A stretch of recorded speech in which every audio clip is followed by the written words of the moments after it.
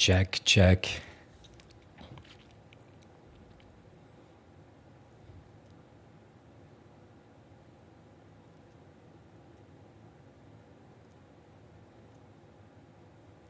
If you guys could hear me, let me know where you're watching from.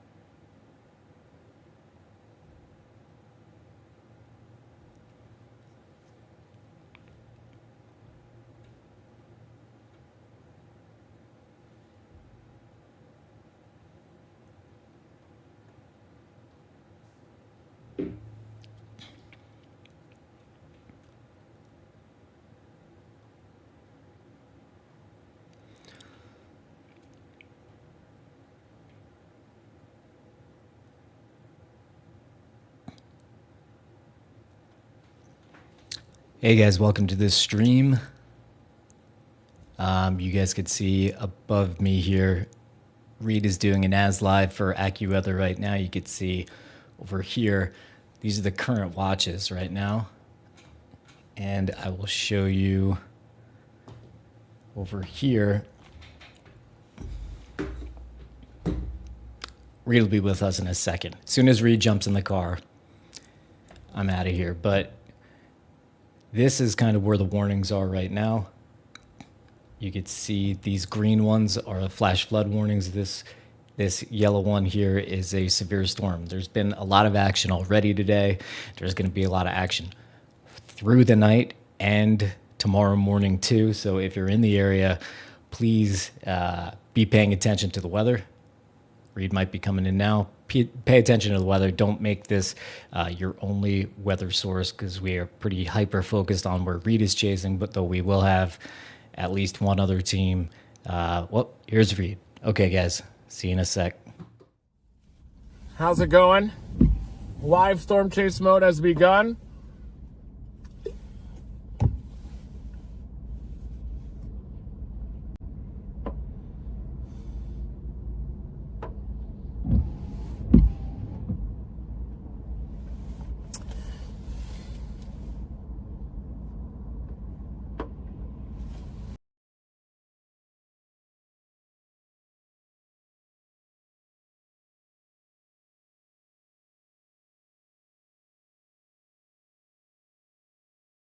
Yeah, real-time IRL is definitely running. Just checked it again on there, so good to go with the GPS.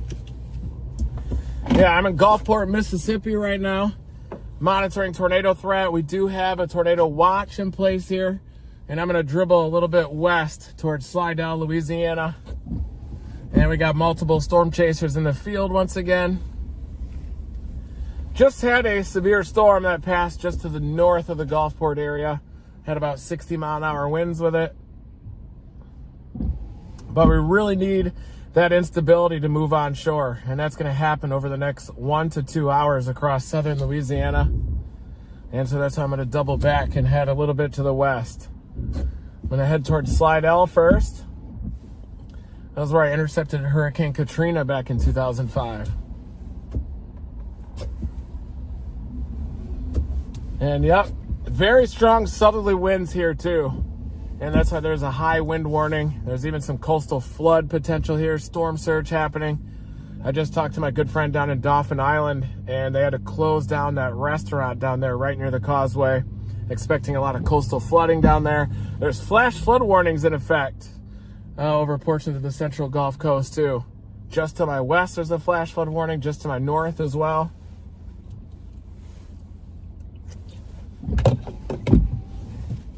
We've got Edgar O'Neill chasing out here. We've got Jordan and Sierra. We've got Connor working the blizzard off to the north.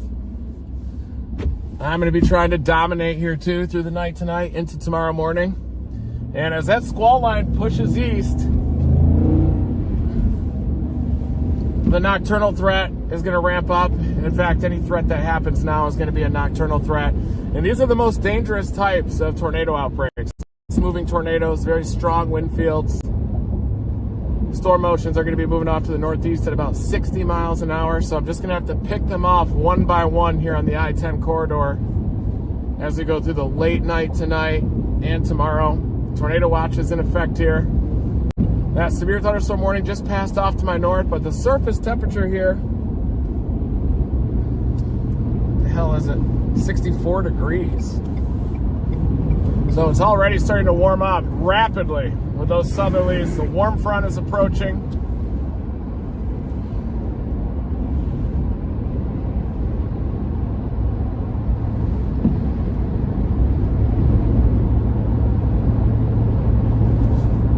And I am heading west now on Interstate 10. I'm headed back towards Slidell. Eventually, maybe even toward the New Orleans area.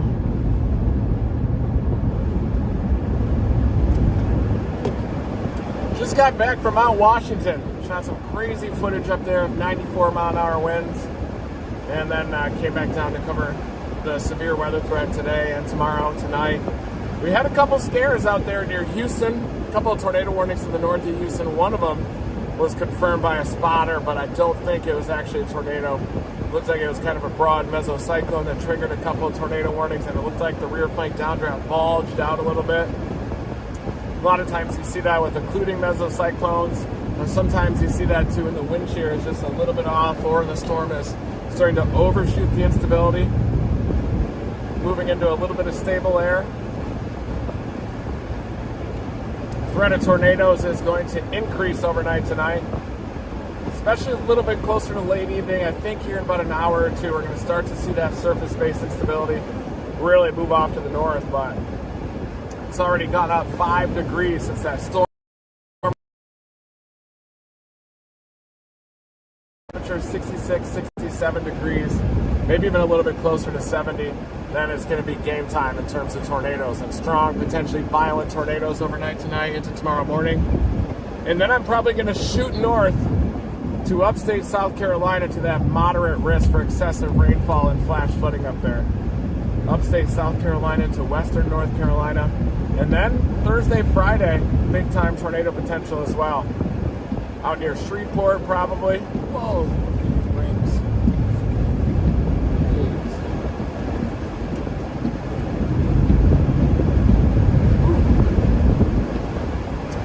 And yeah, I'm on Interstate 10 heading westbound. Thanks, Brian. We are live for the first time in 2024, y'all. Woo! We are back.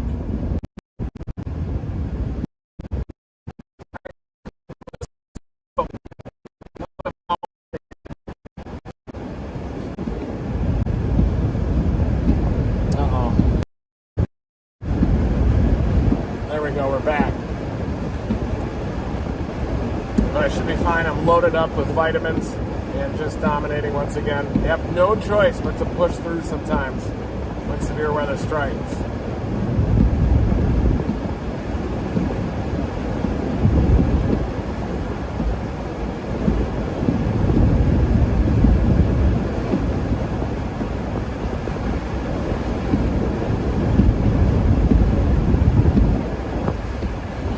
Woo-wee.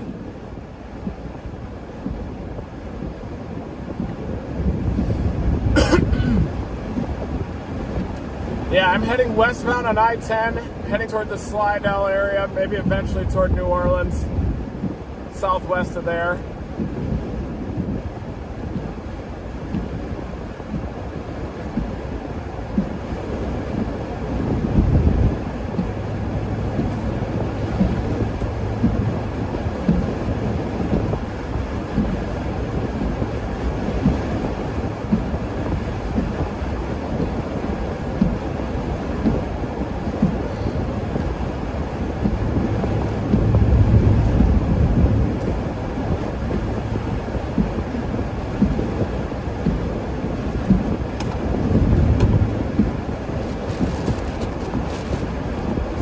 Yeah, some squalls out here, temperature 64.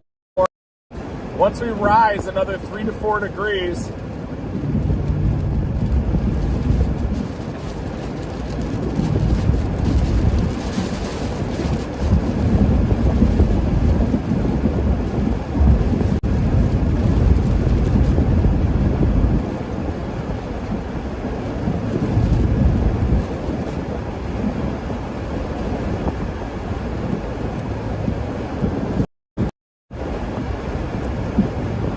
go, I-10.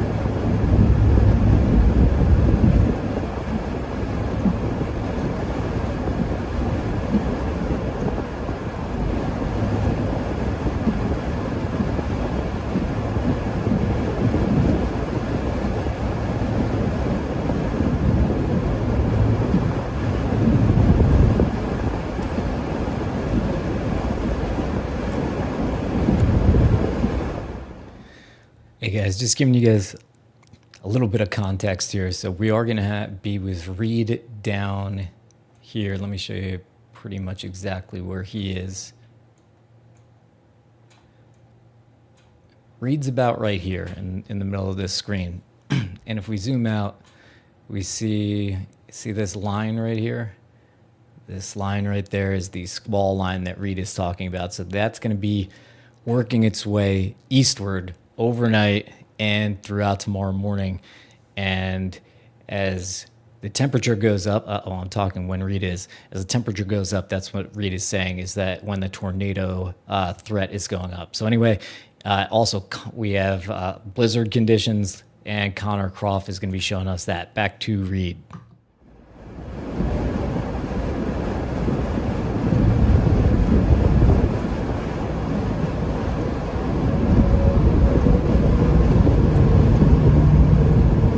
The most dangerous kind of outbreak are these nocturnal outbreaks. Fast-moving tornadoes, middle of the night. A lot of times people are sleeping. You got a blizzard on the cold side, and this thing's going to lift off to the north.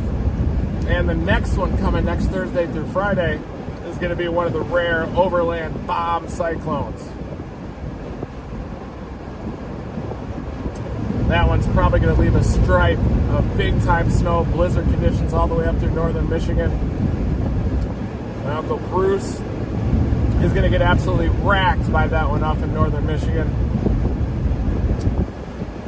Probably going to keep working the warm sectors of these systems.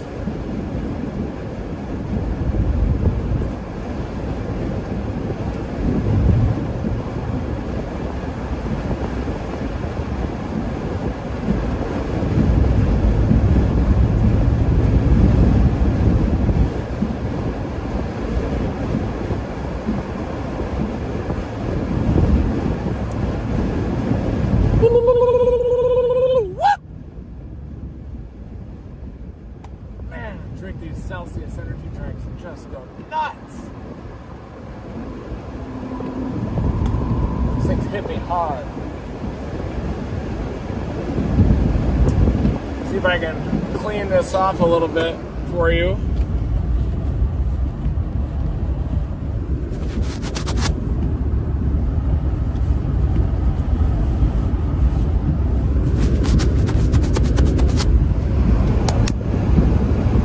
Everybody say hi to Brian, he's back. 2024, Happy New Year. And we are starting January off with a bang. Well, if you haven't seen our seasonal forecast yet, it is off to a hot start. We were predicting Texas and Florida to be pretty active. And we've got this textbook El Nino. Florida's got a tornado. We have 0 a couple days ago in Fort Lauderdale.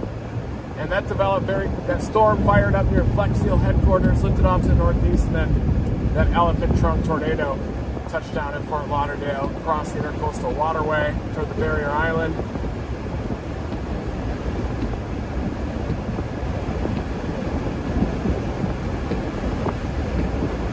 We do have a flash flood warning here, and also look at that storm out near Mobile. Definitely a severe storm out there, big squall moving off to the east, but surface-based instability is just offshore.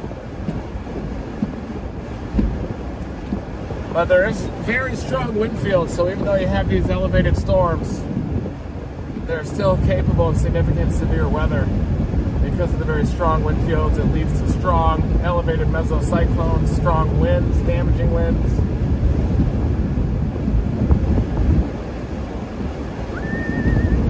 Got a new mesoscale discussion now, folks.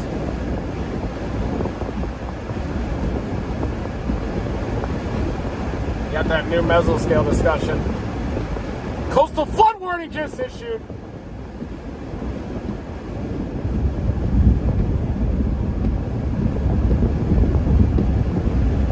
We may want to check some of those out near Gulfport, but we just passed it. Yeah, there's going to be a lot of these coastal flood warnings because of the very persistent onshore flow that's happening. It's almost like a tropical cyclone or one of those big subtropical lows, and you get a lot of onshore wind piling up that water. And we got the flash flood warning here. Just got issued. It's in effect for another 1 to 2 hours. I'm near Diamond Head, Mississippi right now, heading west towards Slidell. Saucier had a lot of rain, 1.5 to 2.5, another 1 to 2 inches. Flash flooding. Let's see what the mesoscale discussion says here. It's in effect for another hour and 40 minutes. Goes all the way to Baton Rouge, down to Houma, New Orleans, Gulfport, Mobile. All severe weather hazards remain possible across Tornado Watch number 2. And additional isolated hail. That's the second Tornado Watch issue this year. Is that correct? An additional isolated hail and wind risk makes us just outside of the watch and across portions of southern Mississippi, Alabama in the short term. Warm convection continues to shift northeast across parts of southeastern Louisiana into southern Mississippi and Alabama.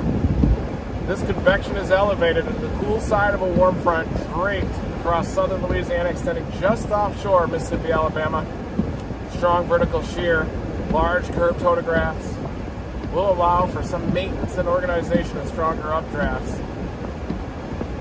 Stronger cells will pose a risk of some hail. A cold front and associated line of convection currently oriented northeast to southwest Louisiana will continue to shift east overnight. A narrow warm sector currently confined to far southern Louisiana will continue to support tornado potential with any convection that can develop ahead of the eastward advancing line of convection or within the line itself with any QLCS or mesovortex circulations. The warm front will gradually lift northward overnight as the surface low deepens and lifts northeast across the lower Mississippi and Tennessee Valley. This will allow higher quality Gulf moisture moving into far southern Mississippi, Alabama, and eventually the western Florida Panhandle. Portions of Weather Watch 2, which expires at 3Z, may need to be included in a new tornado watch, which would extend downstream into southern Mississippi, southern Alabama, and the western Florida Panhandle. There's There's a little bit of lightning out there to the west of Baton Rouge. So may just focus up here in the Slidell area and then see what happens over time. I want to look at some short range models too.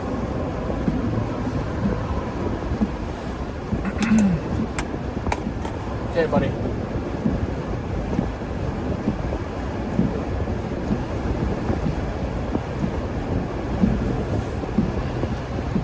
Let's stop here and take a look at some model data really quick.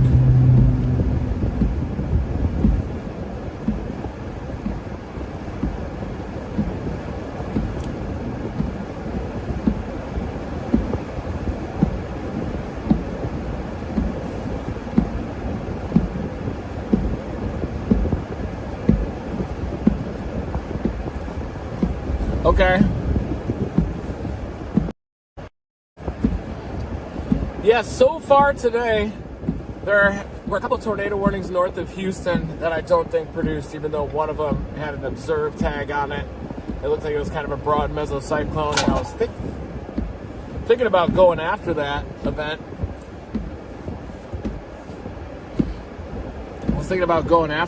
But ended up positioning here in the central Gulf Coast instead, where it looks like it's going to be a higher end event. So still waiting for the central Gulf Coast region to light up. Looks like that's going to happen overnight tonight and into tomorrow morning as that squall line pushes off to the east. But so far, I don't think we've missed any tornadoes yet. There was one kind of deep down into the marshlands there of southwest of New Orleans. And we do have a warm front that's lifting off to the north through southern Louisiana. The warm front is almost to New Orleans, and then you can see it goes offshore down in the north central Gulf Coast. And when that starts lifting up north into Mississippi and Alabama, that's going to reinvigorate the tornado threat. But right now, that warm front is lifting up to the I-10 corridor. Looks like Homa is down in that good air. And so I think if I just continue to head a little bit west toward the Slidell area, maybe even southwest down toward Homa, looks like a little instability nose in that warm front lifting off to the north. It looks like it's right even with Lake Pontchartrain. Warm front right up to New Orleans right now. And there's very strong wind shear in place too here. 500 storm relative helicity. I mean, you got to be kidding me with that. Lifting up. So obviously tornado potential quite high here across southeastern Louisiana and across the north central Gulf Coast.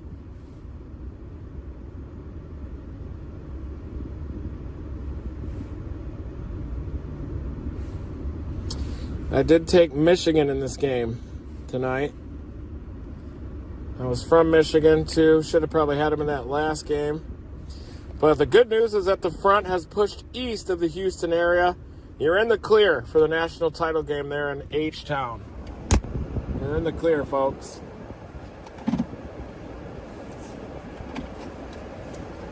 That's your synopsis.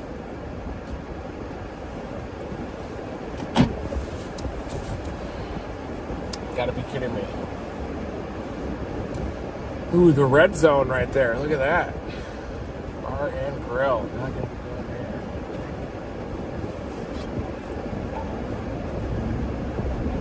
That's a nice place, though.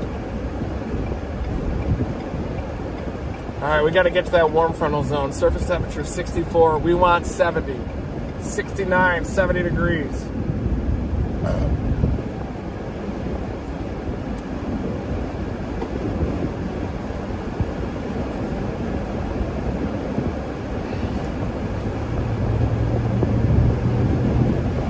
25 minutes to slide out.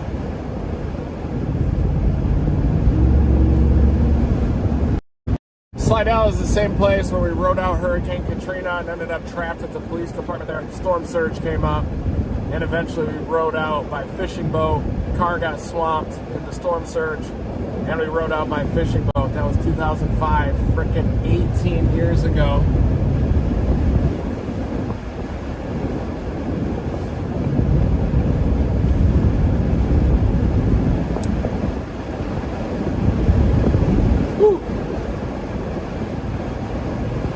guess we can go sample some of this flash flooding from Mandeville to Slidell.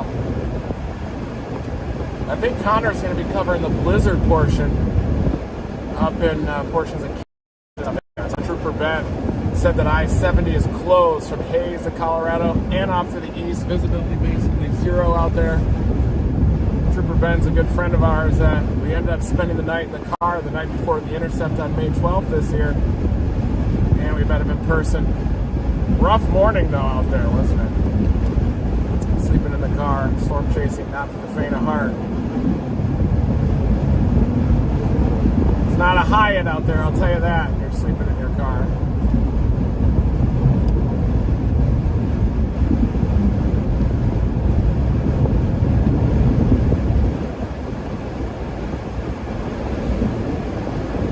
Bay St. Louis, passing that zone.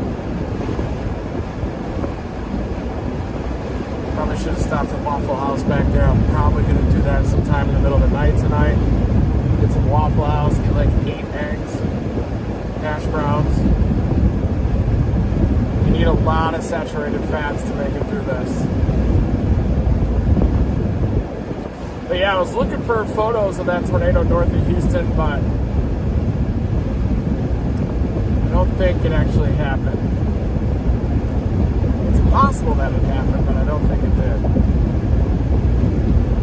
Just because of the way that it looked on radar. Even though the environment was probably supportive, it looked like it kind of outran the instability axis a little bit.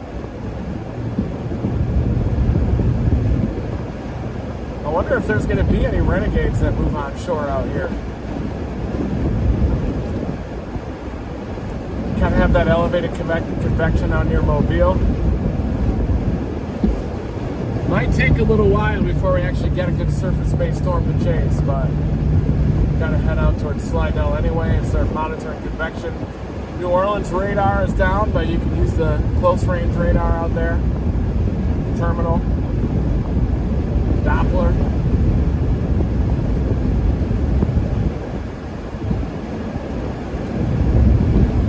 They're available on Mesocast. Big flash flood threat with this setup.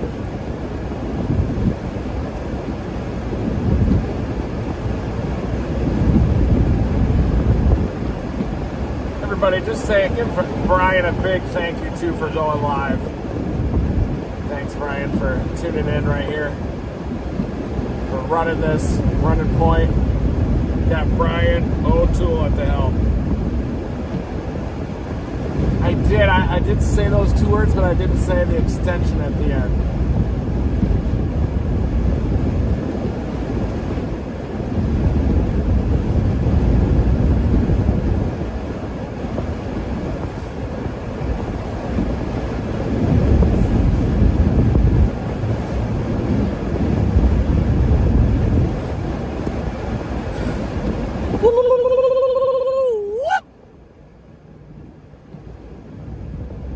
Wintertime setups are tough. Timing wise, a lot of times they happen in the middle of the night. So a lot of the live stream is going to be this. Looking like I'm kind of talking out of the pitch darkness. But we got a couple of storm chasers in the field. We got Connor that's working the blizzard. We do have Jordan and Sierra out here as well. I think they're up in Slidell just in front of me. Only 15 miles out.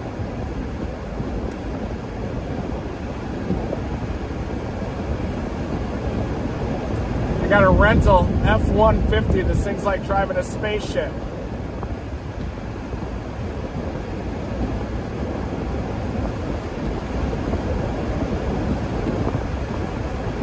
The Dominator 4 is bouncing. It's got a... Ooh, I just felt those southerlies coming in. Big, strong southerlies. High wind warning. Coastal flood warning in effect. If we don't see the development of some supercell storms quickly, we may head down to the Gulf Coast, head down into the marshes, and scope out some of that action.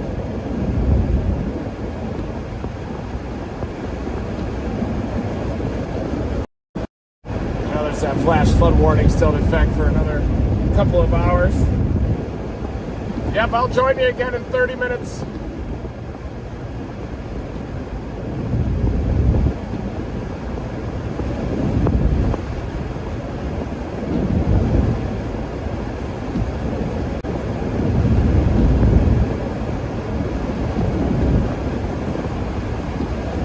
kidding me, you gotta be kidding me, you gotta be kidding me, you gotta be kidding me, you gotta be kidding me, you gotta be kidding me, you gotta be kidding me, you gotta be kidding me, you gotta be kidding me. Very high-end parameter space. Very high-end parameter space here with a low-level jet in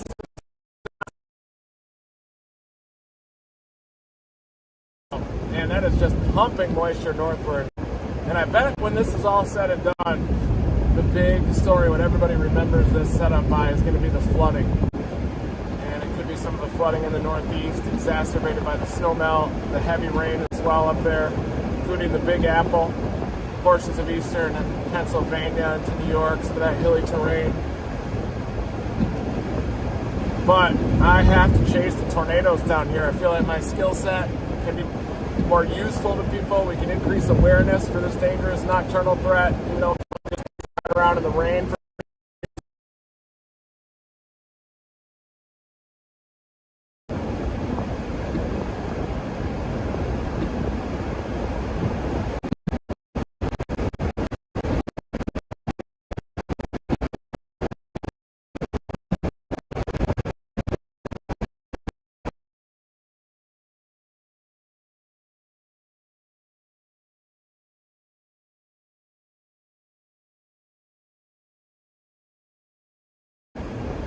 But my goal is using the light, you know, lights, street lights, especially in those populated areas, are going to have those supercells ripping on shore in the middle of the night. Very possible you can see the tornadoes illuminated in the city lights. Power flashes, some lightning that can happen. It is winter. Freezing levels are relatively low, so you're going to have a lot of grapple in these storms and quite a bit of lightning at least. But then, sunrise tomorrow morning. If we can be out of those storms in the Florida Panhandle, then watch out. We'll probably have fast-moving tornadic supercells making landfall, water spouts pre-existing over the Gulf of Mexico, ripping on shore at speeds of 60 miles an hour.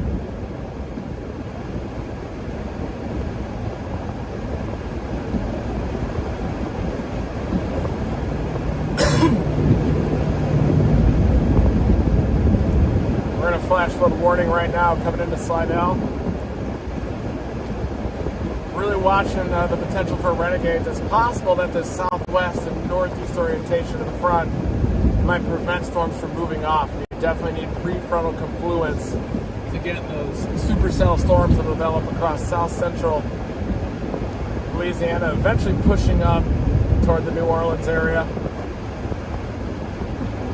Might just have a clean warm sector strongly sheared with no storms, and then kind of a wispy squall line moving in. But a lot of the models, right around late evening, a little closer to midnight, really start initiating a lot of surface-based storms, supercells, and there's very strong wind shear in place. These lights are kind of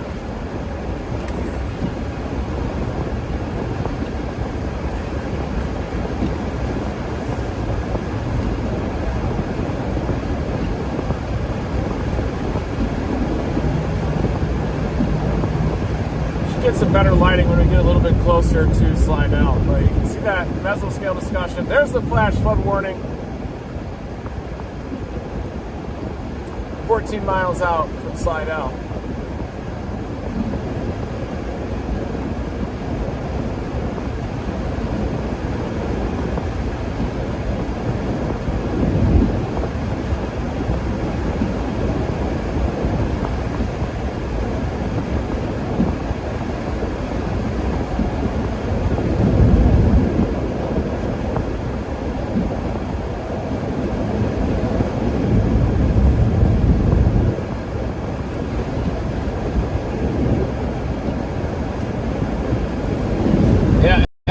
On I-10. It's an enhanced risk. Possible upgrade tomorrow to moderate is certainly possible.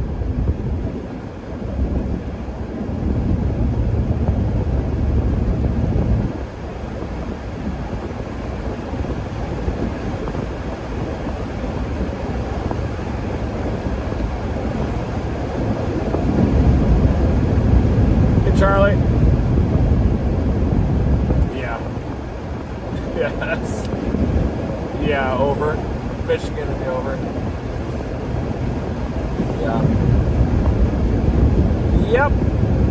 How about you? Oh, you did? I was thinking about doing the under as well. I think those are correlated. Michigan and the under. Michigan. Yeah.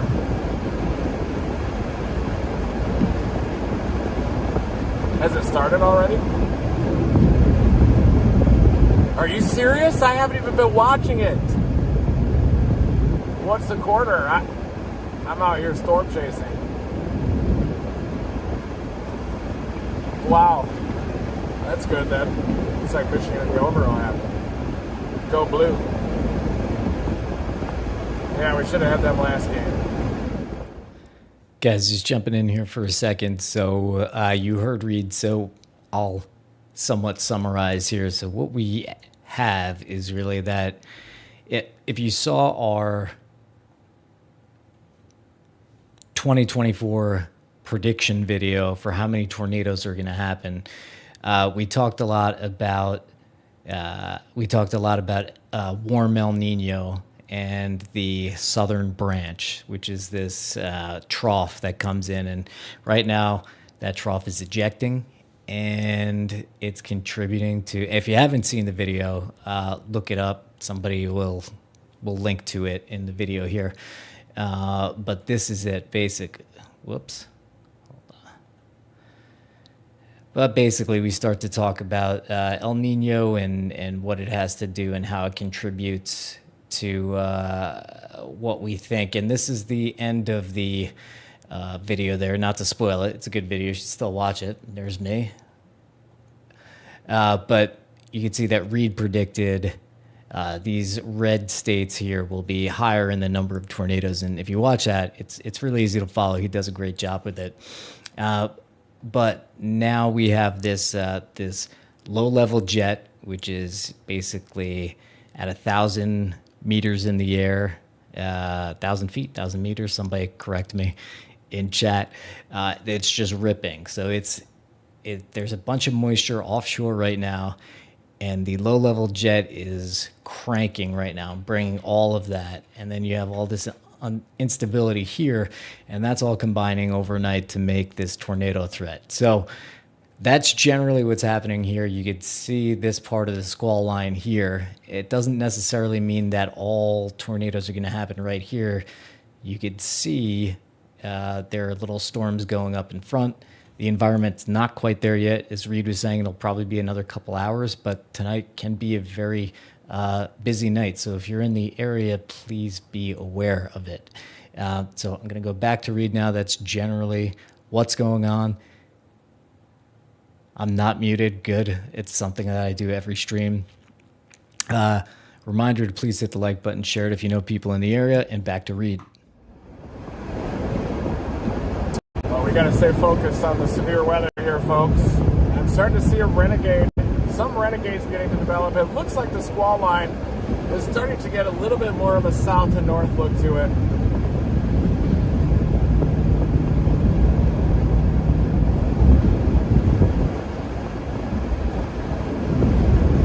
Yeah.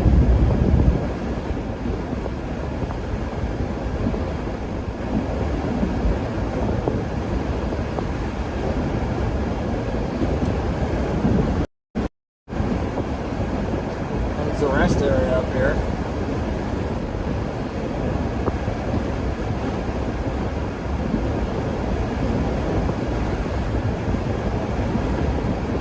Get a beef and cheddar for me.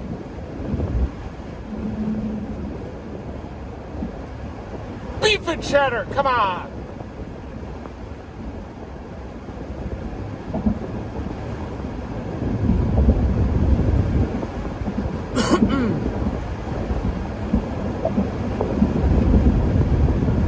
Mozzarella sticks. Gonna get those mozzarella sticks, aren't you? We'll have to see if this bridge is closed. But I'm gonna probably head a little bit toward New Orleans.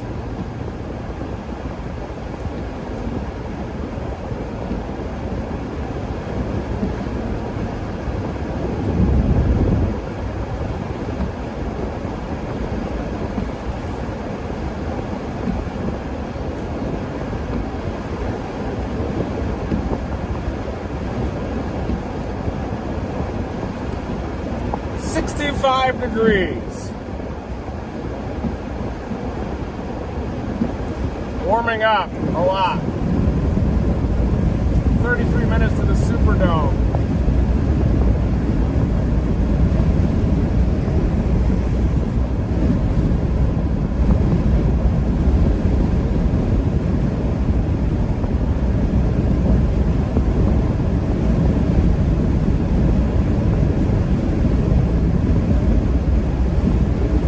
Can't get that dang Creed song out of my head.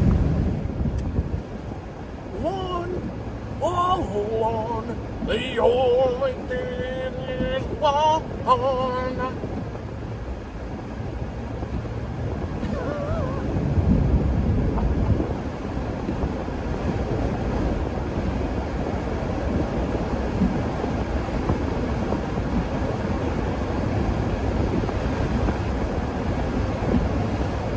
Gotta be kidding me. We're very close to that Slidell police station where we were trapped for Hurricane Katrina.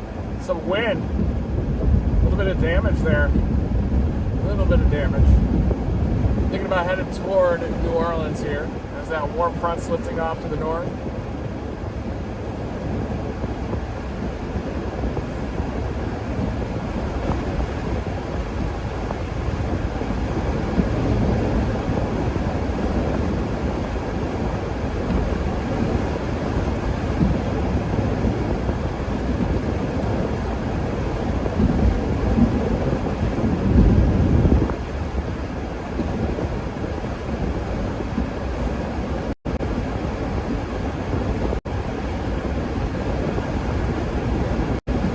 Welcome to Slidell.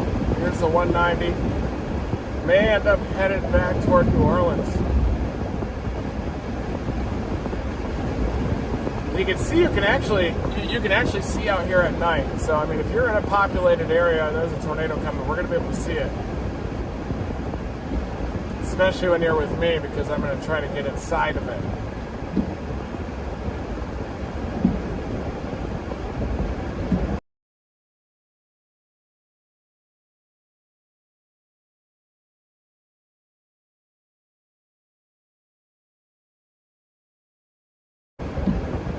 Yeah, I'm pulling an all-nighter, guys.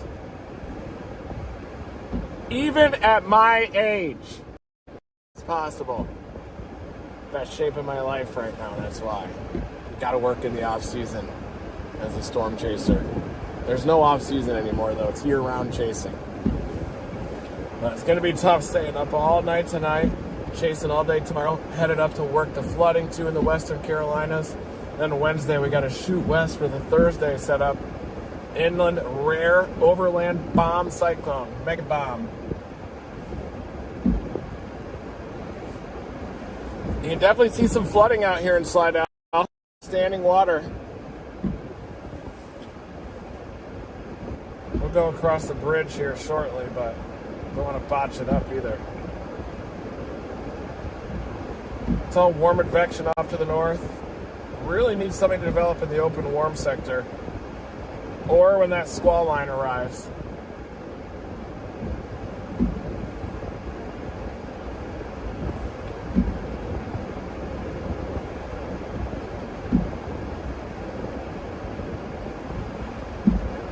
I may not venture too far west unless storms are going to be developing, but it sure looks like that line is starting to get a little more vigorous. But that's kind of a prefrontal band right there. That's the main front that might wrap up. And I'm also watching for renegades further east. And the warm front's definitely lifting north as the models suggested.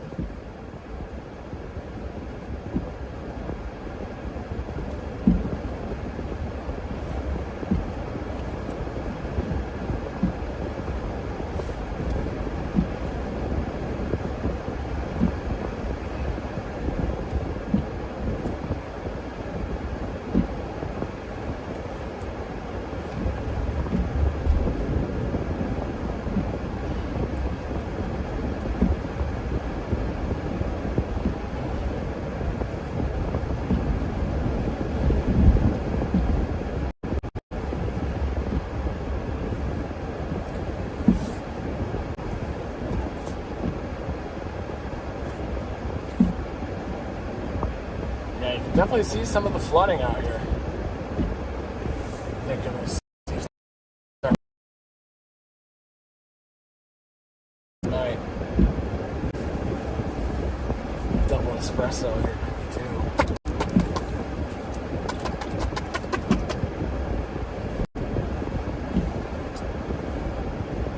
Stay tuned. Very volatile atmosphere in place.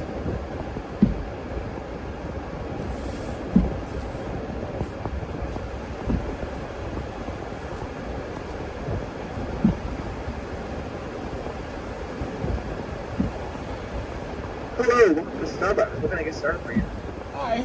Could I please do a turkey and provolone and pesto sandwich? We're going to make sure we have that, bro. Excuse me? So let me make sure we have that. Okay.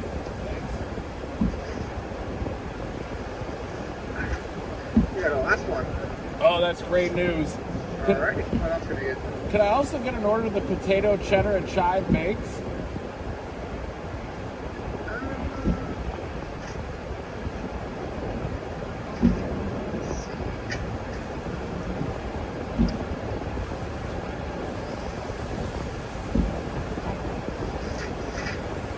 I can do that for you. Great news. And could I also get a double espresso just by itself? Just jumping in here for a sec. So you saw all the way up here, this yellow dot, that's Connor. And he's in the snow conditions out in the plains there in Iowa. So we'll go to him. So there's a lot of crazy weather going on the night of the national championship game. And yes, Michigan is winning right now. Reed is getting drive-through. Hope that you guys have had your meal and you're getting settled in for the night.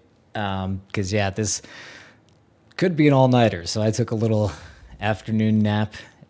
We can't schedule the weather. So this is what we have here. So if we go in a little bit further here, this is the squall line that Reed is talking about that's getting more vertical. Sometimes when these squall lines are like this and they move like this, all the storms kind of run into each other. And so they prevent tornadoes and things like that from happening, generally, very generally. But as you can see, this one is now starting to get to bend north-south, and then it's going to start moving like that. So then storms embedded in it should have clear air in front of them. I'll let Reed talk. Southwest to northeast, which isn't quite as favorable, so you're definitely going to need one of these prefrontal confluence lines to develop. There's the mesoscale discussion.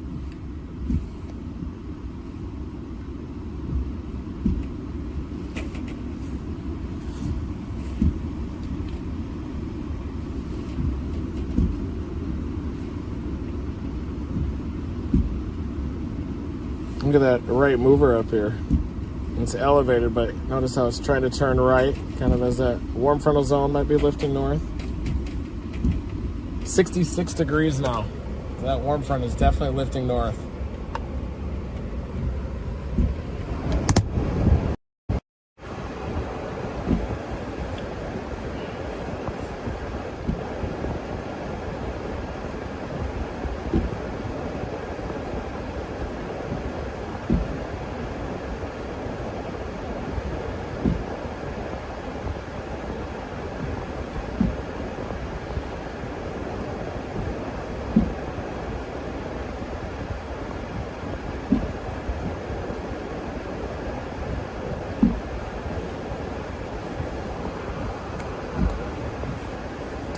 Yeah, welcome everybody.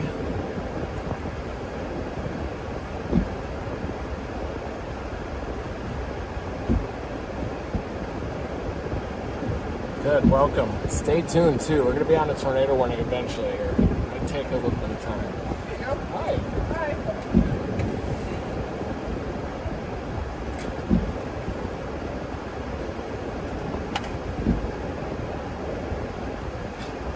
Sierra's eating hard-boiled eggs from the loves right now.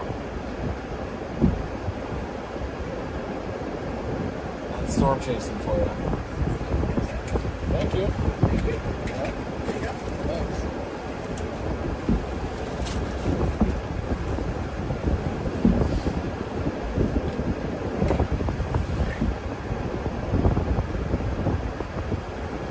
How's the driving out there? Is it flooded?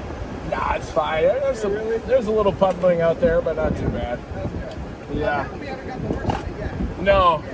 Yeah, when that front gets a little closer, tornado potential could ramp up. And yeah. Be safe out there. All right, keep your head on a swivel. Yeah, I sure will. See ya.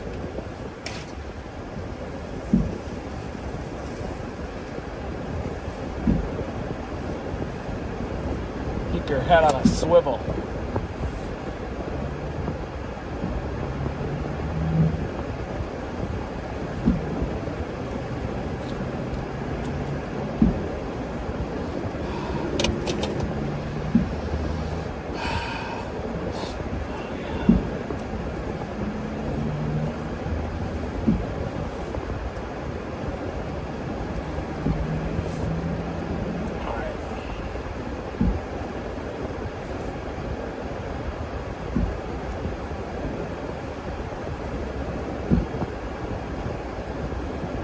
What the hell do we do now?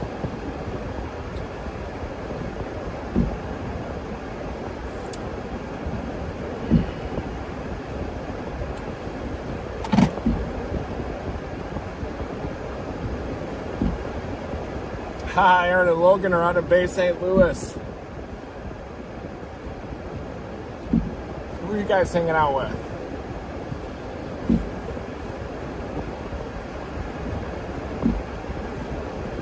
Aaron and Logan I was with on that Kimball, Nebraska tornado.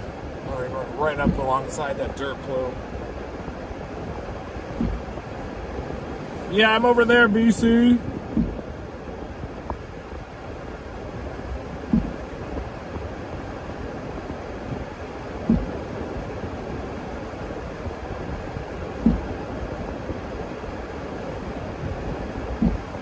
Yeah. Let me look at the chat. We can do that. That sounds good.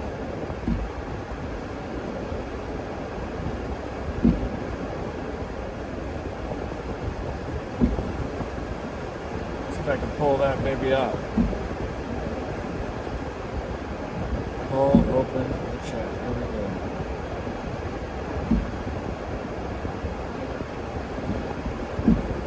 Thanks everybody for tuning in.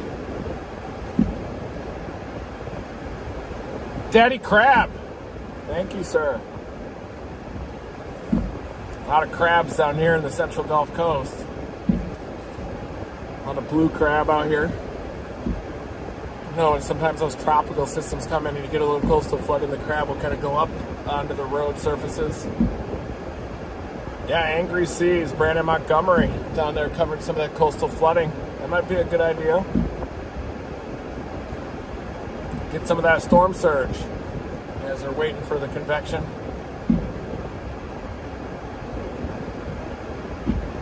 Happy New Year to you, Marcia.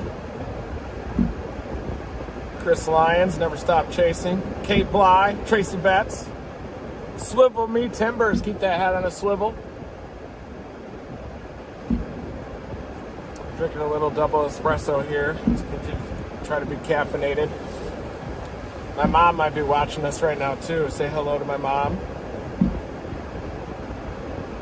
Go Blue.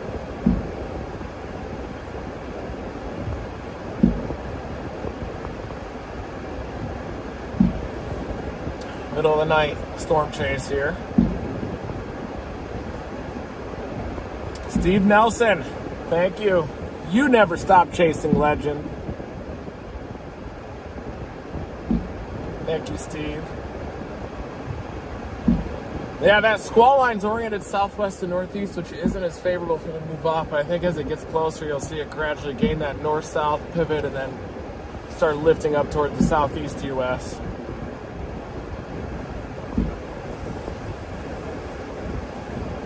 Hi there in the UK. I actually studied abroad out there at Reading University back in the day. My mom is probably watching with Gizmo.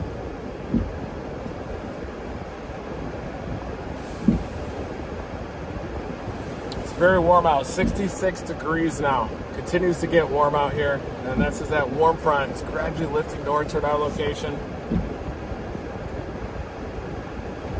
Kind of behind Starbucks. You'll see me.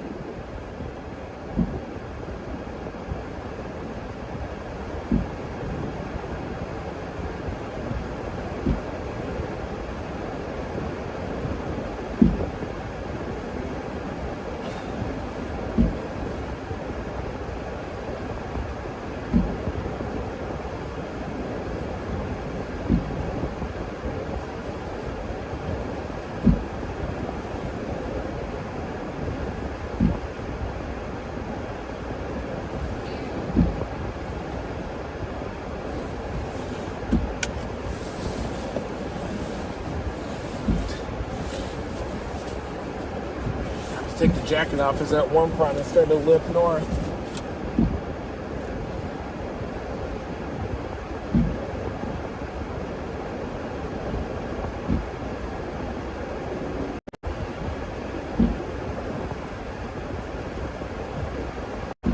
Still in this flash flood warning here in Slidell, but trying to see if any convection is going to move into this warm frontal zone.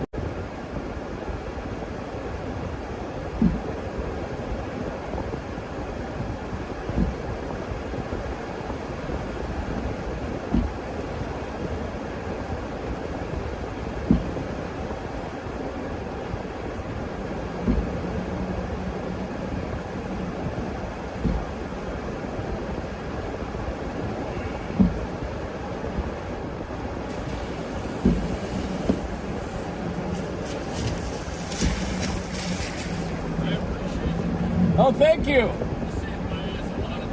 Thank you. Nice. Okay. Oh, yeah. There's nothing I see on radar, at least right now, but it's starting to get warmer out here, isn't it? Yeah. All right, great to meet you. What's your name? Nice to meet you, Greg. God bless you. All right, you too. Never stop chasing.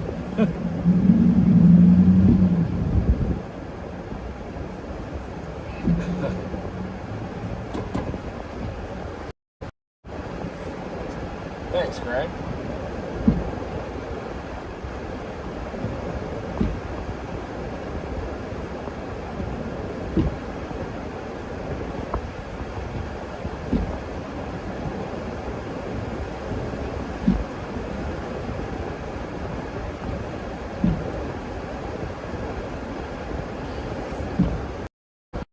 Gizmo's got a squeaky stomach right now.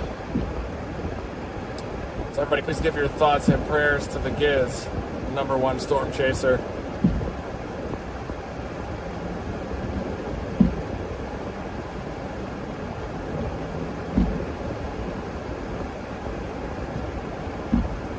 Yeah, she'll be fine. She went out and had a long pee, so that's good news.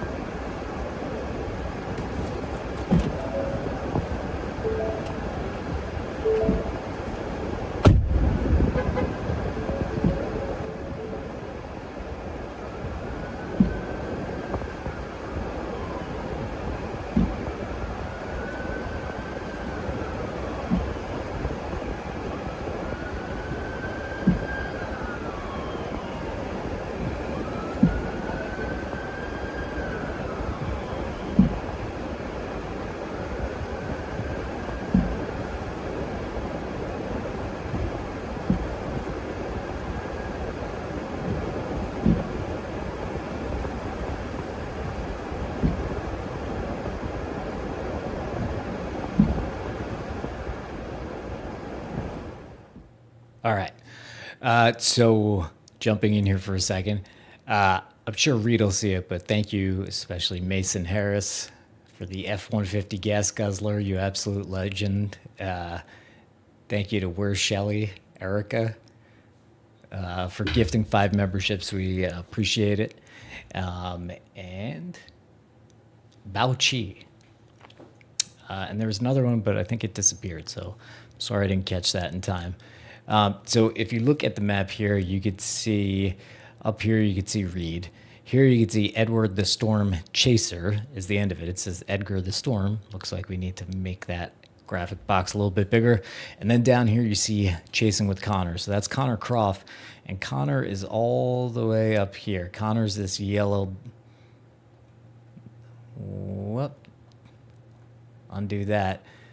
So Connor is up in the snow up here. If anybody's in Iowa or the Nebraska area, or that whole area that's getting hammered with blizzard conditions here. So you can see we have all sorts of crazy weather going on across these United States. And this is where Reed is down here. He's this red box, or he's this red dot in the line. And also, just want to say to the gentleman that just stopped by, that's a well-done drive-by. I appreciate. He came in, he was brief, said, I appreciate you, just want to say hey, and then he headed off. So Reed's the nicest guy in the world, but if he talks and talks and talks to a lot of people, he gets pretty tired and cranky offline to me. So I'm trying to avoid that if I'm being selfish here.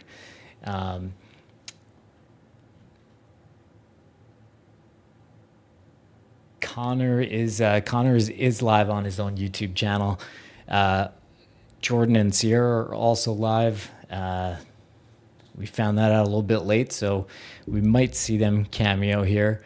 I'm just going to try to give you guys general updates on what's going on the big maps here. So let's go over to this fancy program here. These pink boxes here, these are the watches. This is a tornado watch number 2. This one right here, that's tornado watch number 1. This is tornado watch number 2. Now a watch, if you're sort of new to this, watch warnings, it goes in, there are layers. So if you're under a tornado watch, it means pay attention. Things are kind of ramping up. It doesn't mean there's a tornado in your area at the moment. It doesn't even mean there's a potentially close tornado. It just means as of right now, the conditions are kind of ramping up that you should really be paying attention to the weather tonight, or as long as the watch is active. This over here, well, what this one was before. Ignore this box. But this right here, Tornado Watch 1, Tornado Watch 2. We'll probably see more tornado watches being issued throughout the night, especially if the warm air from down here is carried upwards. And we see this line. Now let me see if we could animate this line a bit.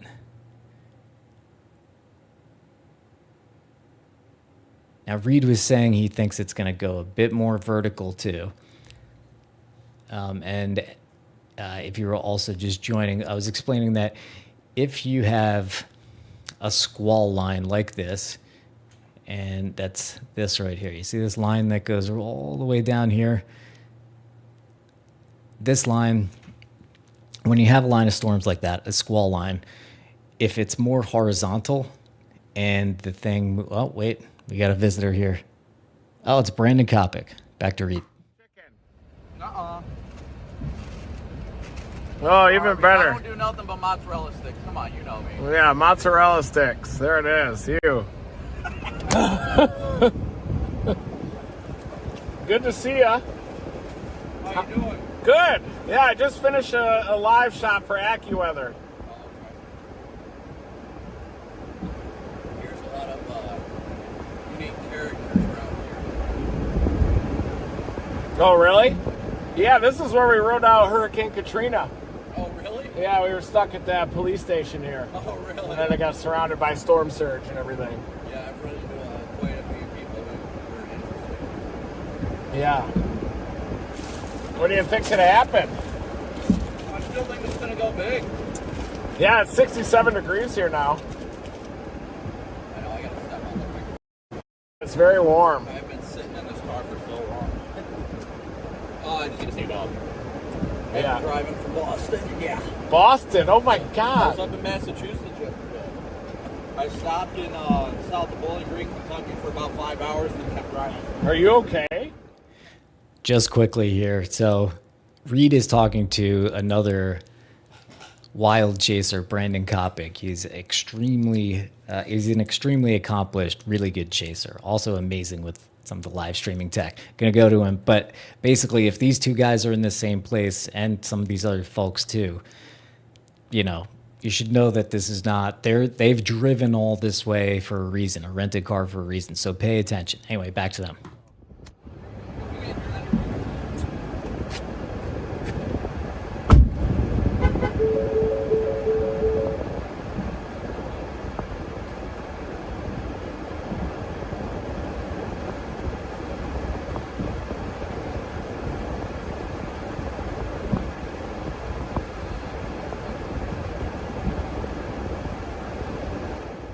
Okay, so now we can't hear them, so I'm just gonna jump in here. So yeah, Brandon,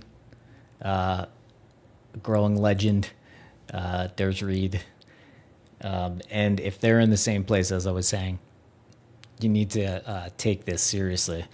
They are north of New Orleans right now. I will show you on this map here if you could zoom out, and it might be a little bit hard to see, but here's kind of the boot. And here's New Orleans, and here they are on the north side of Lake Pontchartrain. I didn't say that right. Everybody's going to yell at me in chat. We can't possibly know the name of every town, the proper pronunciation of every town and lake and whatnot in U.S. Actually, Reed is pretty good with it, though.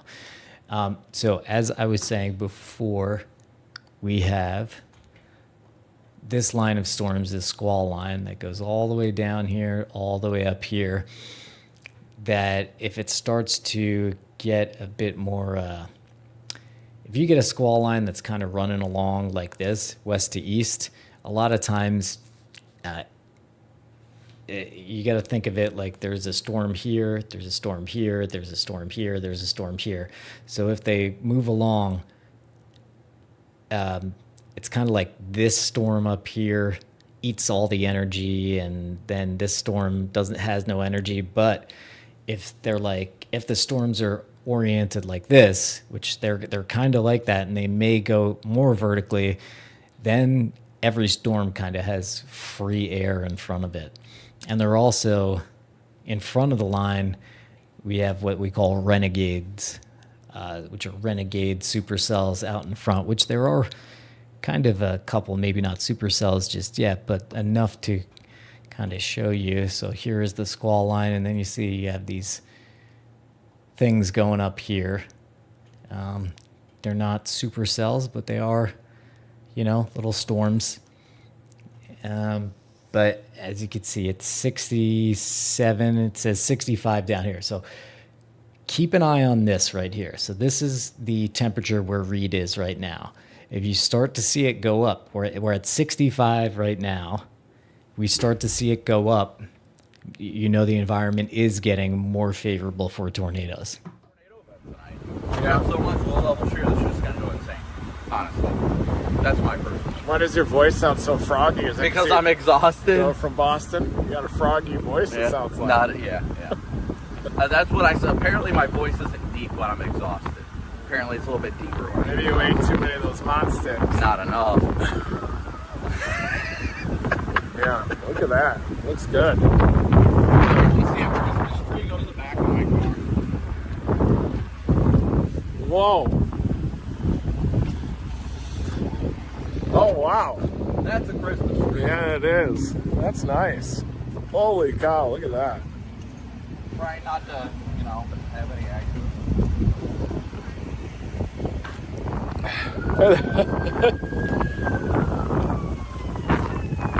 Uh-oh, they're coming to get us.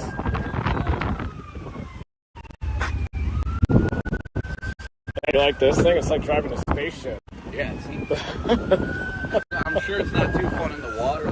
Oh, it's good. I got new tires. Oh, really? How many Randomly. miles on it?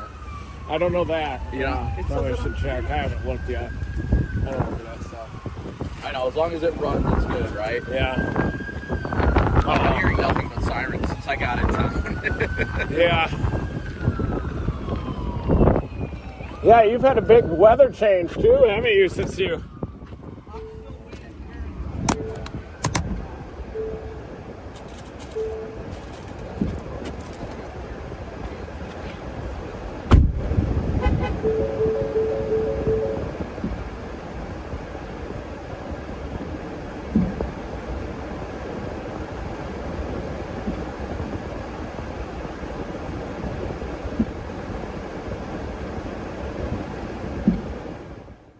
Check, check. Okay, I'm back. So people are wondering what's happened so far. So earlier in the day, so I'm in Austin, by the way. So I'm over here. So when I woke up this morning, it was pretty warm. It was around like 60, which is kind of odd for this time. It's usually pretty cold in the morning, relatively cold in the morning, then warms up throughout the day. But it was warm this morning. And it was kind of moist too. And so that was kind of part of this whole, warm, moist air that we're dealing with today. And so it's moved on to the east over the day. And then I'm trying to think what time it happened, but there were a few tornado warnings north of Houston. And they're on the warning, it said tornado observed. But we did hear Reed say before he wasn't exactly sure if that was a real tornado. But it was definitely something of note that it caused a few tornado warnings. We haven't seen anything, haven't seen any videos or pictures or anything like that. So far with this system, we don't think you've missed anything. But as we say, we're watching on the bottom bar. You see that 65 degrees Fahrenheit. We're going to keep an eye on that because that's probably going to slowly go up over the next couple hours. And as it hits 67, 68, and then the moisture starts coming ashore, that's when things get more intense. What did you bring Dom Ford out? It's got a wheel bearing issue, I think, or brake issue. I don't think it's wheel bearing. It's got to be a brake rotor, I think. But so whenever I tap the brake, the vibration stops for a second, then it comes back. Sounds like warp rotors. Yeah. That's not too bad. Can I usually just drive with that? I am right now. Well, a new MD right along the front. A new one, or is it the one where they said they're going to issue a new tornado watch? It's a new one. Really? Nice.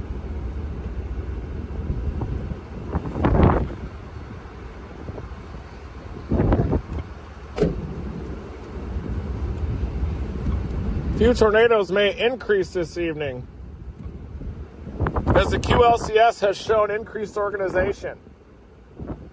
Yeah, it definitely has been intensifying. Yeah, the lightning flash rates are up. 0 to 1 SRH greater than 400. Yeah, I've been talking to Brandon Black a lot from Mobile.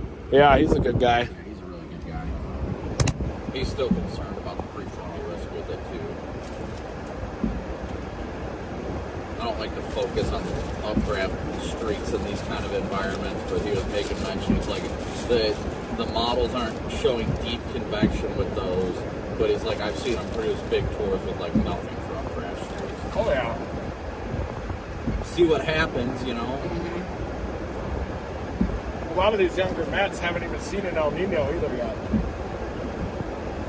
Oh, did you see that winter storm next week? Mm-hmm. Like 963 millibar low, that's insane. Or it's this week. It's like Friday. Yeah, overland bomb. I don't think I've ever seen that. I haven't either. Well, I was reaching it because I saw Might be a record. Yeah, well, I saw it on the GFS last night, and it was the only thing that popped up was a blizzard of 78 was 961, and it went over the same path.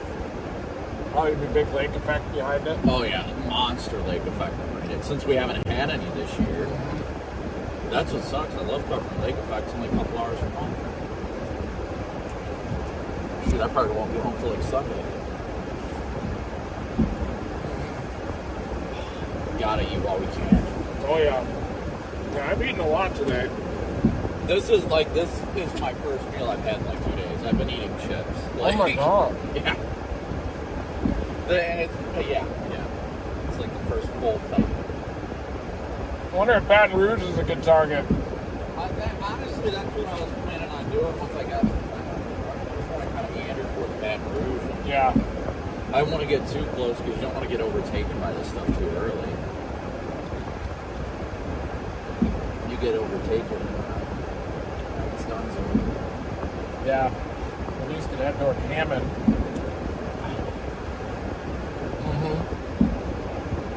Looks good. Just the feel of it. It feels like it's gonna be a big night. Unfortunately. Hopefully they did enough morning people around here to keep their phones on and all that all night. How's Gizmo doing? Good. She said she was having a few problems last time we talked. Yeah, she is again today, but just kind of comes in waves. Yeah. She overeats. How old is she now? About 15. Jeez. Still see more tornadoes than most of the chasers out these days. Oh, yeah. She still might be ahead of you, bro. Probably.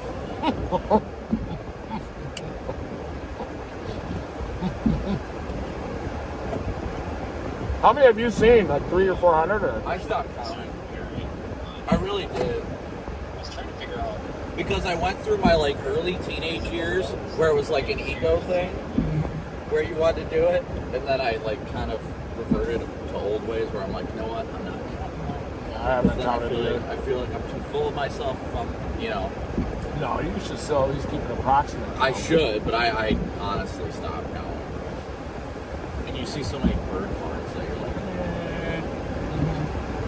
count it, not count it. Yeah, I'm leaning toward Baton Rouge for now. That's what I'm thinking.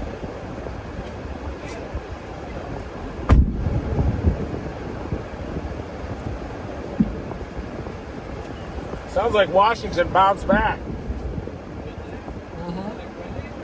Oh.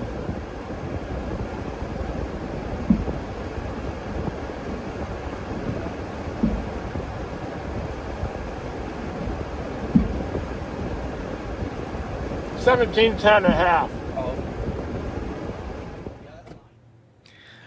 Just jumping in to explain some of what they're doing, but because maybe some of you don't really want to see, aggressive chewing that close here. But wait. Decided to move the radar like this time of year. This is usually their like most active time of year. Yeah. So they're like, oh, let's move it now. I mean, I guess you got to do it sometime, but why not do it during the middle of summer? I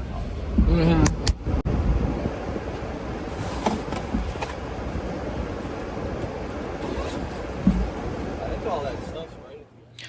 All right, so I'm just catching you up on what they're saying a little bit here. So all these boxes here, you're probably not going to find them on a normal weather app here. But this blue circle is a convective discussion. It's really kind of one of the first steps that the Storm Prediction Center says, like, hey, this is kind of what we're seeing right now. And this says the risk for damaging gusts and a few tornadoes may increase this evening over the eastern fringe of WW1 as the QLCS has shown increased organization. So a QLCS is just that line of storms. It stands for hold on. This is pretty much QLCS right here. And it stands for quasi-linear convective system. And it just means like quasi, kind of, linear, in a straight line. So it's kind of in a straight line, convective system, storm. So it's a storm. It's a big storm system that's kind of in a straight line. That's what a QLCS is. So anyway, back to this. Over the last hour, observational data has shown an increase in organization of the QLCS over parts of southwestern Louisiana, increasing lightning flash rates and echo top heights. That's how tall the storms are. Indicate more robust convection has become established along the line as deeper surface moisture has moved onshore. So that's kind of what Reed was saying. So watch that moisture coming onshore. This trend should continue as low-level mass response increase ahead of the main upper trough. Blah, blah, blah. Things are continuing to get interesting, trending in this discussion. So this is one discussion, this blue kind of blobby thing here. And then this is another mesoscale discussion, or convective discussion, excuse me. And this says all severe hazards remain possible across Tornado Watch 2. An additional isolated hail and wind risk may extend just outside of the watch across parts of southern Mississippi and Alabama. All right, we're on the move, but you can see that these guys are out here for a reason. Things are still trending upwards. So back to Reed. Hog 3731. Hog. Hello? Yeah. Yeah. I know. I saw that. You did it. Yeah. Even allowed me to pull out. That was funny. All right.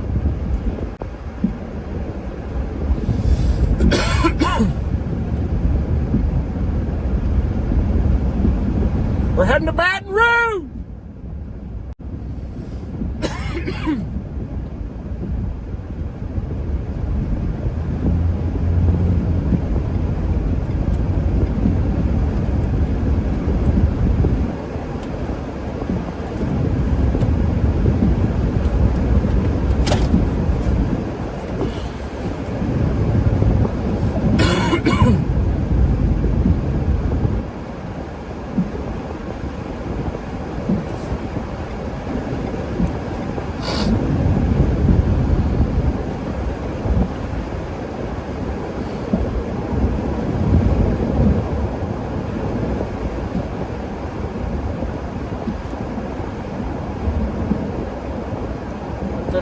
Buddy. Over to 12. Very good.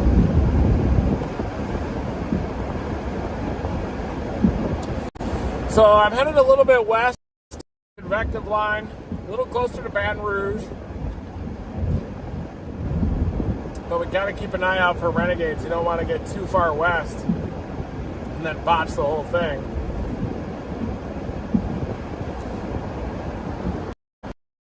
But it does look like that convective line is getting more organized with time.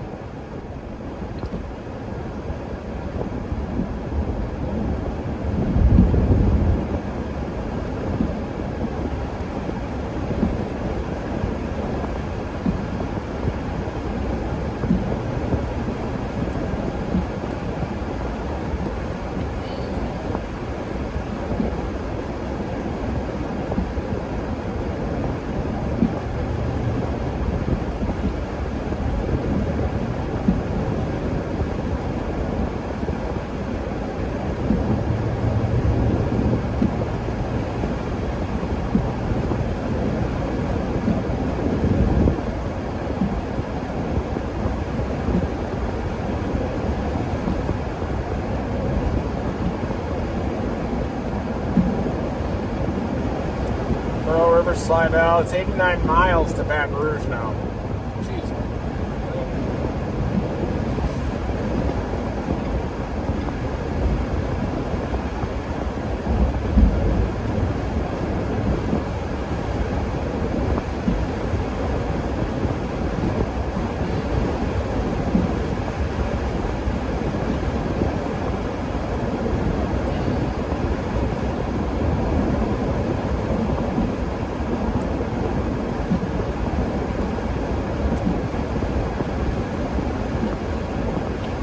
May end up stopping even in Hammond, but I figure we got to go a little bit west.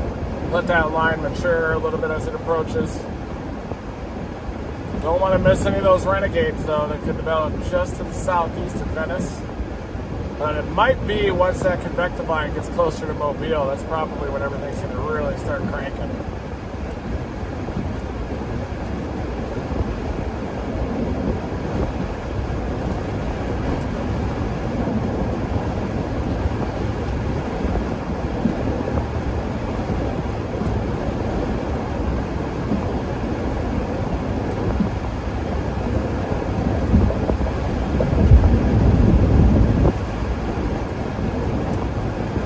Yeah, the line still looks a little bit wispy to me, but right there is where we're watching for the potential of renegades and maybe for the line to kind of catch up to that prefrontal confluence.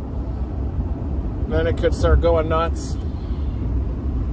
Got that blizzard off to the north as well.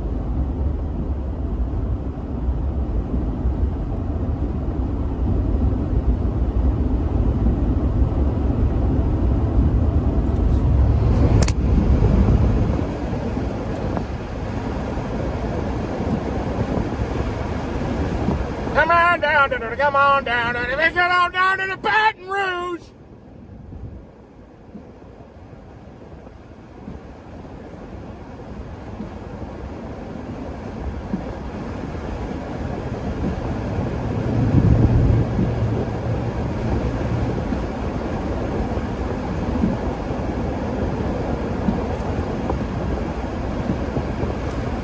Those are no-fly zones.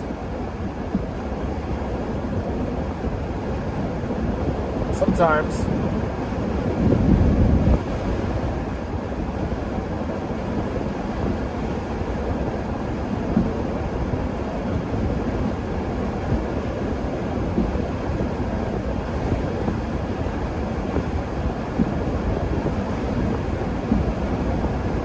Wow. Good job, Brian. Coming on down to the Baton Rouge, Baton Rouge.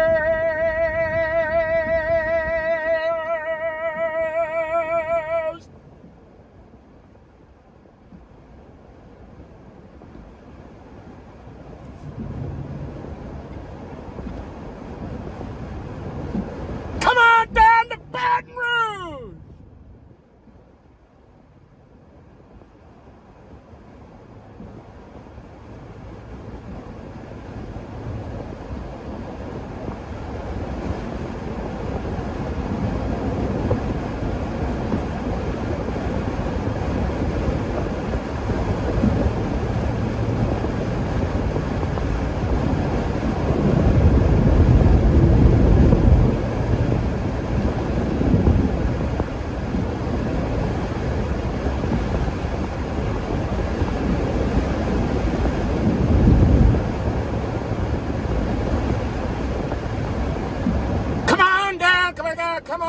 Coming down to Baton Rouge.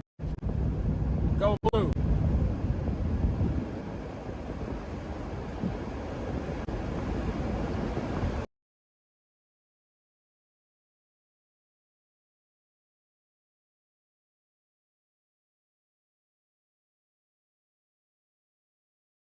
Come together out there. Need that convective line and to push a little bit east and kind of gain more of a north-south orientation. The wind shear is quite strong, but the orientation of the front and the prefrontal confluence lines is a little bit too southwest to northeast oriented. I'm going around the north side of Lake Pontchartrain.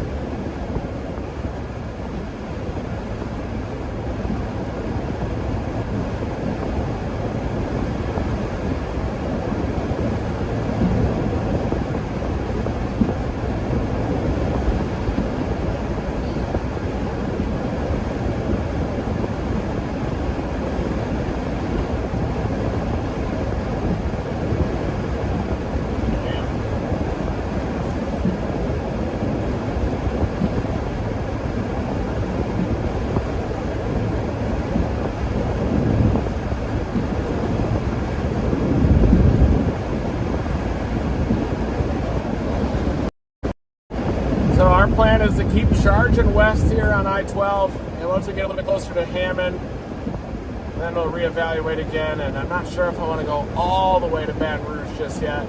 I also want to look at some of the short-range models and see if some of those renegades are going to come ashore in the Central Gulf Coast region. I bet Vince and Corey are probably at the casinos out there in Biloxi.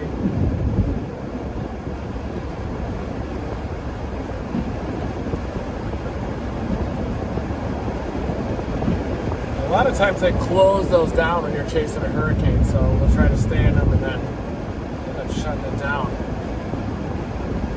I like just west of Baton Rouge how that line is starting to look. Lightning frequency is going up. The squall line continues to organize. Low-level wind shear is 400 to 500 meters squared per second squared. 0 to 1 kilometer shear.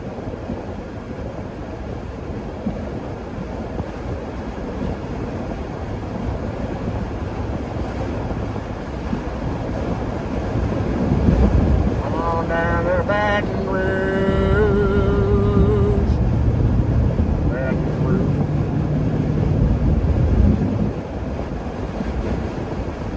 Spent a lot of time in Baton Rouge during that 2020 hurricane season.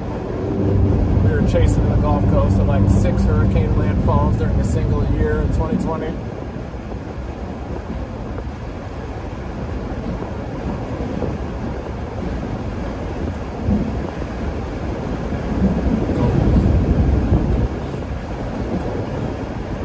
I think Michigan won the national title. Looks like.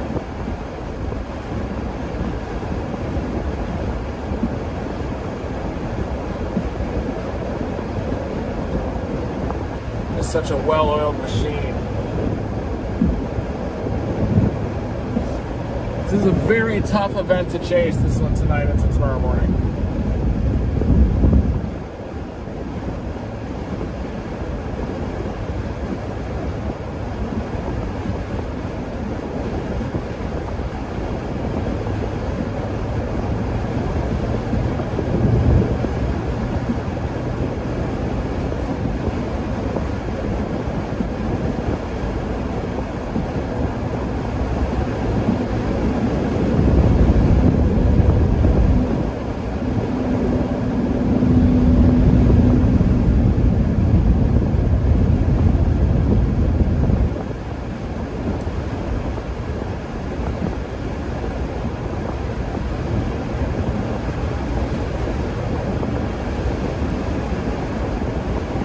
There's BC up at the right.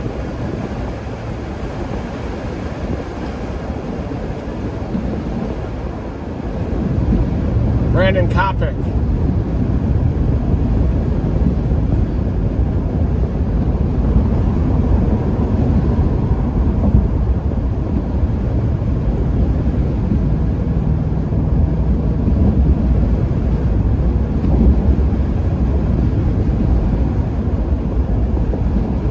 There he is.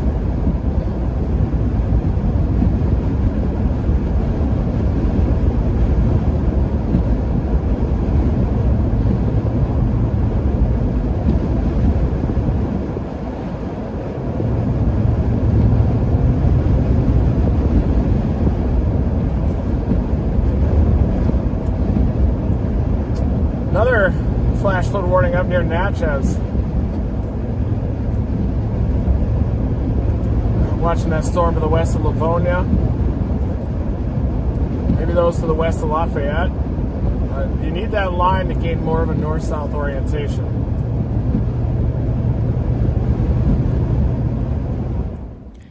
Guess I'm going to jump in for 1 second, and I'm going to bring you probably for like 3 minutes or so. We're going to go from all the way down here where Reed is. I'm just going to show you what Connor's up to. Connor is west of Des Moines right now, and it is blizzard conditions. So we have blizzards and tornadoes at the same time, possibly. So let's go to Connor really quick here.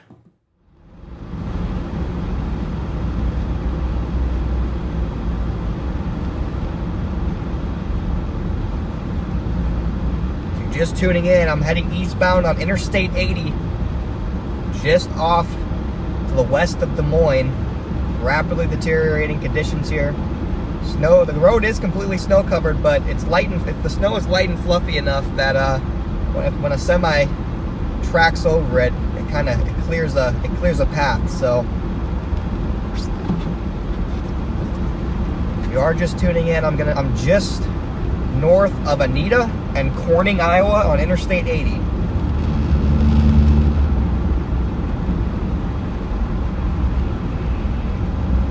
Turn on the brights here, you can see it is absolutely coming down still.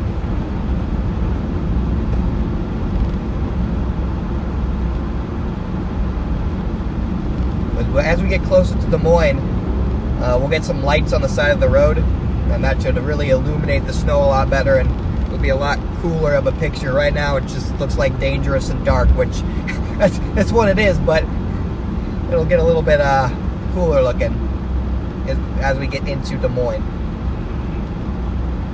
If you are just tuning in as well. All right, so we're going to go and chase. P.S. Thank you very much. My 17-year-old Yorkie told me to send this to Gizmo. Never stop chasing Reed. Brian, thanks for all you do to make this the best storm chasing channel ever. Thank you, P.S., for your continued support. We really appreciate it. So we'll go back to Connor maybe in a little bit, if nothing is happening yet with Reed, and Connor's reached Des Moines, and we could really see the blizzard coming down. But actually, you know what? Reed is getting a little glitchy connection. He's back. Let's go to Reed. Yeah. Yeah.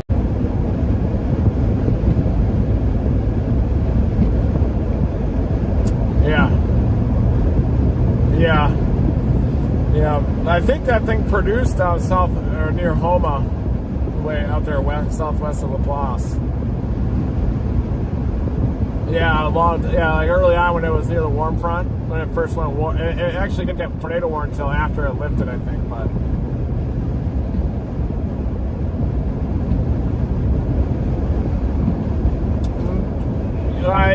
way early on when it was a ways southwest of New Orleans, it had a tornado warning kind of down in those marshes, and then it crossed Lake Pontchartrain, and then went over Slidell, and then went north to Gulfport when it was more elevated. But early on when it was on that warm front, I think it might have produced.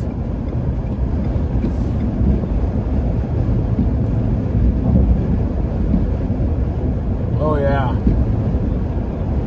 Yeah.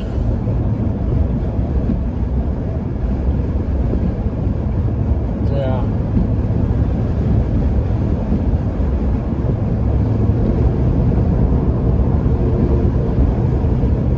Yeah. Nice work then on that. Yeah.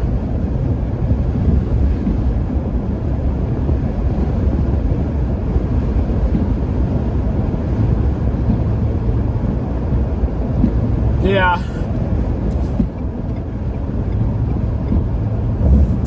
Yeah, I think for that thing to be surface-based, we really need like upper 60s in the inflow region of it, and maybe we had that down near Laplace, but yeah, but whatever.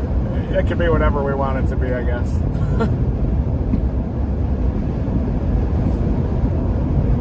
Yeah, I think the convective temperature is kind of in the upper 60s, but I could be wrong. Probably not, but. Oh yeah, it's just getting started, I think. I think we just need the energy to eject and low-level jet to increase, and for that line to get more of a north-south orientation, and then I think it'll probably happen.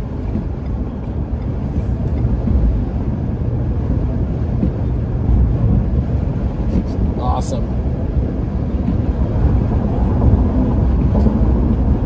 Nice, that'll be some good nutrients. Yeah.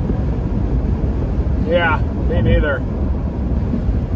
Yep. Yeah. Well, I better get back to this stream here. I'm going to keep headed west. Maybe, yeah, I might go all the way, but I'm sure that the plan will change between now and then.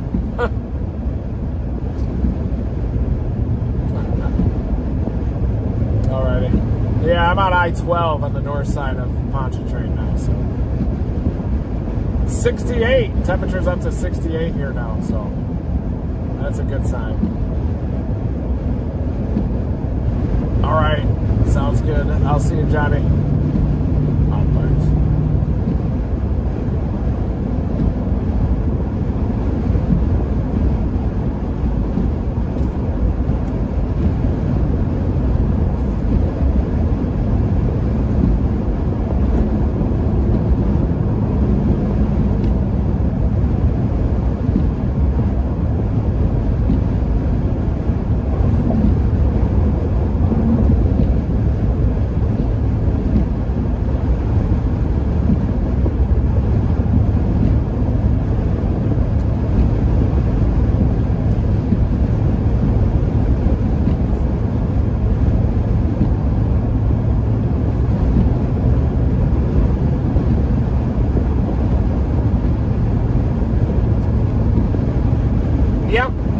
Probably go to wait. I agree. So just talking with Brandon up there, we're probably going to go to Hammond and then let that convective line get a little bit closer to us.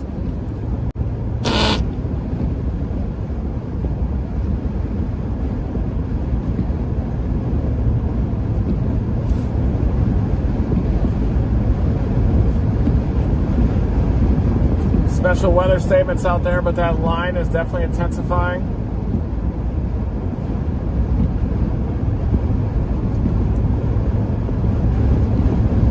Probably want to stop though in Hammond because you got a good north-south option there to be able to catch those supercell storms.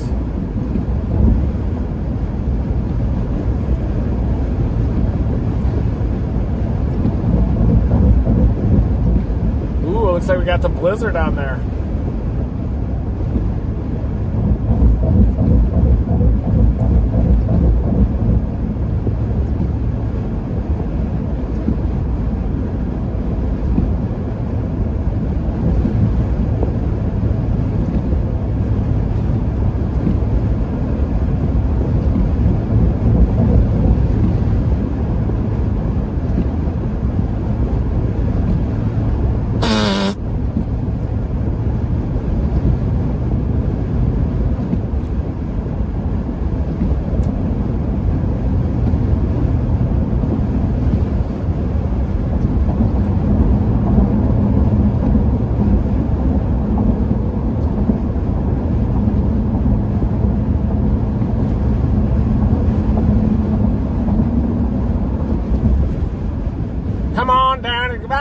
Come on down to the Baton Rouge, Baton Rouge, Baton Rouge. Come on down to the Baton Rouge.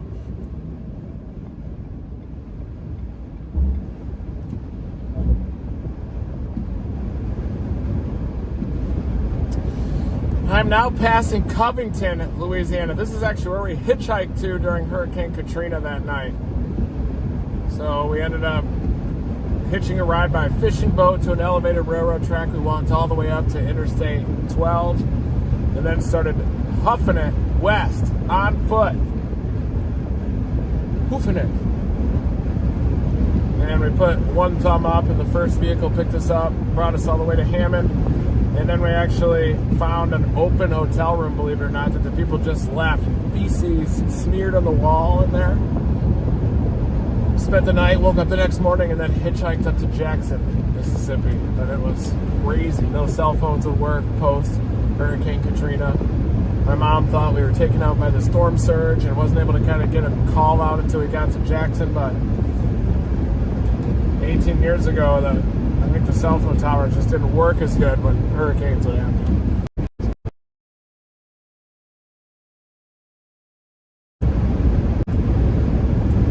But I'm not really seeing anything in that convective line yet. It has my eye.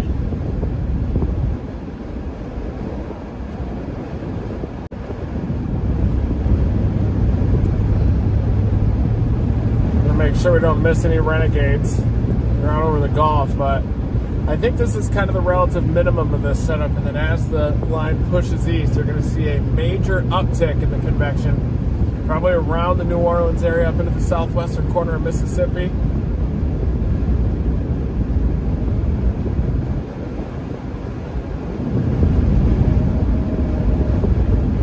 going to be up all night. I was just talking to my good friend Johnny Hallen,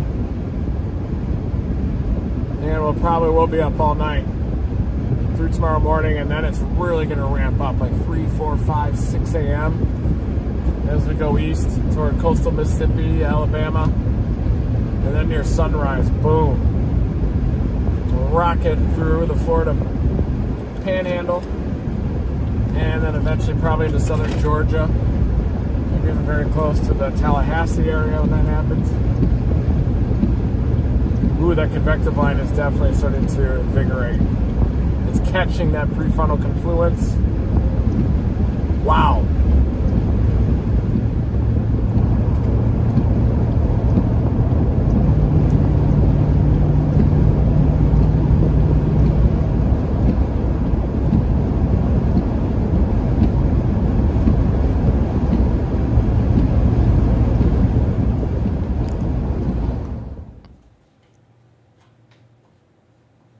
Jumping back down here, just answering some questions in chat. People are wondering, will we be streaming all night?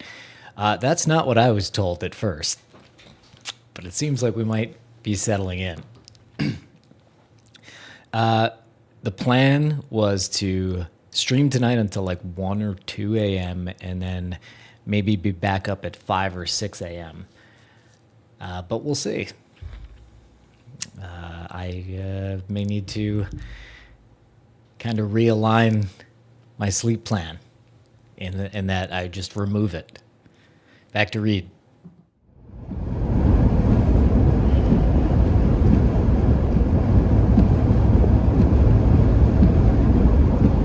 Coming on over to Stream East.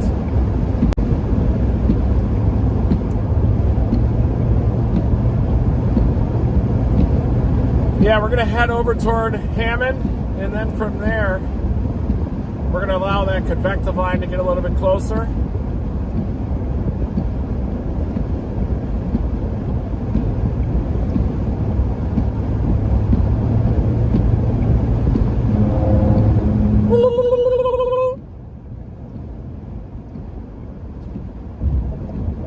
No pop-ups.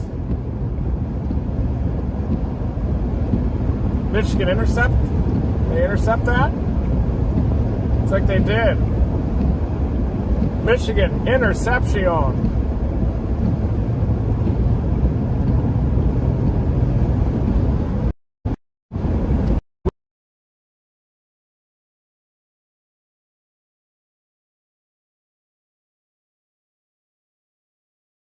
Storms that look like they have tornado potential yet, but the line off to our west, to the west of Baton Rouge, is starting to intensify, folks.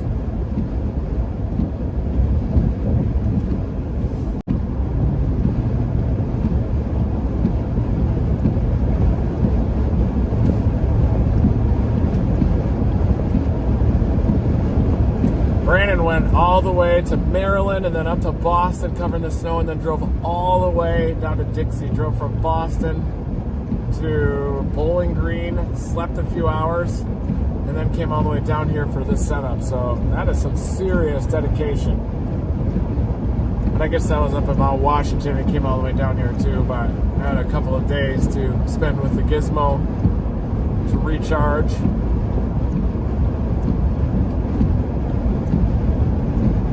Right now we're headed west to the Hammond area. That's the new target. We're going to position ourselves just to the east of that convective line. The tornado threat is coming. It's going to be late tonight, I think. What time is it? 7:50? 8:50? No.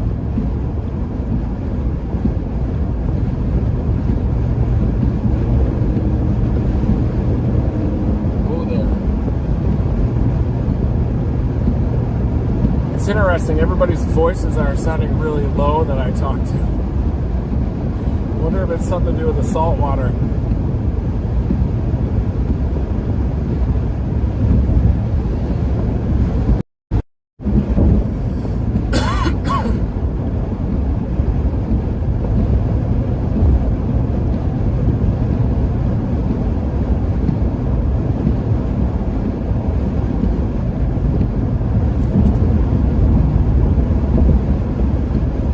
Everybody say hi to my mom.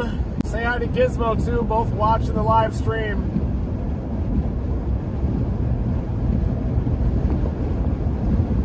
Woo!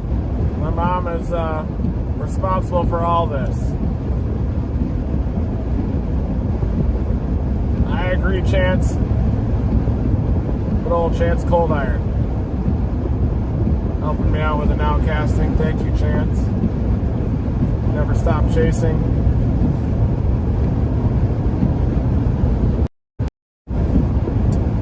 And everybody say hi to my mom. Say hi to Gizmo. My mom takes great care of Gizmo.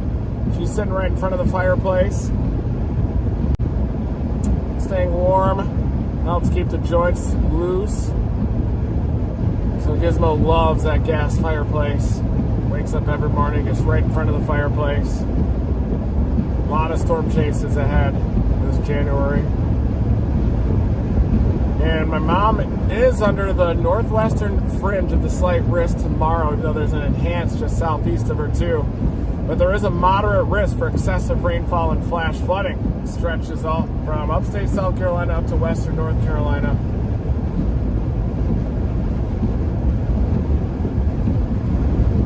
Oh, they didn't give the interception to Michigan, did they? Oh, they did. No, they didn't. They didn't give it to them.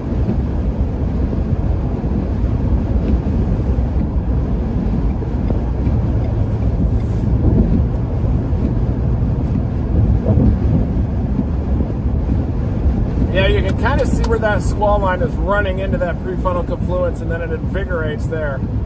So I think that portion of the line has some potential to wrap up some tornadoes. Michigan has such good defense.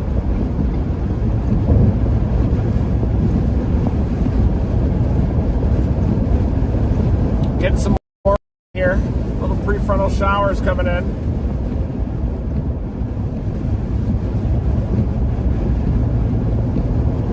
Penix sure is a good quarterback, though. Good receivers, big receivers. I think Michigan's got to get more than those field goals. Oh, here comes a little bit of a squall. A little shower, and you get it. Even these little showers are capable of mixing down winds that are very powerful. You even get severe weather with little showers with such a strong low-level jet.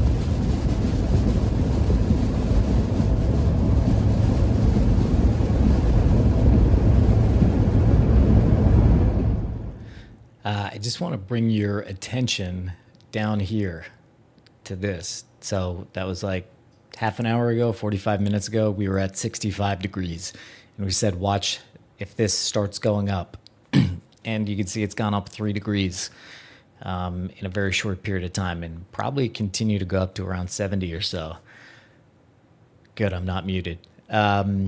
So this means the trend is continuing up for the likelihood of tornadoes.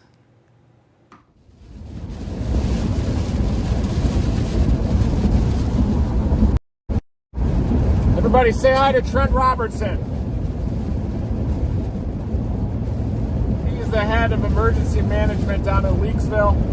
And back in they call it the forgotten outbreak, but in April 15, 2011, over 150 tornadoes. Sadly, that EF3 came into Leakesville. That's how we met. And wondering if the tornado threat's going to move into southern Mississippi. I do think that instability is going to lift up to Leakesville. Temperature here near Hammond is 69 degrees now, so that warm front is lifting north rapidly.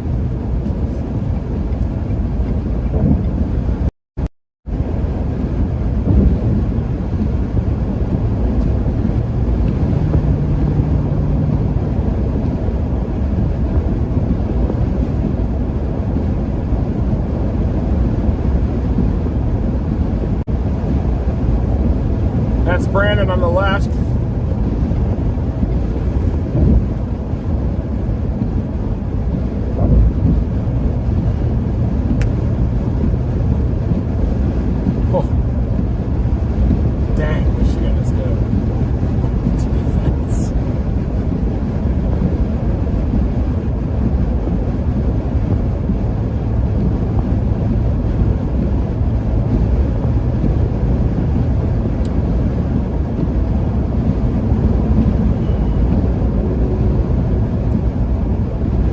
go for it. Field goal, looks like.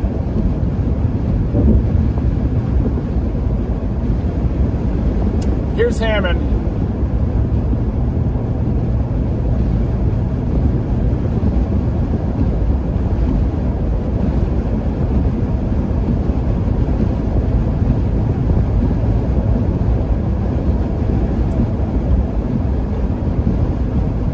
Waiting for the new scan. The line is definitely invigorating, folks.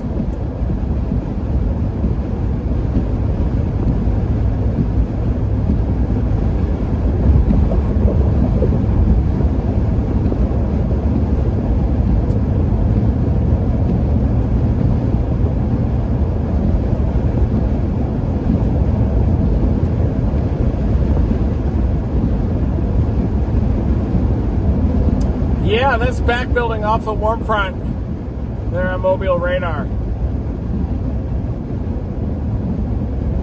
I think that the depth of the shallow layer gets up to that condensation point where you're getting those streamers.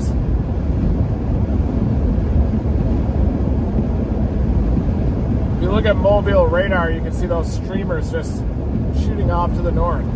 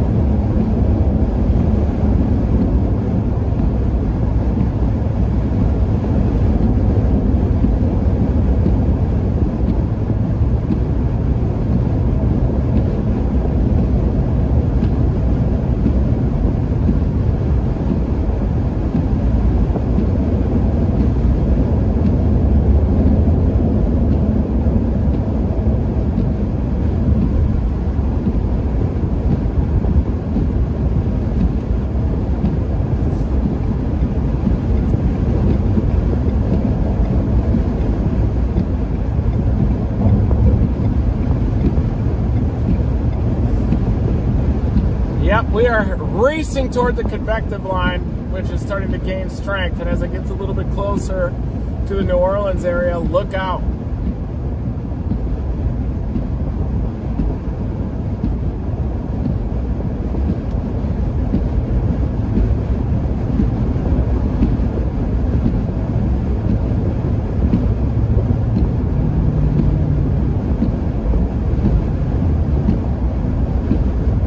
Area gets a lot of tornadoes. Thank you, Mason Harris. Thank you, sir. Thank you.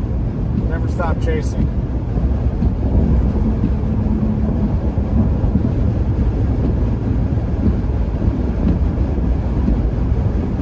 You are Brady's dad, are you?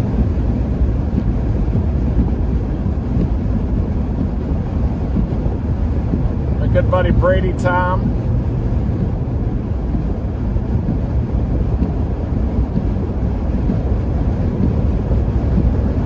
Go blue. Here is Interstate 55. This is where you have that north option, but I'll probably stop here pretty soon and then wait for the convective line to get a little bit closer.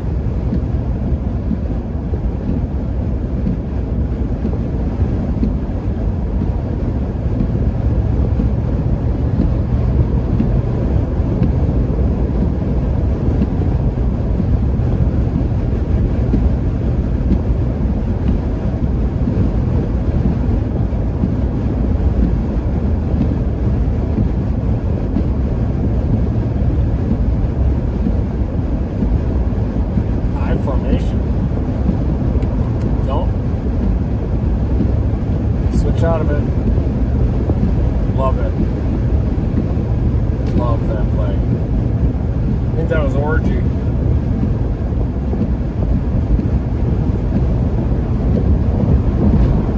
I do think that Oklahoma would handle both of these teams. Boomer Sooner.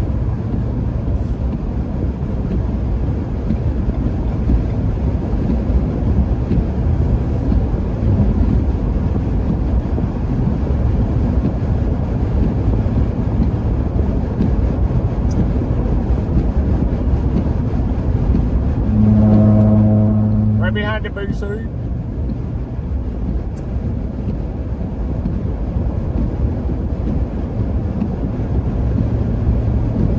Washington has a pretty good run defense. We saw that against Oregon twice.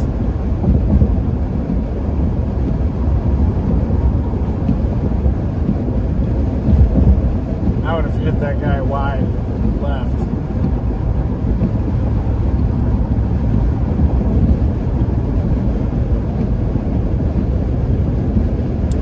You can definitely see those clouds racing south to north.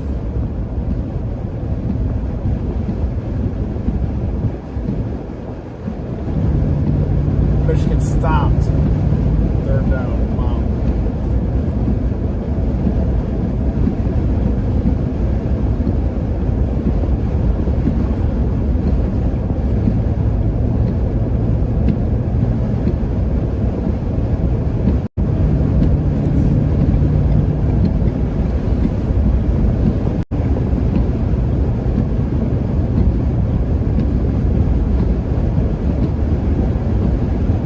Thank you, Jennifer B.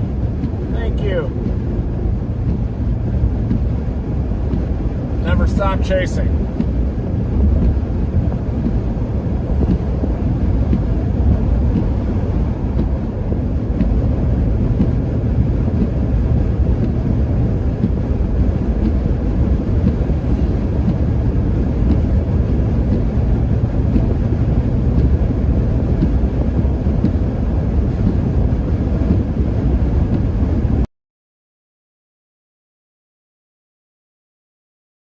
Warnings to the north.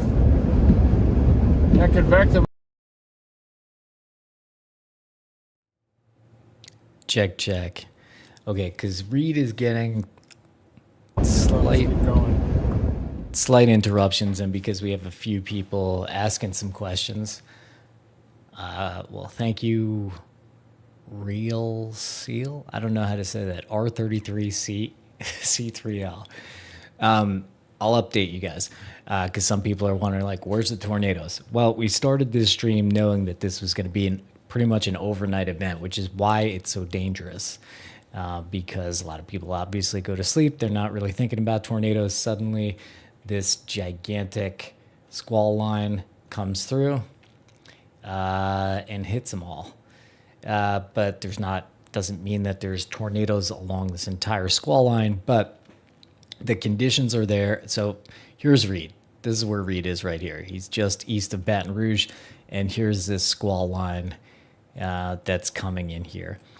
So the environment is slowly increasing here, especially if you look at the bottom here. It says 70 degrees Fahrenheit. About half an hour ago, it was at 60 degrees Fahrenheit. So for tornadoes to happen, you pretty much need some warm, moist air, and you need you need a lot of things. But basically what we're seeing is that things are continuing to trend toward the tornado risk tonight. This is what the SPC issued an enhanced risk for today, an enhanced risk for tomorrow that might go up. And so Reed is tracking along with this storm. It looks like he is frozen at this point now. You can see down there, Connor is sitting in traffic in the blizzard up in Iowa. But this is an overnight thing here. So you're not going to see a tornado if you watch for 10 minutes. This is kind of a put the stream on, watch the watch national championship game or play a game. I've recently discovered Doom Eternal, which is fantastic. Just stay aware of the weather and just ride along with us for the night. Because as Reed just informed everybody, we may just stream through the night. And definitely maybe around 2 a.m., 3 a.m., 4 a.m., definitely as the sun comes up, the tornado chances increase.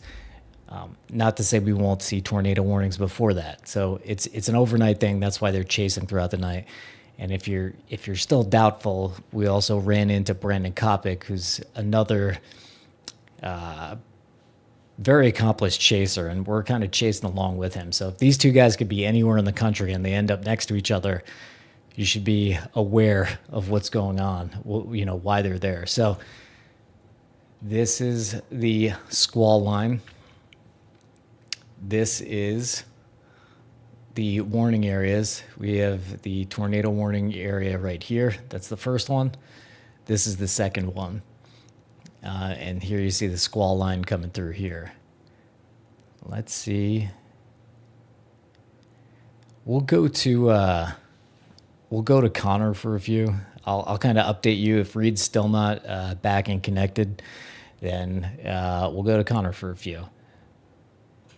But let's see. So this is where I'm going to show you the SPC warning area. Boom. This is it. All right. So this is the world. This is the United States.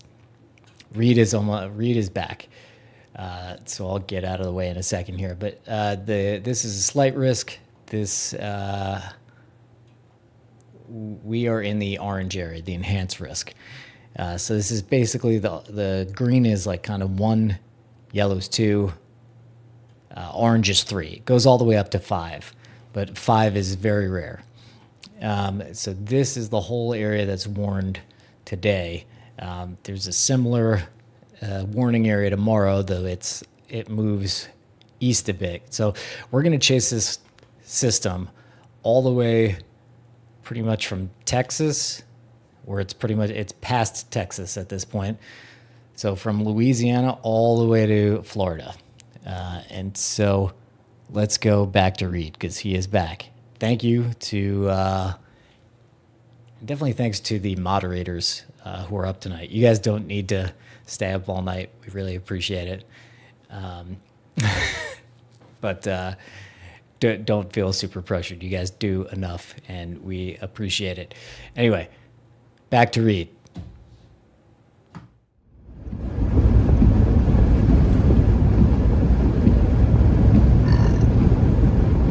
We're getting some more showers here as the temperature's up to 73 officially.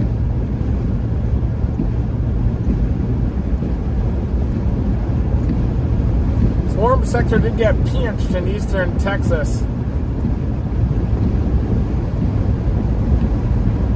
And now the instability has lifted north into southern Louisiana.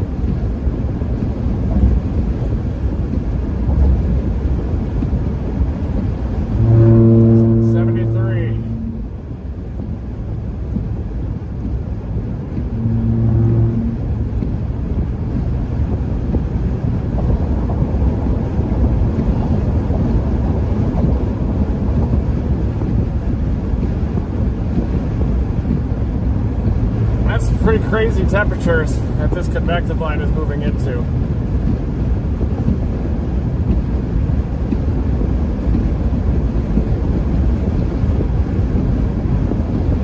Thank you, Aaron Ridge.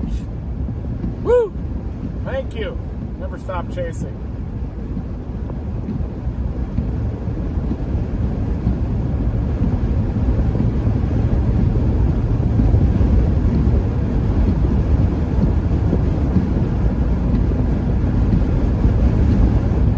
Are you getting storm surge in Naples?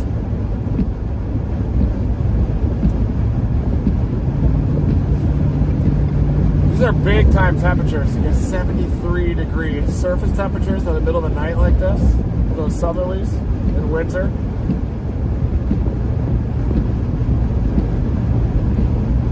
There's obviously instability just surging northward out here.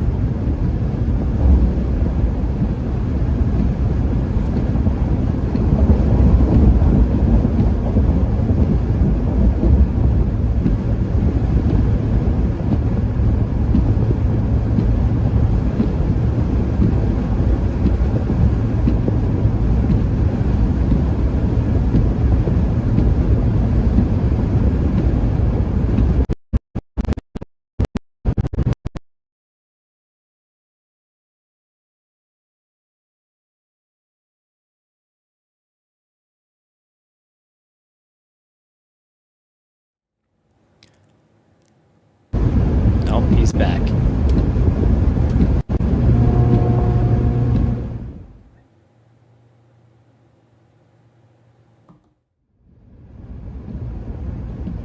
Sorry, I had to block that audio.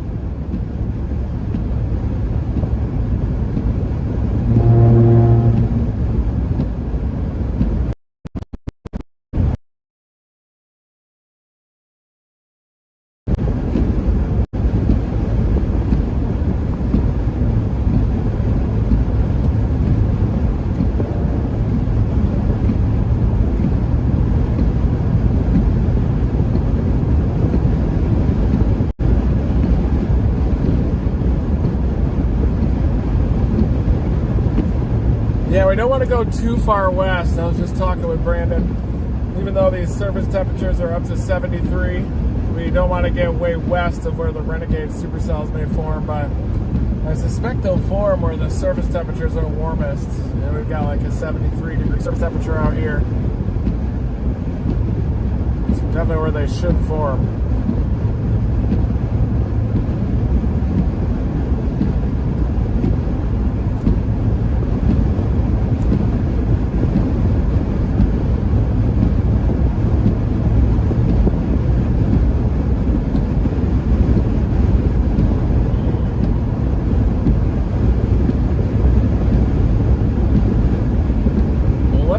Are we supposed to do it? You're not seeing any renegades that are obvious over the north central Gulf Coast, Gulf of Mexico. So you gotta go for the convective line. And a lot of the short range models don't really show those renegades to fire until the line gets a little bit closer to New Orleans anyway.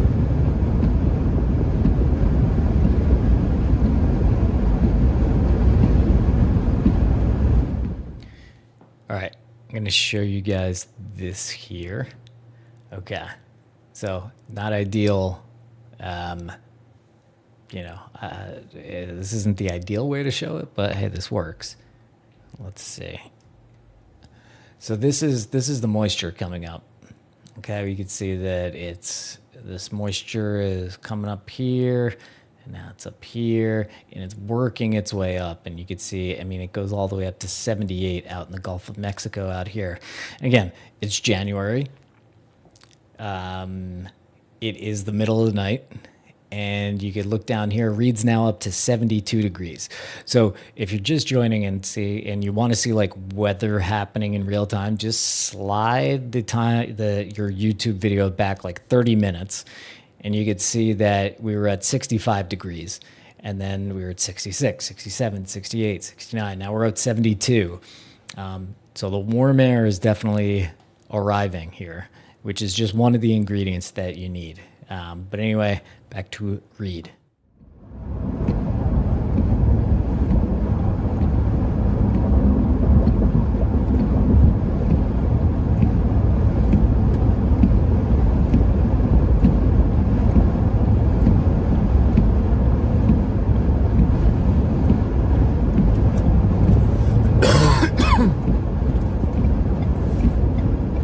Yeah, we're gonna stop here.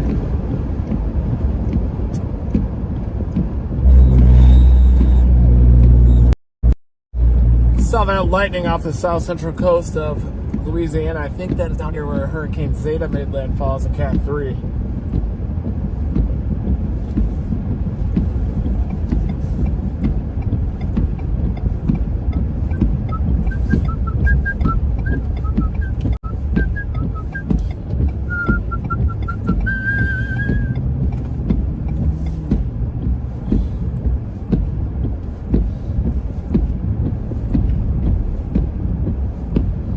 Warm here, 73. Very warm. Oh, thank goodness they got CBD sold here. Woo!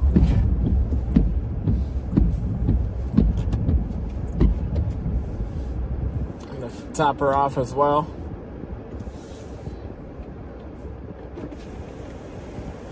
Wow!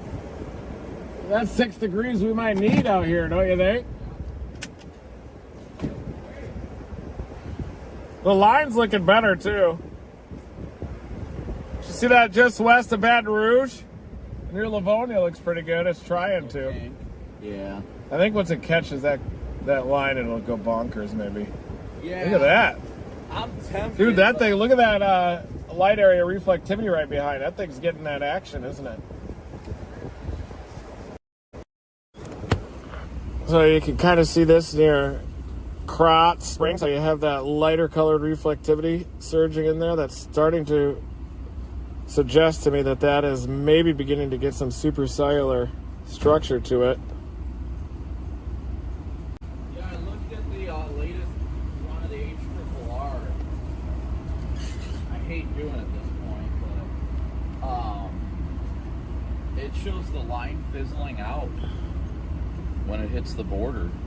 Of Louisiana? Yeah, Louisiana and Mississippi, right where, 10 turns to 12, where we were. Yeah. It shows it fizzling out and then renegades popping out ahead of it near Mobile. Yeah. So not until like 5 in the morning though, right? It was about 3, I think, 2 or 3.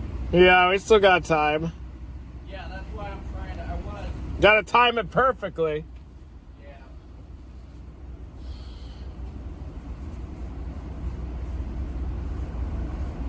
I think we'll have some indications that'll happen. We'll be within range of Mobile at least. Right.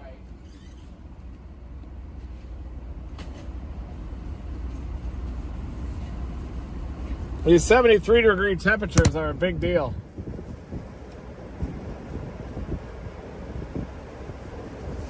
Michigan's winning. 73 over 67. Well, maybe not now. Damn.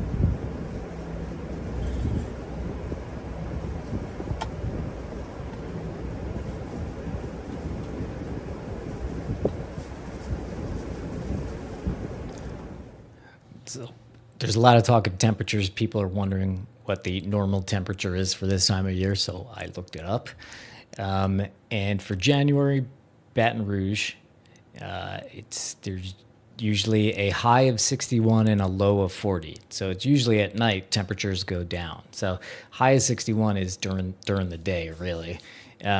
So 72 degrees at night is unusual.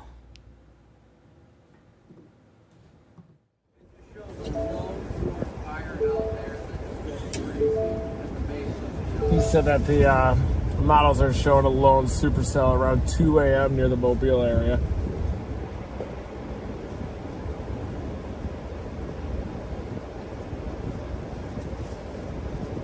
I mean, my guy just tells me what any typical event out here does. Try and be close enough. A lot of the earlier models were showing as the front got close to the border, then you'd get renegades tight to it. That's kind of what, and that's typically what happens down here. They end up so close to the line that they end up getting embedded after like an hour. Yeah. That's why I was just like, oh, what's it going to hurt me a little more aggressive right now?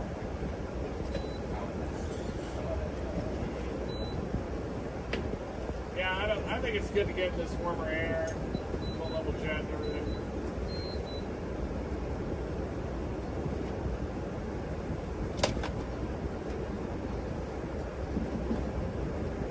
Yeah, just trying to play that balance and being aggressive without shooting yourself in the foot. Yeah.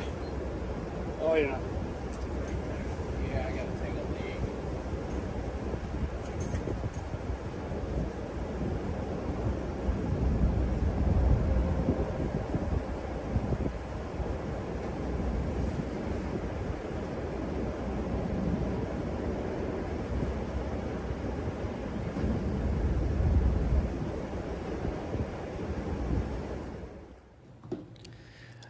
Okay, so I'm going to kind of draw a little bit to tell you what Brandon was saying.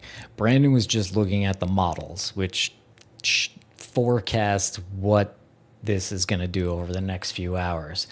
And what he was saying that he was seeing was that this line, which is our QLCS line, he was seeing that it kind of fizzles out a little bit. Shortly, kind of as it crosses the borders. But in front of the line, he was saying he sees some renegade supercells popping up. So what we might see is this line kind of get less defined, but then we might see out in front, we might see some individual, what we call renegade supercells go up very late in the night. And it sounds like we're going to be live. So buckle in. Here we go. Actually, let's stop in. Let's look at Connor for a second here. Reed is located in Livingston, Louisiana. You could always see his location down here.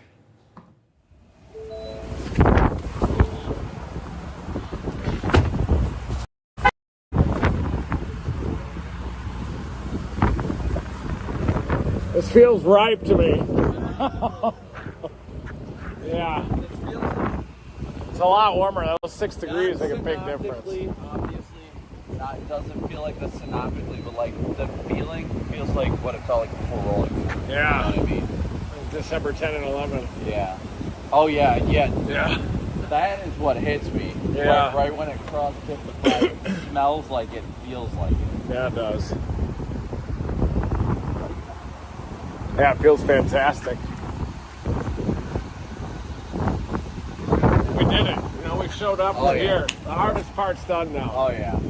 The hardest part's getting out the door, and we are here right now. Now we made it. See what we can do with it. Yeah. All night long, all the way, coast to coast, never stop chasing. Wow.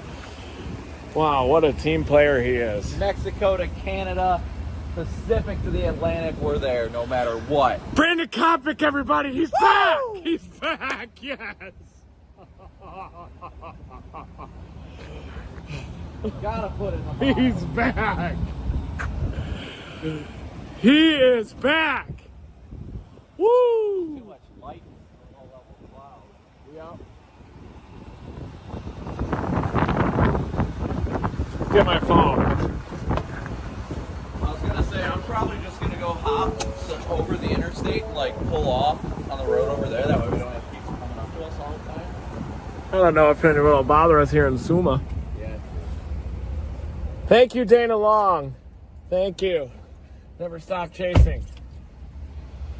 Yeah, 73 over 67. Woo!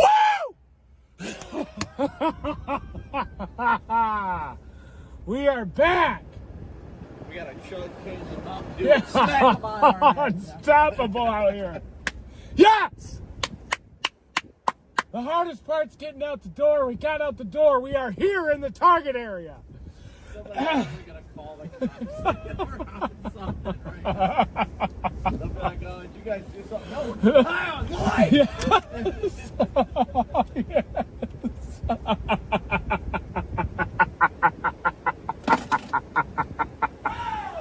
Oh, we're back. Wow, we did it, guys. The hardest part's getting out the door, and we are here in the warm sector, 73 degrees, 2 points in the upper 60s. We made it! Twice the ice! Let's go!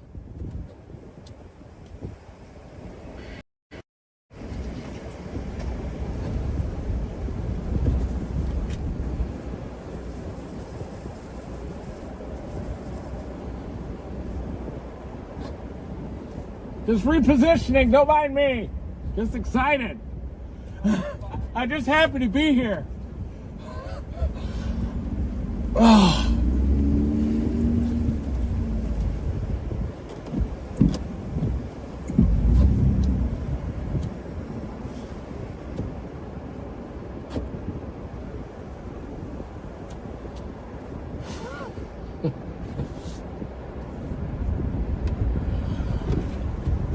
Woo! Yes, we made it! He's back!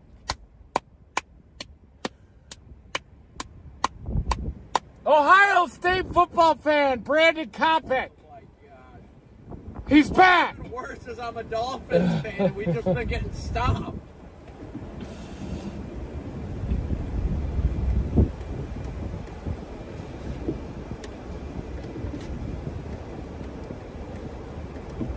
We are unstoppable right now! I mean, but we did stop. But we're not stoppable. Yes! Come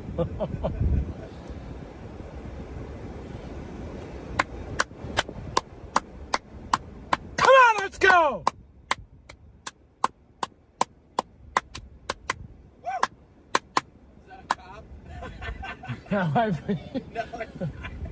We've had some complaints about too much energy from two people out front. Just Probably. This is probably the most action this town has seen in the last decade. We'd like to arrest two people for having too much passion.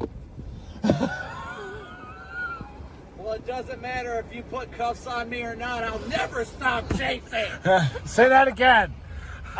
You can put cuffs on me, but I'll never stop chasing. Yes. Yes. Wow.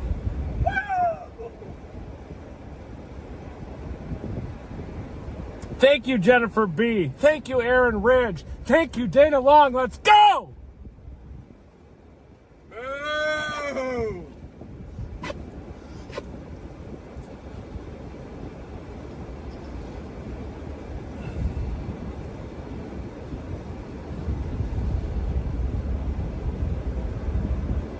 I don't think Brian could handle this kind of energy.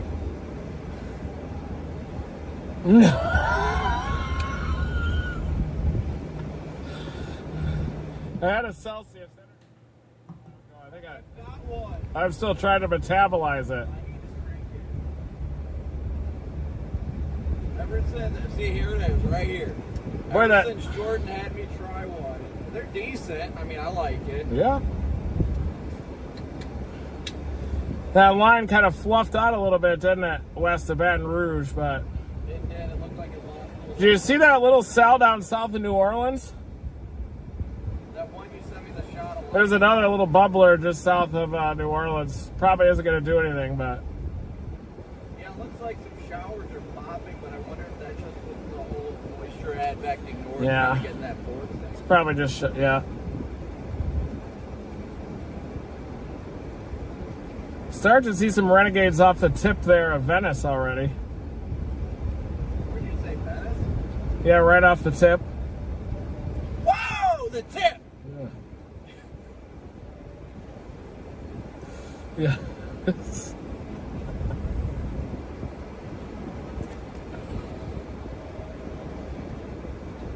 Yeah, we don't want to get too excited before the event starts. We can't. I'll just stop. Yeah, that tornado watch goes all the way to the Florida Panhandle now. Oh, I know.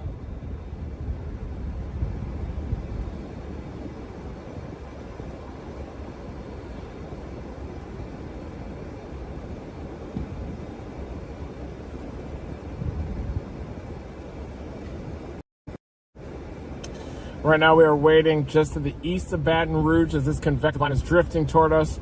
We're looking for the presence of renegades and maybe for the line itself to break up. But we're also wondering if some renegades are going to go just off the tip, just off of Venice. Got due southerly winds. We got good southeasterlies though in Mobile. That warm front is still just offshore Mobile. We're in the only instability right now. See the wrap? We are. We're right in it. Yeah. Big bubble of instability here. 2,500 Cape right now. 25. It was only forecasted at 15. Yeah, we got 2,500 Cape with 73. Yeah, the warm front's having trouble coming ashore in Mississippi and Alabama right now. But it is going to eventually, a couple hours Oh, probably. yeah. Let's look at, see what some of the wind shear is in here.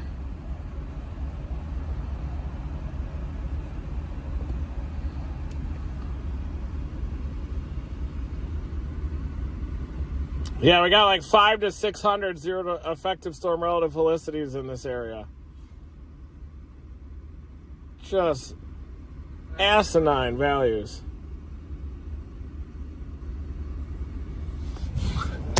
Woo!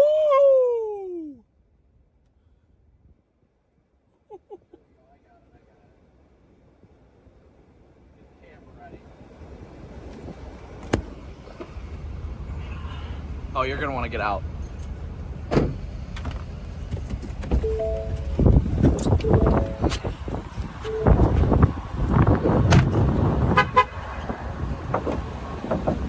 happening over there to the west. We got a squall line. It's happening. Nothing but warm air. Low level jets cranking. Whoa! Oh, wow. Don't hurt yourself. Yeah, now I can't just jump down. My bones are too brittle. Oh, yes, he's back. He's back. Oh, yeah. There he is. Yes.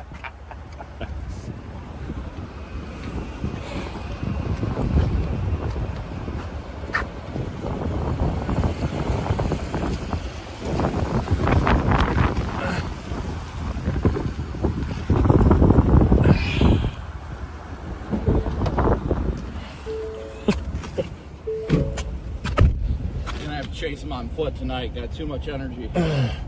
How did that bathroom look in there? I mean, it wasn't. Looked like it could have used the cleaning inside the bowl, but the seat was good. If that's what you're wondering about. You think it's something that I'd be okay? They've got bleach in there, sitting there. So if you have to, you can spray the seat down and wipe it down. I may just hold it. I mean, I don't see why not. I'm gonna hold it. But the privacy is the issue. There's no lock. It has a sign on it. This is knock before entering. Yeah, I'm not You going want to go down the it. road? There's a Circle K at the next exit. If you got to go, you might as well do it before everything hits the fan. You think it's gonna hit the fan out here, or is it gonna be all renegades? I think it's going to be a mix of both. I mean, that QLCS is going to be a friggin' tornado printer. All right, let's go to the Circle K then. Push one out. It's literally the next exit up, like 5 miles on top. Okay. Hopefully we don't botch this by going too far west. No, we don't do that. That's negative energy. Yeah. Nothing but positive energy. Yes. Yes.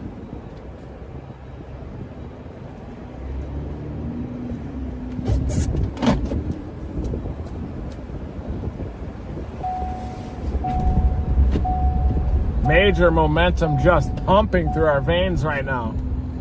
Incredible momentum out here. We do have some puddling on the roads.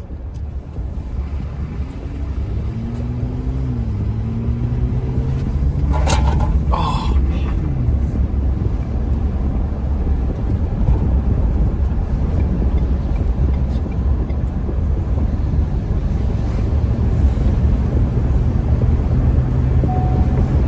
Degrees, 360.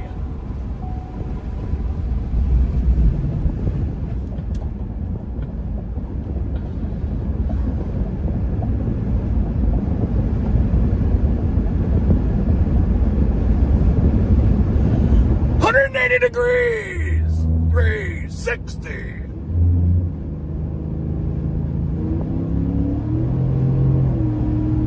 Woo-hoo-hoo-hoo.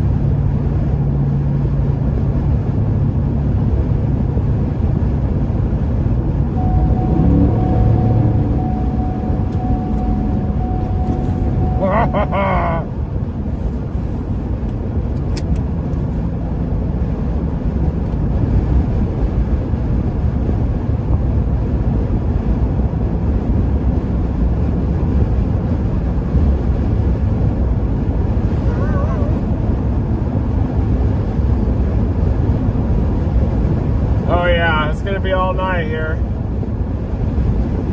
We made it. We are in position. We are in the target area right now. Thank you, Violet Sterling. Never stop chasing. Welcome to Team Dominator.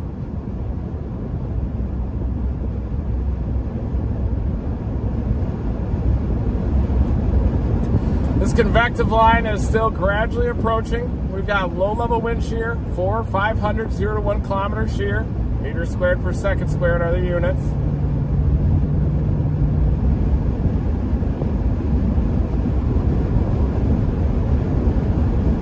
Yeah, that lightning is the convective line just to the west.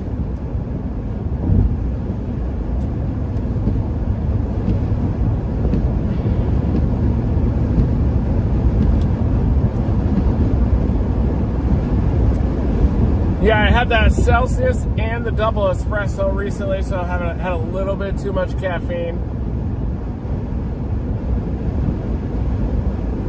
No, this hasn't even started yet, Hammer K. Shut it down. Thank you, Kit B. Radar Wiley. Thank you for those 5 memberships. Never stop chasing.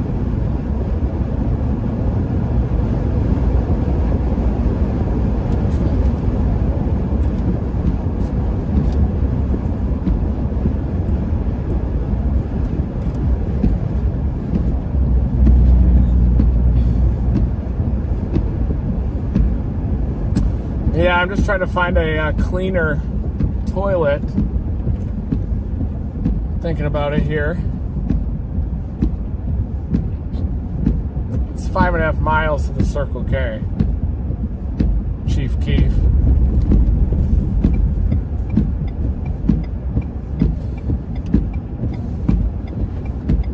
Oh no, it isn't. It's right here.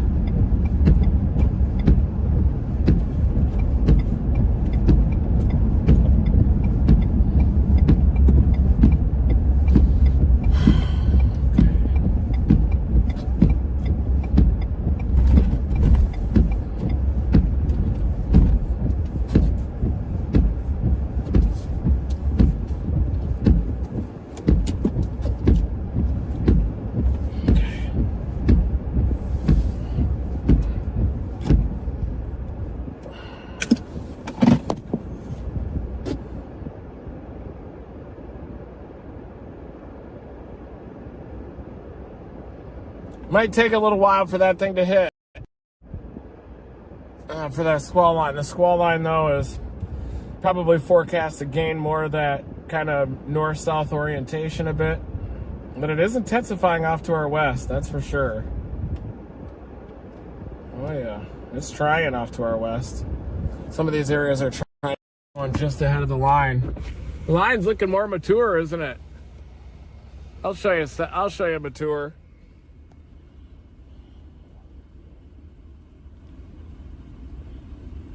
Right there. See, this is what you've got. You've got a good selection here. Oh, yeah. McDonald's might be cleaner. Yeah.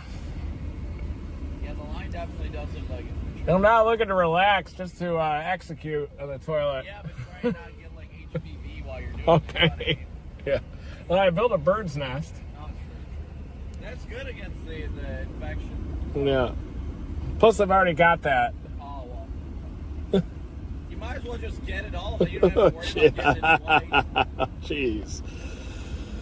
Yeah, the healthiest portion of the line is just to our west. Yeah. That's a good sign. Yeah, it's really not that far from us. No. How far is it to Mobile from here? Let me check. 2.5? Probably at least, I'd imagine.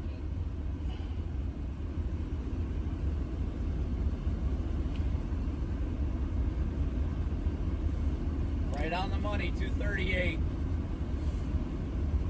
Isn't that one crazy skill that you pick up after so long of storm chasing? You can just get a feel for how far you are. Oh, yeah. Done this drive a few times. I mean, 2.5 hours really isn't that far, even if there's renegades. Yeah, that's easy. I'm going to put us there by midnight. All right, guys, I'm going to use the restroom. Hang with us. I'll come back bright-eyed and bushy-tailed here.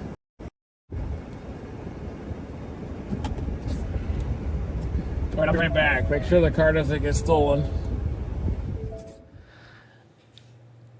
Hello. I need to put in a transition. I do understand why me just popping up on the screen out of nowhere is a bit unnerving at times. We'll work on transitions. Anyway, I am updating you guys to show you the watch. Box is all the way to the Panhandle now. So this whole area is under tornado watch now, all the way from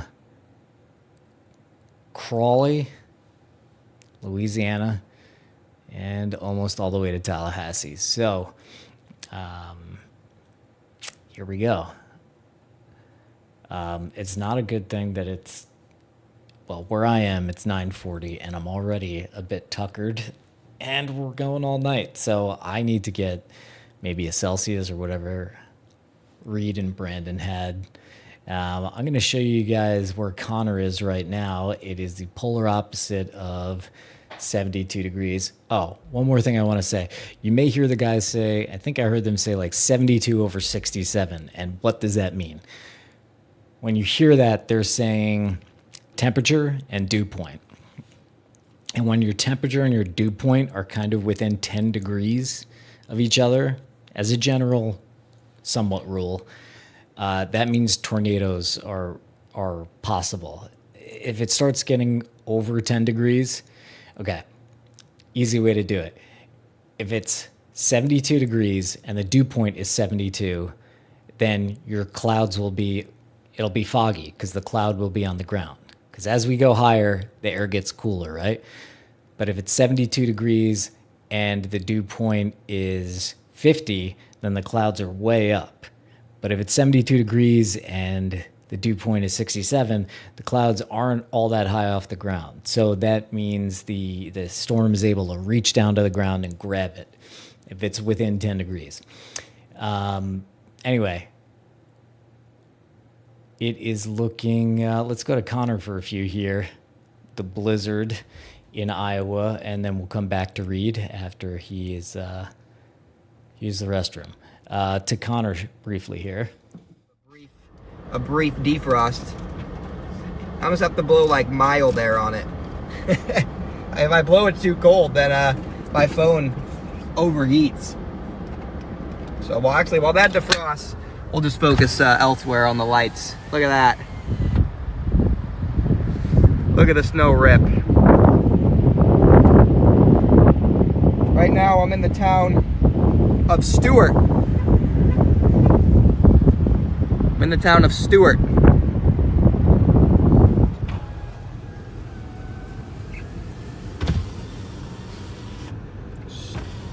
Stewart, Iowa. Look at the snow come down. As we wait for our windshield to defrost. Somebody donate? Thank you, Corey, for the $5. Update out of the car. All right, Brian. Let's do an out of the car update here. I can hop out of the car here. This is the town of Stewart. Stewart, Iowa. Let's see how much snow they have here. I don't have a ruler with me. Not sure why I didn't bring one, but it's all right. Oh wow, this is rapidly accumulating here. It's about, we got about 3 to 4 inches here already. Snowfall rates continue to increase. As you can see in the light post, we've had multiple slowdowns and wrecks on Interstate 80, but we finally were able to make it to Stewart. Our end goal is to get to Des Moines, and then we can, make a new decision on where to go. But for right now, the snowfall rates continue to increase along this band, kind of right along the interstate and north. To the south of it, it's a bit weaker. But I think right here along Interstate 80 towards Davenport will end up being the jackpot zone in terms of the heaviest snowfall totals by the time things all wrap up at the end of the event. I do think thunder snow is also a possibility, especially as we head later on into the night, into the early morning hours across portions of especially southeastern Iowa, up towards Davenport and into northern Illinois as well. Very, very hazardous travel conditions continue. I do not recommend anybody go out and travel, especially across portions of central Iowa right now. And then tomorrow, I guarantee lots of schools and businesses are going to be closed across portions of eastern Iowa into northern Illinois, also southern Wisconsin as well. And that's where I think over a foot of snow is going to be possible. So the goal is to cover this tonight and then make our way east throughout the night, eventually working our way into that jackpot zone by tomorrow morning. That's the update from me.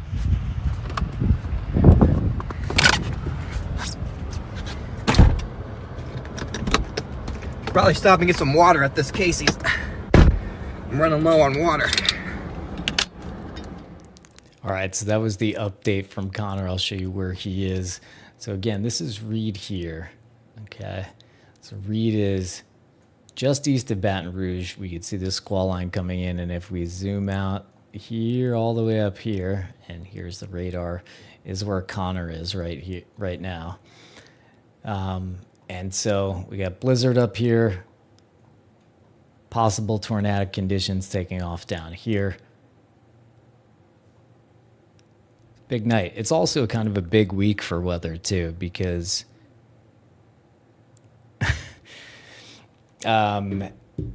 tomorrow, I mean, we're going all night into tomorrow morning, and then there's another event later in the week, Thursday and Friday. So there's just a lot happening this week before a big Arctic blast comes in next week, and the cold air kind of suppresses things like tornadoes, things like that. I did get a bit of a graphic update from Reed on how his progress is. He's fine.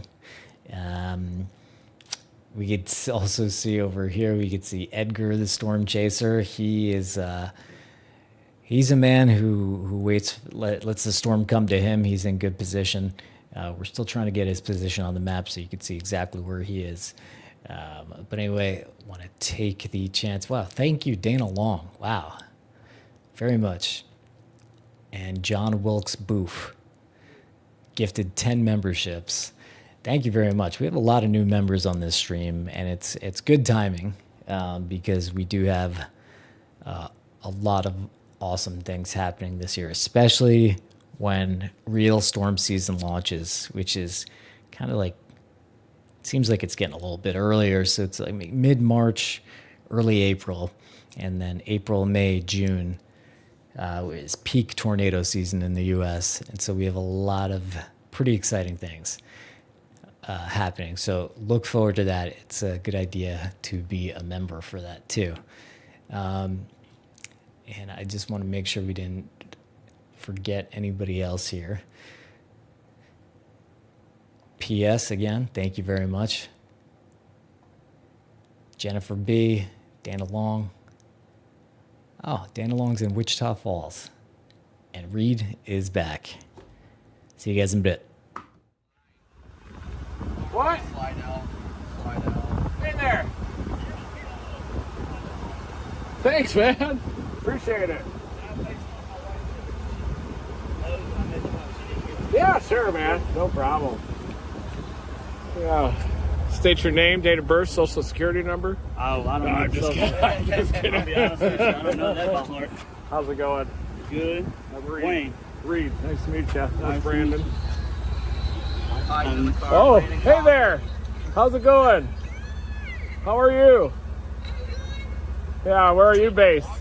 Here in Baton Rouge? Awesome. Yeah, we're keeping an eye on things for you out here. Yeah, we're cleaning up. Oh, really? Yeah, I work for the city out here. Oh my goodness. And we're doing the storms and all that for tonight. Oh yeah. Making sure, trees, if they fall, we get them out the road, and water gets high, we put the signs up. Yeah, that front's inching its way here. Yeah, We might end up blasting east eventually, but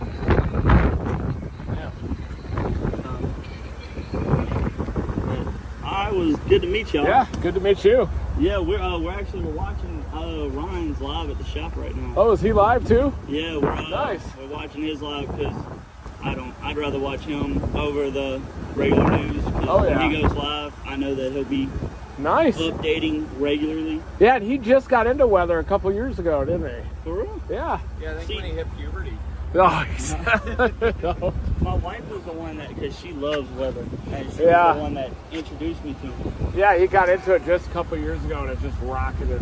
Yeah, and every time there's like a storm, she's watching. I'm like, man, that's in like Kansas, bro. Ain't good. Yeah. Yeah, it's fun to see everybody get so excited about the weather out here. Oh yeah, we're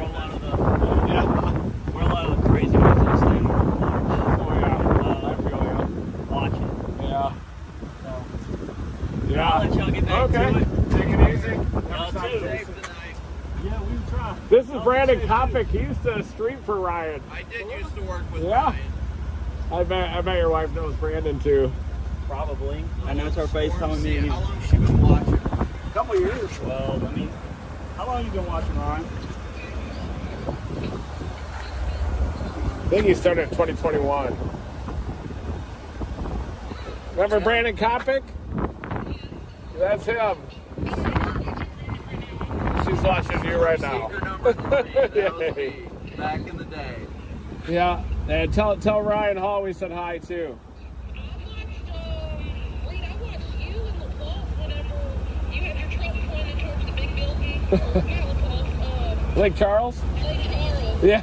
Oh, yeah. When the windows all got blown out. Yeah. I left it at the Wendy's.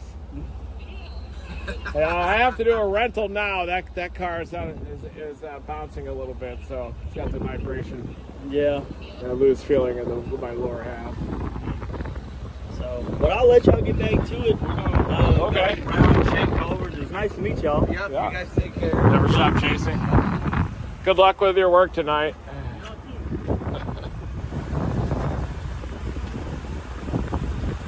Brian's live too right now. I'm just too busy having a face for radio. You don't have a face for radio, you have a face for TV. Yeah, this line-oriented southwest to northeast parallel to the flow is an issue. It is starting to look like it's getting attacked together. Yeah, it is. I'm trying not to get too We need, that line needs to be north-south to have tornadoes in. I think line orientation is important. Yeah, because we got what, southerly or southwesterly? If it's running parallel, that's Well, these aren't doing anything here either, so. we're literally just sitting in the wide open warm sector right now on this. Like we are. I mean, look at you Open. right warm there, sector, right yeah. here. Open, warm sector. Meanwhile, everybody else is in Mississippi. Something like that. Not. That storm to the north is trying to peel off a little. Looks like it's getting more intense. Yeah. Probably have to go east here at some point. Oh. That's cool how everybody watches, everybody streams out here. It's amazing the power of social media. I always think it's so cool. How many times you meet people and they're like, watching me right now, and you're like, well, it sounds creepy, but it's not. Yeah.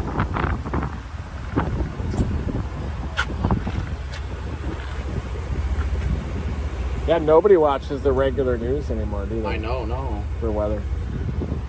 Everything's so sensationalized, though. You know what I mean? Like, they did put the special weather statement out for Baton Rouge. 50-mile-an-hour wind gusts. It's barely below severe level. Look like you're in shape. I'm getting Doing better. good. I'm getting rid of my Yeah. gut a little bit more. I used to be Santa Claus out here pregnant, but I'm working on it little by little. What about that? There you go.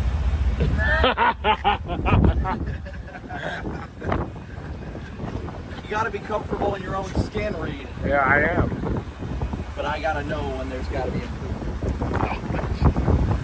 I just work out to stay alive at this point. I do it more because I enjoy it. It helps me. It gives me more energy.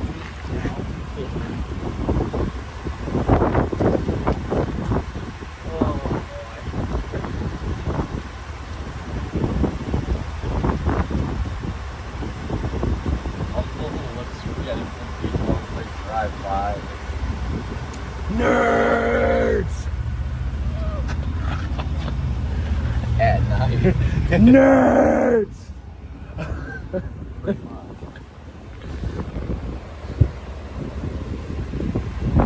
Your roof looks great.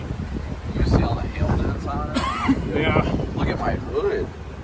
My hood is just a freaking ball. Yeah.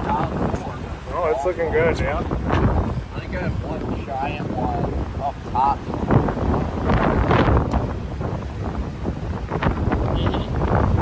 Then all my tornado damage on the driver's side.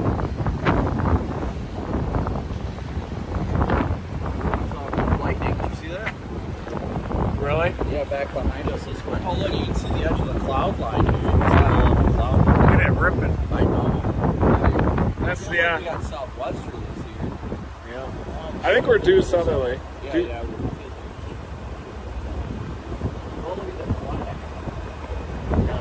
This portion of the line here maybe starts to get interesting too. That portion. Yeah, that was what had my eye. We're not going to be able It to looks catch like that, it's though. all. Yeah, no, I don't. Unless we go back blast to east and Hammond. Go up to Maybe we should go 55. back to Hammond and wait. At least then we have a north option. Yeah, I mean that's not a bad call for safety's sake at least. At least in Hammond we have that north-south there, just in case that storm goes.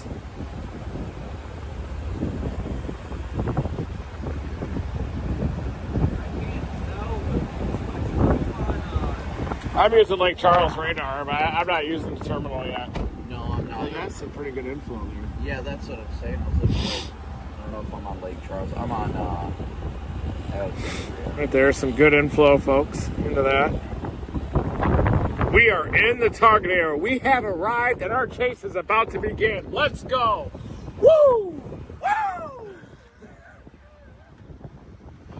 Gosh, I have so much momentum out here. I know. Who needs sleep? Sleep is for the weak. There's a new special weather statement for it. On the north side, yeah, all the way up to the cone. 50-mile-an-hour winds. It says it's moving. Oh no, okay, that one makes more sense. It says it's moving east at 35. The southern one said it was moving at 55. I was like, "There's no way it would have been through Baton Rouge like an hour ago." Because I figured we weren't going to be able to make it to Baton Rouge because it was already going to be there. But it just seems like it's.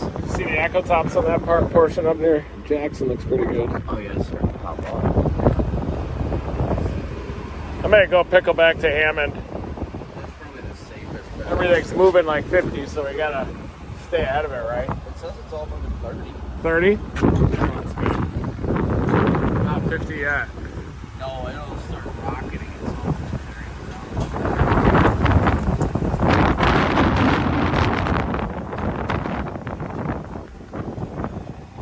Yeah, 45,000 feet on the north side of Baton Rouge.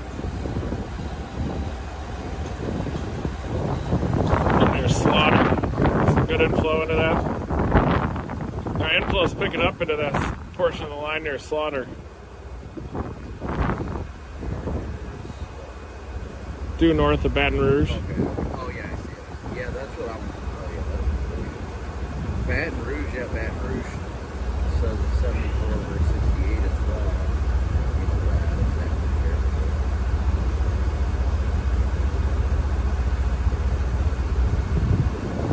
That line is not moving at all. No, it's like the individual cells are moving east, but the Yeah. line is not. Yeah.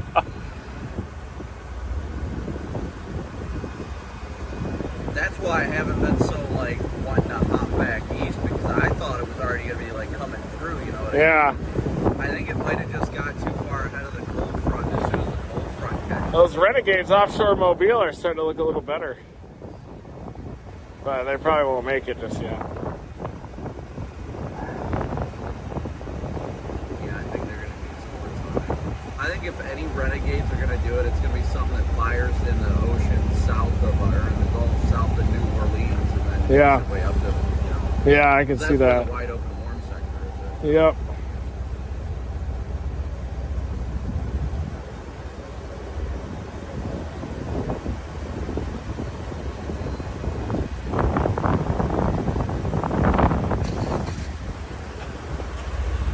It's amazing. The line hasn't moved. Yeah. Since we were sitting, eating in Slidell, it hasn't moved like at all. I know.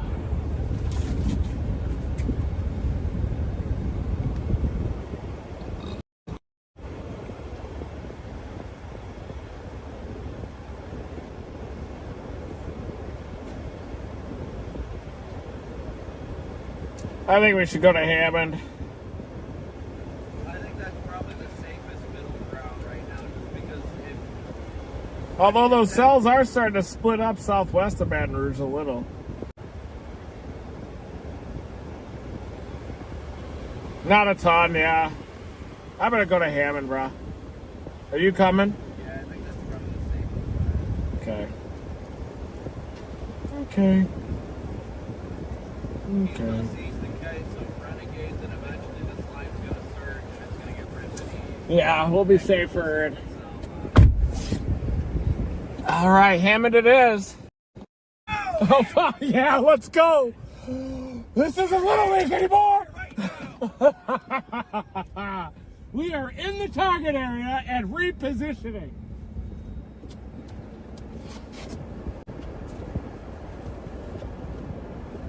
Yes.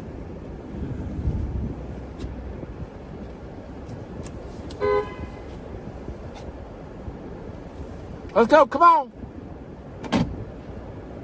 We're going to Hammond, home of Southeastern Louisiana University, or Southern Louisiana University, I think. I've been there before. It's a beautiful town. I went there chasing one time in the early spring. Beautiful fall colors coming out there in Hammond. Got a little cardio in. Nice spring day. I love just following spring across the countryside. But we're going to reposition to Hammond, folks. Decibel, we got a loud environment in here, it says, according to my watch. My heart rate right now is, I got down to 36 beats per minute last night, just before 6:20 in the morning. And I am coming in at 65. Wow, just rocking right now. Your resting heart rate is not your sleeping rate, you guys should know.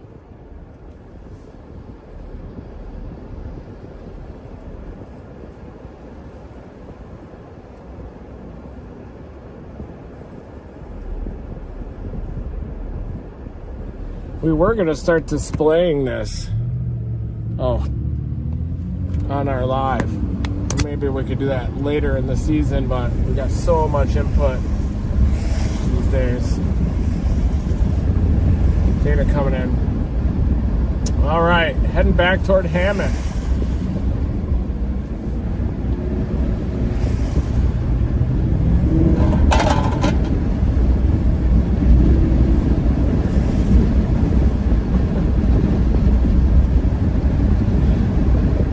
I thought she said we're live first. I thought they were talking about you, Brian.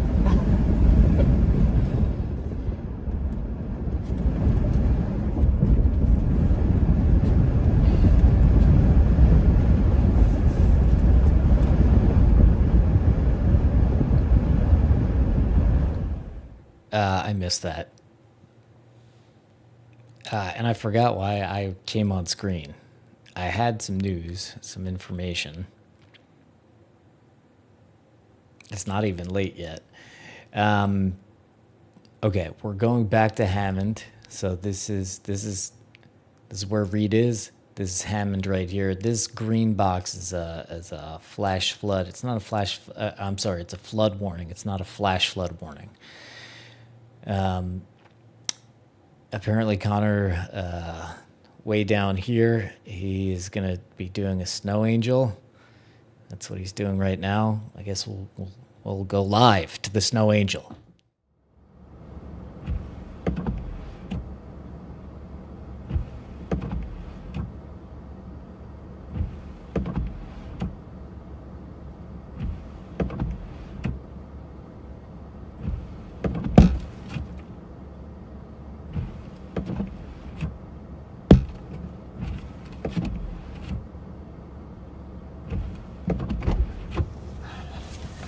There you go, chat. There you go. Here, we'll take a look at the snow angels. There you go.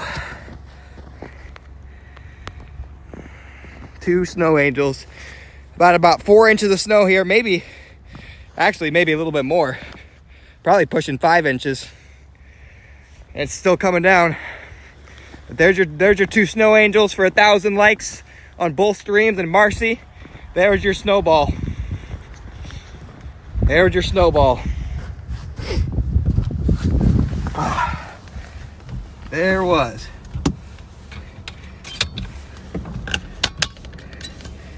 Truck probably thinks I'm crazy.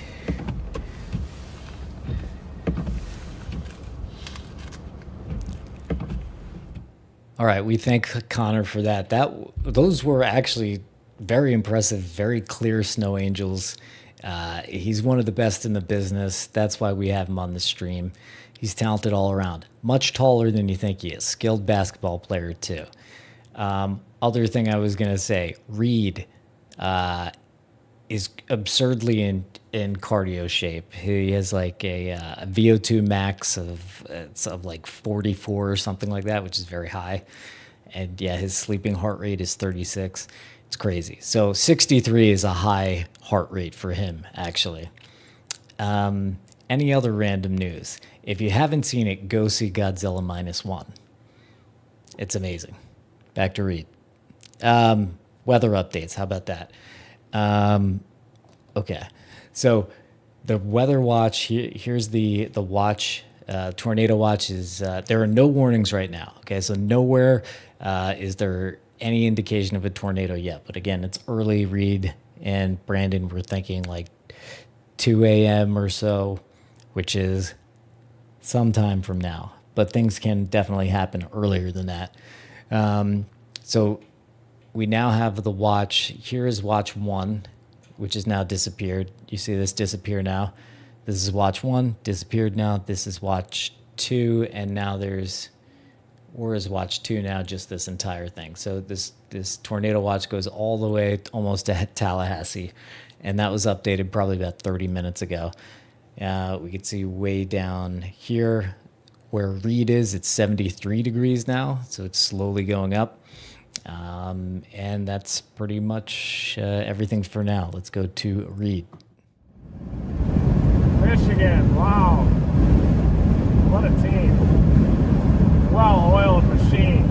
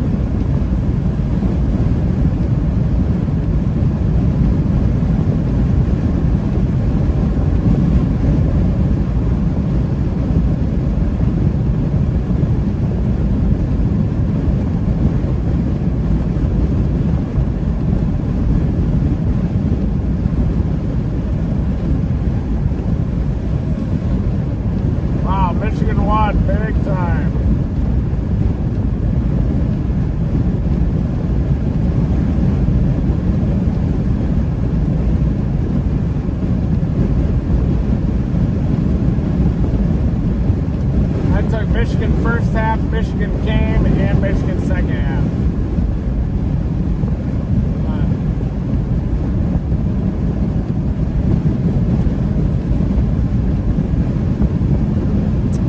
Convective line is gradually punching east. Eventually it's going to surge east.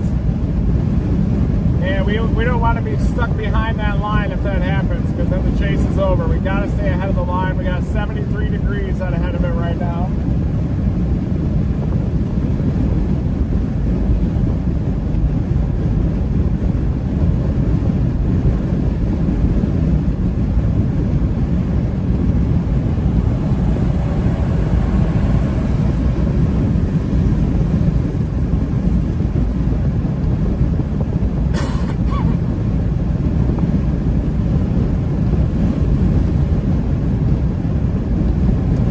Worried that's a police officer. They didn't want to pass.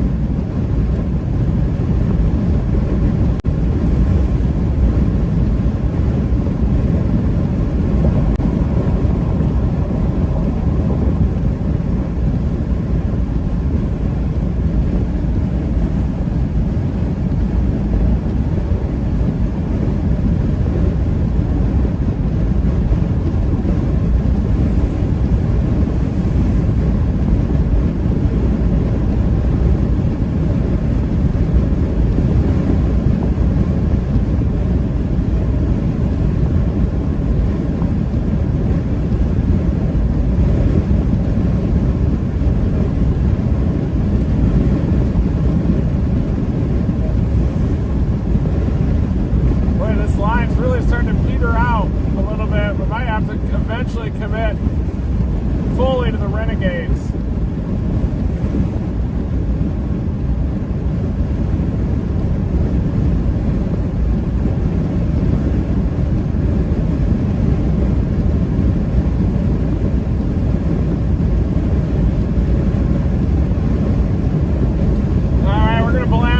Mobile.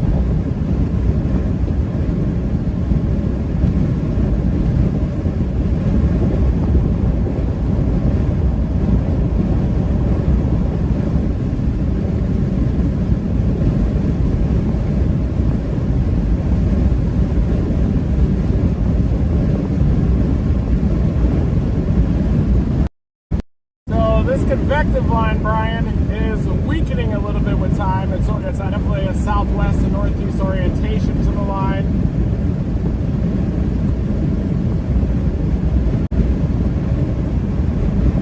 And there's some storm chasers. Oh, Aaron and Logan. See my brake lights?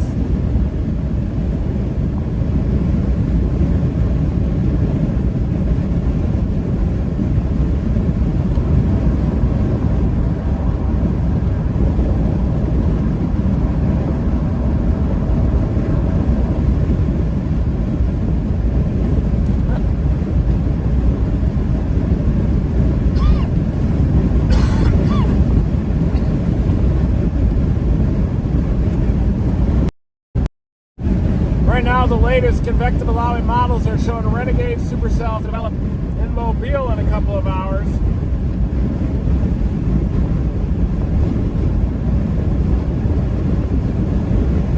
We have those renegades offshore right now that are starting to get a little bit closer. We'll be on it in no time.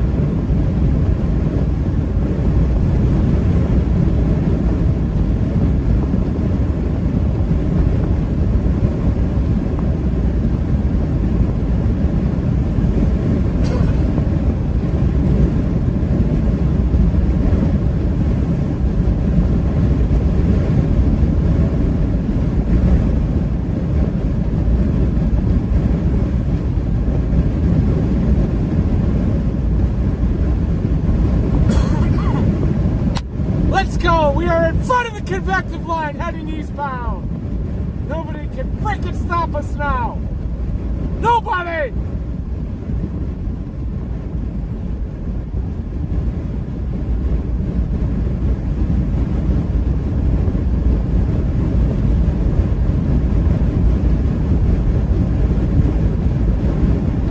Yeah, we are headed eastbound now. Headed back toward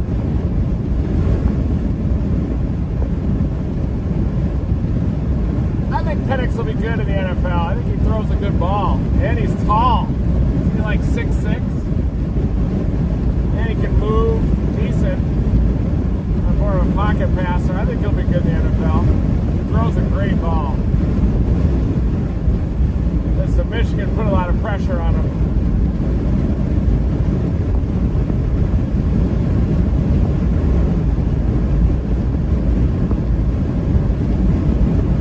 There you go. There you go. Let's go. Caleb Williams, yeah.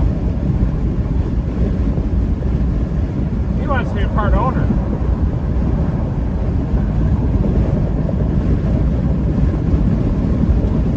Watch out for Jackson Arnold, though, folks. Oklahoma, I think, in the SEC is going to be awesome. If not next year, the year after. But I think the offense is faster paced. We're still going to run the ball a lot.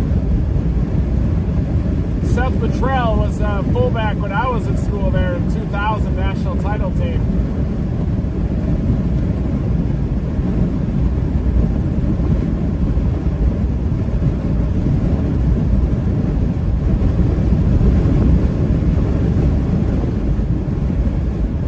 What'll probably happen is we're going to continue to go east, and then everything will start blowing up all at once. I bet it'll be like 10, 11, probably midnight. It looks like the front's moving a lot slower.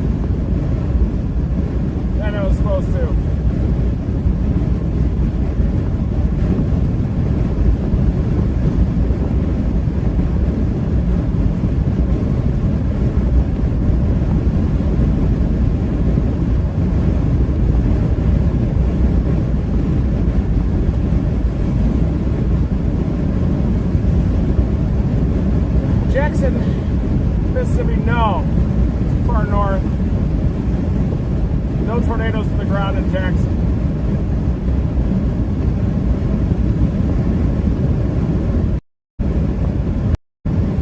In fact, you just had a convective line that went through a sub-severe convective line, so the front just looks terrible, so we're going to continue to blast east and then go for these renegades.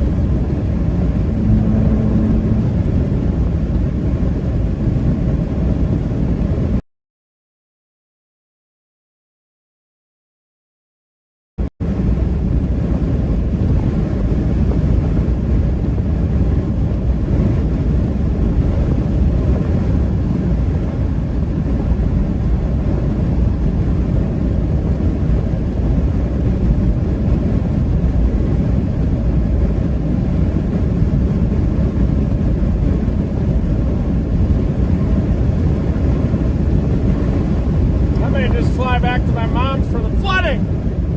F this! Drop me off at the airport. Drop me off at KLIX. No, that's not the name of it. That's Slidell.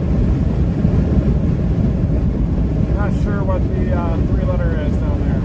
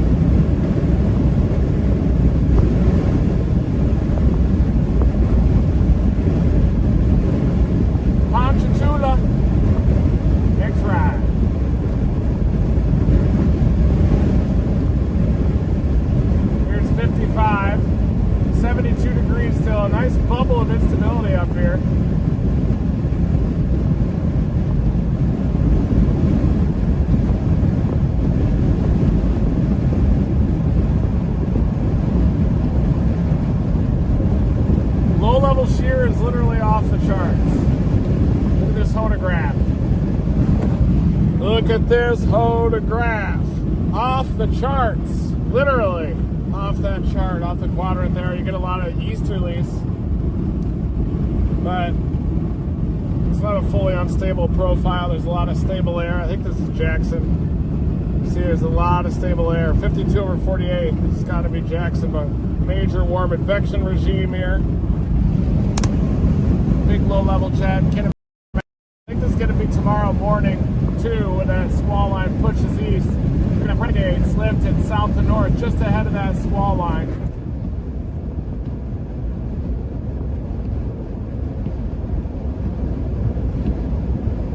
It's probably been about 12 waterspout tornadoes just off the Gulf Coast.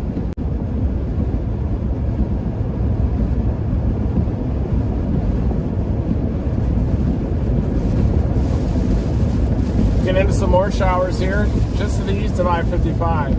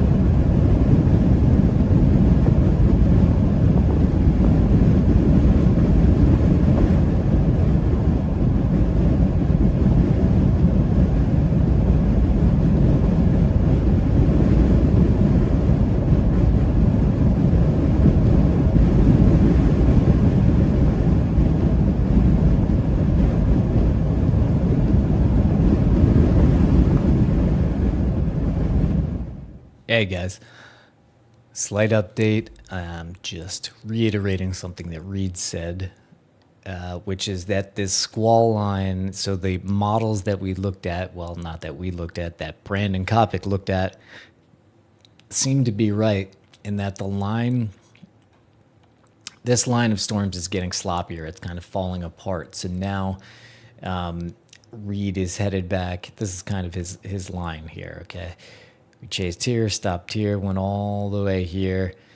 And then the thing is about these squall lines is if you end up behind them, it's hard to get back out in front of them because they're dumping all this rain and everybody slows down and flooding happens. So you don't want to get caught behind the line. So that's what Reed and Brandon are trying to prevent right now, getting caught behind the line. And this line of storms is it's getting less organized, but this means they're going after the renegade storms, which are actually usually better target storms. A renegade storm is one that's out in front of the line. And storms that are just kind of by themselves have very generally, a higher chance of creating a tornado. If everything else was equal, if a storm is by itself or in a line of storms, storm is by itself, the tornado chances go up. These are all vast generalizations here. People are going to yell in chat maybe, but generally that's what we call them, discrete storms or renegade storms if they're out in front of the line. So anyway, that is what we're doing. If we zoom way in here, we could see Reed's moving that away. So he's headed back east to stay in front of this line. And then if you look all the way down here, Connor's all the way up here. He's in Iowa, and that's where the blizzard is. So blizzard stuff up here, possible tornado conditions down here. And Reed will just keep looking at the conditions and keep, just keep updating us here. So anyway, that's the general update. Back to Reed. Thank you, Dana Long. Boy, every time you pass a car, a lot of people are on their phones these days. Right now we're headed eastbound still, I-12. And we're going to probably end up continuing east to Louisiana. This is kind of the calm before things ramp up again. Thought maybe it was going to be between 0Z and 3Z when things would ramp up. Now it looks like it's going to be a little bit later than that. Probably going to be after 6Z. Probably should have just maybe gone to Pensacola. Some sleep. Eventually those renegades are going to come ashore.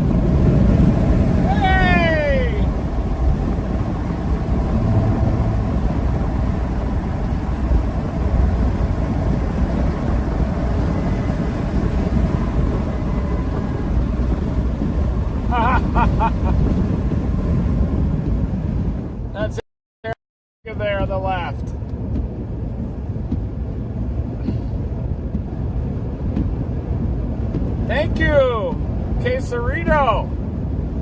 Woo! Thank you. Never stop chasing.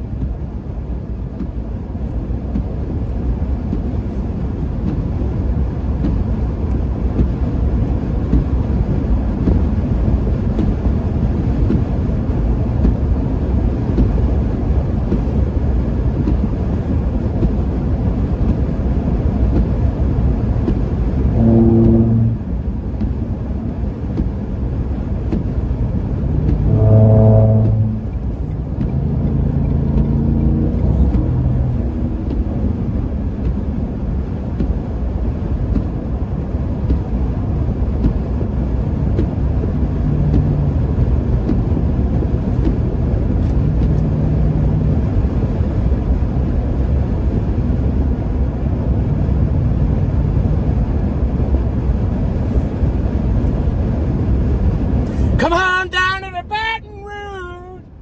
Come on down to the Baton Rouge.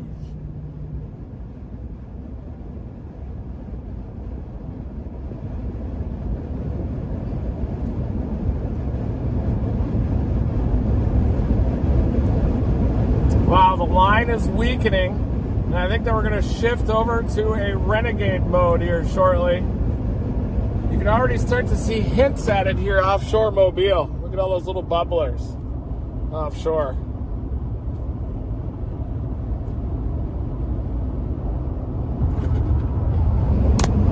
Those bubblers are going to be the renegades that'll eventually move on shore late night tonight.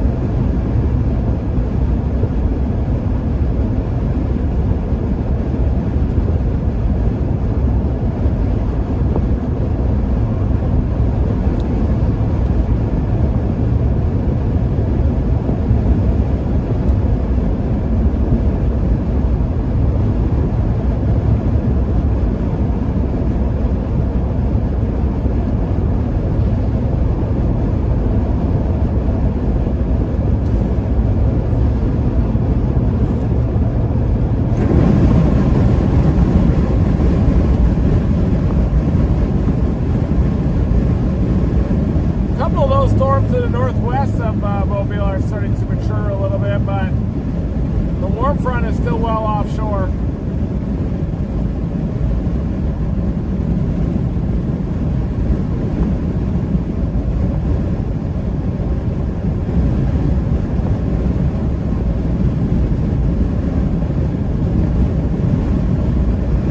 You got plenty of time, Brian.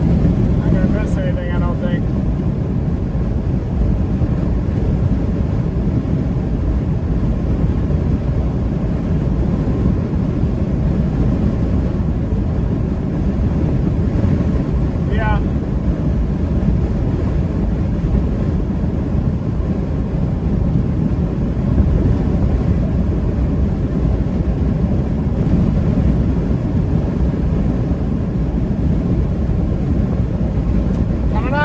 Coming on down to the Baton Rouge.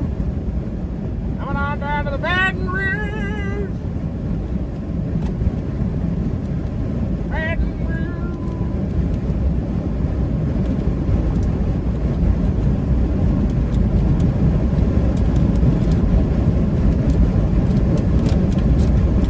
Woo. Gotta keep that momentum.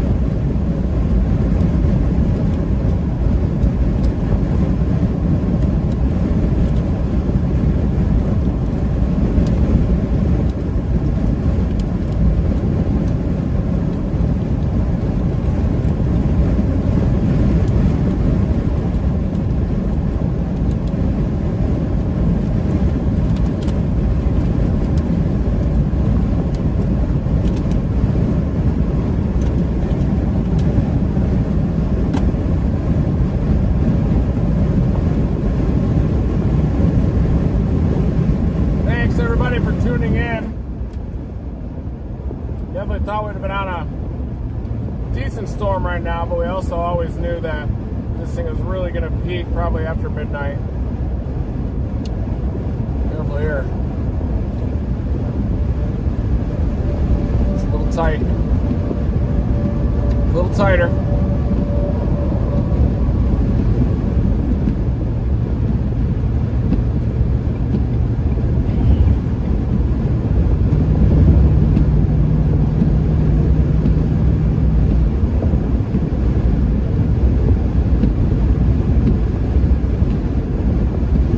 Covington, where we are now, Covington.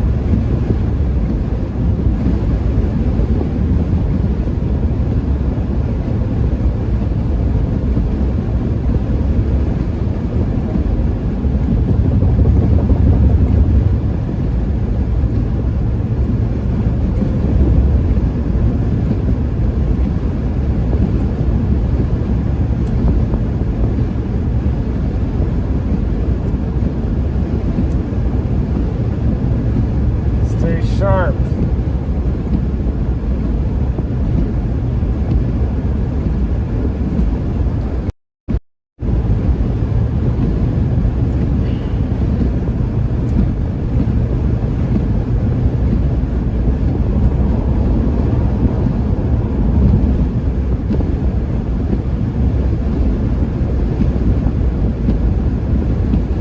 Yeah.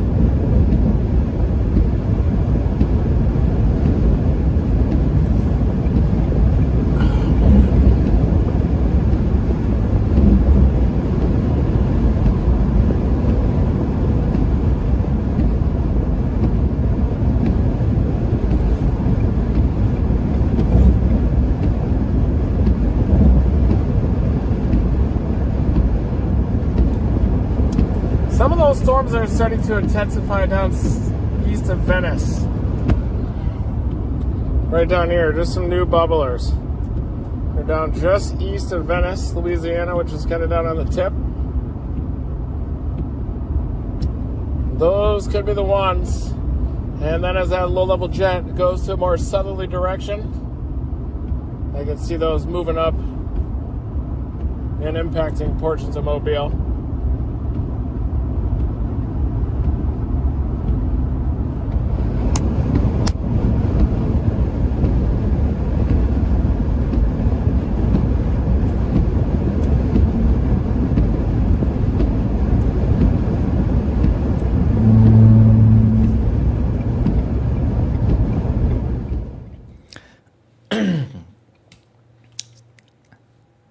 Sorry about that. A note about the ads. We've put the ad frequency as low as it can possibly go on a live. The default is every 6 minutes. We've put it to every 30 minutes, which is the least amount of ads you could possibly have. So we're doing what we can. Other than that, we can't do anything. Thank you, Dana Long, again. Starting off the year off strong, guys. It's going to be the year for Team Dominator. I promise you that. There's a lot of incredible things happening this season. Back to Reed and a pretty cool visual.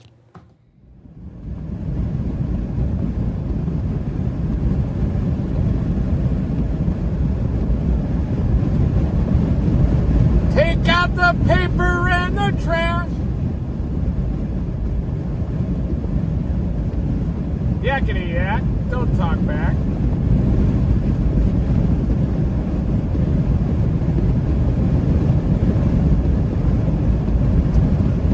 Yakety yak, don't talk back. Take out the paper and the trash.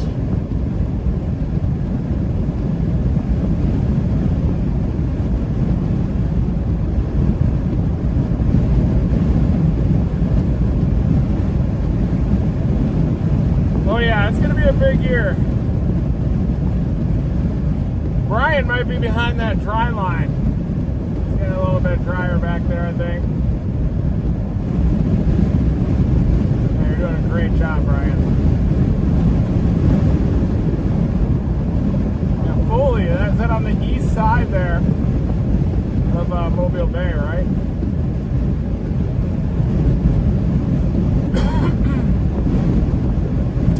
Yeah, we're gonna have a lot more intercepts this year.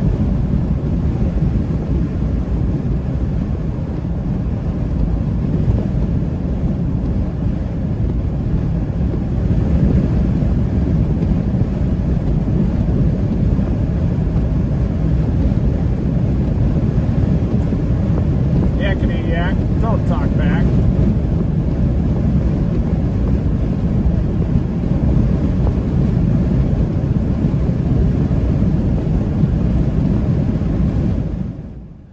All right, so I'm going to reiterate one thing, very important thing that Reed said here. So, wow, this line is really falling apart at this point, huh? This was very, very uniform, probably about, 2 hours ago, definitely 1 hour ago. But the models were right. The line has sort of dissolved, and now there's all these renegades in front of it. But Reed is taking note of this one right here.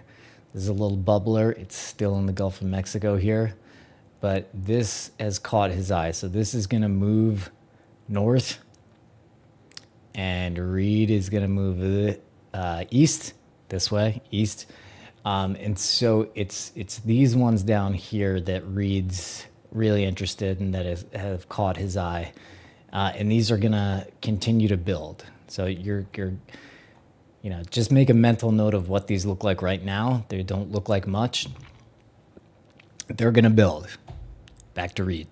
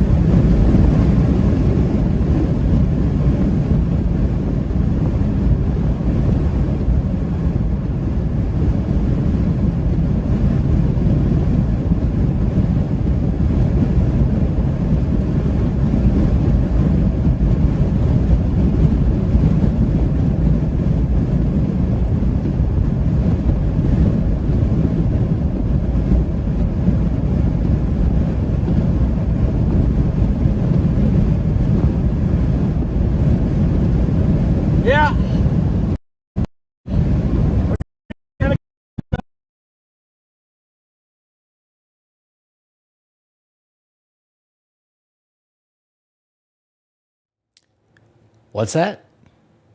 He's back. Front, back to line.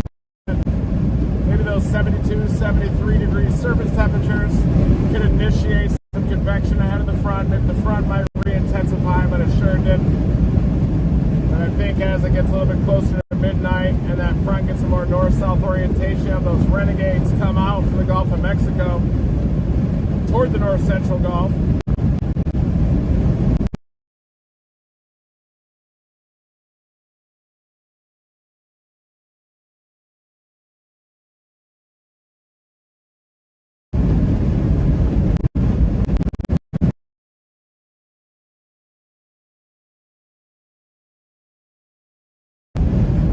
So now we're just blasting east on I-12. As is often the case in these Dixie Alley setups this time of year, sometimes you just drive for like 2 straight days. Sometimes you're in driving rain, sometimes just pitch darkness. A lot of times you don't see anything. Maybe about every 5 years you get a tornado down here. It is what it is. But boy, is it fun being down here in the grunge, down here. Gulf Coast, you can smell the ocean, smell the marshes, smell that rotting organic matter in there. It smells so good. Big southerlies just whipping off the northern Gulf. You can smell that salt. It smells good.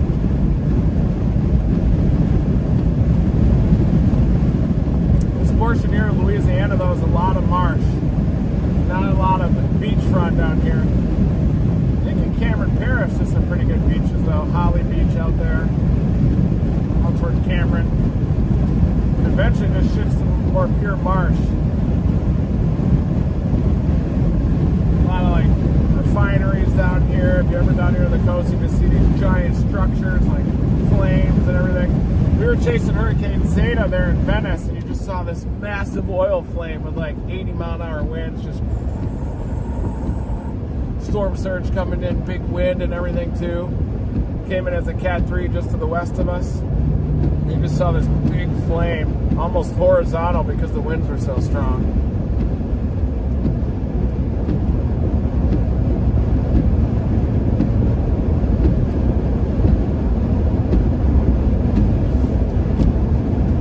We had 6 hurricane landfalls in 2020. You may remember when we were on that Hurricane Laura there in Lake Charles. All the blue tarps on the roofs there. Might even still be some blue tarps. But rode that one out kind of like an urban intercept at night. Flying projectiles. Cell phone towers were crashing down. It was just mass chaos there. 150-mile-an-hour winds. Now that we're shifting into this El Nino regime, it should mean that Atlantic hurricanes will be a little bit quieter, kind of like we had this year. And it will get a lot of these wispy setups just dominated by warm advection and intense subtropical connection. But this system and the one after it, next Thursday, Friday, really barrel into the Mid-South. So this first system wasn't timed quite as favorably as previous systems. But Thursday, Friday looks more favorably timed to get some daytime severe weather.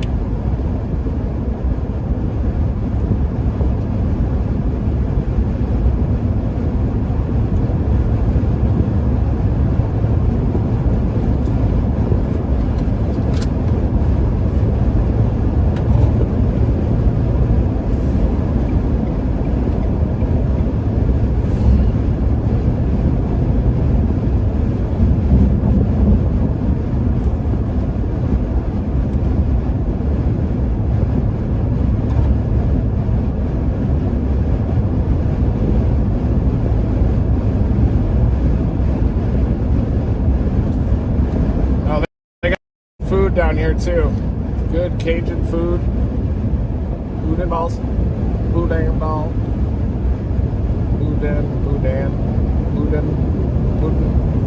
Boudin balls. Dana Long, thank you.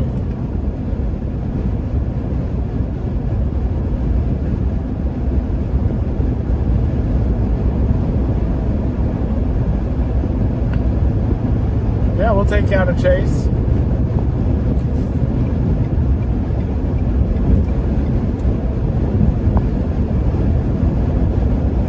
Good, healthy speed, guys. Good, nice and safe. Thanks.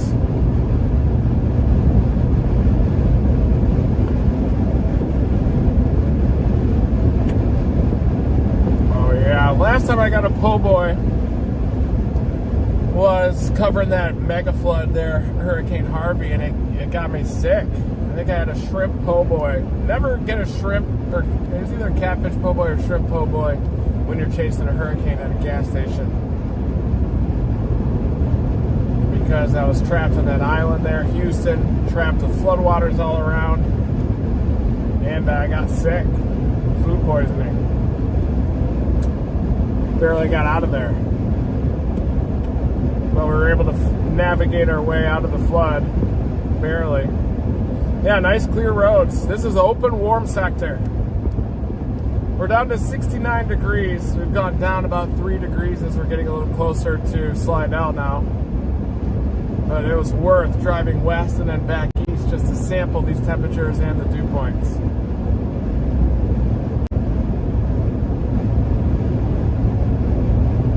Thank you, Dana Long. 2024, y'all.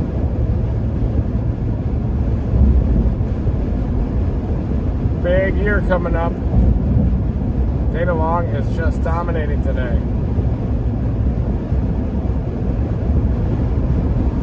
That's right, Catsy.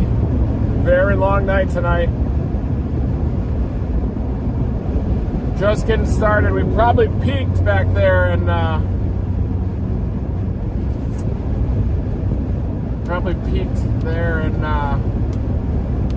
I forgot your town now. Hammond.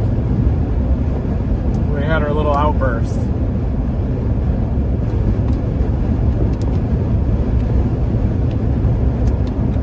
Thank you guys for tuning in. Starting to get some raindrops.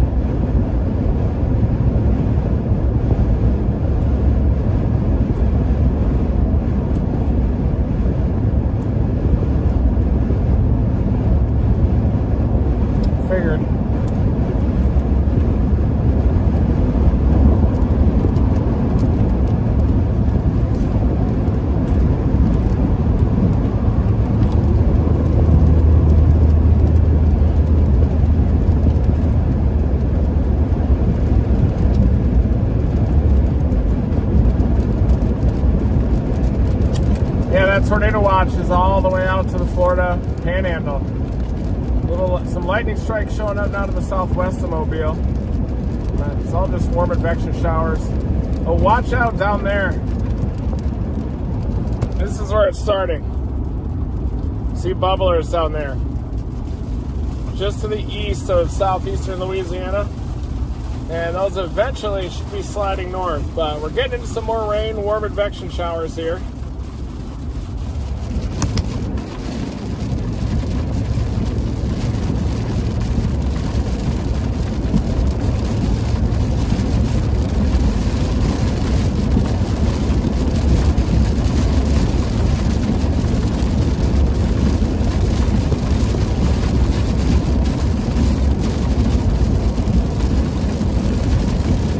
We're about in Slidell now, about to get on 10 East. So we're going through this little shower right over Slidell. It's a wispy little shower, but it could mix down some gusty winds.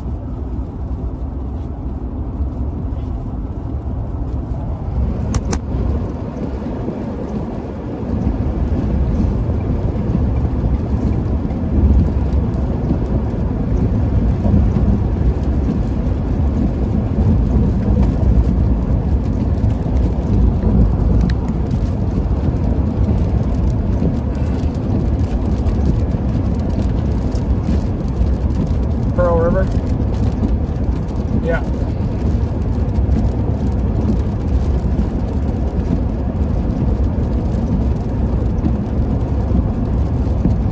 About an hour from Mobile now. Hour and a half. Whoa, thanks, buddy. What was that? Oh, saying hello to Channel 6. Storm Patrol.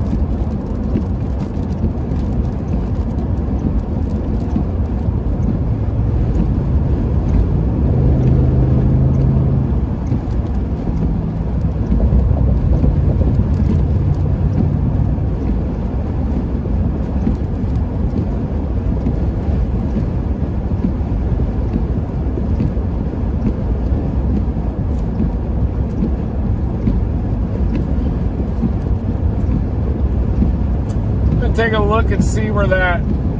Look at the meso analysis and see where that instability is.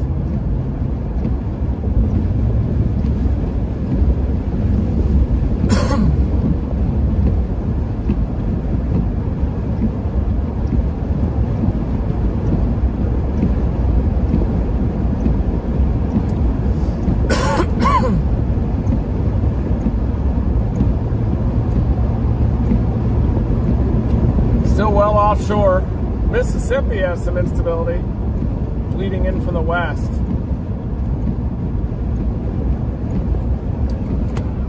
So that warm front is approaching. Looks like some instability here kind of coming in over top. We're probably not too far out now.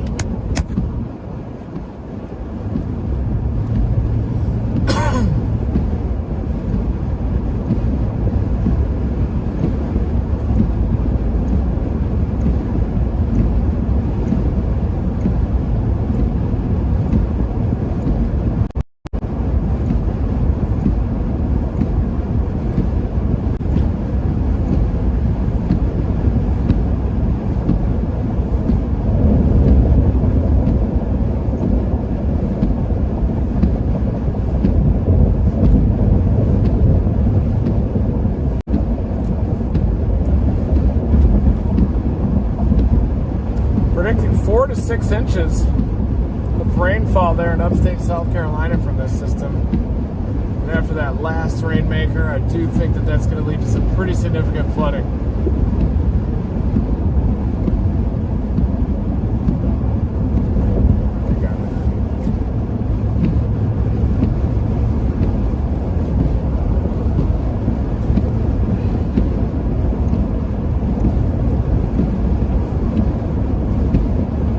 Could even be more than that too.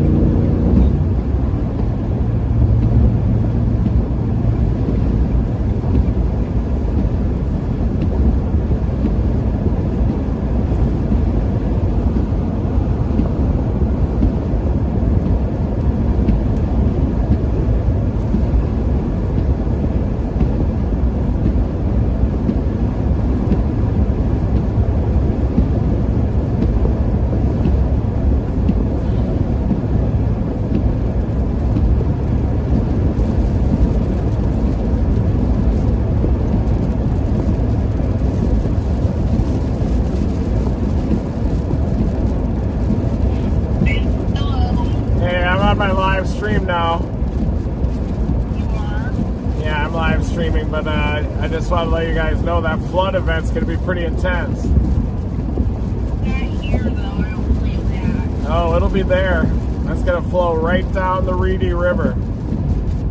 Oh, but isn't it that river that we like to song? Like that's only No, it's going to about 4 to 6 inches, and that thing will be like the Niagara Falls coming at you. Yeah, put on your seatbelt. I don't believe you. I don't believe you. Yeah, well, you should. It's coming right for you guys. Hi, Mabel. How are you? Yeah, it's headed that way. Flash flooding. Yeah. Yeah, it's headed right for you. You better watch out. Keep your head on a swivel.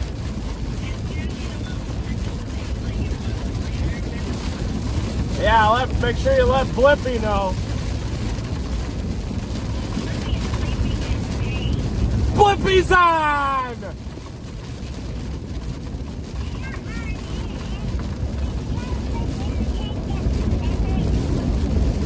Yeah, you guys aren't allowed to watch Blippy anymore. He's weird.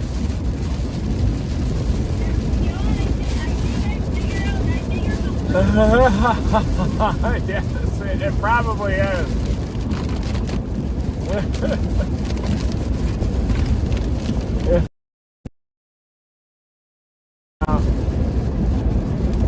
That's funny you named your fish. It's a gourami, right?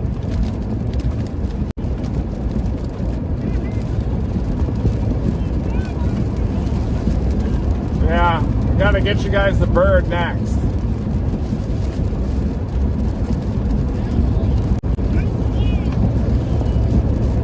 Alright, you guys, turn on my live stream. Alright, never stop chasing. Watch out, the flood's coming for you. Yeah, it is. But on your, you better wear a life jacket tonight before you guys go to bed. Put your life jacket on. Yeah, you gotta sleep with a life jacket and a bike helmet. It's that dangerous. Yeah, I want you guys in a life jacket and a bike helmet. No questions asked. Yeah, my middle name is Safety with a capital S.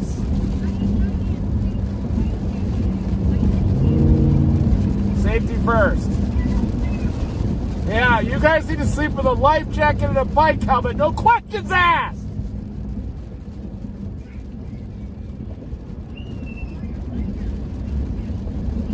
All right, I'm getting into the fog here. I better go. Okay, bye.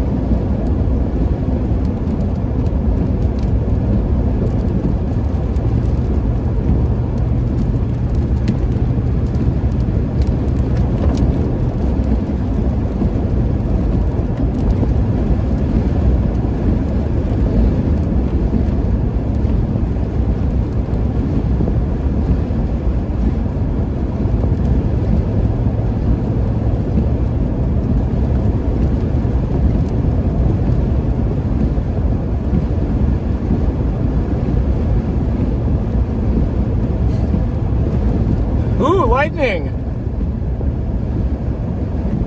We're back!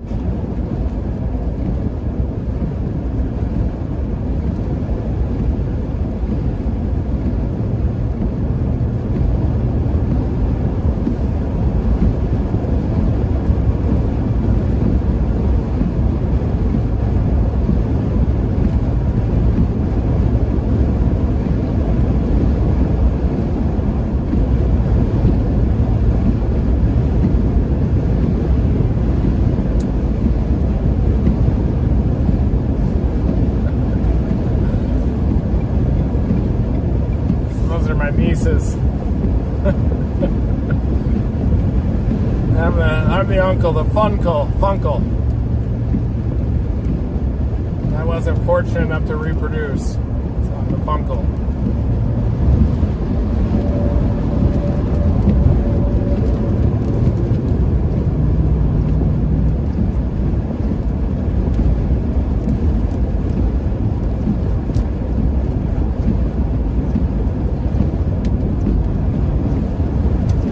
Yeah, I love the Mobile area there. You get a lot of funneling up into the Mobile Bay, oriented north-south, and you get a lot of southerlies that can pile the water up in there. That's why there's a coastal flood warning right now. So when I get a little bit closer to Mobile, I'm going to take us right down to the water.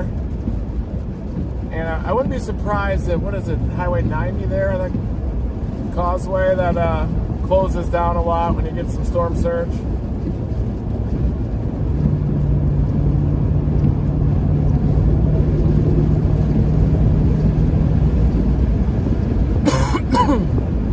I got my one niece a fish aquarium for Christmas, and my other niece a new set of golf clubs.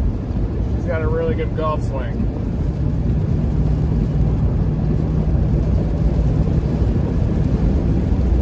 We're working on it.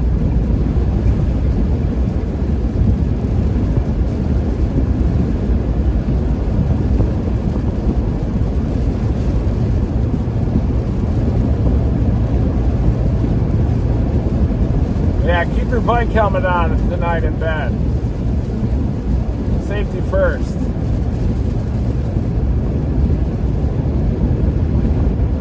Flex tape PJs.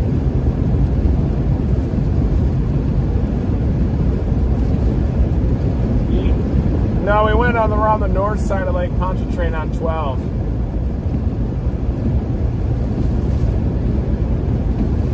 Life jacket and bike helmet.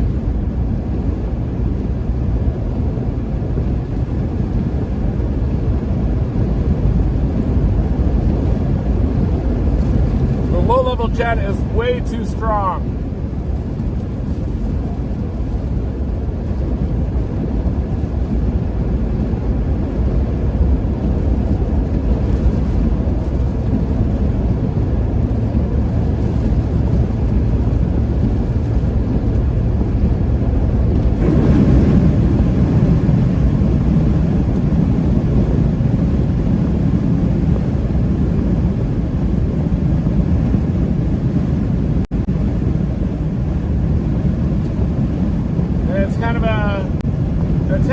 Down to 67, so we're going to need that temperature to spike in a couple of hours off to the east.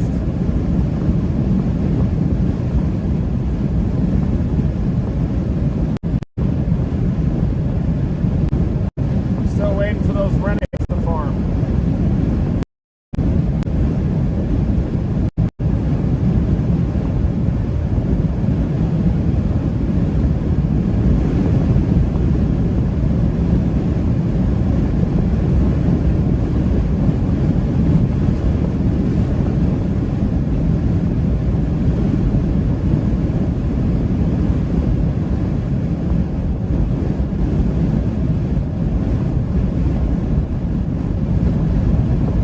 Watching those bubblers offshore down south of Mobile still.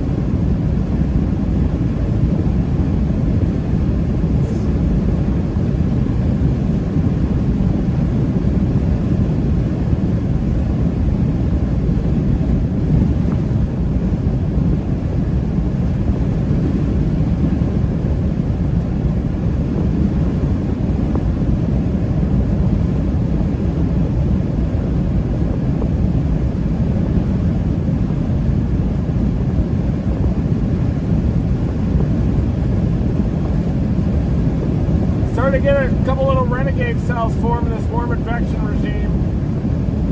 Seeing an uptick in convection and lightning. We got bubblers now all around us.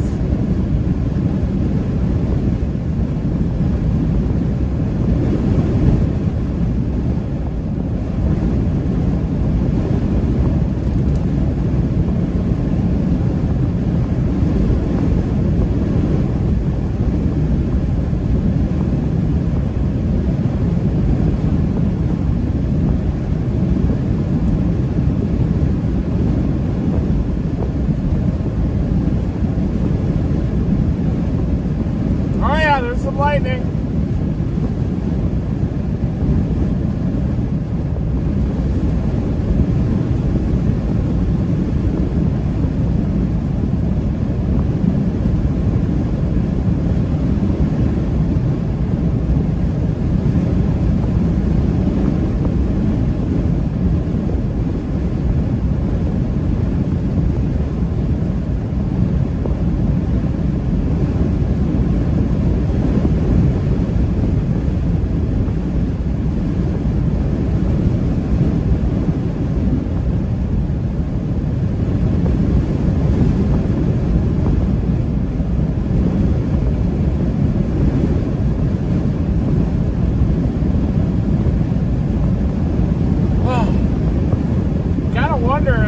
Storms are eventually even going to fire.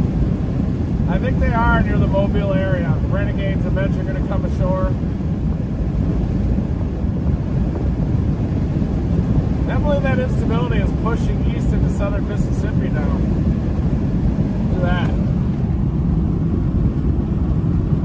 50% instability in the Mississippi. Which is going to keep pushing east. The second we turn this live stream off, it's going to blow up and there'll be like 5 tornado warnings. And it'll be like, shoot, should we go live again? So that's why. Just got to keep grinding, stay patient.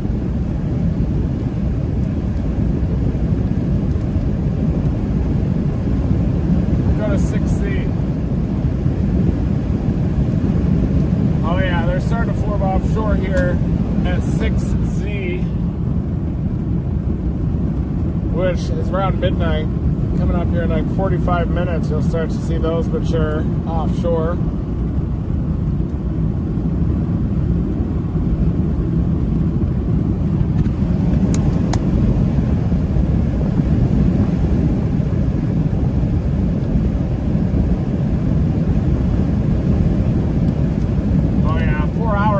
Reinvigorates too. So between about 45 minutes and 2 to 3 hours, that's what it looks like. This is going to be a big problem for the Mobile area. And look at those storms approaching from the southwest of Mobile by that time. This is legit.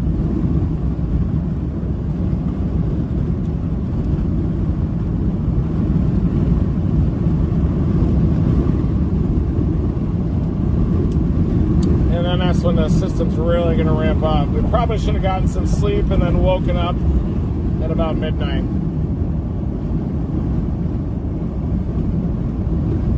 And here we are.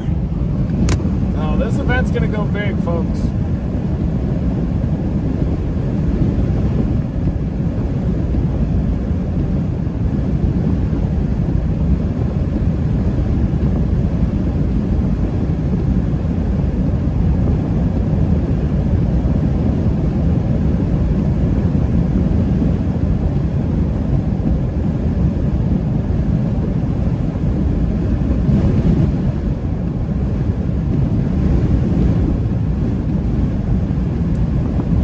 Drop down to Gulf Shores.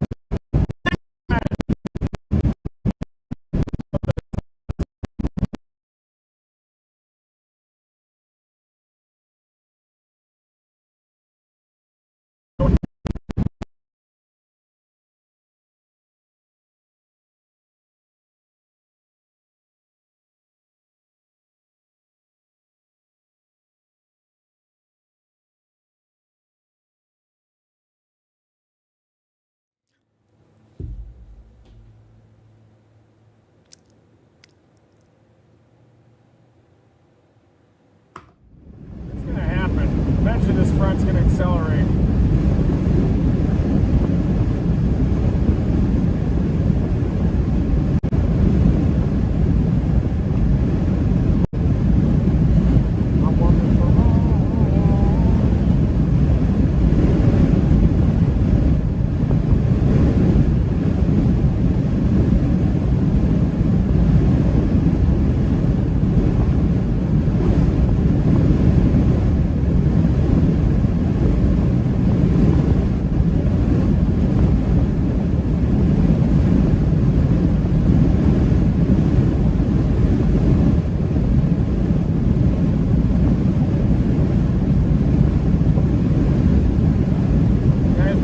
Drop off, we're just getting started.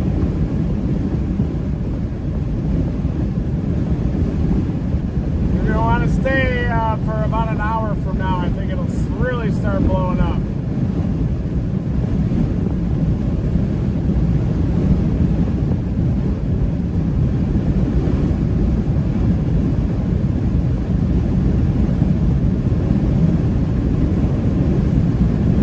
Yeah, see, we should occasionally see some more lightning. You'll gradually see an uptick in the lightning.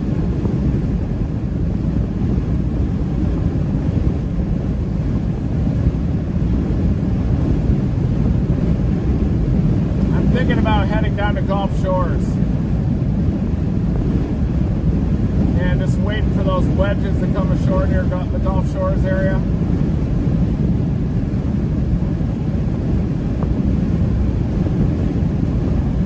Good buddy I Cyclone lives in Bay St. Louis.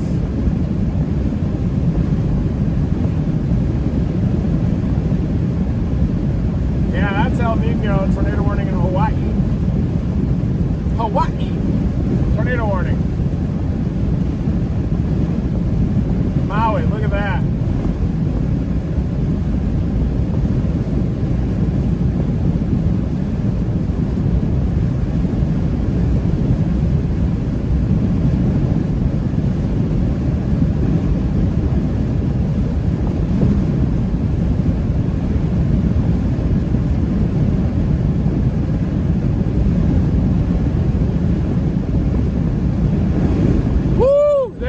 Surge, just southerlies right off the Gulf.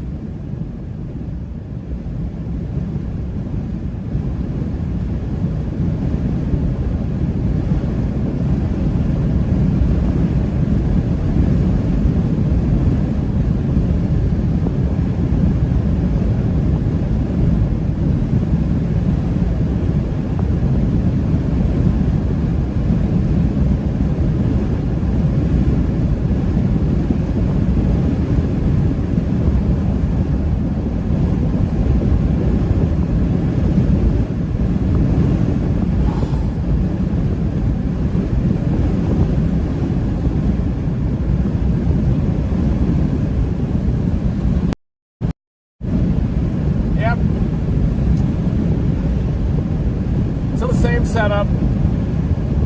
Probably should have gone to Mobile and should be waking up after like 6 hours of sleep right now, beginning the chase right now. And then we go live, and then that would have been ideal, but now I'm a little bit of a pickle. I have to stay up all night tonight and chase the tornado threat straight into the morning, and then rip north back up to that flood zone, the moderate risk flood zone, and then chase that the whole way too.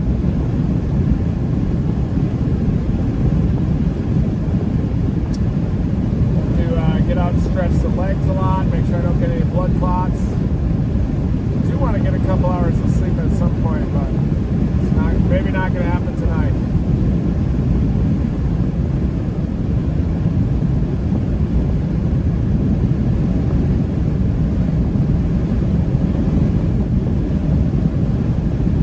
It's 65 degrees, so we've gone down like 8 degrees from just ahead of the front there in Hammond.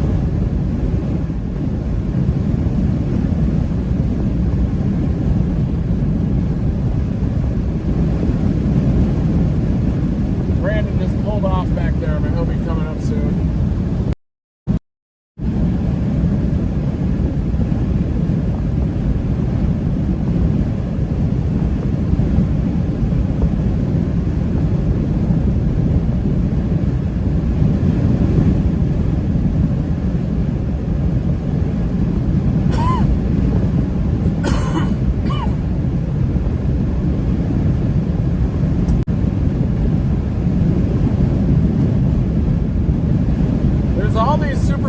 Not supercells, but convection that's going up in this warm advection regime. Look at how they're all shaped like little sickles. If we had surface-based instability, these might already be tornadic, but we need that warm front to come on shore.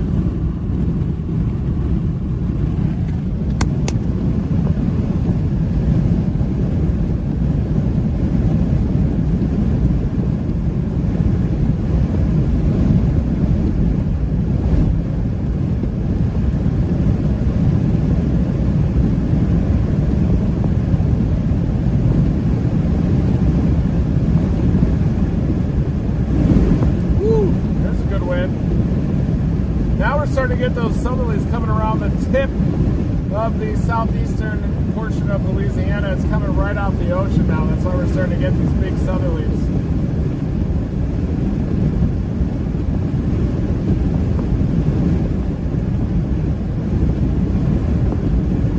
Lightning's back behind us. Should get some squalls right here in front of us. Look at those southerly winds getting mixed down. Wow. Look at the fog.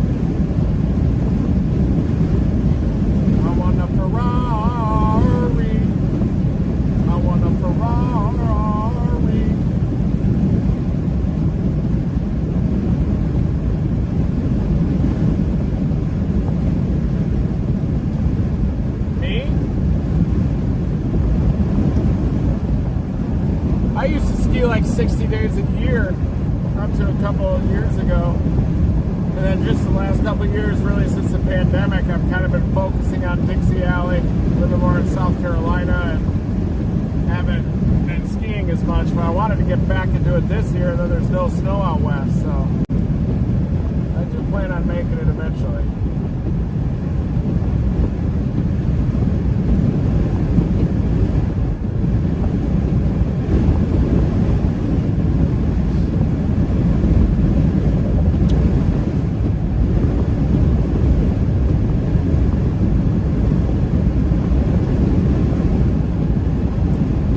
See the moisture in the air.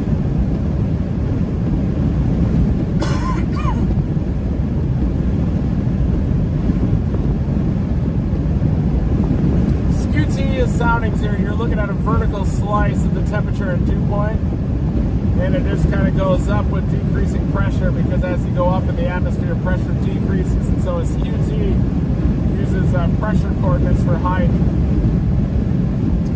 And certain things I look for in a SQT that are important for severe weather, like an elevated mix layer, mid-level dry slot, for example.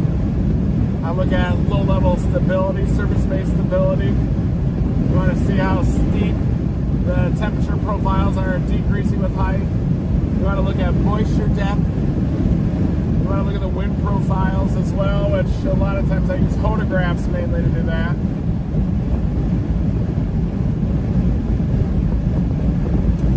I'll show you guys how to plot and read SQTs eventually. We're in Gulfport now.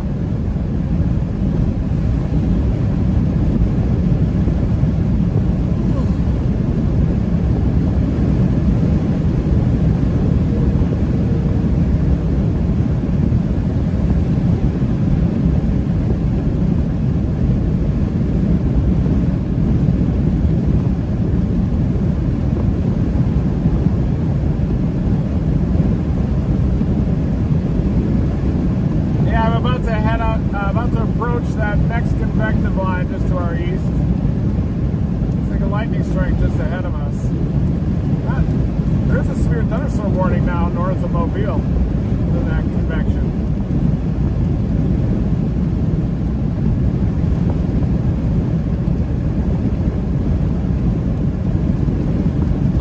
cell just to the northeast of Mobile.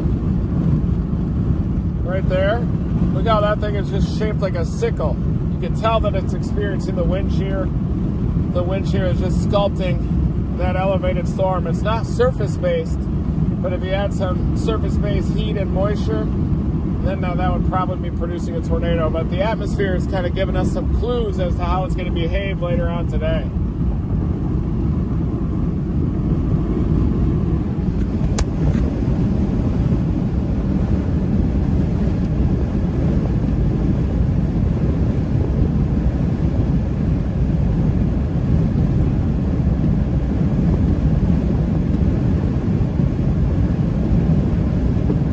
We're about to get into some heavier rain, maybe just in front of me.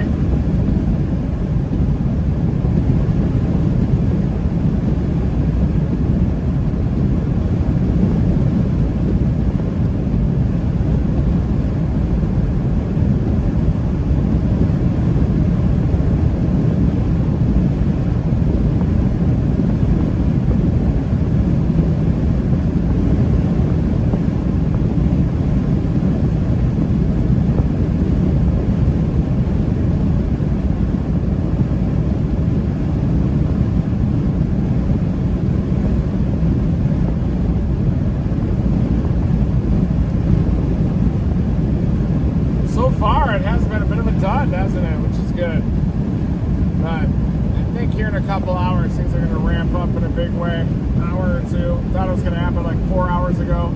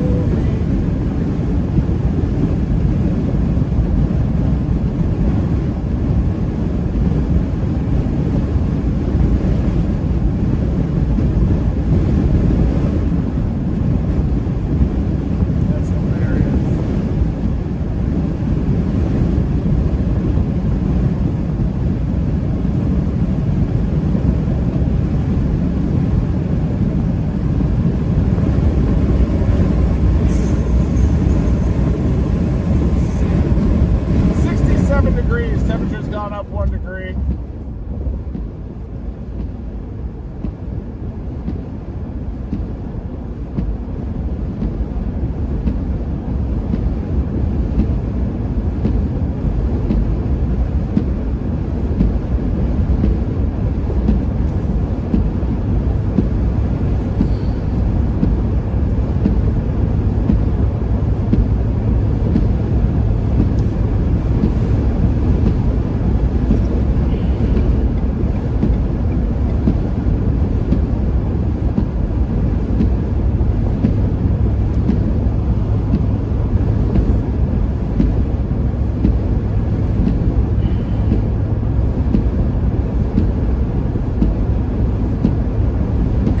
Continue pushing east.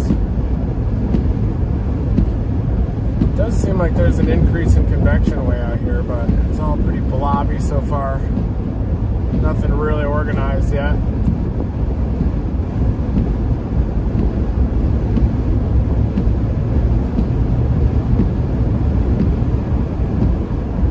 do think it's going to happen eventually.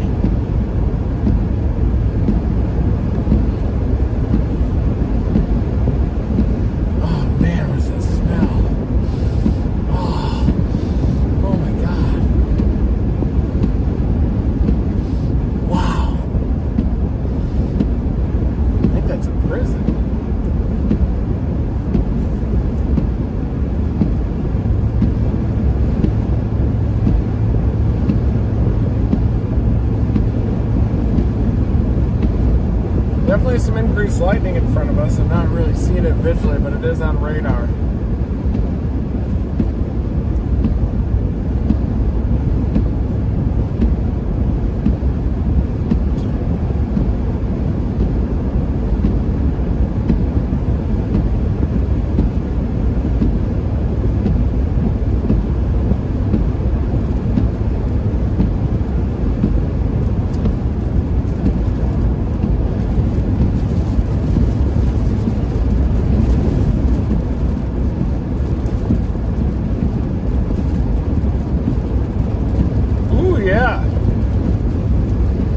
one's coming ashore just to my southeast. See how this little super shower looks. They are starting to get more supercellular, it looks like, to me.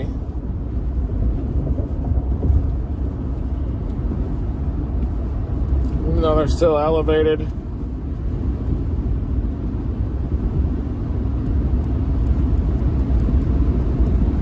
Seems like with Mobile being in that clear air, there's probably some strong southerlies and it's bringing that warm front a little closer.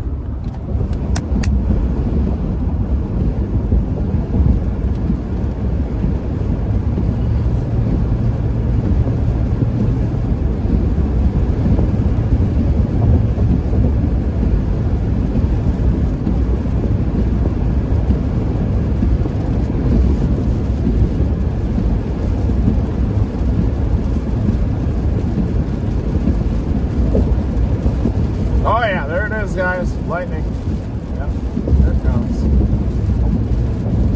I think we need the temperature were like 6 degrees warmer than I think we're going to see a tornado right now, but we still need the warm front to lift a little bit to the north.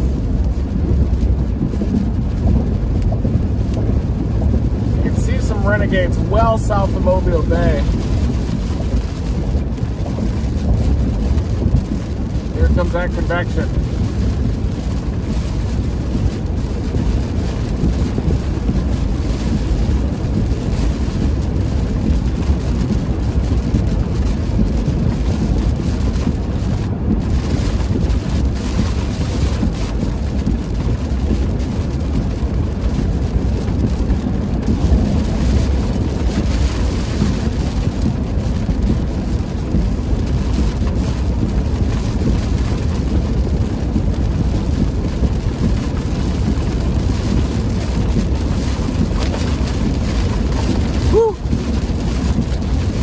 Boy, this is giving me flashbacks to when I was chasing that tornado-warned storm one time near Gulf Shores. Had a circulation pass right over the car. Actually, it was pretty close to here when I hit that, and then I dropped down the Gulf Shores.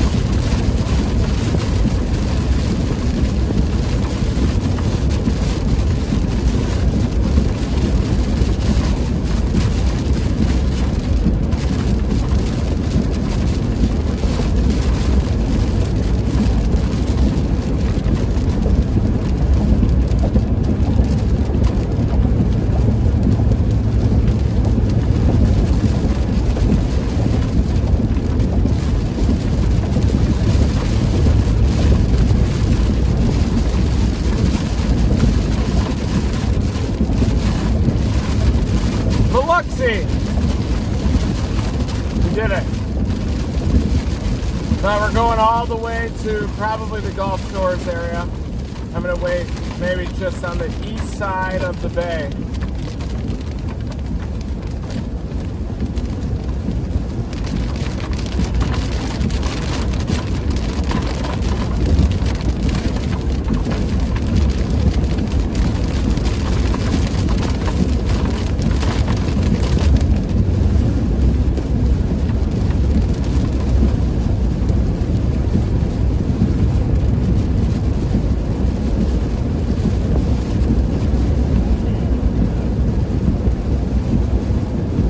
Storm, the lightning frequency is increasing on it right in front of us.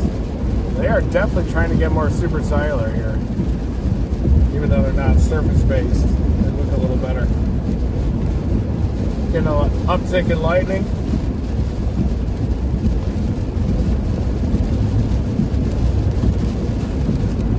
Everybody's favorite word, uptick.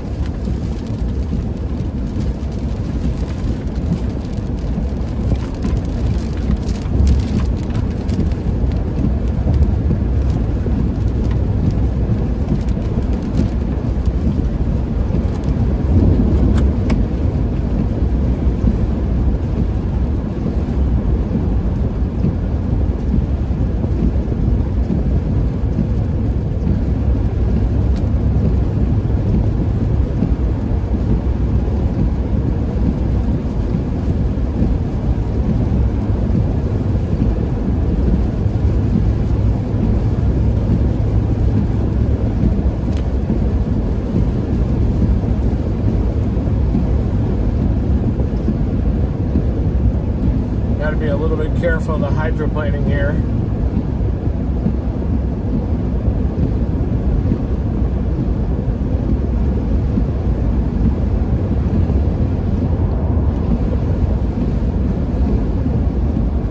Yeah, a lot of convection out here, way east of the front. So we're definitely getting those prefrontal confluence bands. Boy, they are trying to mature here. Storms, folks. They're trying to mature even though they're a little bit elevated still.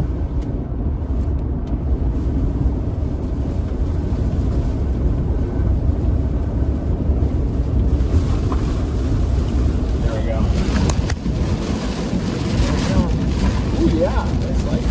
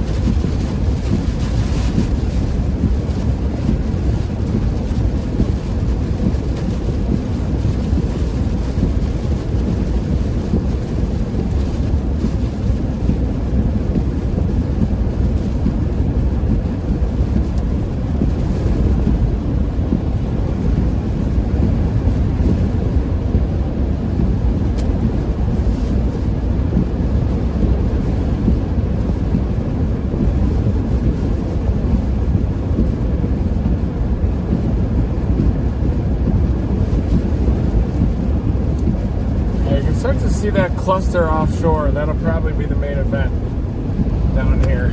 I know we've been saying that a lot, but finally down there off the tip of Louisiana, south of Mobile, that'll probably be the main event as it slides northward.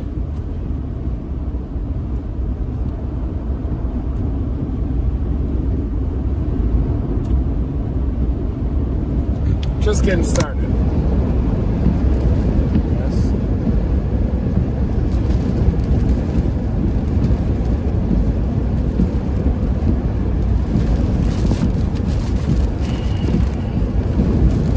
yeah, there's a good southerly burst of wind.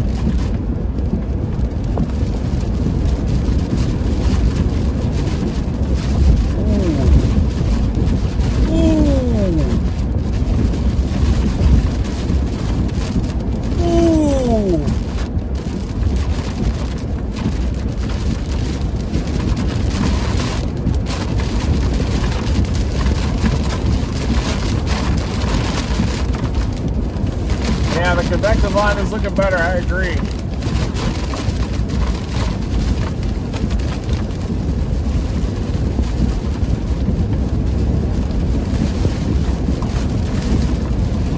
Oh yeah, that one just to our north is got a little bit of an elevated supercell structure to it. Oh, hello. Oh, it's charging it. Nice work. Good work, buddy. Oh yeah. Nice speed on that right side. Just dominating. Oh yeah, look at that. Nice. What a move.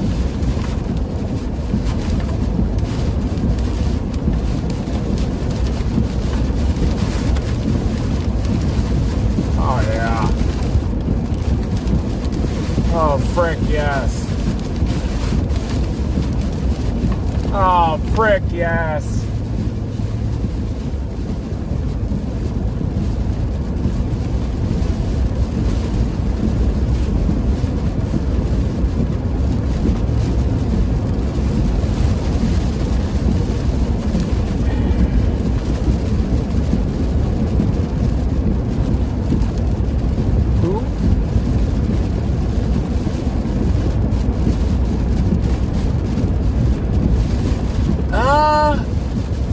The dirty side definitely applies to a tornado. So imagine a donut spinning, let's say at 40 miles an hour, stationary, just sitting there.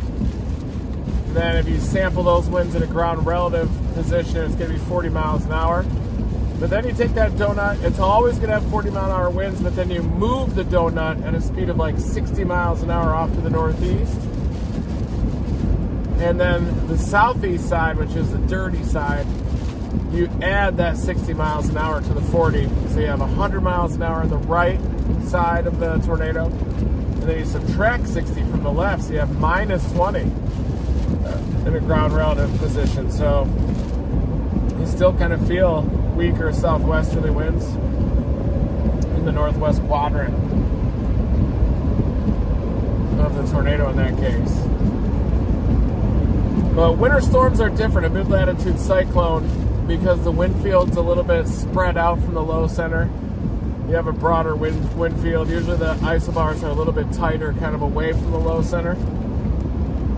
So it's not really a donut of flow. It's there's a lot more asymmetry involved. But with a mid-latitude cyclone on the northwest side of the cyclone, you get a lot of snow. That's called the deformation zone.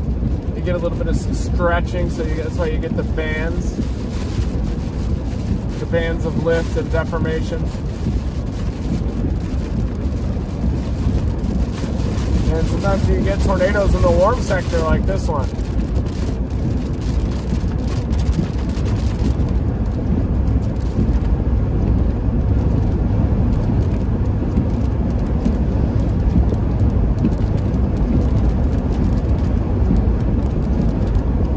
Sampled some of this convection, and it definitely does mix down some pretty strong winds, but they're still not surface based. Surface temperature is 67 degrees here, and we need that warmth to continue coming ashore. But I am seeing a lightning bolt over the open Gulf of Mexico east of Venice, Louisiana, and that cluster is heading in the general direction of Mobile, Pensacola, all those areas. So that's where we're going to go.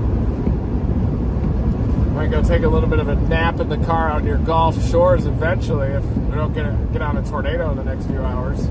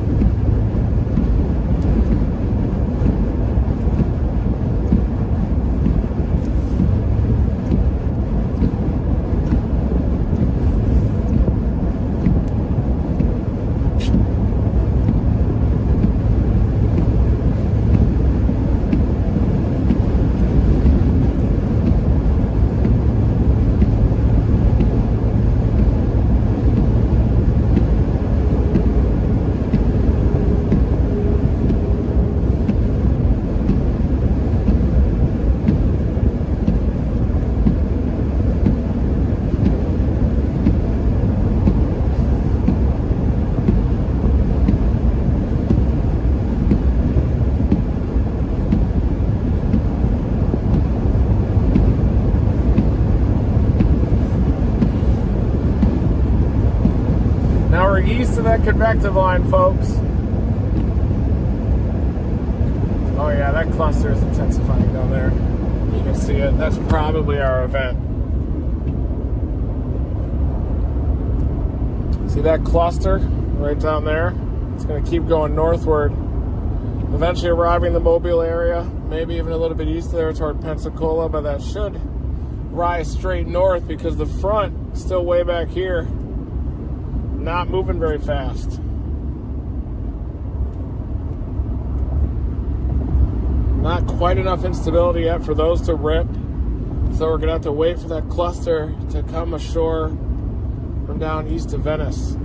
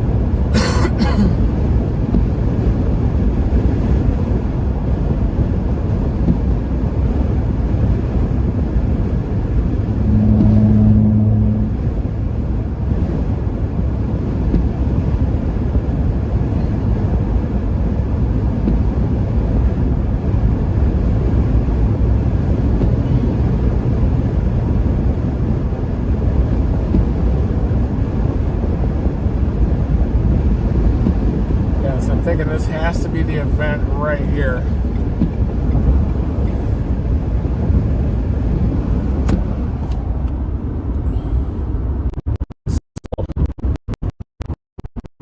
That area.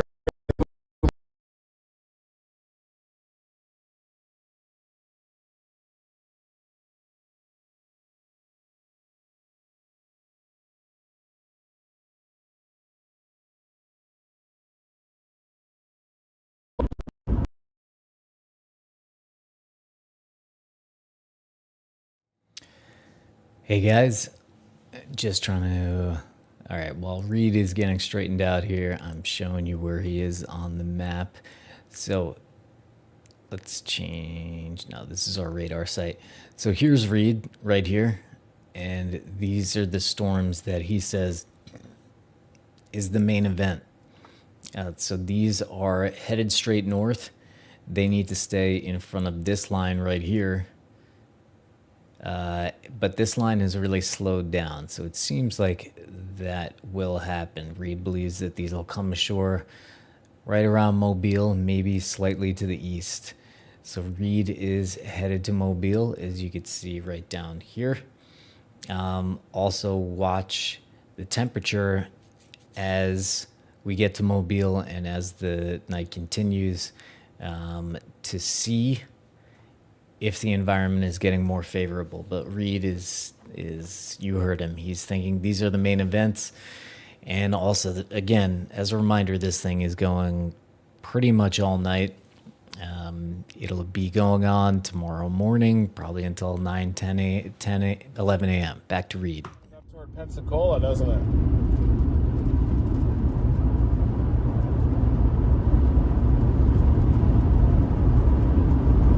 Sure is what it looks like to me.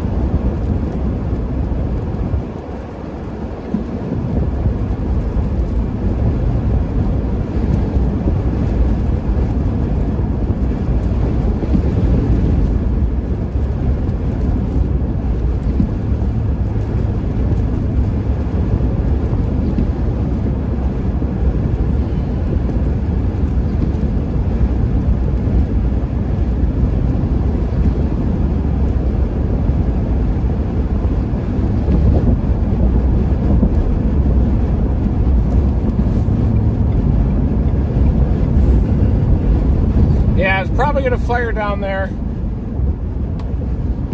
Maybe gonna head toward Pensacola, folks. Crossing over a bridge right now. You can see the barrier island way down to the south. Wow. Is that Dauphin Island? Yeah, that's Dauphin Island, isn't it? No, that's Pascagoula.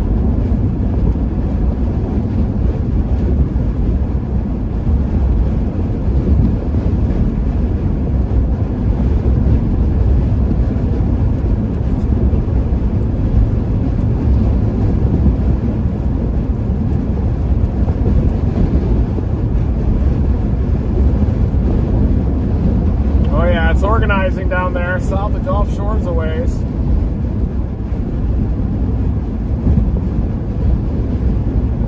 It's all headed to Pensacola, folks.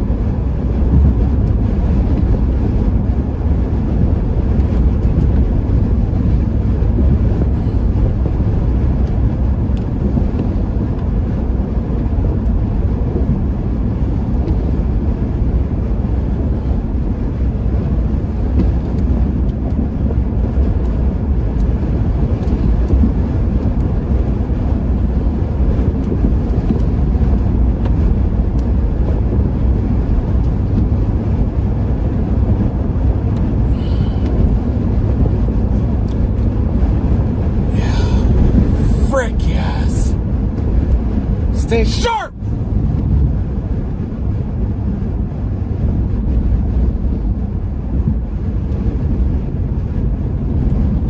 Whoa. Said to wake myself up back there. Sorry, guys. Coming up to Pascagoula.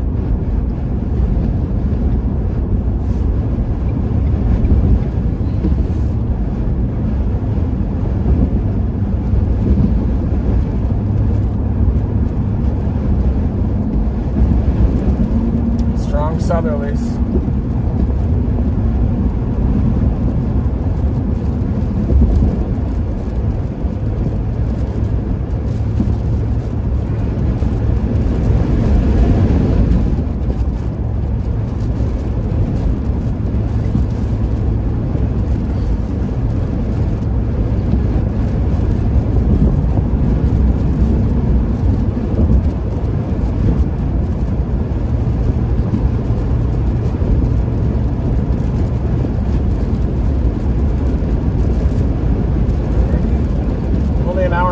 From Pensacola right now, so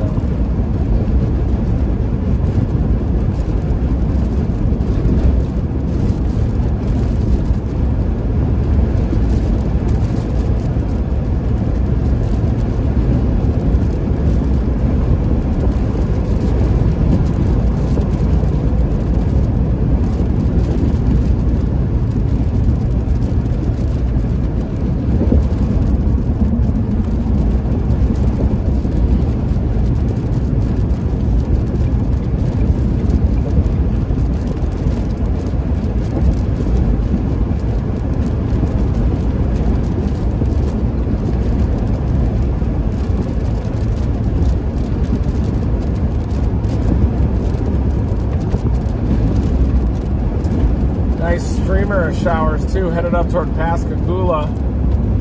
We got a mesoscale discussion out. It includes New Orleans up to Mobile. Tornado risk will continue into the overnight hours across the central Gulf Coast. Surface warm front extends from south central Mississippi southeast toward Mobile Bay.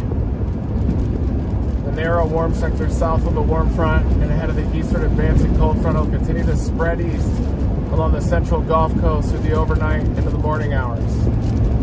Modified 03 Rayab from New Orleans indicated even with upper 60s surface dew points, some surface inhibition is still present. Intense vertical shear evident in the VWP data will remain favorable for rotating storms within the moderately unstable warm sector. Some increase in convection across the inland warm sector as well as just offshore has been noted over the past hour or so.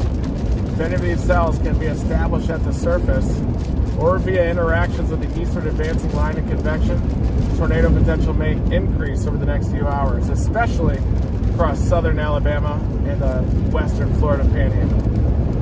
Otherwise, linear bowing segments north of the warm front may continue.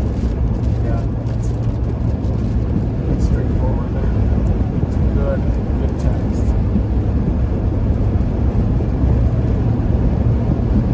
Love it. That was good. Leighton, she's a great forecaster.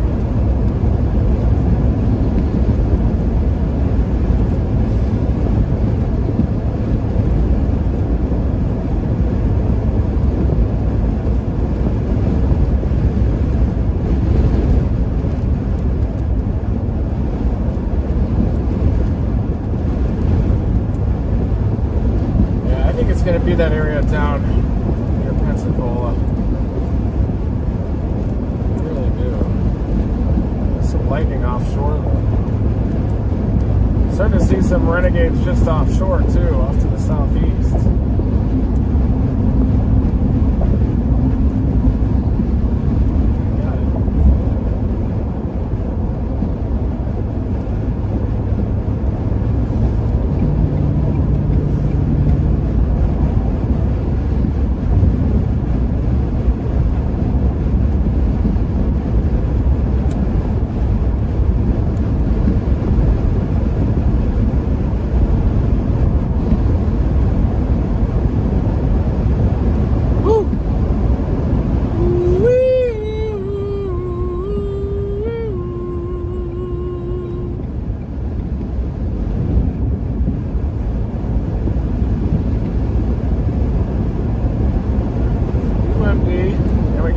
Lightning offshore with those renegades that we've been tracking. They're right down here, sliding northeast toward the Pensacola area.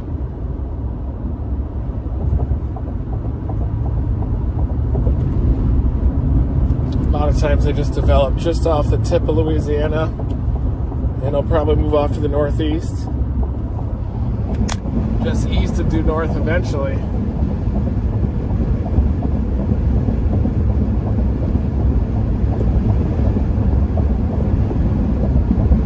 That'll be the mode. You give that an hour or two and that's coming ashore.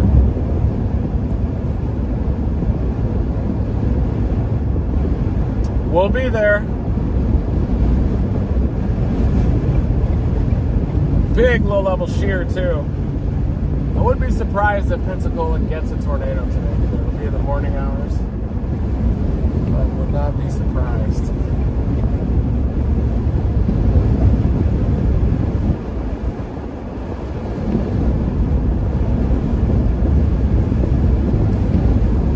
Everybody for tuning in. We are dominating this day. Did you guys just get that up to 9,000 likes? Are you kidding me? That is so nice. We've barely even started chasing yet. Thank you.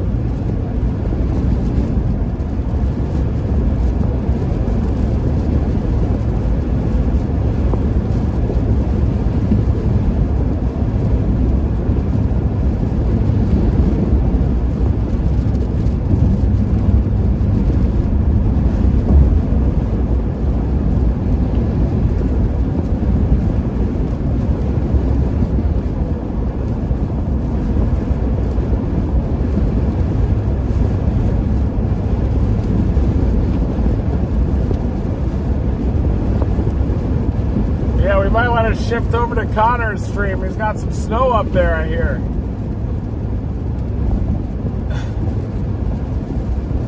I'm staying up all night. I'm going to go to Pensacola and wait for that supercell storm and get a landfalling wedge.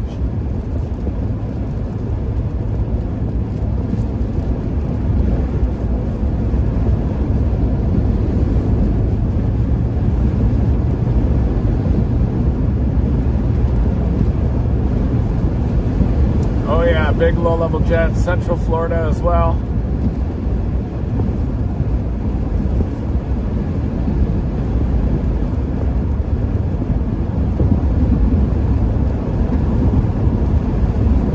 Back in Alabama. Yeah, that cluster due south of Mobile. Yeah, I think it's going to come ashore probably near Pensacola. Maybe even east of there a little bit. All right, so quick update. These are the storms that Reed is looking at here. You could see down here. Okay, so if we zoom out, here's Reed. He's the red. And up here we have Connor, who's the yellow. He's dealing with the blizzard conditions in Iowa. He looks like he was building a snowman. And so Reed is looking at these storms here coming ashore, maybe by Pensacola, maybe by Mobile. Reed is looking like he's hitting a service interruption for a second here, so we'll go live to a sloppy snowman building, and then I'll bring you right back when Reed has a solid signal.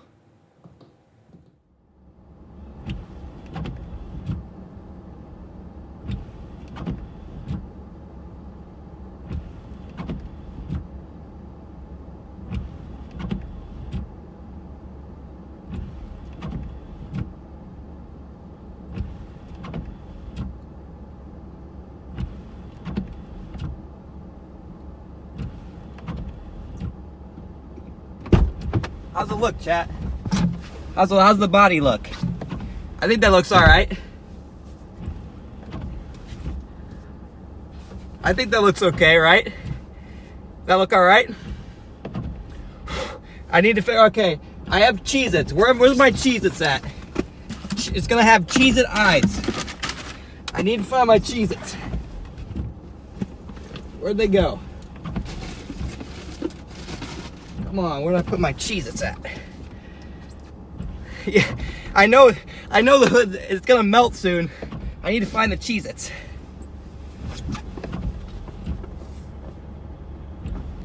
All right, Connor's looking for the Cheez-Its. I am now actually interested. Actually, no. I have some fruit snacks in the back. And seeing how it comes together. Somebody was asking, is Pensacola still under tornado watch? Yes, it is. All the way past Panama City's under tornado watch right now.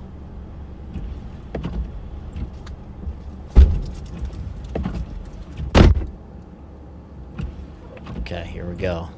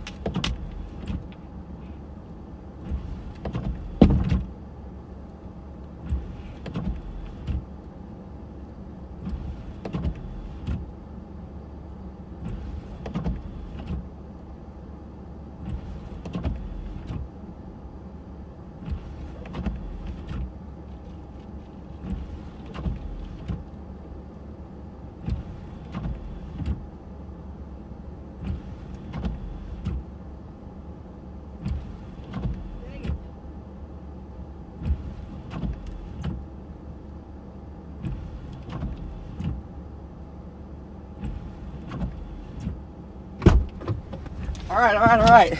Look at it. There it is. There it is. Can't feel my hands anymore, but there it is. All right, it's got a nose. It has eyes. It has 2 fruit smile eyes and a Tootsie Pop nose. It needs arms. That's all it needs. I don't know where I'm gonna find. Can't feel my hands right now because I don't have gloves.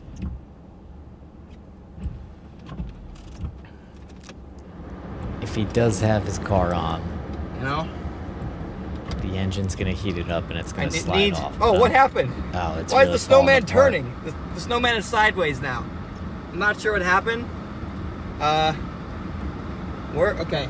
I got We something. still I can got use some arms. interference, guys. Actually, I know what I'll use. Just a couple. We have to see if he finds arms.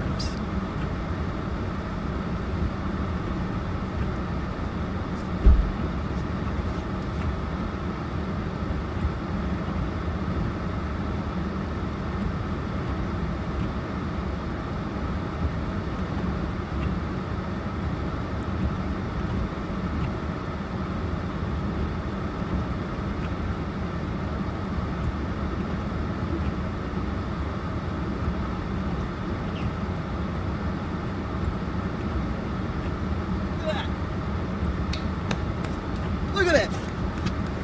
There it is. There it is. He's alive.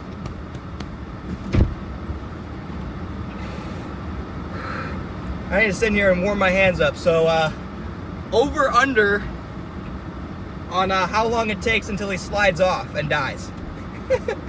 I guess less than 5 minutes before he's sliding. He's sliding. He's already sliding down. Thank you for the $5, Tracy.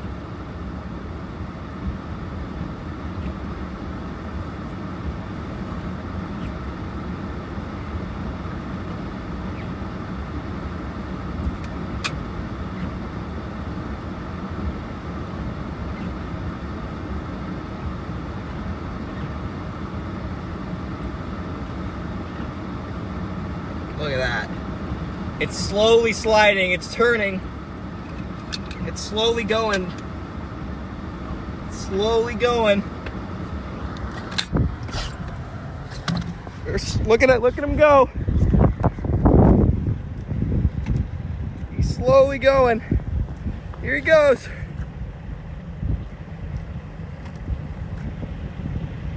He's turning a full 360 degrees. He's kind of got a, look at that. That's a perfect snowman. Oh, he might tip over actually. Face first. He might go face first. We're gonna speed up his process a little bit. Speed up his process to the end. Gonna give him a nice sled ramp. Come on, buddy.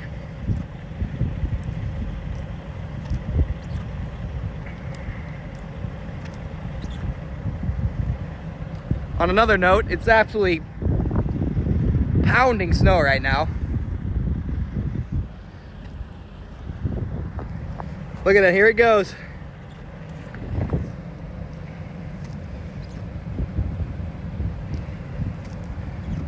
Come on, buddy. My hands can't stay out here much longer. Pick up some speed. He's going sideways a little bit now. I think he's gonna stay. He kind of took a sideways route.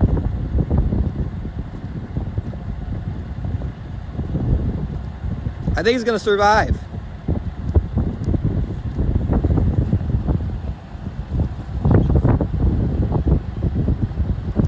He's still going.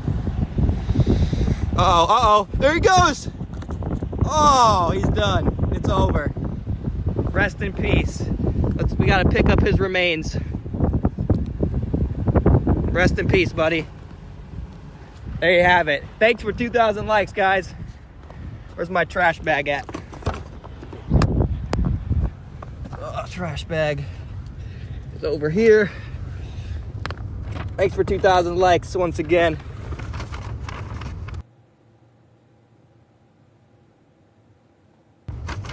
Rest in peace, our friend the snowman. The end of a... Okay. There you have it. Very exciting.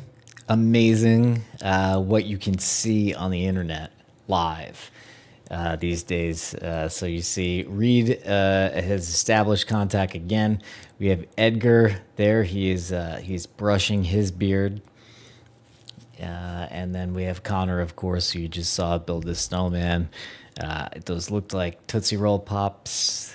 I was seeing that he favored the orange ones. I don't know if that means that he likes the orange ones more, or if those were just the ones left in the bag. I prefer the brown ones. But anyway, we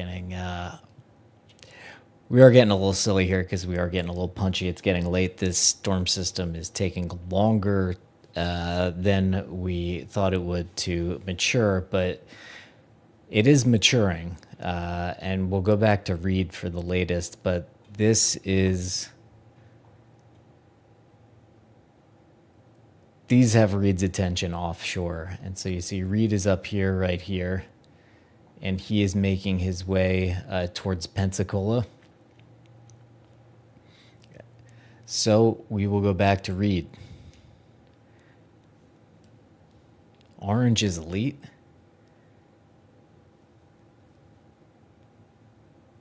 The orange ones are the best. Wow, there's a lot of people who love orange Tootsie Roll Pops. Okay. Different strokes for different folks. Back to Reed.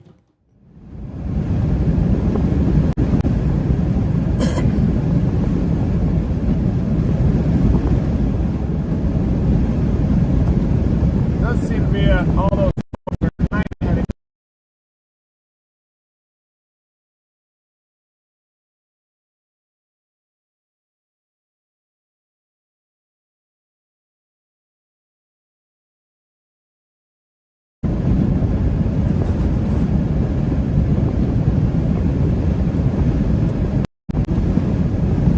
A lot of lightning down there over the Gulf. I was talking to one of the observers up there at the Mount Washington Observatory, and he used to work on a oil rig on the Gulf of Mexico.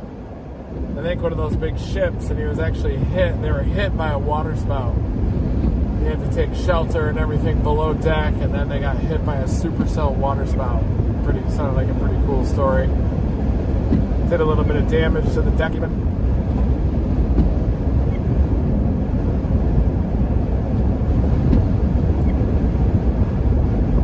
See all that lightning down south of Gulf Shores, due south of Gulf Shores. I think Pensacola would give a slightly better shot at getting it, but if it does end up going further west, that would be a real pain in the ass. Here so morning, off to the north, headed up toward Monroeville. Looks like it's got a lot of wind in it. That thing was surface based, so it'd probably be tornadic already, just east of Jackson.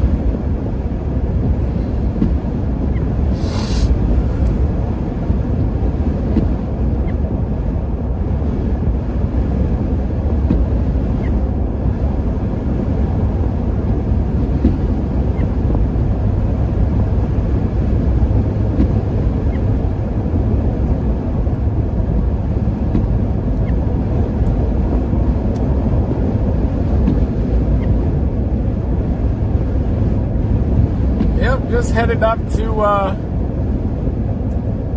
Pensacola. I do think that we're going to see that cluster as it gets closer develop tornado potential.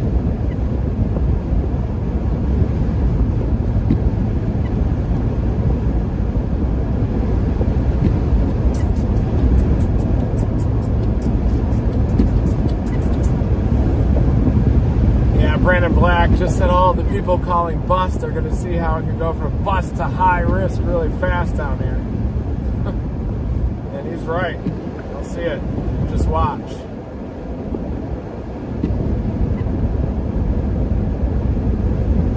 us. About to get real.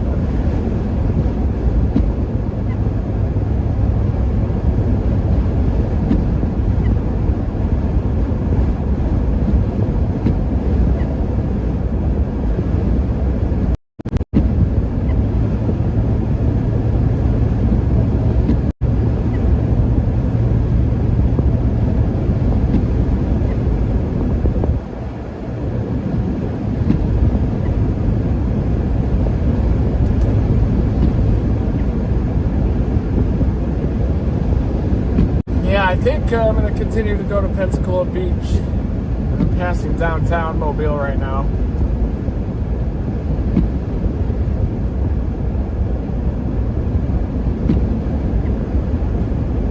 Oh boy. It does look like there's a little bit of traffic on the causeway up here. It should be interesting. It's going to be really windy on it. Might even be some storm surge.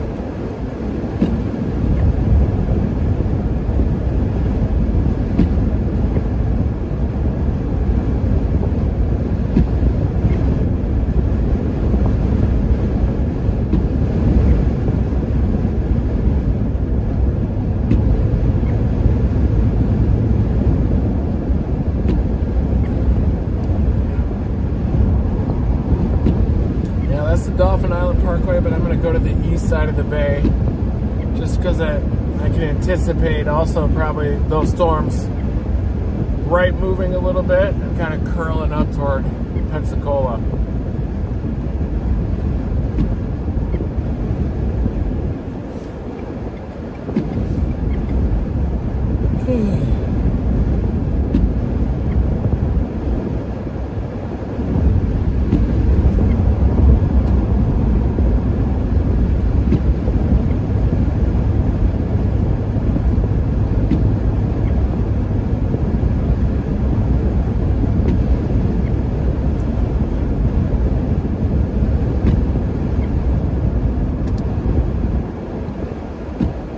Special weather statements back to our southwest on those storms.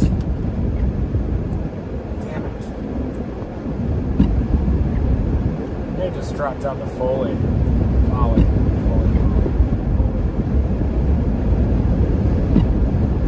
Yeah, those are ripping and rotating to our southwest too. Pascagoula.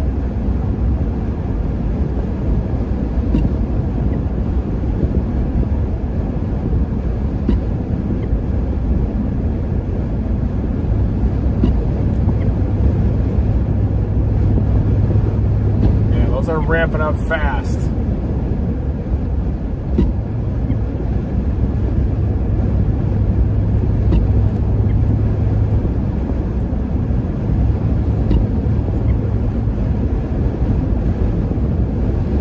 See those south of Pascagoula? We got those are racing toward our location already. It's about to blow up here.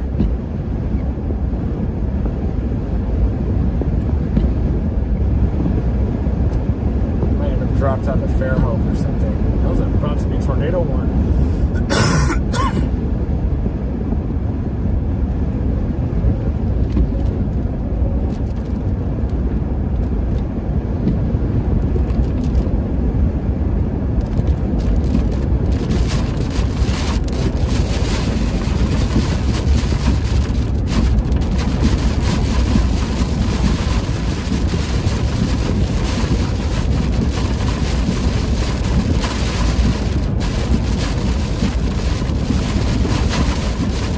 happening fast.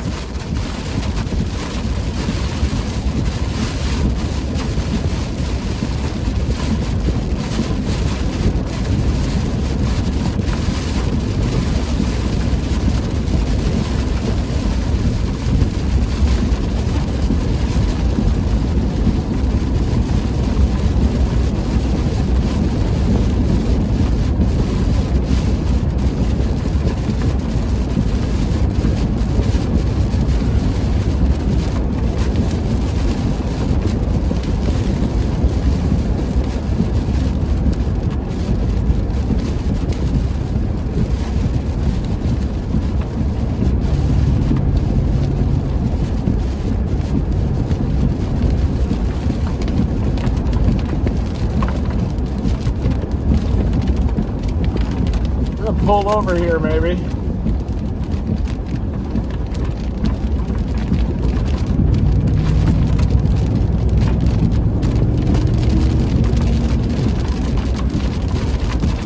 It's starting to rip back behind us, south of Pascagoula. They're about to happen back there. Same with down south.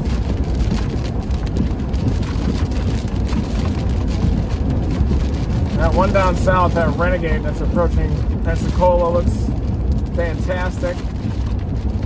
It's happening fast, everybody! It's uptrending fast!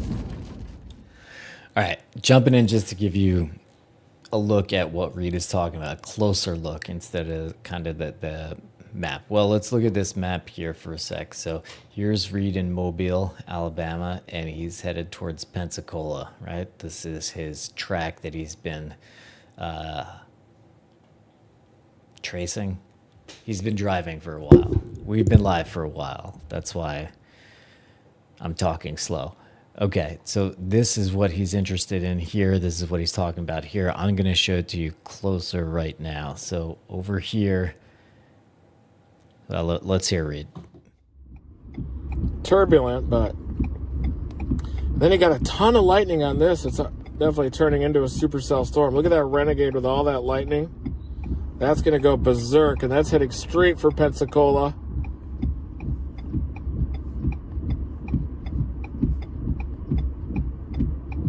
115 kilometers. It's like 50, 60 miles, so it's probably like an hour and a half out.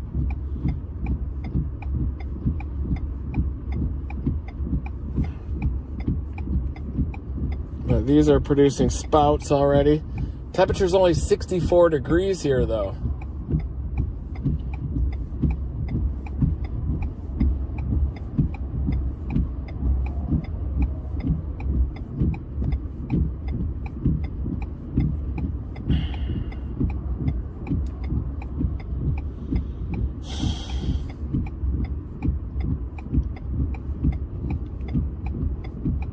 Yeah, right there. Looks like it could be a spout.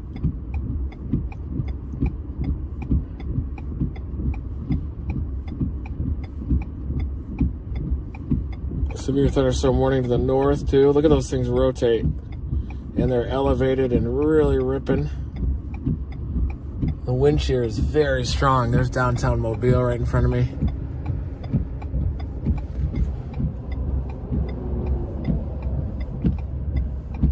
This event is about to uptick. Uptick. Uptick. Uptick. Uptick. Uptick.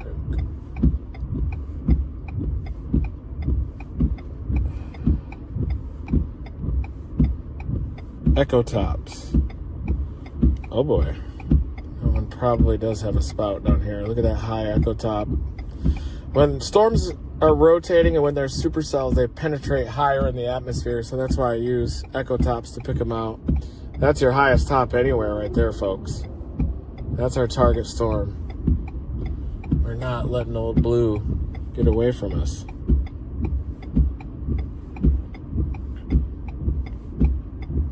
Could head that way.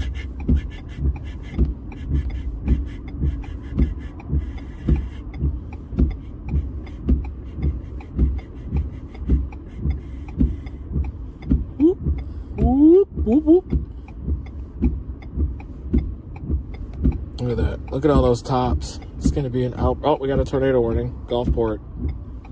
Tornado warning.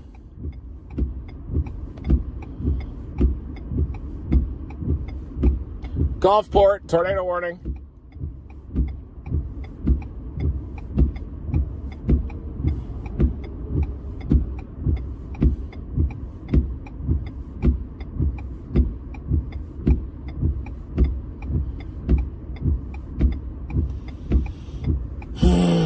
What to do now?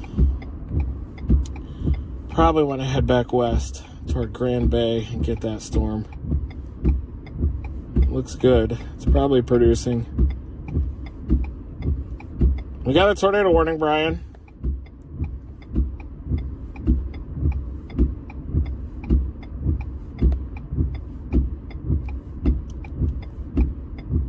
Let's see how long it'll take to get there.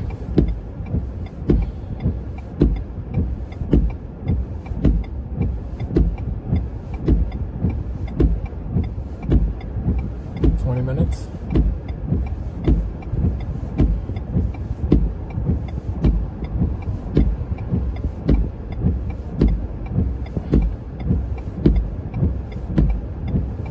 All right.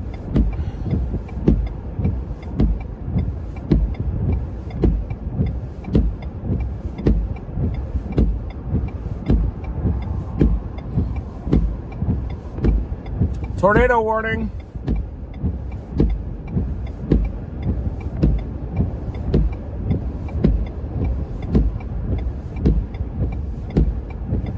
Dauphin Island is intensifying also to the south.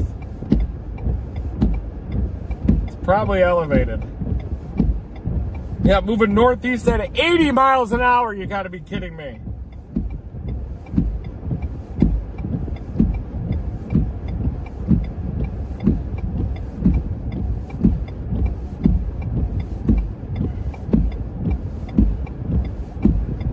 Still gonna be those off to our east, I think.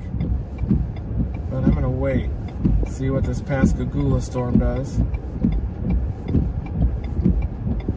That one's not rotating as much there near Ocean Springs now. But those back behind are really rotating. Watch out, Pascagoula. I bet that thing goes warned.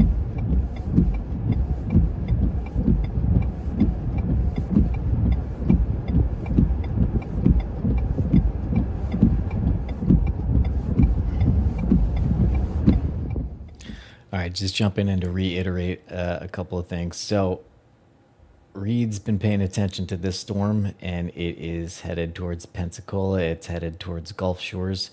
That's what these ticks are right here.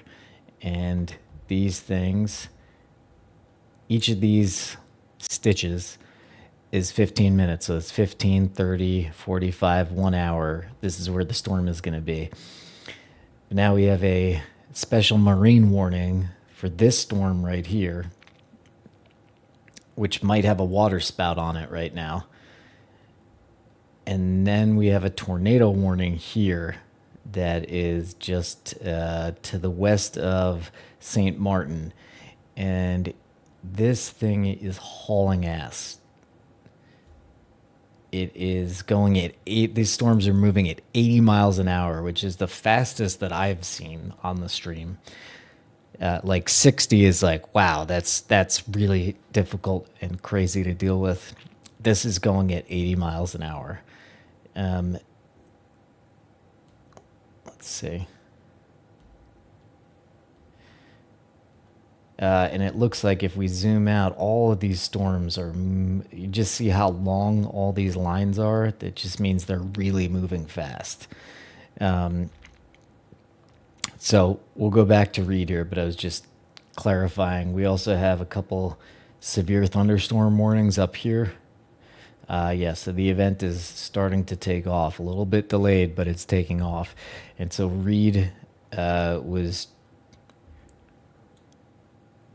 right here, okay? And he was basically headed here. But now that this is happening and this is happening, He's trying to decide between them. In fact, he probably decided. He's probably doing it now, but I'm talking over him, so back to Reed. Temperature's only 64 here.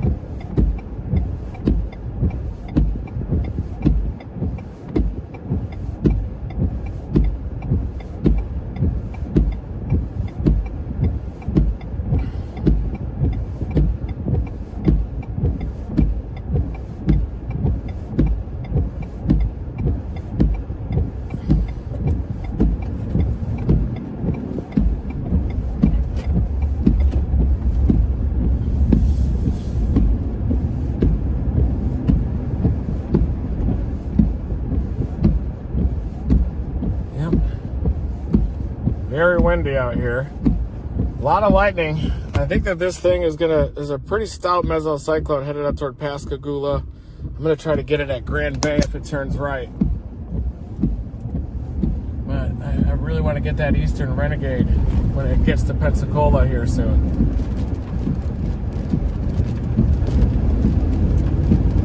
Well, let's get it.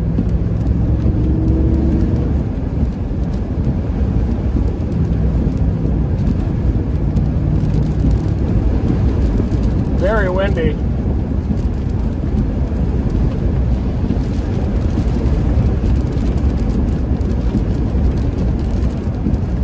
Nice looking storm. Yeah, they look a little stable off to the west. Still think it's going to be that one to the southeast.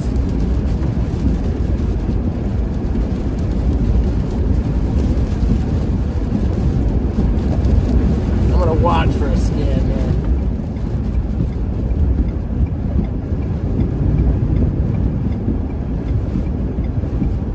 Chaser. I'm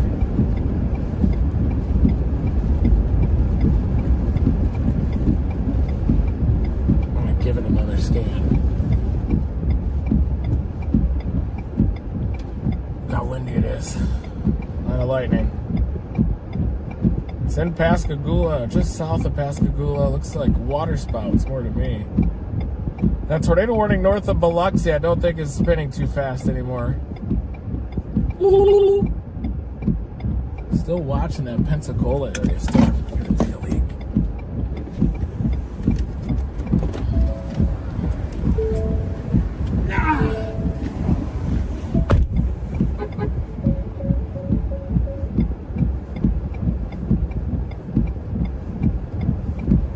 This nocturnal outbreak of tornadoes, a nocturnal outbreak of tornadoes is about to begin here. I'm in Mobile.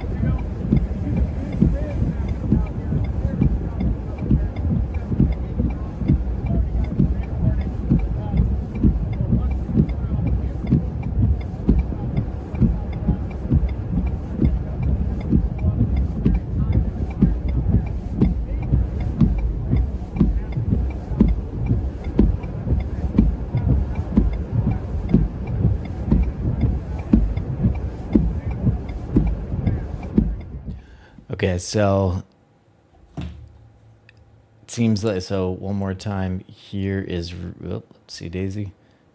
One more time, here is Reed. He's looking at Pensacola. He's looking at this storm that's headed to Pensacola. It looks like at this rate it'll be there in about an hour and 45 minutes. He's also watching this. So sometimes the best thing you could do is just stand by and get more information before you commit. It seems like with the speed of this one, Reed may be able to go over here, sample it, and then head back over here. Let's see how far away. Yeah, that's my guess what he might do. Let's hear what he has to say. Don't pay attention to Eamon. It's going to be a big deal today, this morning.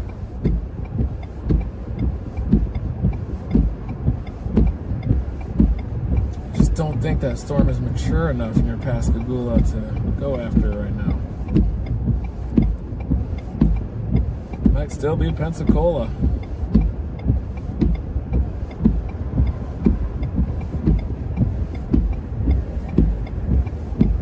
That convective line is intensifying to the west of New Orleans, too. What is happening out here? This is nasty.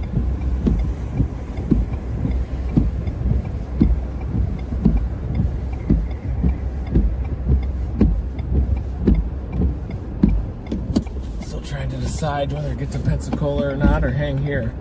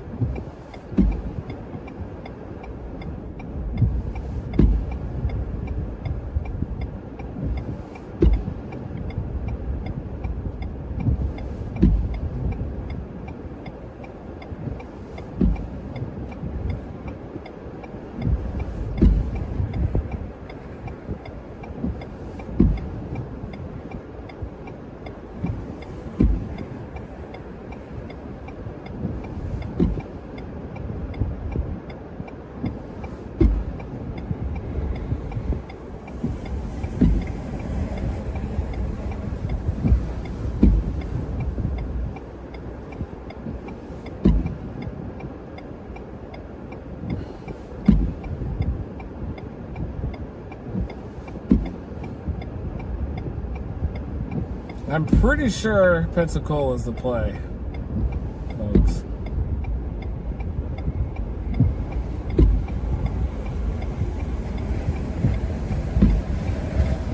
Boy, does that storm look good near Moss Point.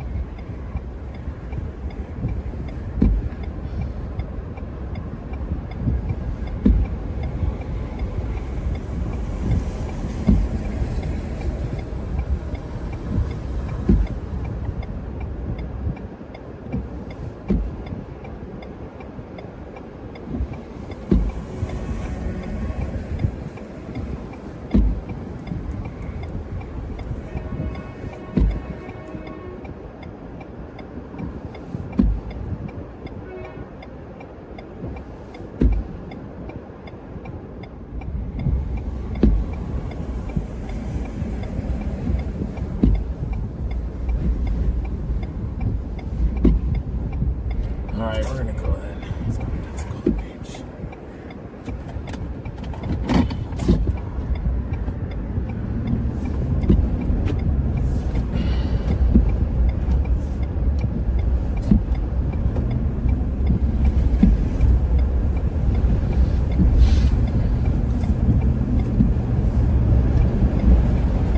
It does look like the warm front might come ashore with that storm. Probably be about an hour and a half when it does.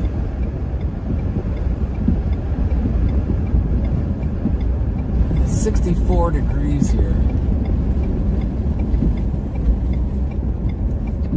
And yeah, each of those beams when they come ashore, they're not very far off from being surface-based, so those could very easily start producing tornadoes too.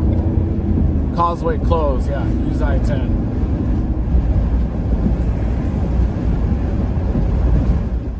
All right, guys, jumping in. It is going to be some time before we get there, but we are starting to go into kind of getting a bit more serious here after a few hours of waiting for this to accelerate. So this will be, we have a 2-minute warning on the Tootsie Roll poll. Are we sure there's not more brown people out there? People who like the brown ones? That's what I vote for, the chocolate. Orange is struggling a bit. Red is, it's neck and neck with red and brown. 2-minute warning. Back to Reed.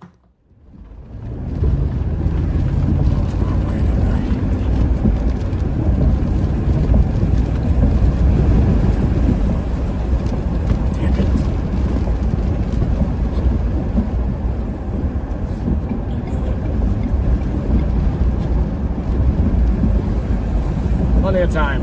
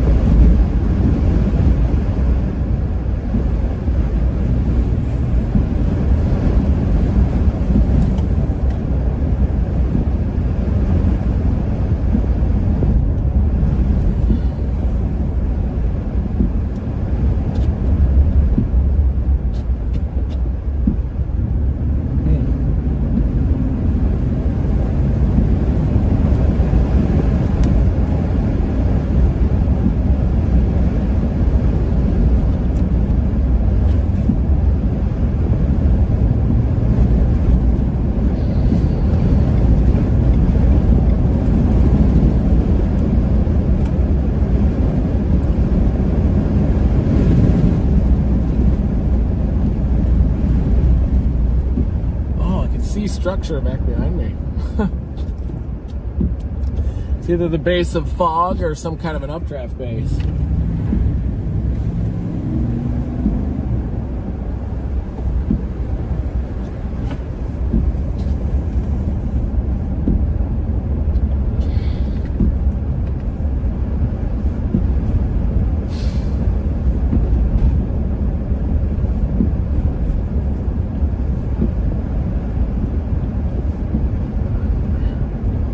Favorite Tootsie Pop color is purple.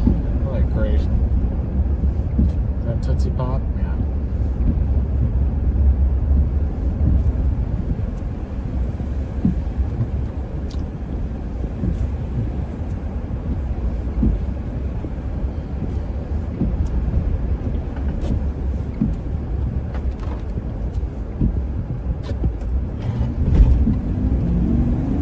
I think this floods pretty hard here with a hurricane.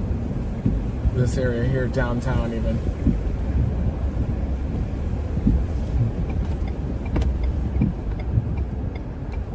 I used to spend a lot of time here. One of my first girlfriends a while back used to be a meteorologist here at WKRG. Janae.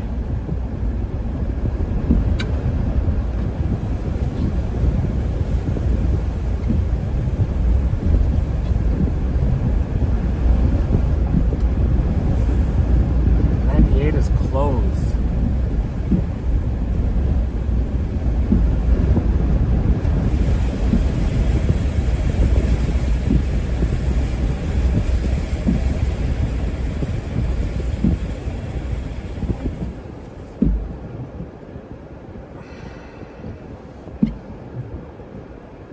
Tornado warning there northwest of New Orleans also.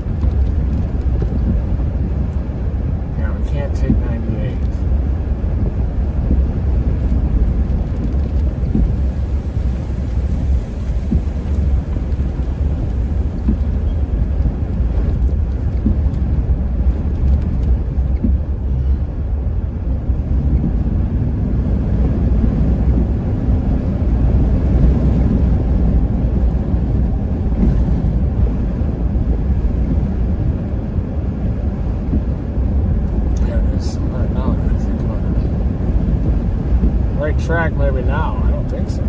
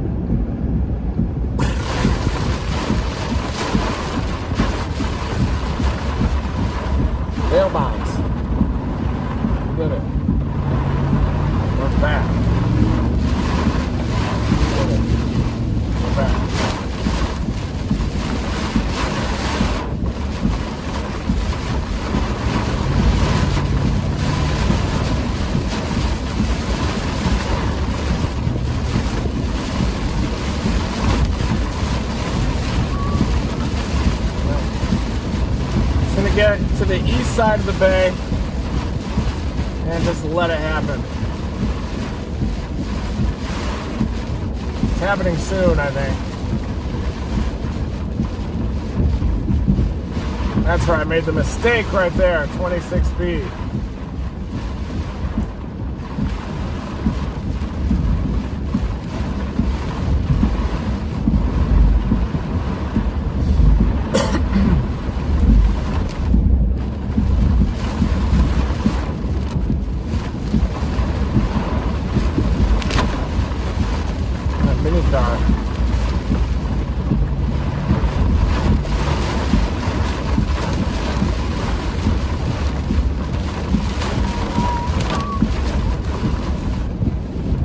Might lose you guys.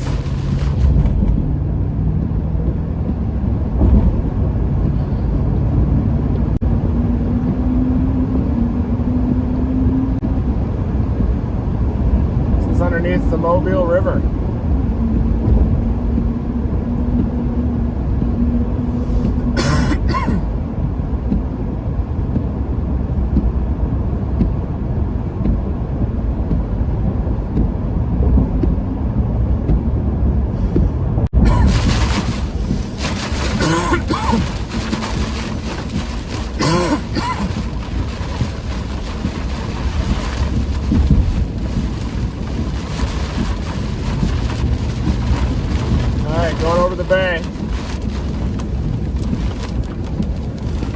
See the causeway flooded over on the left side, probably.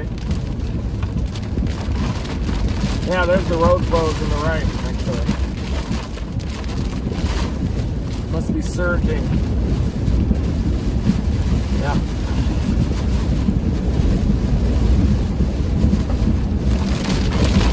Oh, yeah.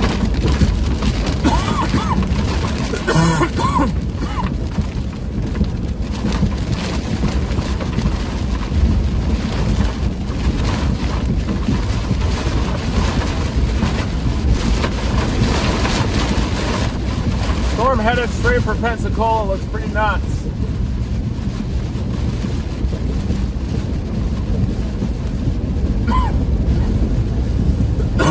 Unless it heads like a little bit west.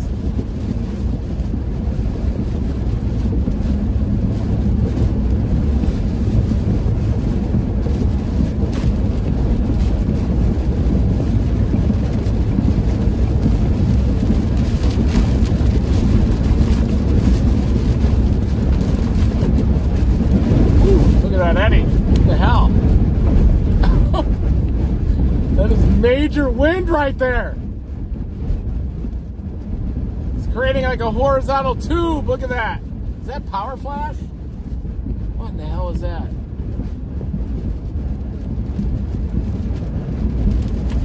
Wow.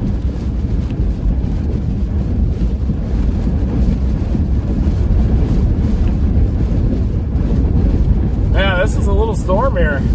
Right in front of us, the base. Keep an eye out. The base up to the left. Big wind on this thing. Big wind on this.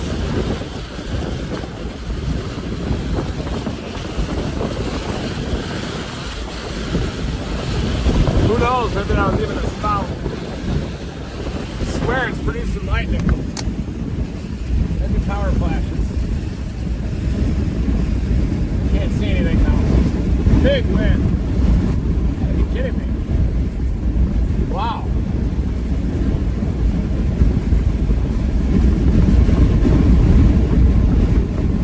These are going to be capable of some big time tornadoes today if anything does go surface based.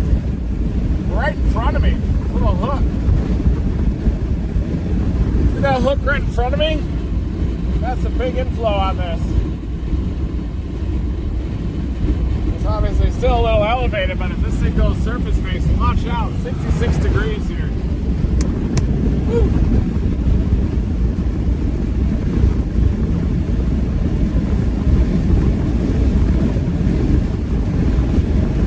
Damn. Big waves down there. Surge. Surge over the road down there.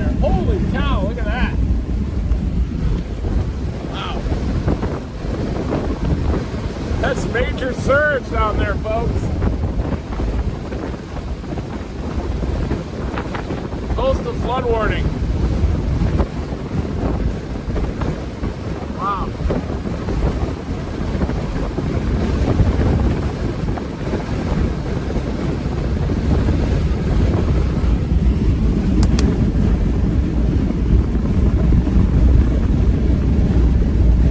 This has got a little hook off to the left. Storm we're on.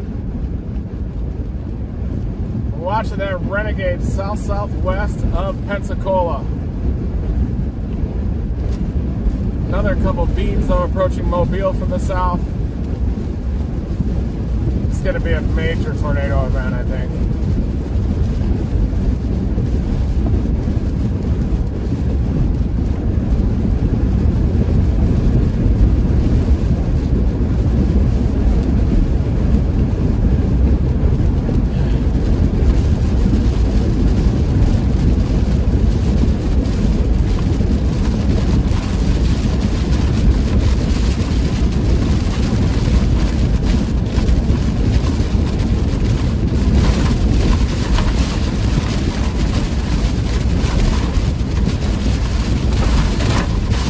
Yep. Boy, you can really feel the power out here, guys. You can hear the roar of the wind. I mean, the convection mixes it down. Look at that spray. I mean, you gotta be kidding me with that.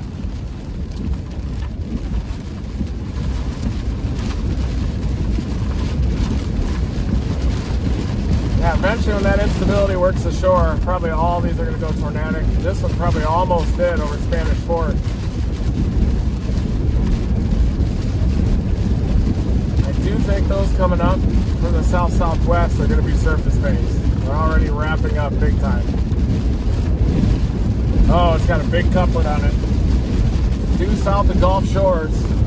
There's that couplet. That's the storm we're tracking.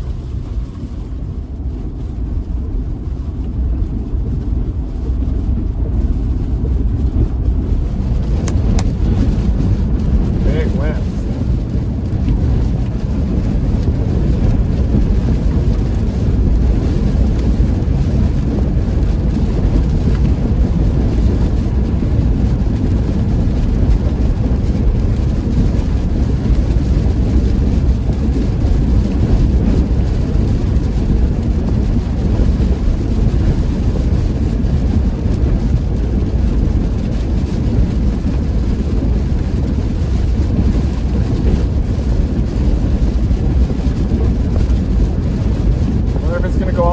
Pensacola, or if it's going to be like an Orange Beach type of an intercept.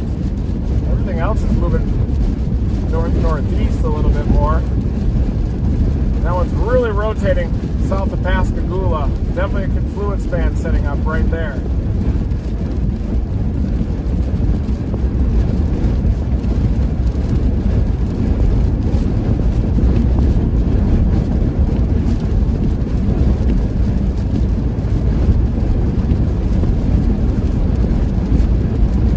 Like it's headed right to Pensacola Beach.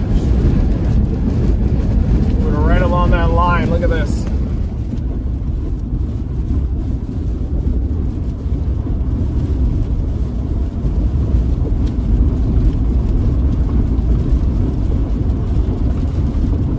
I think that's right on the warm front. Moving right along that line.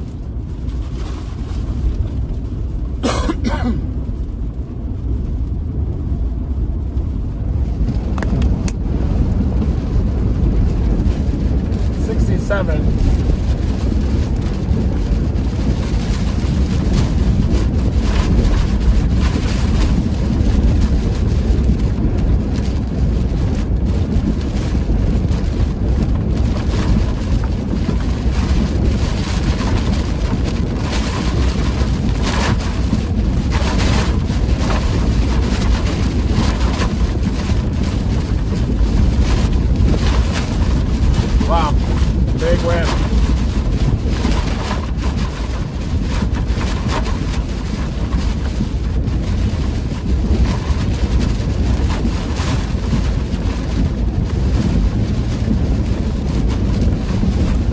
of the options, we could drop down on the east side of the bay here.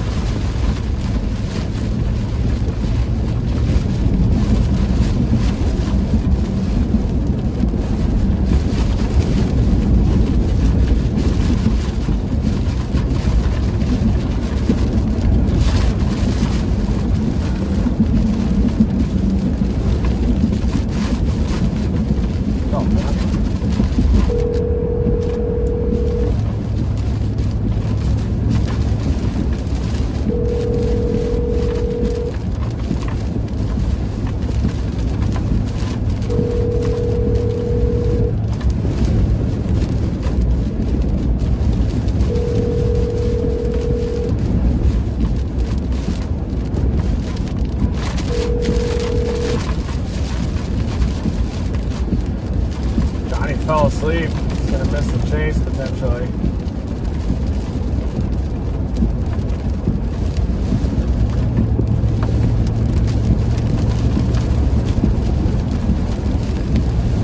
Looks like that one near Pensacola might be trying to outrun the warm front a little bit.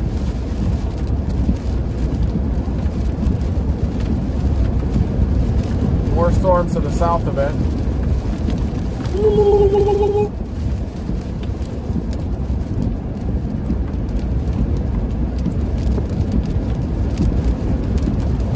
I do think that the warm front's going to have a better shot at coming ashore in Pensacola, even a bit more than Mobile, just because the further west you go, then that southeastern jutting of Louisiana, I think, can kind of disrupt the warm front progression.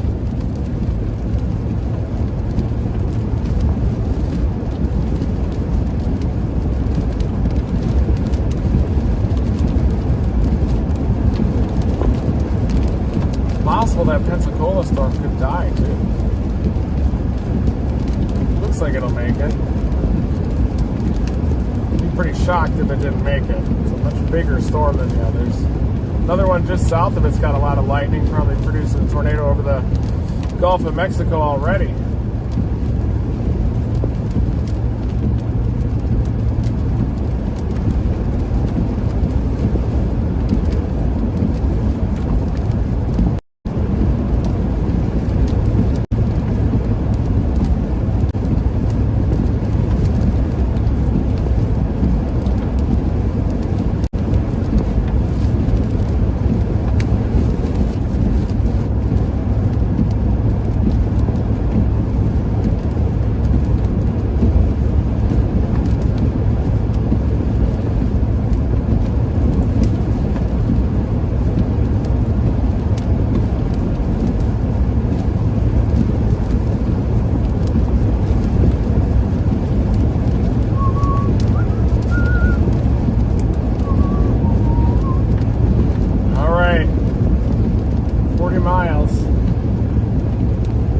Almost to Pensacola.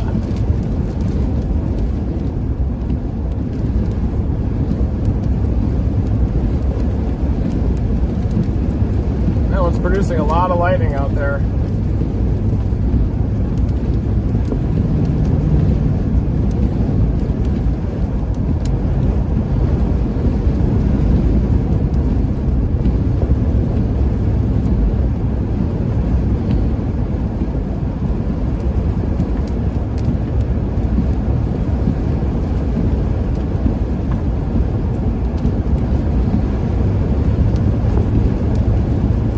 Really got to time this perfectly because of that little inlet near Gulf Breeze, and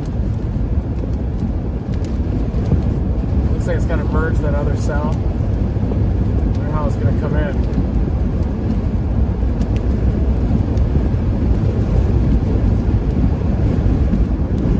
Definitely tell everything's ramping up. 69 degrees now, increasing in temperature. I think there might be some stabilizing effect right around the bay.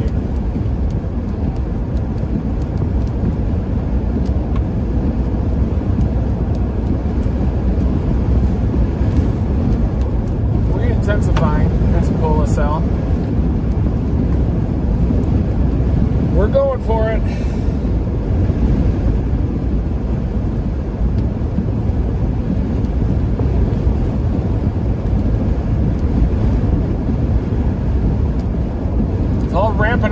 fast.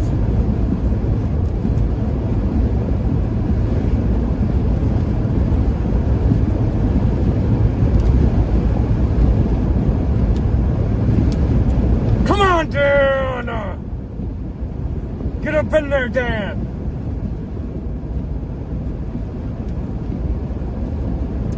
Lightning. See the storm, it's due south of me right now. Probably want to get it on the barrier island, but may be able to get it just inland too. It's almost 70 degrees out here, so this is going big, I think. Did they ever go moderate, or did they just keep it enhanced?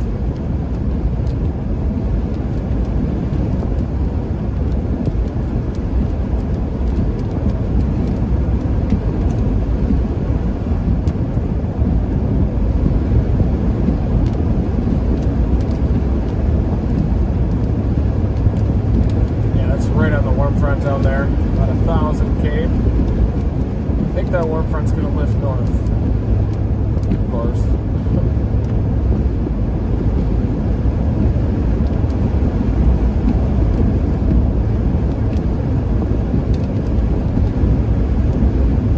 Looks nasty in Mobile though too. Man, this is tough. Go for that renegade, or do you want to go for the line? I guess if the Pensacola one doesn't blow up, we can always go back west. It's got a lot of lightning though. More storms to the south of it.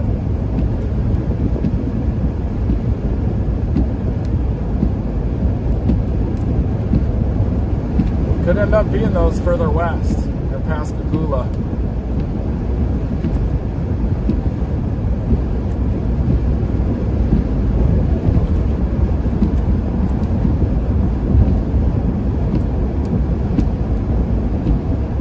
Much healthier storm to the east, the one that we're tracking.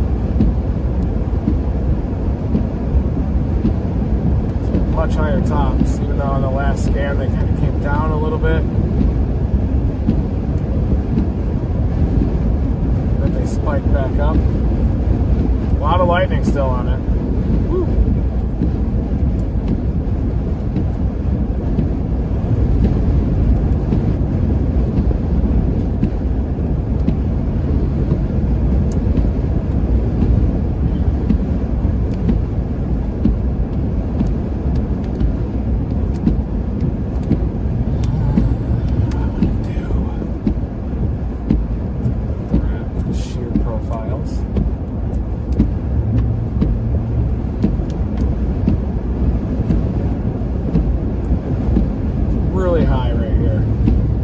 Pensacola. I mean, look at the shear. You gotta be kidding me with that. 600 to 700 there. Greatest just on the east side of the bay. But very high too to the west. So look at that. Effective storm relative helicity right where I am is just through the roof, and it's 70 degrees here.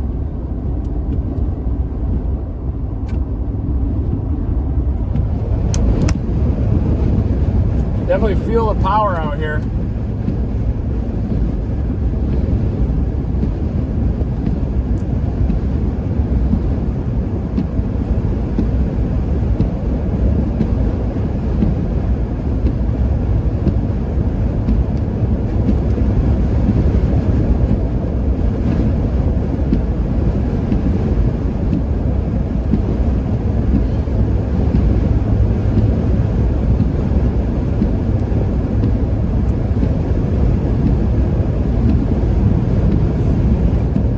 Possible this first storm could fluff out a little bit, probably trigger a tornado warning, and then the next one to the south of it, about an hour later, could come in and cause some problems.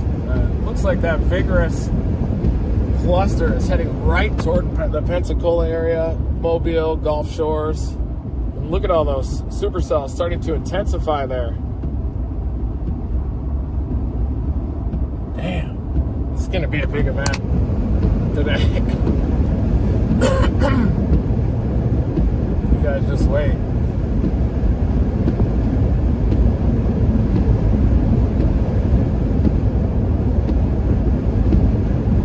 Looks like they didn't go moderate, eh? Kept it enhanced.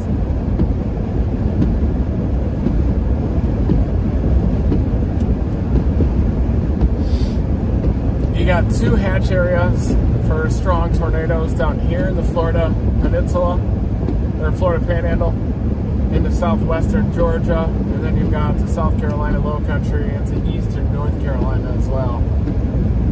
Hatch areas.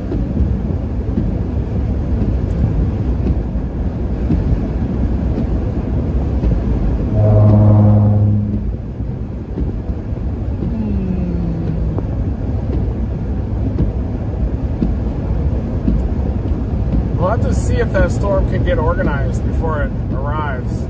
It seems to be kind of a cluster of a couple of different storms, trying to tighten up a mesocyclone on its rear flank, but it's producing a lot of lightning. The storm to the south of it looks a little bit more organized.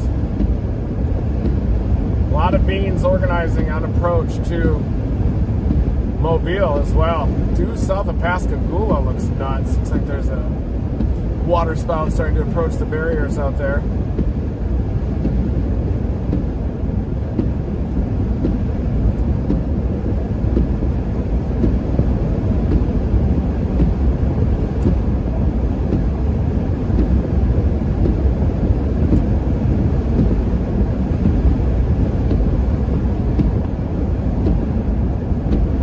It's heading up toward Pascagoula.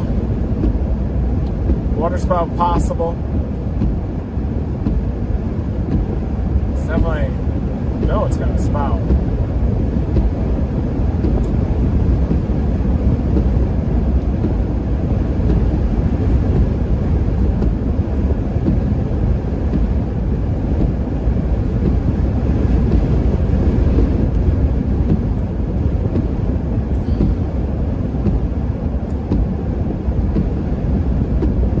I dropped onto Gulf Shores. I want to. Stop there.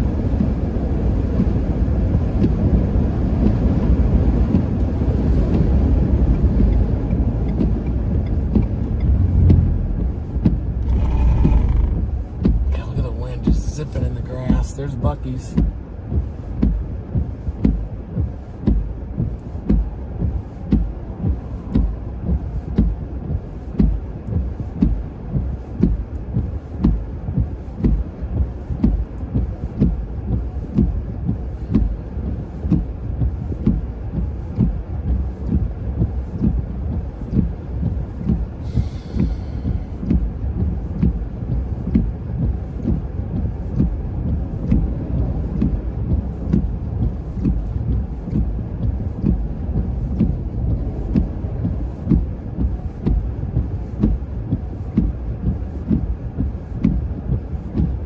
Thunderstorm warnings coming into New Orleans.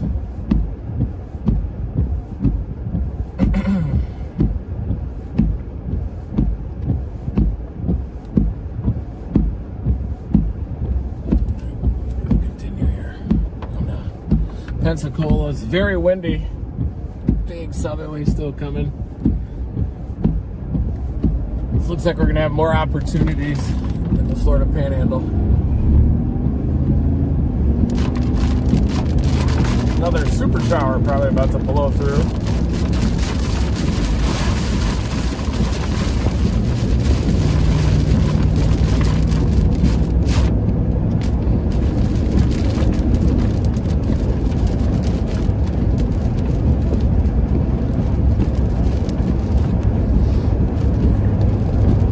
You guys are going to want to stay here for this.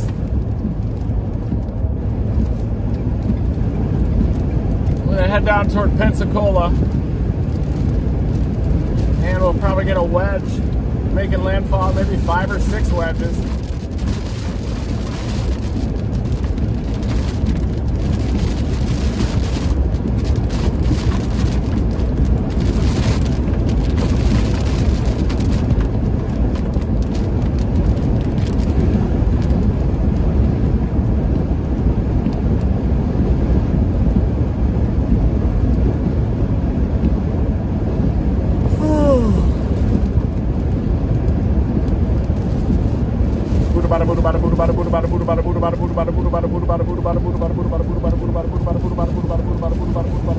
Yeah, they warned that one, didn't they?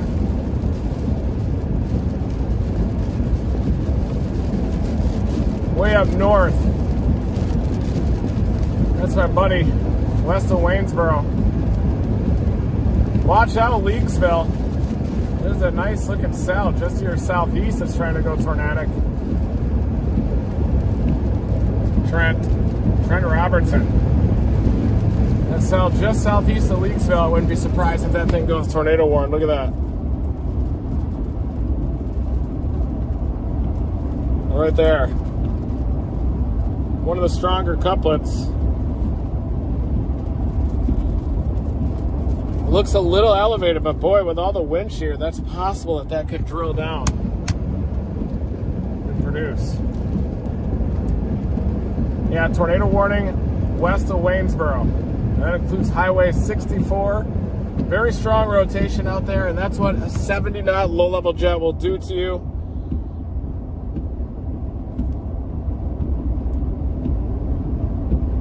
It looks a little broad, but definitely worth issuing that tornado warning, realizing just how volatile the shear is. We got a special marine warning on our storm, folks. And it's straight up toward Pensacola Beach.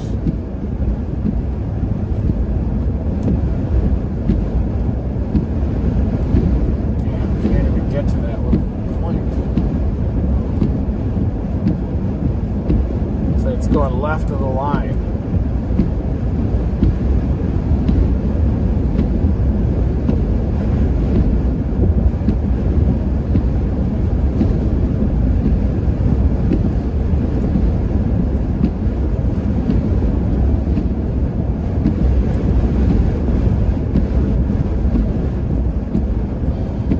Nino Key.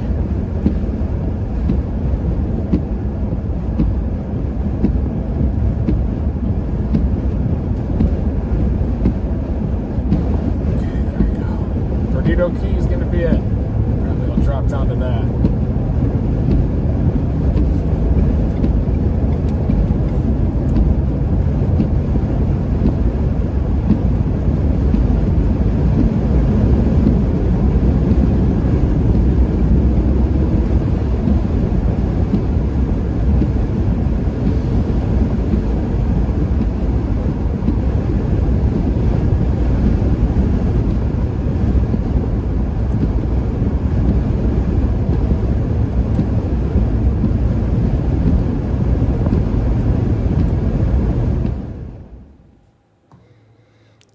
Just giving you guys a position update where Reed is here. So you can see he's closing in on Pensacola. Looking at these storms right here. The storm now has a special marine warning. It says water spout possible.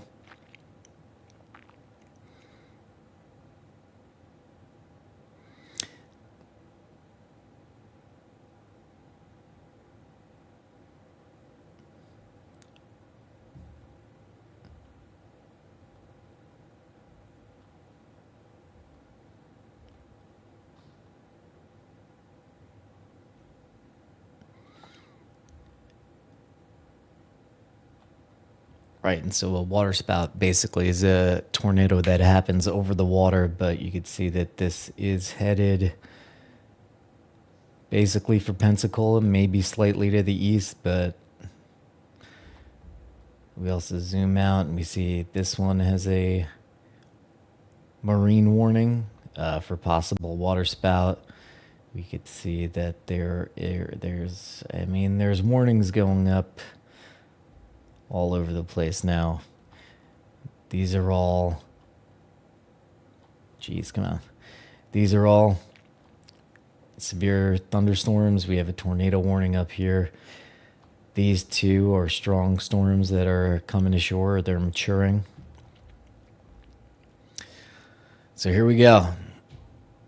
South of it, so it's going to be a lot of opportunities for storms, tornadoes, water spouts today. Into the morning. We're going to be working this all the way through sunrise, it looks like. No one's going to sleep now.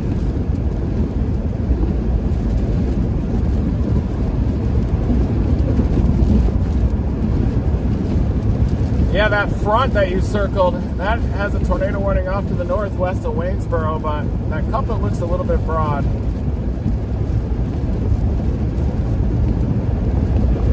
Yeah, that was a big gust you felt there. I'm getting like 50 mile per hour gusts. You can see damage to my branches.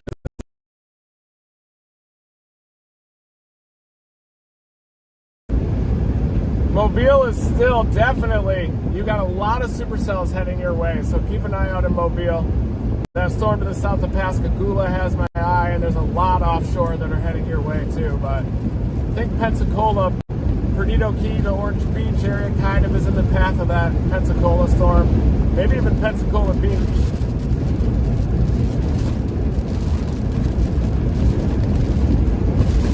Good morning.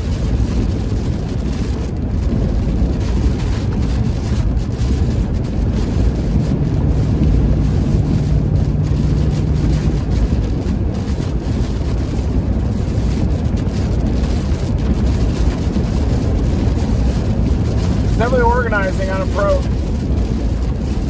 Wonder if it's going to be the southern updraft or if it's just going to congeal into one as it gets a little closer to the shoreline. I wouldn't be surprised if that Pascagoula one goes tornado warning soon here. Just have to see if it can hold on. And it's not going to be in the clear in Mobile until the front goes through. Extreme wind shear in place. Supercells erupting all over the place right now. Fluence lines, storms, convection. All hell's breaking loose here soon.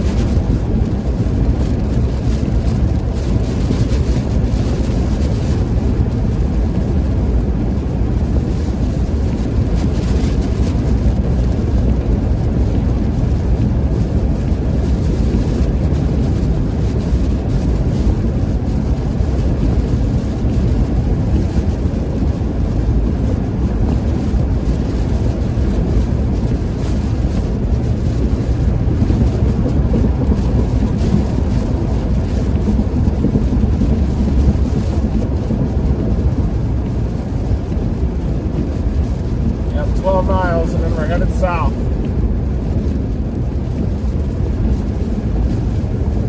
Probably gonna have to get gas at some point. Damn, it always comes out to me to get gas.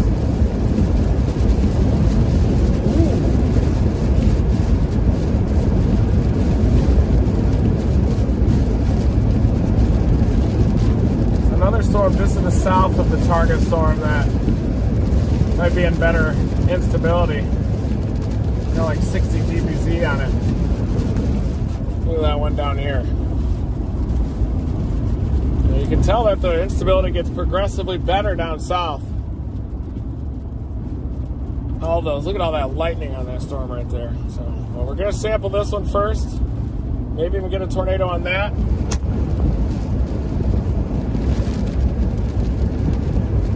And then we'll wait for that next one.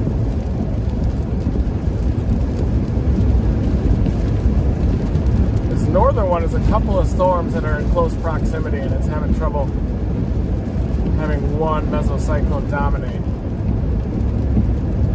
The Pascagoula storms coming ashore might have a water spout.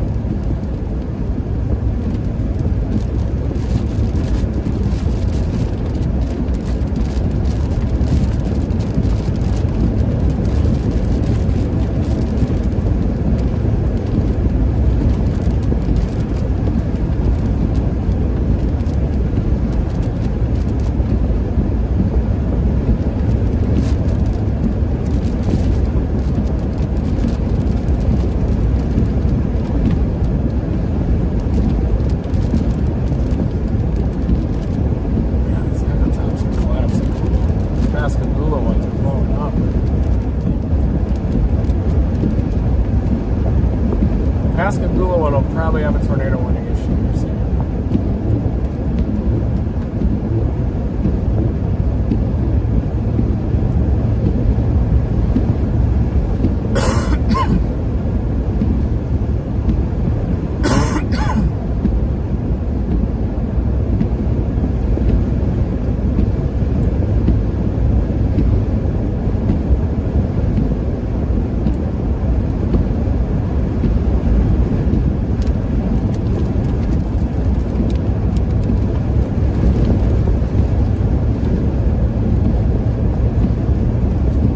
think Brandon Kopic should be on that one south of Pascagoula. Edgar might be on it too.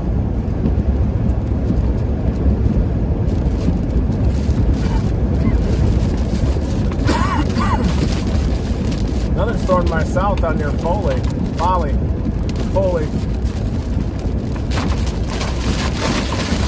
There it is.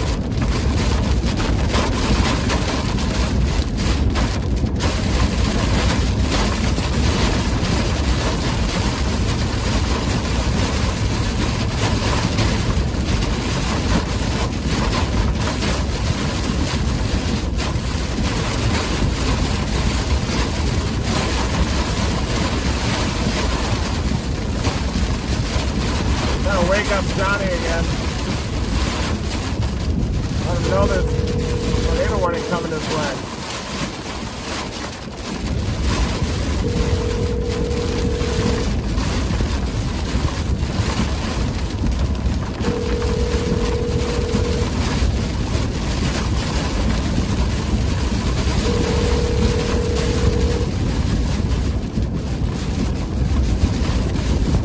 Come on, Johnny, pick up.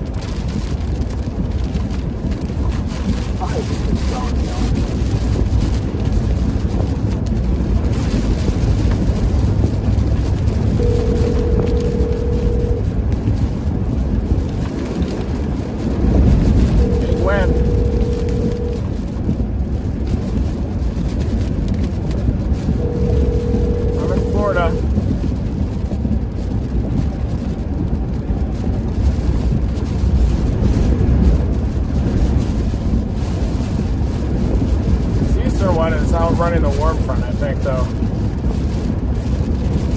Numerous tornado warnings now off to the north, west of Waynesboro. Numerous tornado warnings.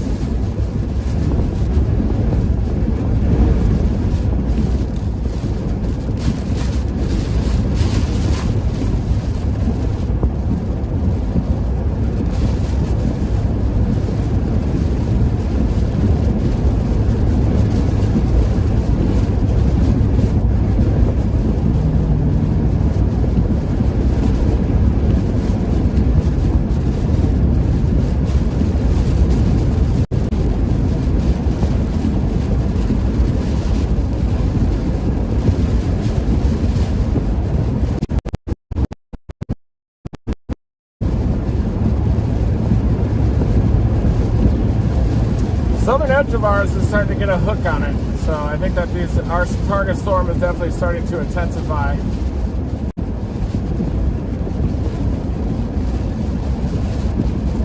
It's got to decide whether to get it on the east or west side of that bay.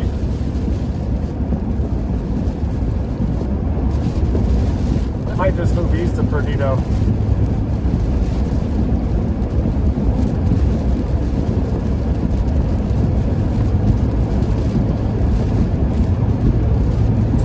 Stop here at 4.9 miles. The trajectory of these prefrontal confluence lines might take some of these storms just to the east of Mobile, but you're definitely not out of the woods until that front goes through. It's already triggering tornado warnings.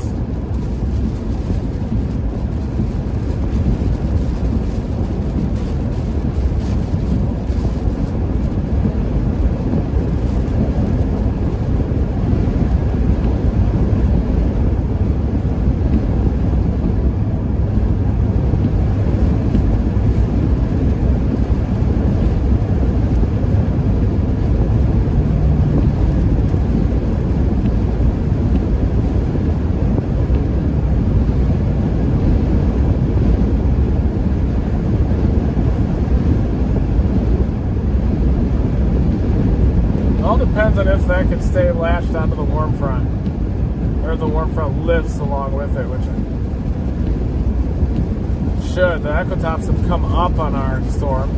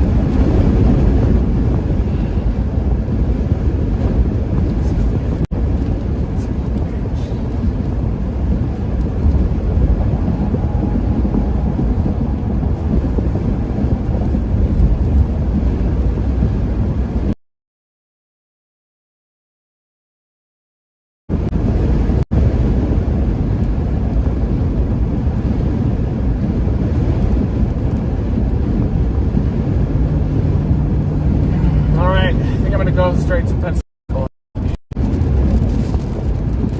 The storm is trying to consolidate, get a little better organized, so I do think it's going to have a tornado warning when it comes in. More storms off to the south of it, too.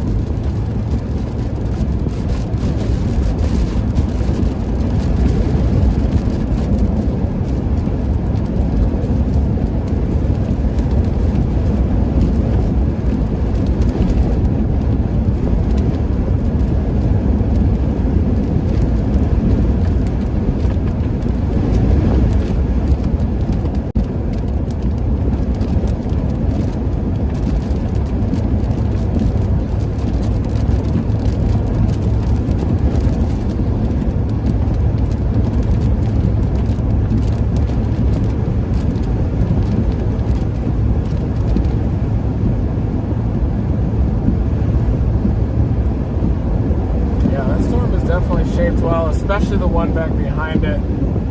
A couple of storms. We'll have quite a few storms here, folks.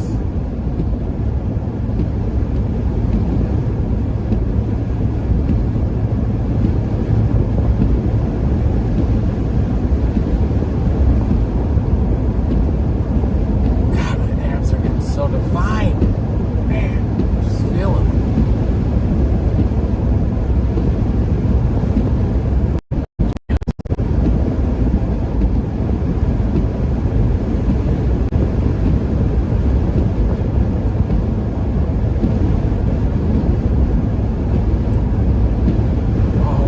Tornado, I think, on this thing right out of the frickin' game.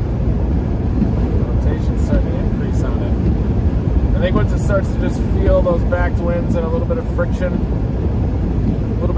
with the Earth's surface, it should rip. It is two cells, though, kind of a conglomerate of two mesocyclones, so if it dominate before it arrives, that's not good. That's bad news for Pensacola.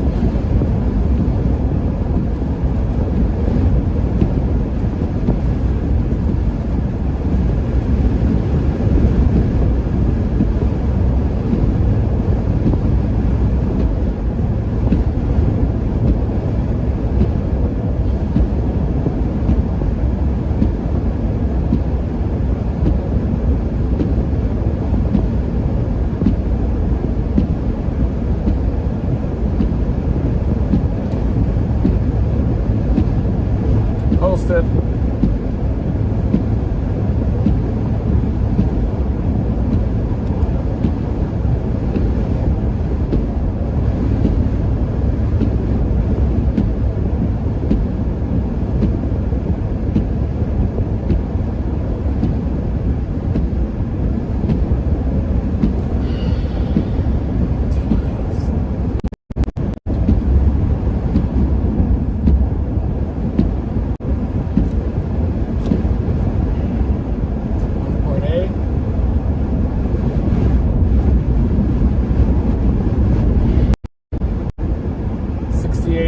Still like that temperature to go up a little more.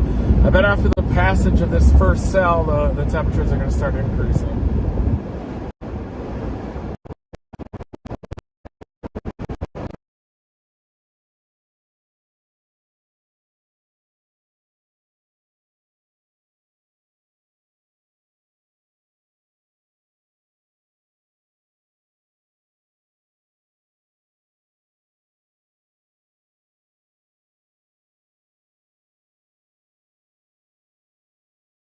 Lightning's ramping up on those cells.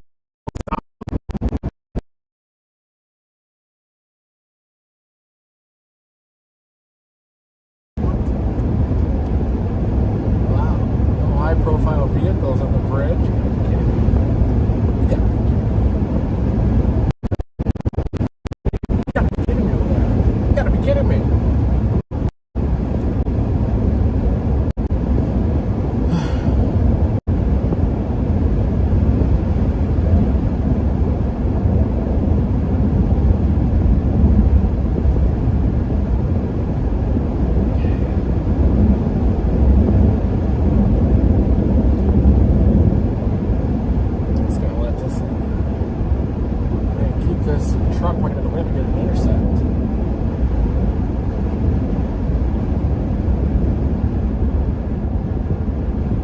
dropping south. Let's see what this thing looks like. 69 degrees. We're just gonna warm up. Heading south.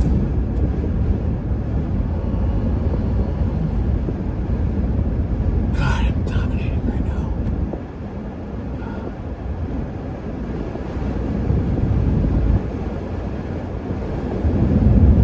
Yes.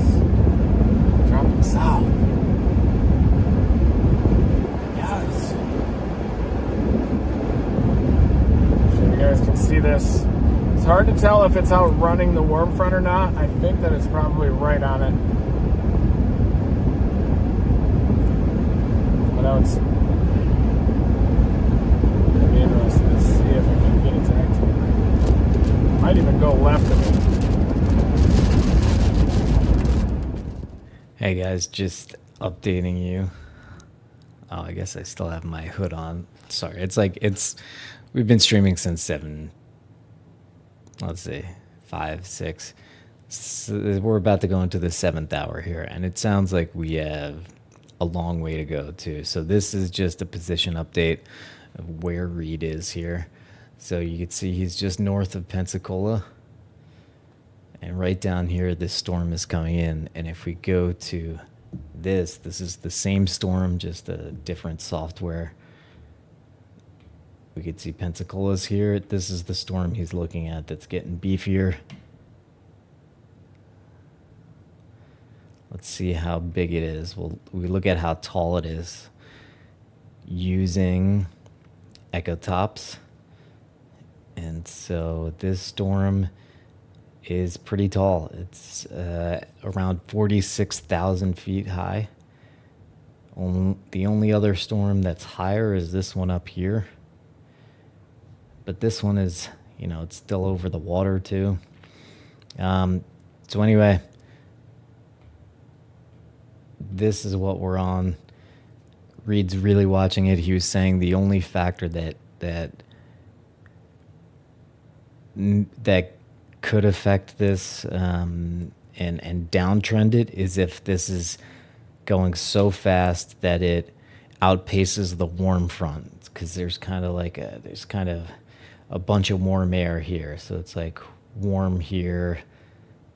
It's not cold. It's cooler up here. And so this is going to be making its way. This is going this way. It's kind of too much drawing. But anyway.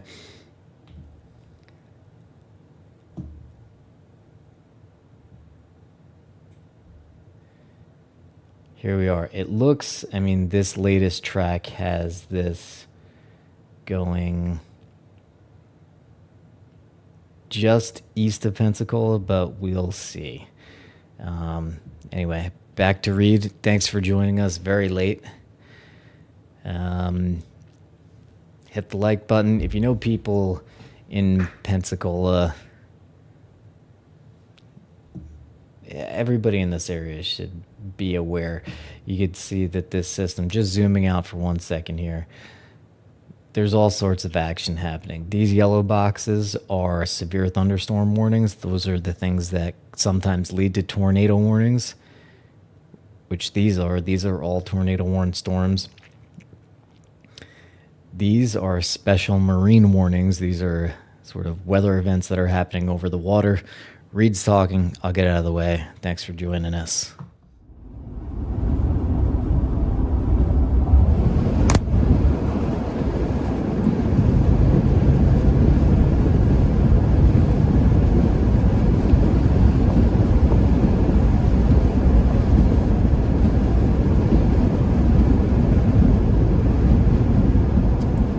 To the south of it looks crazy. Nuts. There's like 6 cells off to the south of it that all will probably produce. Look at them all. Look at them all. Look at them all. Look at them all. Look at them all. Look at them all. Look at them all. All those will produce. Wow.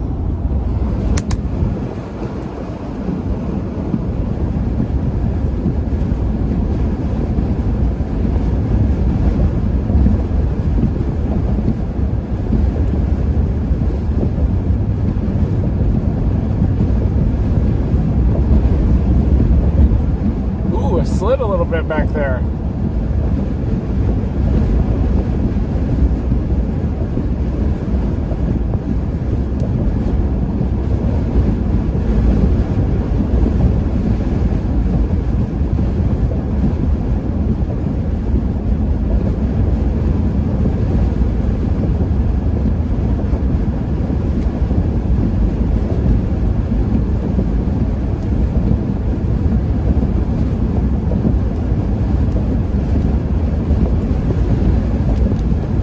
Yeah, the lightning is starting to increase a little bit on its eastern flank.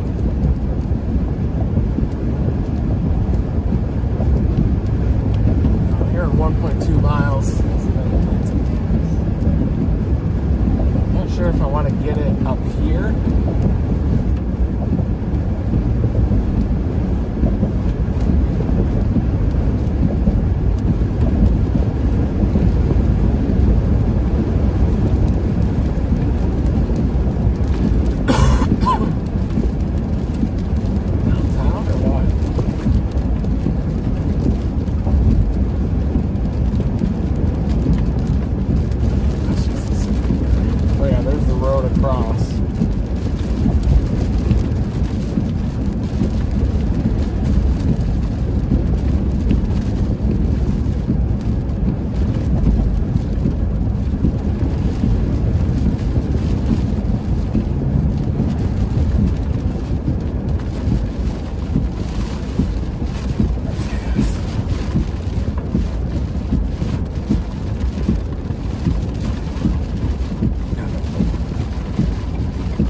Circle K over there.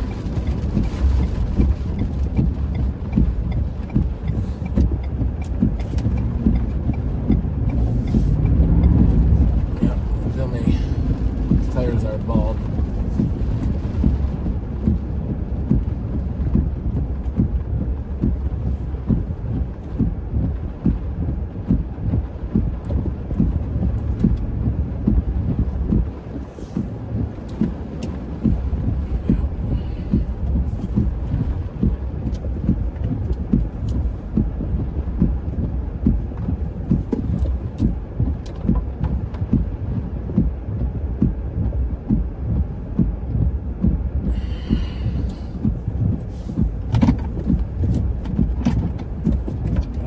Is open.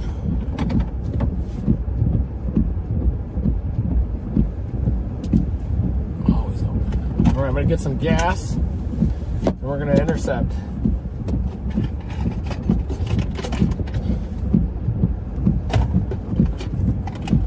Now you make another Celsius energy drink.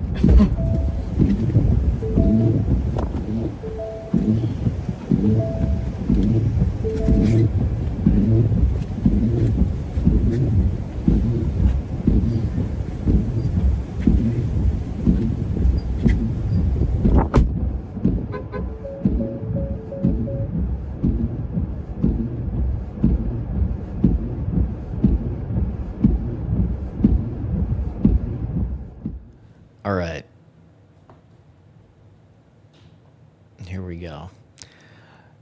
I'm pretty much counting on, I mean, what's going to happen is these things are going to start to pick up, and then the adrenaline's going to take over, and then that'll be the energy drink. I'm going to try not to do any caffeine tonight. We'll see. But here are the, all right, let me stop animating this right here. This whole area is what's currently under the tornado watch right now. And you can see, let me simplify this a little bit. Oh no, Mobile's back. So you can see this very clear line of storms. We have these red boxes here. That's a tornado warning here. This is another tornado warning down here. And then all these yellow boxes, polygons, whatever you want to call them. Those are severe thunderstorm warnings. On this software, we're not showing the special marine warnings, but we can. I think, yeah, we can. Here we go. I think. So here's that cell that Reed is looking at. kind of has a backwards hook on the back here a little bit. I'm going to try to get some temperatures, surface maps, dew points, and things like that. You can see right down here where Reed is in Pensacola, it's 69 degrees, which is pretty warm. I'll see what the dew point is at that place. If anybody in chat actually knows. Man, people are cursing in chat. I don't know how that's possible. Please don't curse in chat.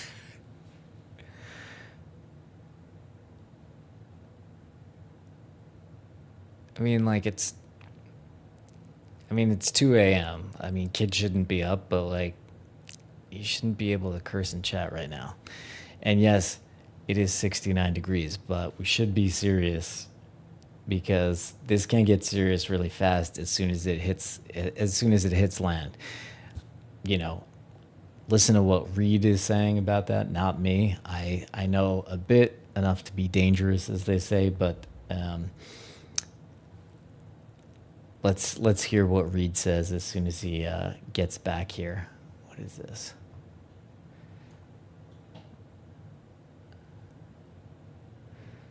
Let me see if I can bring up.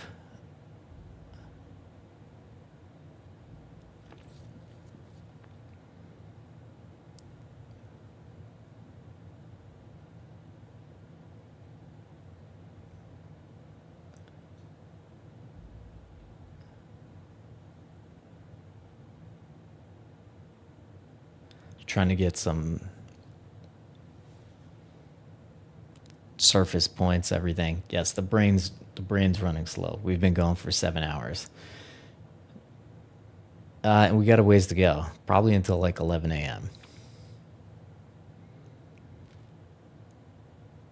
And I have a plumber coming at 9 too, so I can't just hit the sack. Here we go. So this is water vapor. This is an infrared look at it. It's just kind of a different way to look at the storm. This is, a satellite looking down and taking photos. So you see this is the line of storms that we have. You see this big band right in the middle here that I'm zooming in on. This is the big line of storms. And these right here that you're going to see go up right here, these are the storms that Reed is looking at. These ones that bubble up right here.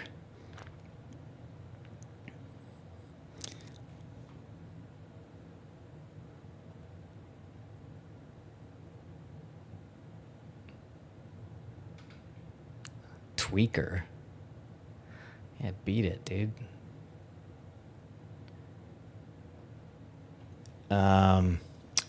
Okay. I'm tired. Everybody, we should stretch. It's 2 a.m. or it's 3 a.m. if you're on the East Coast.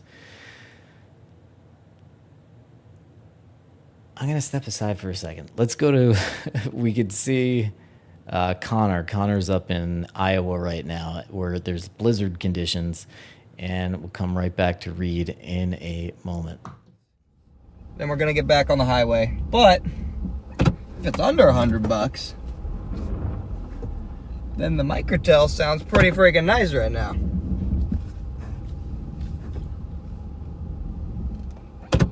Yeah, I'll read the reviews on it when I pull in. But Microtels, I've never had a bad experience at a Microtel. Honestly, my favorite hotel.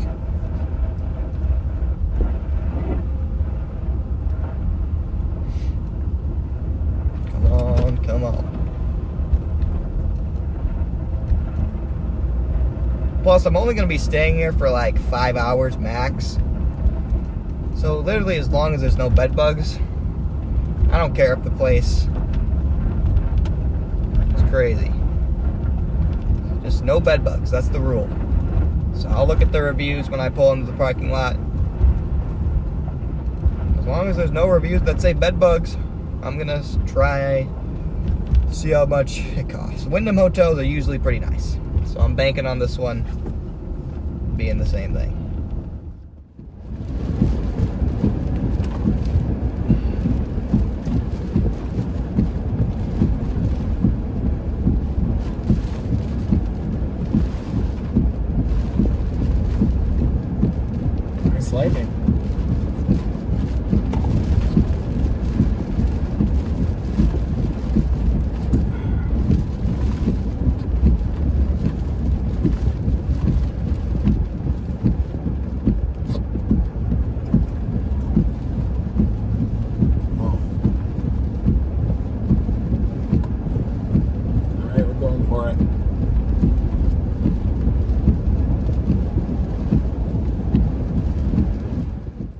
very fast because people were super confused about the blizzard. Here's Reed.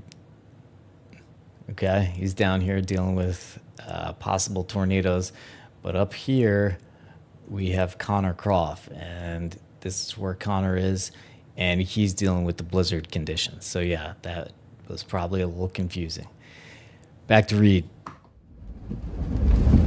Good waves.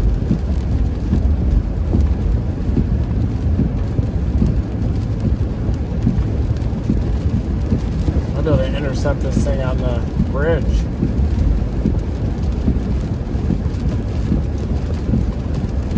Pensacola Beach is way offshore here. A lot of lightning frequencies going up a little bit.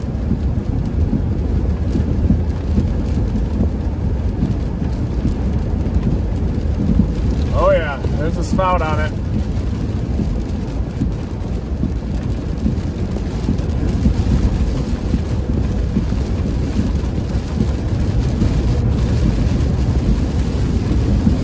Does have a water spout. Does appear to have one. Look at that. Gate to gate. Not a wind shear.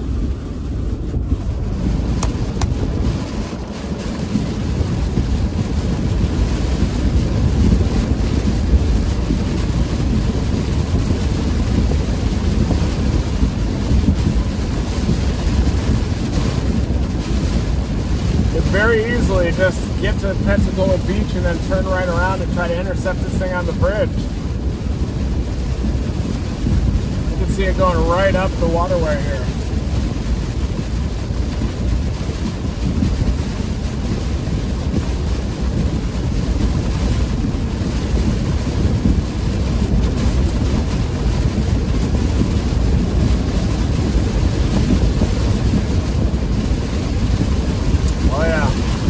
Extended the stuff from marine warning into here. Looks like it's got 2 water spouts, maybe even.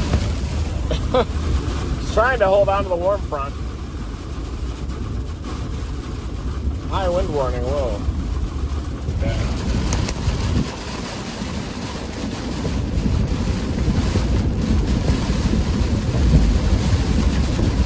This thing's going nuts. It might actually produce when it comes to shore, folks. It seems to be intensifying.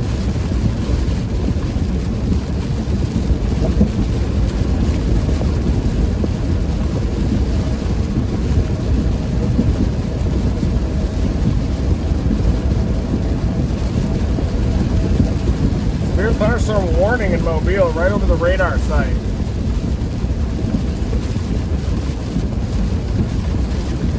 That includes downtown, so keep an eye out for that one as well. That whole convective line still off to the west has a tornado warning to the south of New Orleans. Could get a tornado warning here.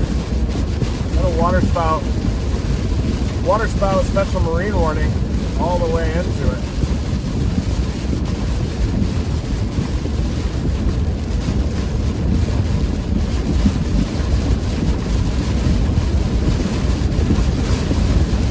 Getting a Gulf breeze too. Woo!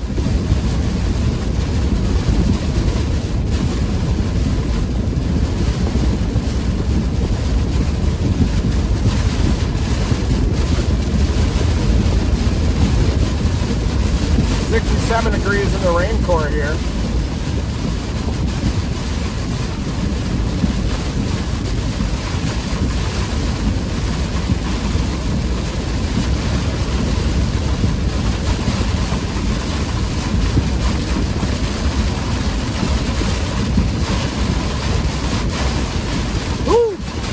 Lightning.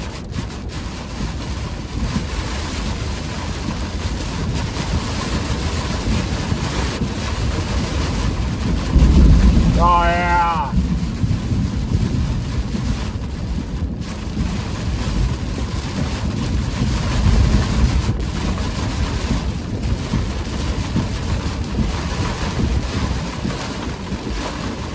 Let's see what we need to go here quick.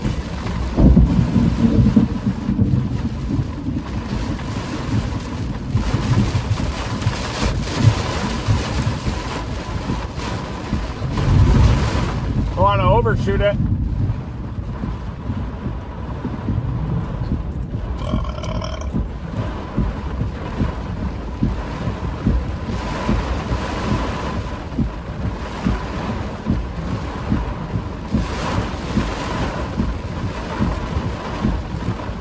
kind of this weird conglomerate, isn't it?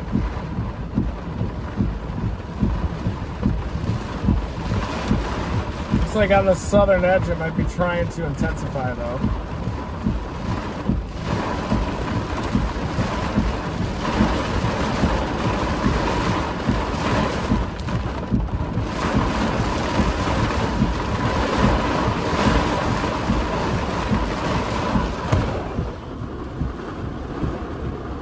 But that was the circulation. Maybe up here, maybe down here is trying to organize some inflow. It'll be interesting to see how it plays out. But possible tornado right there or down here. 2 updrafts. Ooh. It's about to get interesting here, I think. I don't want to blast on here because I can't go west. I may have to go back north to get this thing.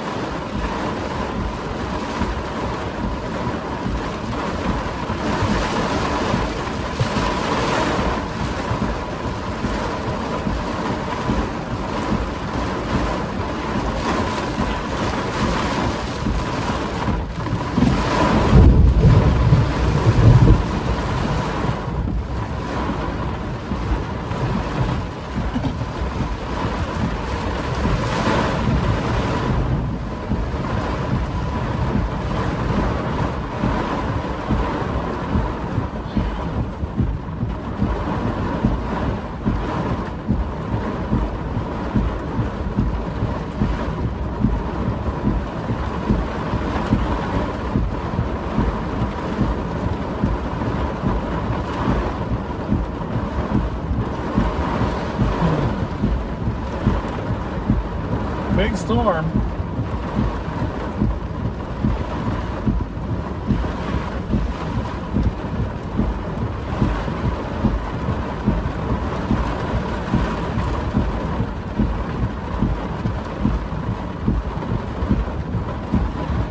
I'm gonna wait a couple scans. Still trying to figure out what it's doing. It's got a lot of lightning, I know that.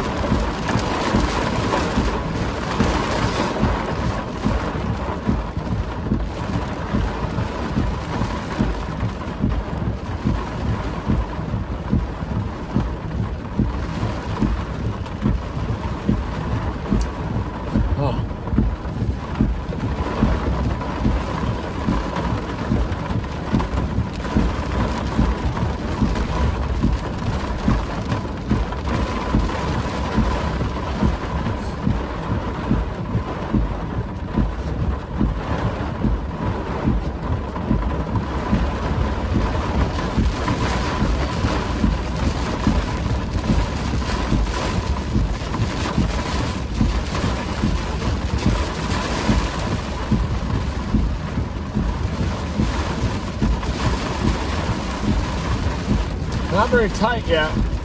Let's see what it does when it comes ashore, but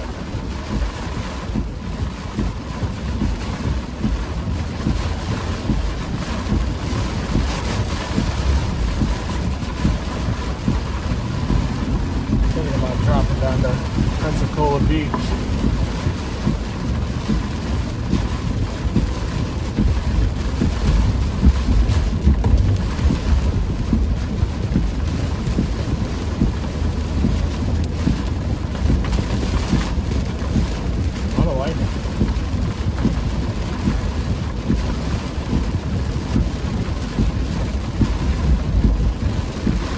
Maybe trying on that southern edge.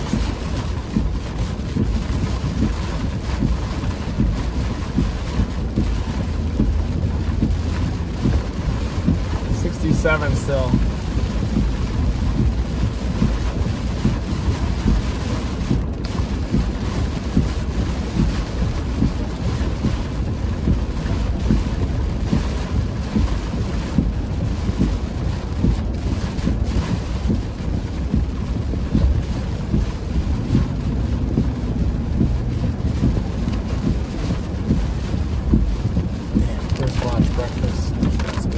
Breakfast.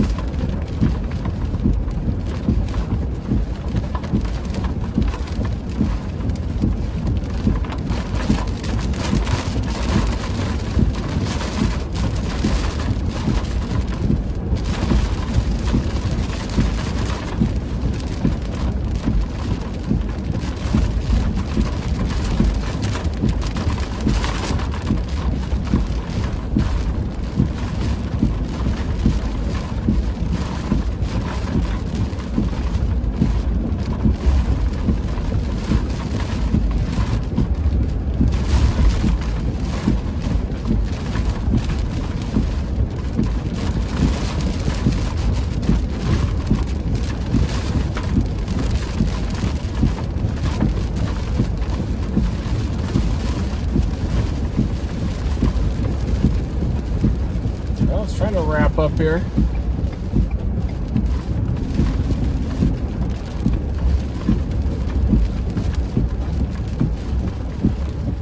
May not be able to get to the beach just yet, folks.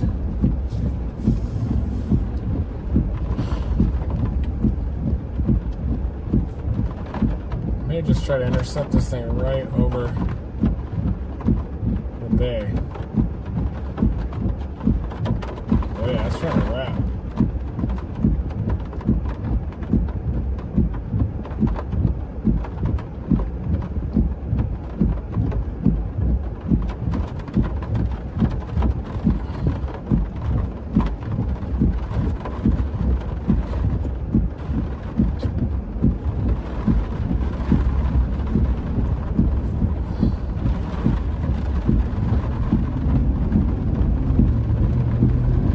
Try to get it on that bridge.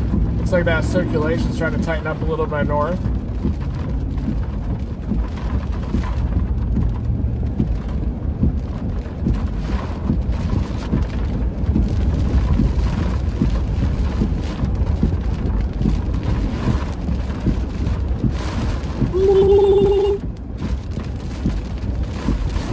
Kind of coming ashore as like two storms. But we'll see if it gets its act together right when we get over this bridge.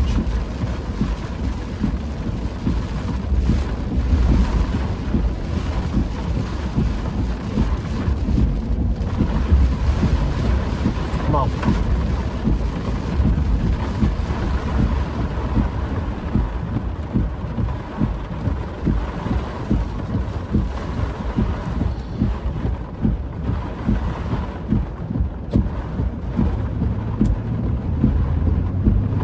It is wrapping up a little.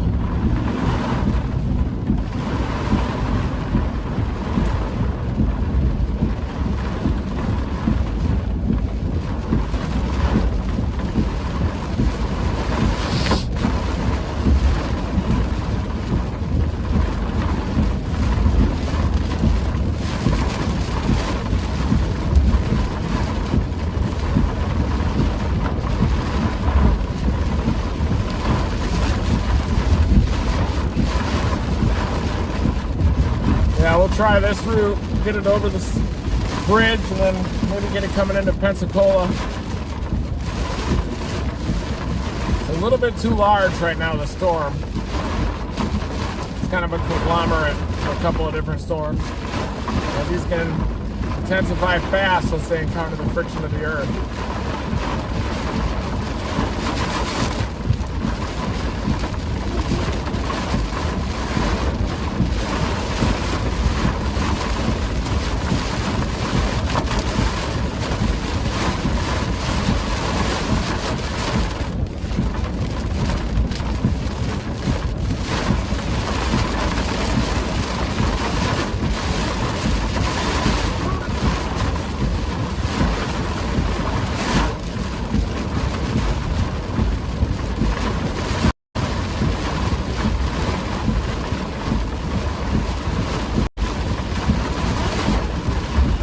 going for it here.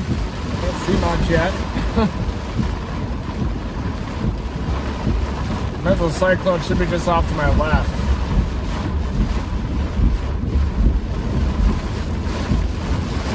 Basically just convergence. Nice couplet though, I mean nice mesocyclone here. Just off to my left, right in front.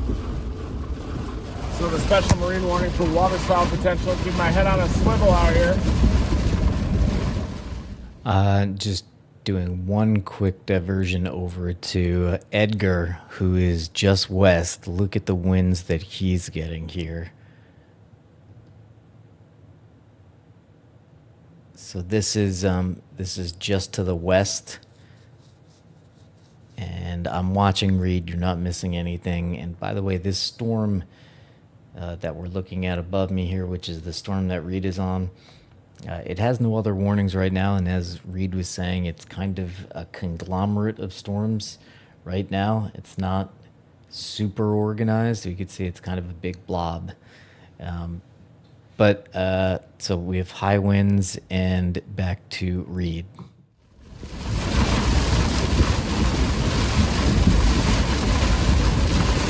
Crazy how many chasers out in the middle of the night. I'll fix that.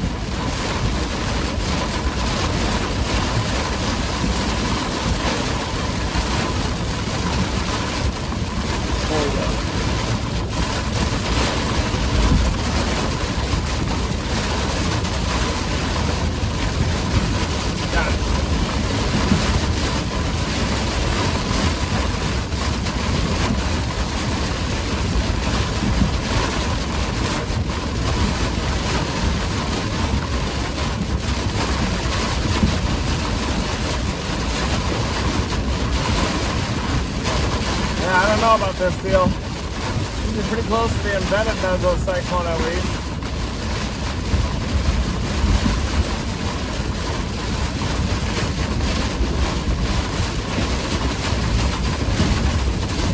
Ooh, we got westerly wind shift.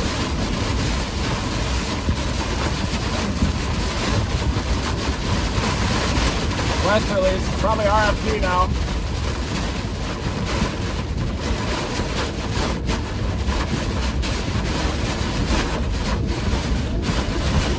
Oh yeah, probably RFP, folks.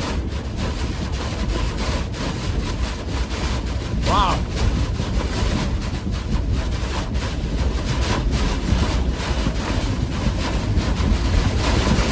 Wow. Big westerlies here. That's RFD from this supercell. Holy cow.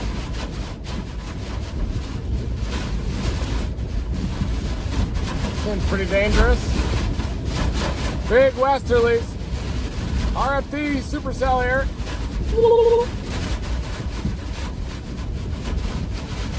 Wow. That's pretty significant. Those lights are moving. Look at those lights move.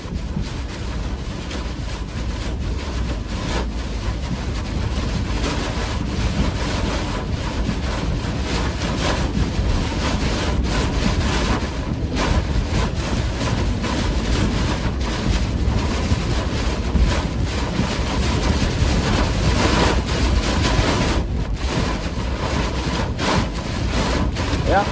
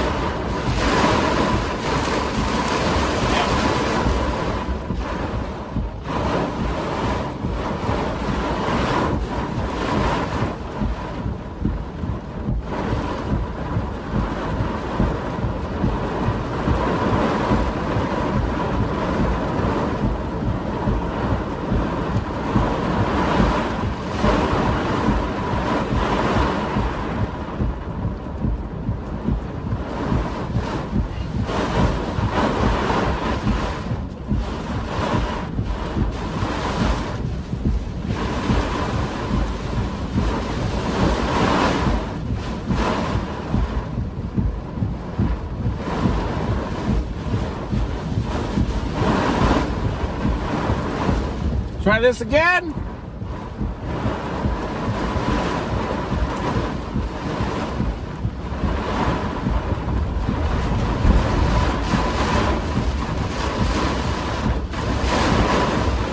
Woo! Wah, wah, wah.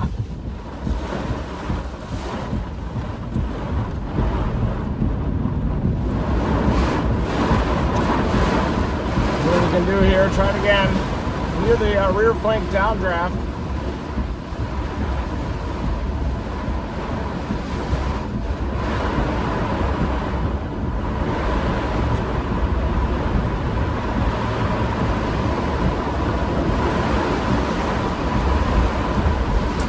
We just gotta get on the south side of it now. Probably just go across and then back to Gulf Breeze and then back east on Pensacola Beach.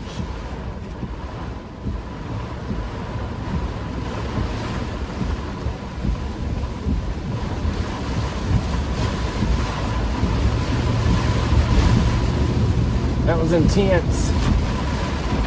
Intense! See how nice it is now on the backside of the supercell?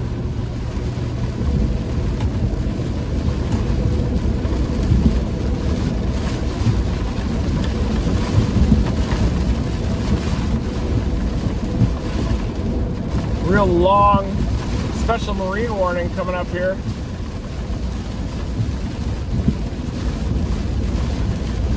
I think the problem with that initial cell is that it was a conglomerate of two cells, but there's pretty good rotation just to our northeast right now. That was a strong mesocyclone that came right over us. I think it's going to continue up I-10.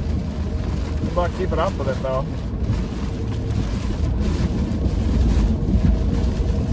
Damn, that's a big-time mesocyclone that just went right over us. Look at that thing go. Look at it intensify up there. That was what we went right over on that bridge north of Gulf Breeze. Look at how clear it is now with the westerlies. It's probably going to go tornado warned up north of I-10. But we got to go for that next one down, I think. It's coming fast and it's going to have a tornado. I bet.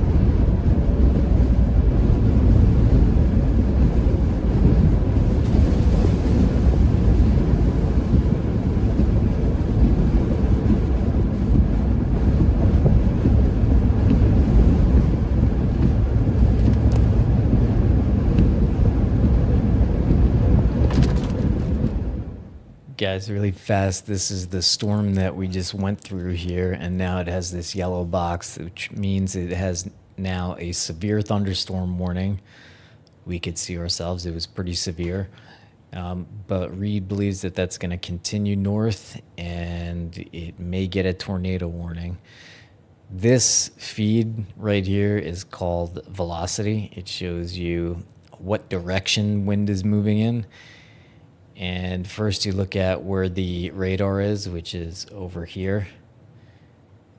And then this tells you what direction things are moving in. So green means things are, let me show you it over here really fast because it's probably going to be important shortly. Okay, so we look at where the radar is. It is this little hole right here. And then the green means winds and moisture moving towards the radar. Red means moving away. So this means this whole thing is rotating, and that's the thing that we just came through. The big winds were these winds. And so, yeah, so this yellow box now means it has a severe thunderstorm warning. It could turn into a red box, which means a tornado warning. But we are going to, actually, let me stay on this. I believe Reed is going to, he's going to keep an eye on that, but he may be looking at this new cell down here, which is not as much of a, this is one is kind of blobby. You need them kind of organized, usually.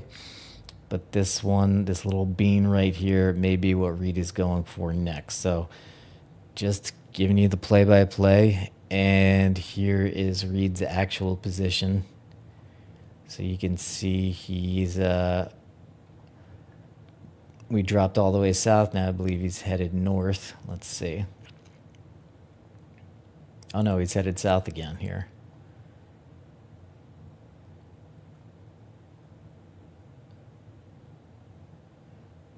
So Reed is now headed back south again, and I believe he's going to take maybe this road right here and follow it east to get in position for this one right here. So that's the update. Back to Reed. That's fixed. Doesn't work very good.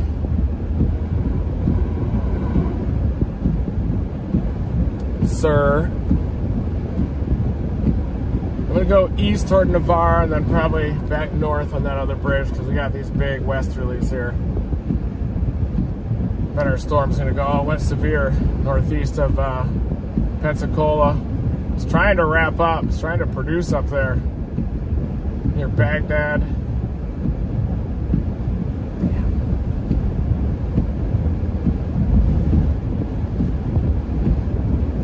I should have kept going after that damn thing.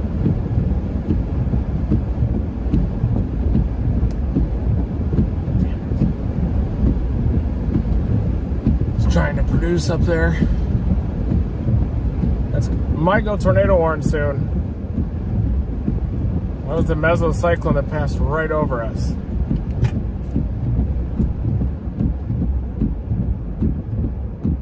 But that's moving northeast at like 62, so I'm not going to be able to catch it. 60, yeah. Tore possible tag on it.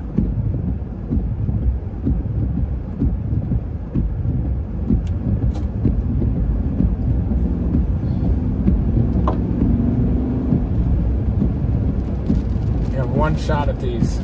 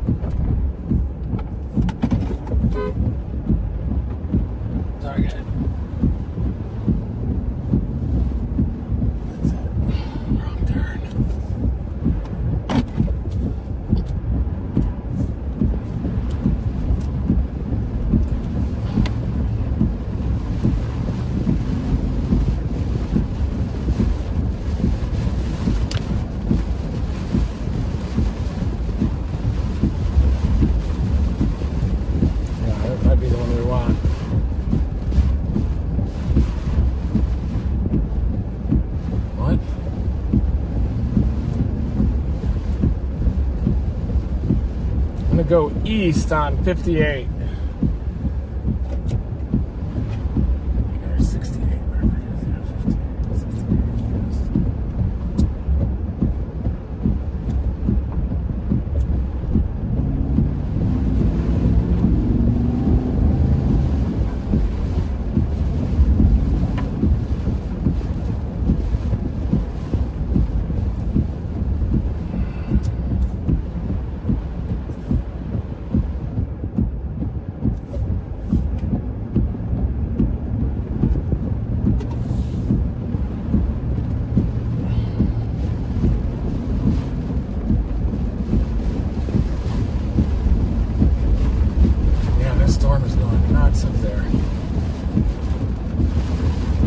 can't keep up with them though. You basically just have one shot at these storms, and it's a very large circulation out there, so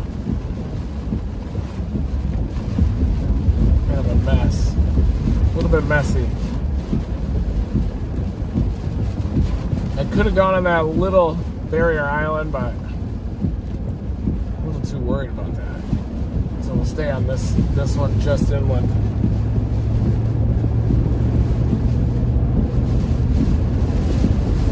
little faster too.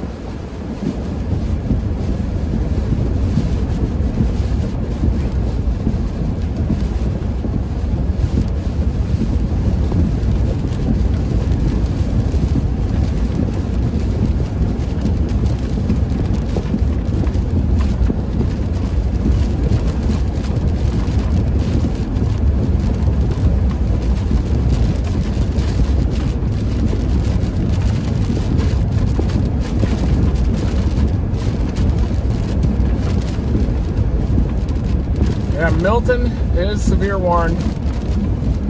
Oh, it's trying to produce.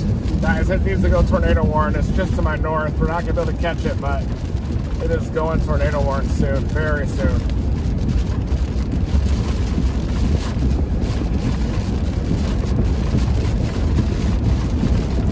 Yep, it's going tornado warned just south of Baghdad.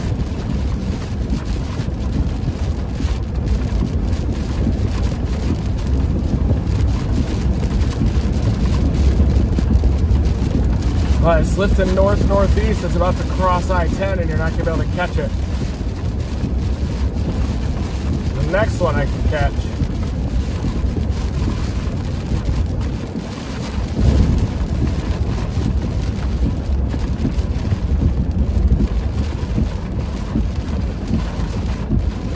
Let's type in Navarre.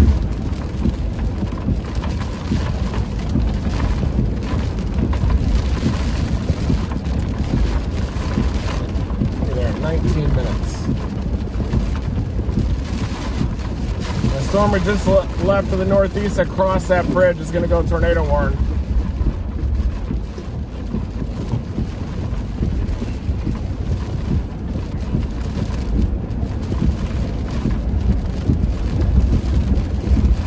It seems like they come ashore maybe a little wispy, and then once they move inland, they produce.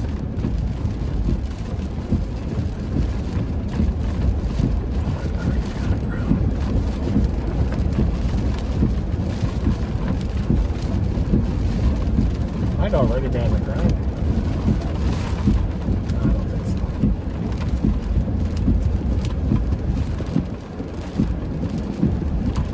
so. Got another storm just to my southeast that's interesting too. Be able to catch one with that. So 14 miles, maybe go north to I-10.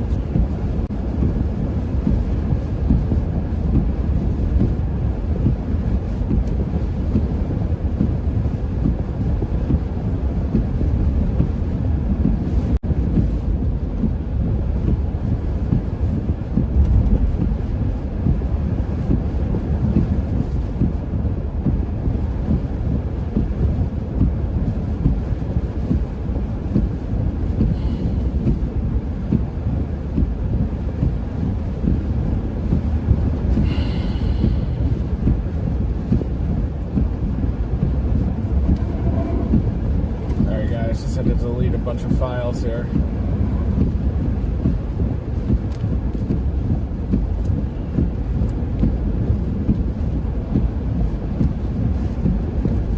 We're heading east toward Navarre. We got a storm, a couple of cluster of storms coming in off the Gulf. Tornado warning to our north. It's tornado warning. Knew that was coming. Probably catch it if I can go north of Navarre.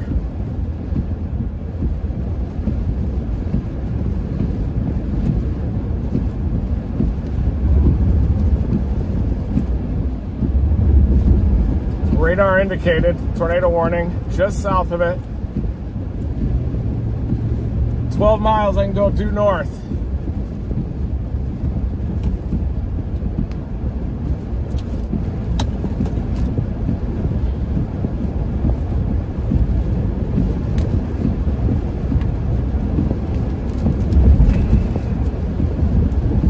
Damn it. But it is moving fast. Get in your safe place, Crestview.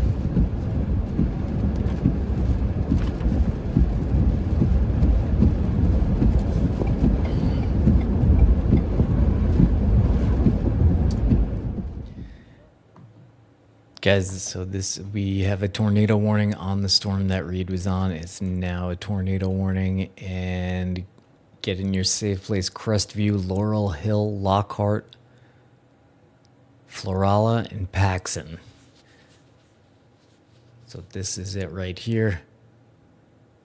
It's moving along in this area here. So this whole box is warned. So it's Crestview, Laurel Hill, Lockhart, Florala, and Paxson. Get in your safe place. Back to Reed.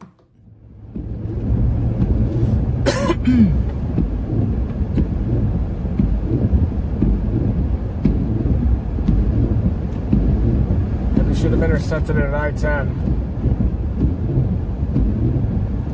There, the southerlies are back. Oh, that tornado's trying to launch up to I-10 now. Still got a couple little circulations all around I-10 here east of Baghdad.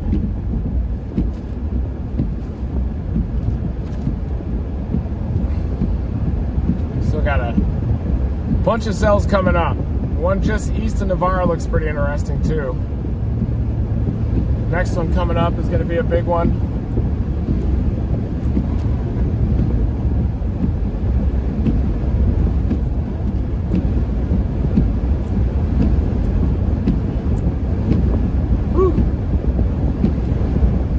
That thing to wrap up.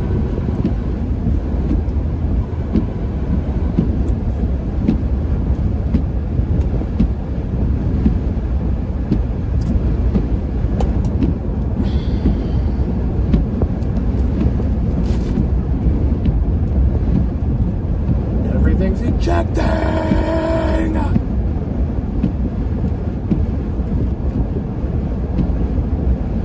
Oh yeah, big echo top up near I-10.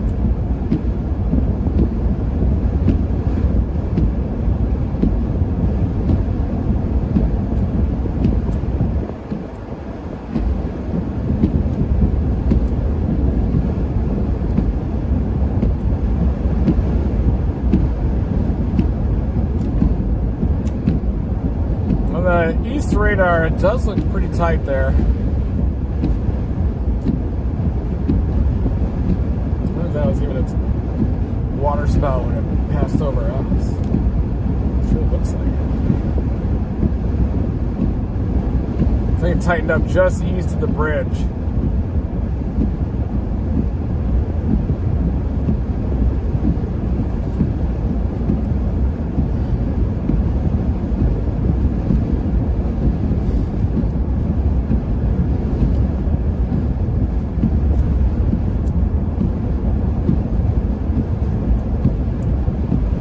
Damn, that one east of Navarre, right to my east. See if I can catch it. Damn, that thing's gonna produce just east of Navarre. It's east of me by like 6-8 miles.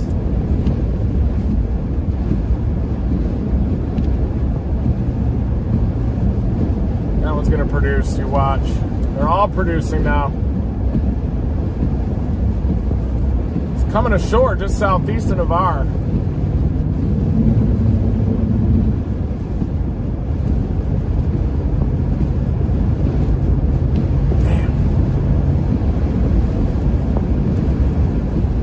more cells too, just to the southwest of us. We are right in the action zone.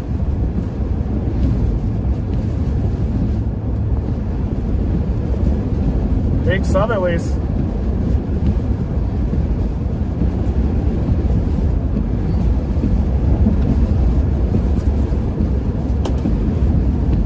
Seems like they're producing about 5 to 10 miles inland, so I may adjust up to the I-10 corridor next.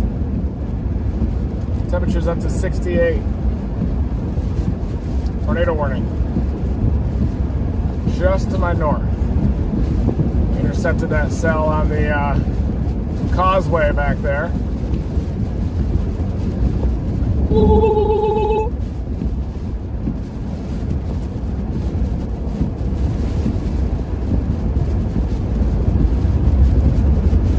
Get up in there, rat! Come on, Reed! Yeah, that's just the frame rate, guys. Pensacola's not in the clear until that front moves through, but this particular tornado warning storm should be okay. It's trying to produce up near I-10. Looks like it just may have lifted north of the warm front, though. Looks like it produced kind of right. I mean, basically that mesocyclone was cranking when we went across the bridge there. Cranking. See some puddling on the road surface in that right lane. I'm gonna shimmy over to the left. Big mesocyclone off to my south. Probably only an hour away. Look at that thing down here, that chonker down there. That one's gonna come in and just dominate. Might even head toward Destin even.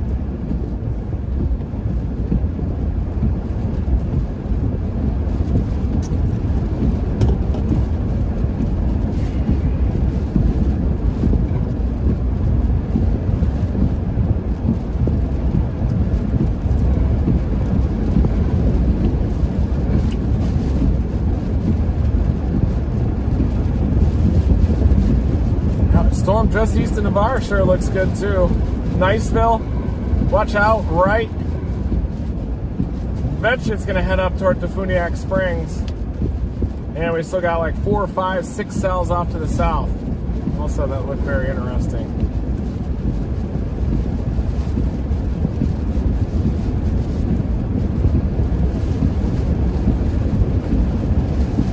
May have just gone a little elevated, that one near I-10.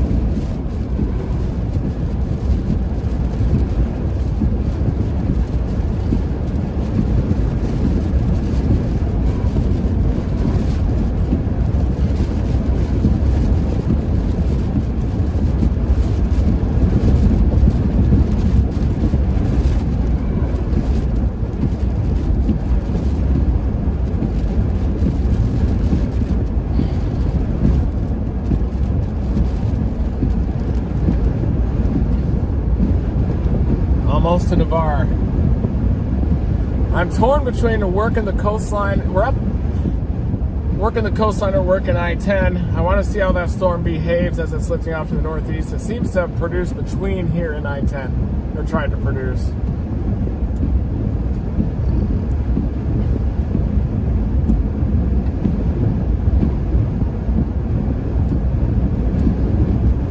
It doesn't look like it's on the ground right now. Boy, some of those to the south sure do look compact and isolated.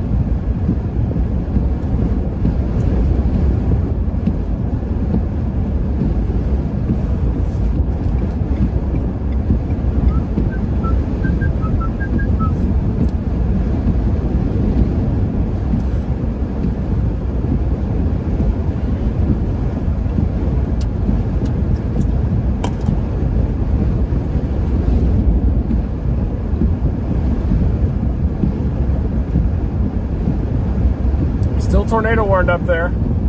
It's right along I-10. But both of those cells seem to be competing with each other a little bit. I think they're both on the warm front. I was wondering if this one just to my east was going to go tornado warned soon. The ones off to the south have very healthy mesocyclones, more so than the last couple of storms.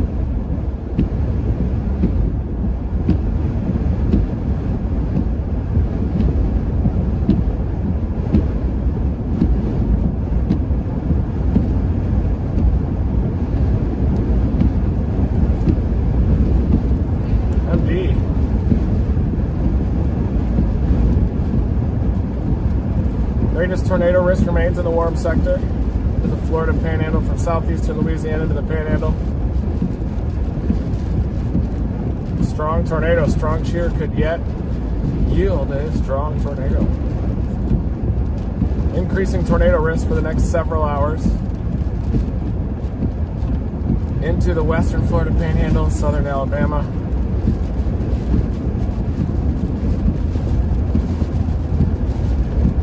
Storms are on the increase north of Mobile, too. That confluence band is trying to set up right through Mobile Bay, so I gotta watch out for some of those. Storm just to my east is almost getting absorbed into the cell. That storm just to my northeast is going berserk soon.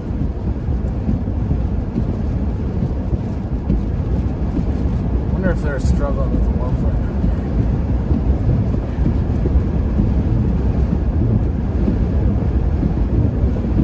What a textbook supercell just to my northeast and the right. Jeez. Let's see if I can catch it.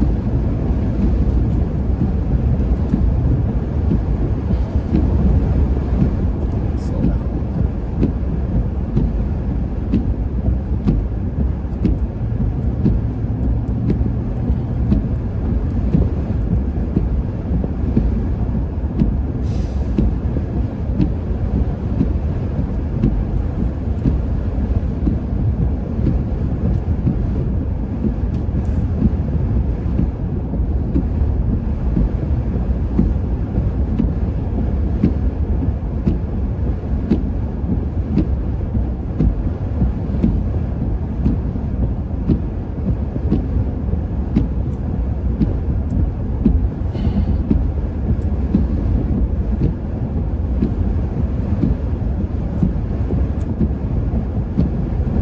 That one in my northeast isn't even severe.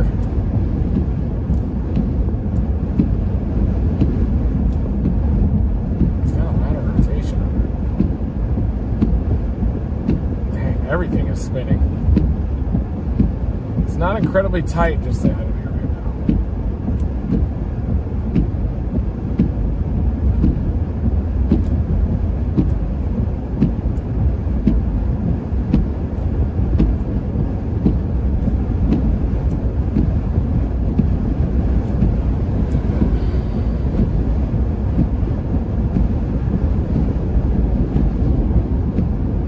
Niceville's the place to go.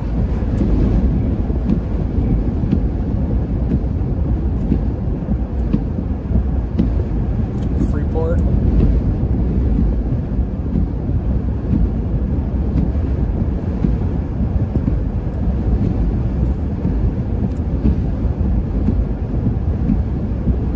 This is Navarre Beach.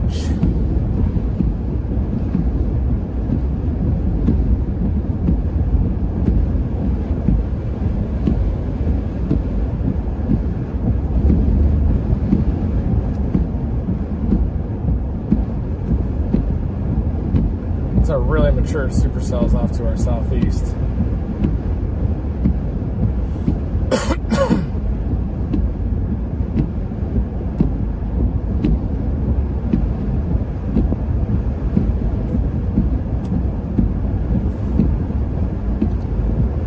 Might just wait for those to approach.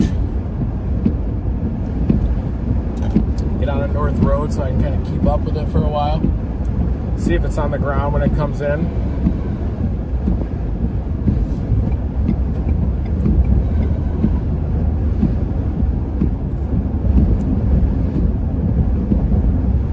Thanks everybody for tuning in. Dominate that like button.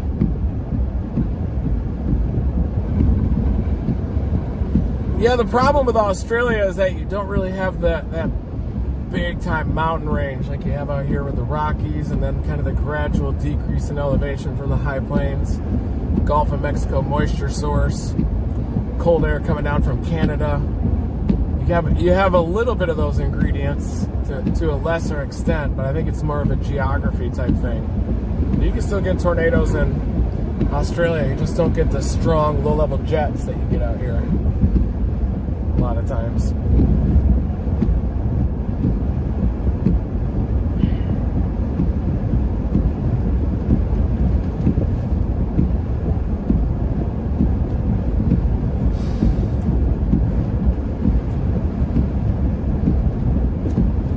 Definitely cross the warm front to my north. 100%. 100%. 100%.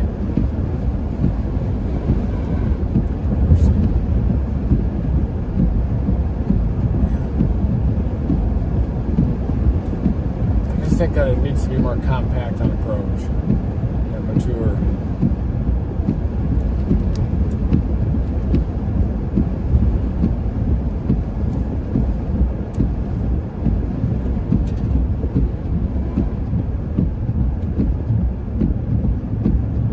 Northeast is really trying near right, just north of right.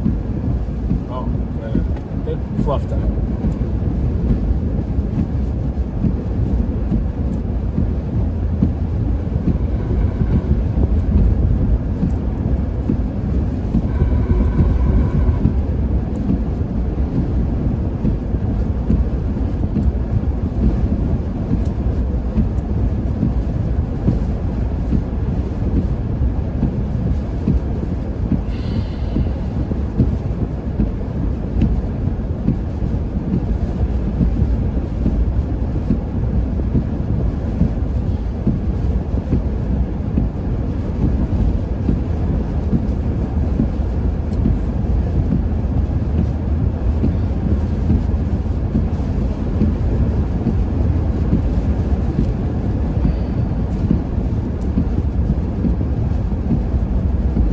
Yeah, the tornado warned one I think is getting pinched by the one to the southeast of it that has a major hook echo on it now. Just northwest of right. It's probably trying to reach down to the warm front.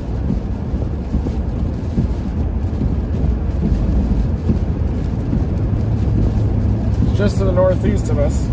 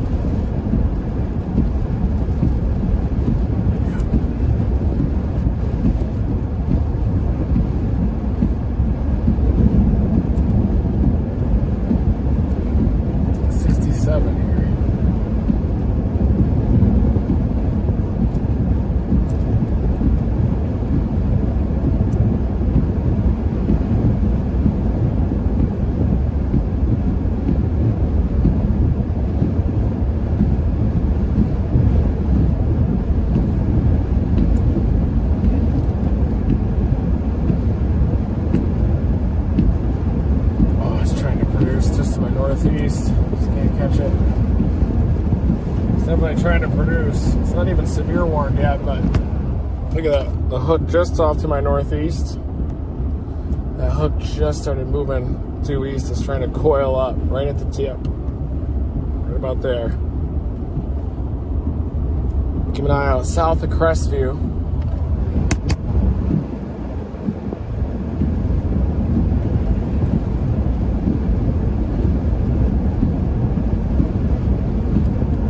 More storms approaching.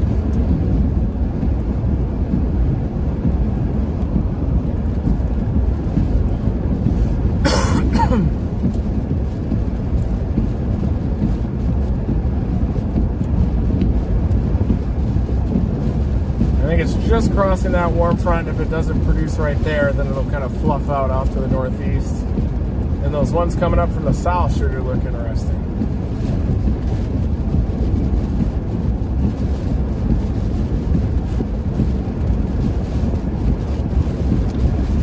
Oh yeah. Probably has a spout in it.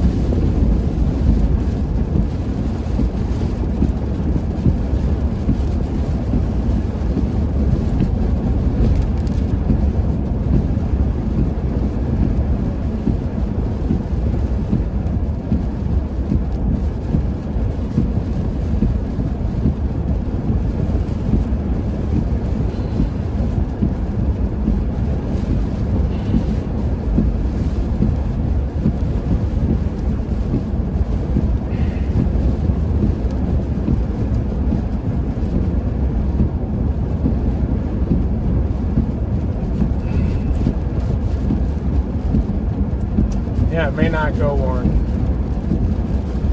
Sure tried to produce there right at the warm front, but they got to have a little bit of maturity when they approach the landmass, I think.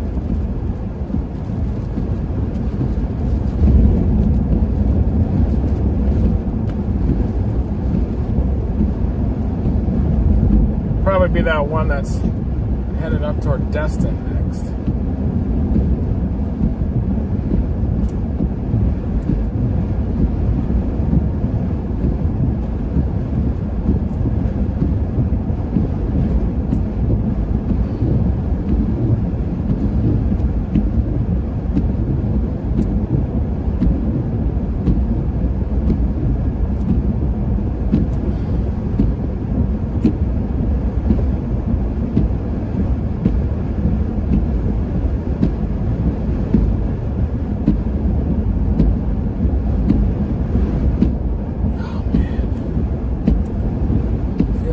Bit of fatigue here, but that'll get better probably once we get a little bit closer to a storm again.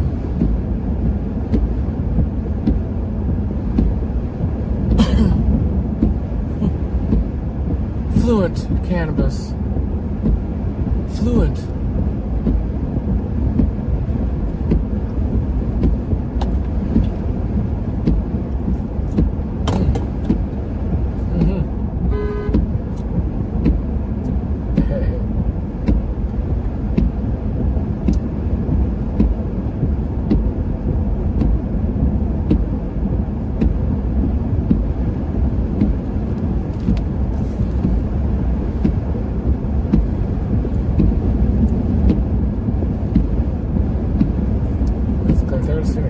Tornado warning. Oh no, this expires right now.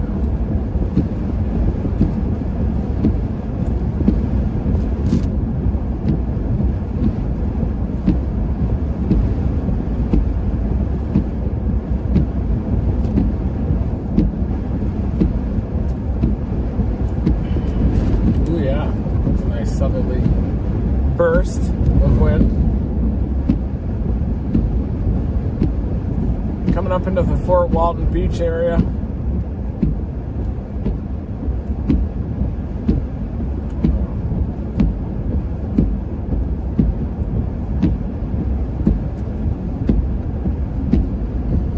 Uh-oh, we might have missed it. Oh no, we're good.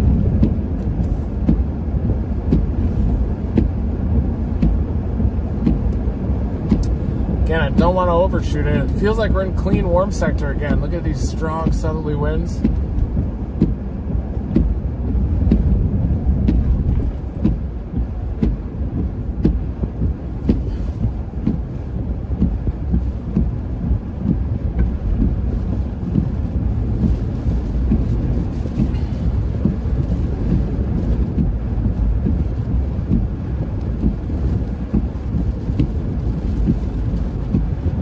Probably about 3 more hours till sunrise. Oh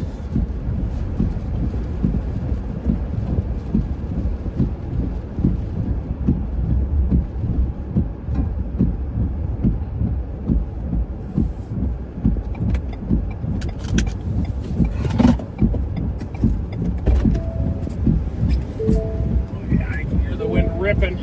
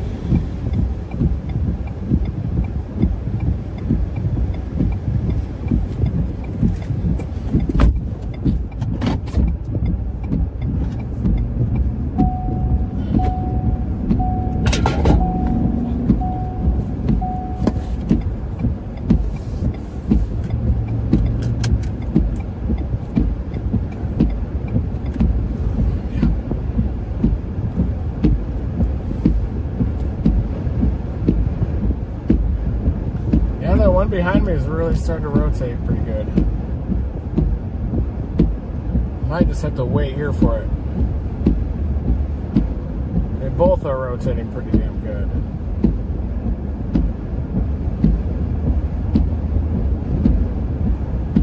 Probably our best shot. Mesocyclones are increasing on them. Look at these ones down there, right over the Gulf. You see those dark blue colors?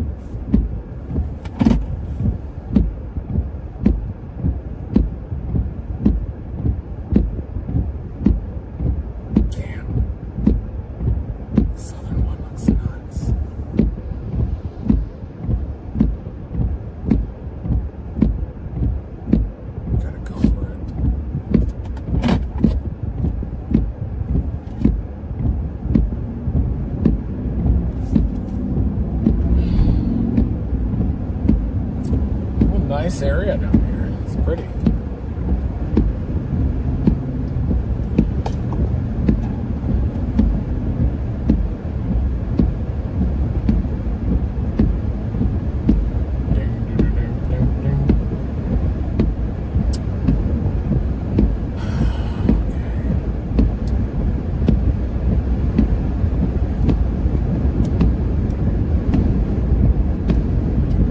Storm to my south that's making a beeline toward Destin, I think, maybe a little east of Destin. Destin to Freeport, probably like in 40 minutes. That's the one that I'm watching. A lot of lightning.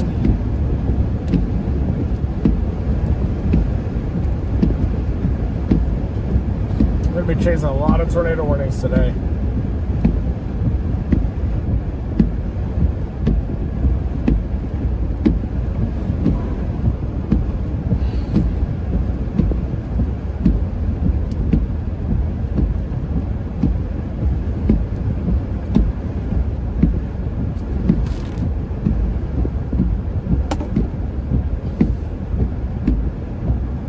Well, yeah, look at the branches down.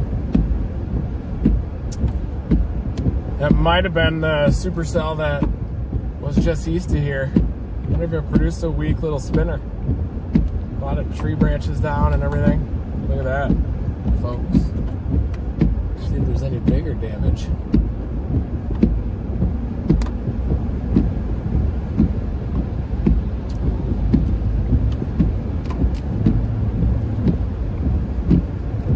Very strong wind shear here. Oh yeah, look at that. Could have been a weak little spinner. But a supercell like that can easily mix down those 70, 80 knot winds just above the ground. I think they're like 60 up there.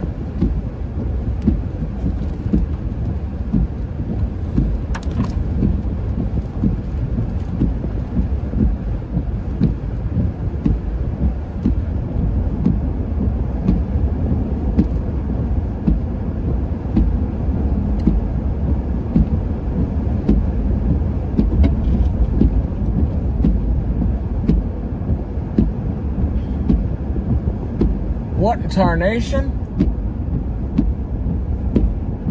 How is that place open back there? You can definitely see that this area got some big winds. Tree branches down here. And this is exactly where that supercell went.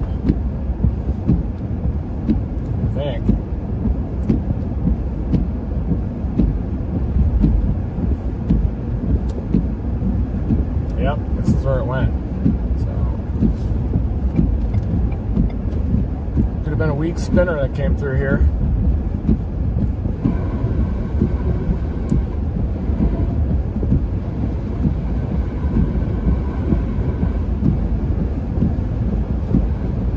Storm down south has a lot of inflow. Both of these storms coming up seem to have tornado potential.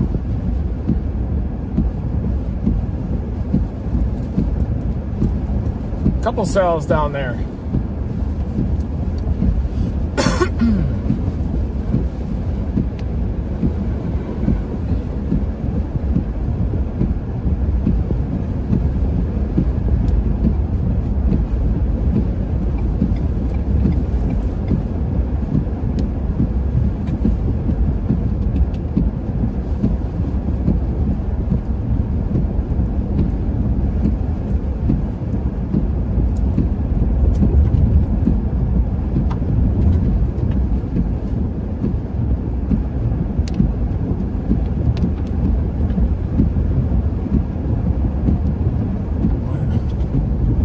Trash can. Trash can. We got debris. We have a trash can, small twigs, leaflets.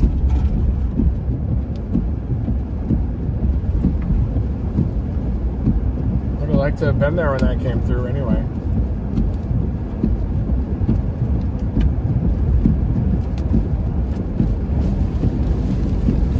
Came close to producing.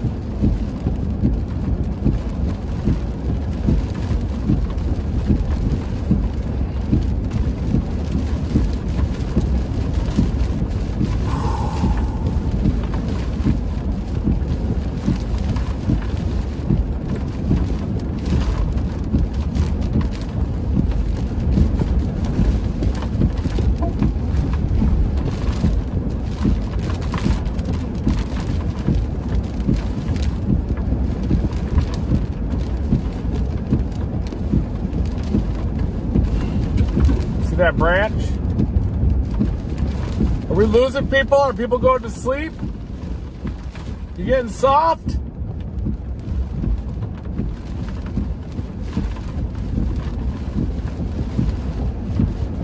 You could definitely tell that there were big winds here, probably big inflow into that supercell. Whoa! Tarps!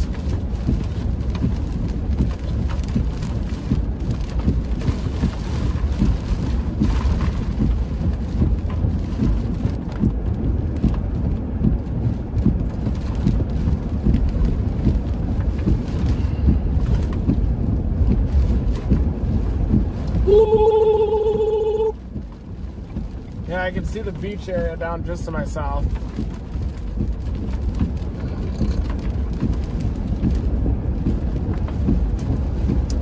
Maybe I'll drop down there.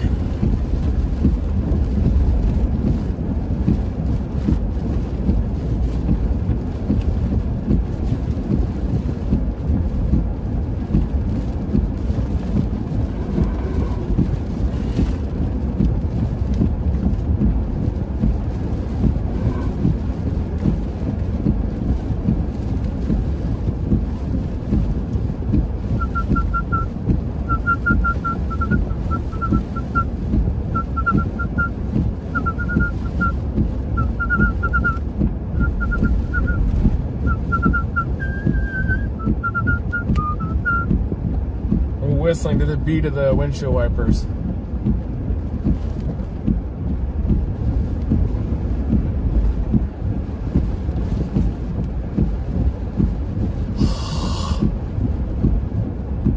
Fine. Fine.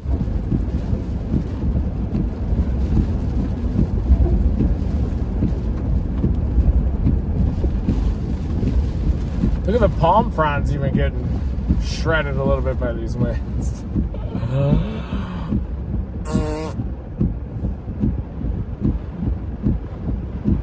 All right, the next one. They definitely do have a lot more DBZ over the open ocean down there. And those are the two cells I'm watching.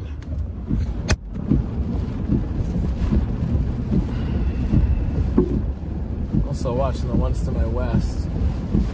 But both look good. But I also I want to make sure that they have a tornado in progress when they come ashore instead of just producing one 5 miles inland, because then I'll miss it. But you kind of need these lights to see it too. Not an easy chase. Gotta get lucky, that's for sure. Seems like a pretty popular place here, my God. Fockers back there?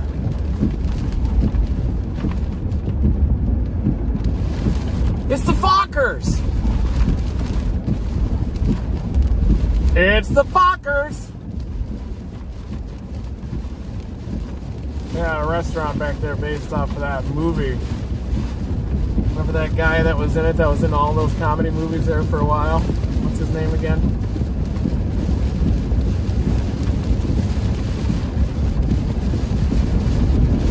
Oh yeah, get a little spray. Oh frick, yes.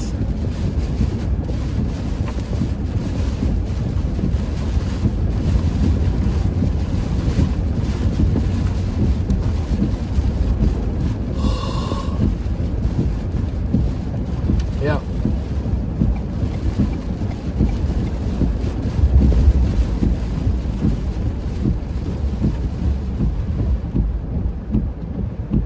Just gonna pause here for a second and line it up. Line up that mesocyclone. Old Bay steamer. Dropped a few of those today.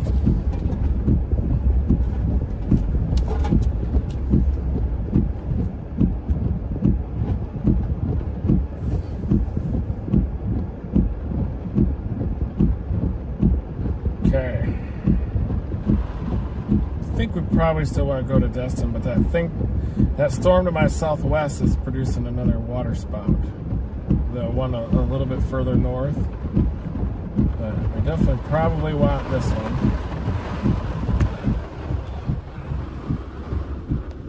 This one will have some potential. This one's just going berserk out there. Look at that thing. Imagine being on a boat chasing that. Kidding me? That mesocyclone. Look at that mesocyclone. Look at that mesocyclone. Look at that. That's my position. Got a lot of action heading our way. Hope you guys are satisfied.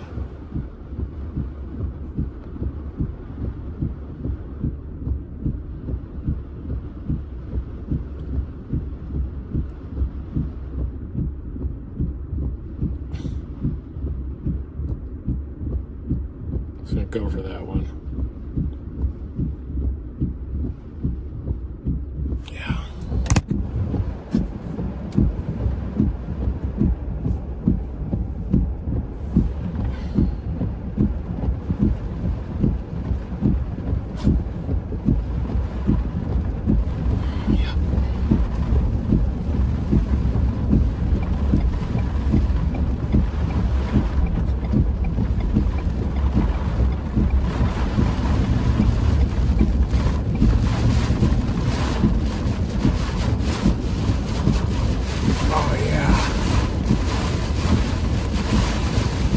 Like chasing a tropical cyclone.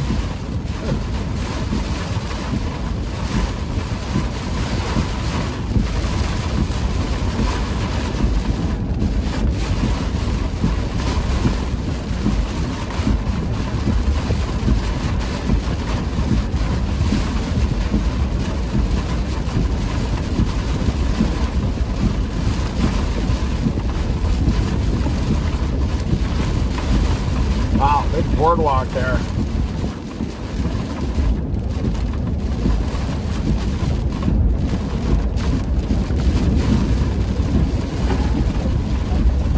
What? Pull down. Gotta be kidding me with that.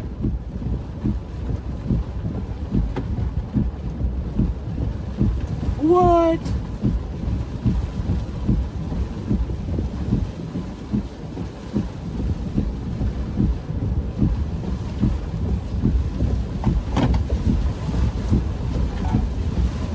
Report that. Flag.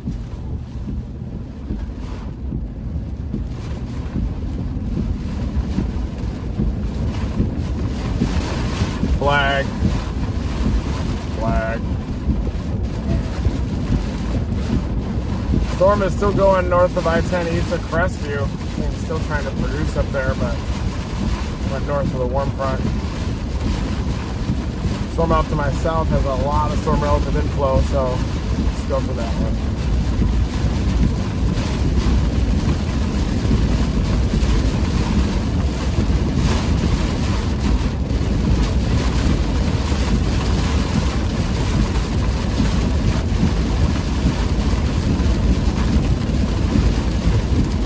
These are like big time, like white sand beaches, blue water out here.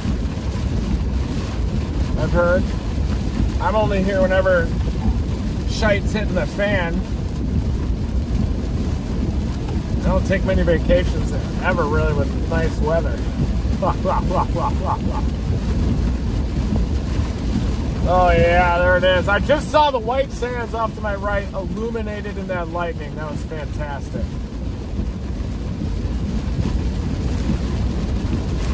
Wow. Looks like we're losing our focus. Yep, we're back. We'll go fixed. Fixed focus distance. Max.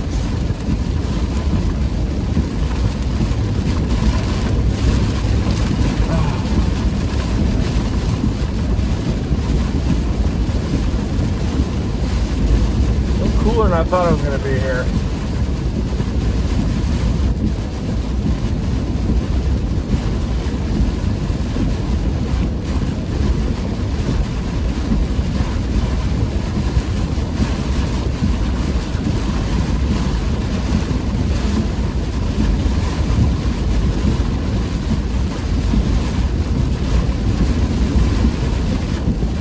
Storm to my south is crazy. It has a very large inflow zone on it. I think we'll target it.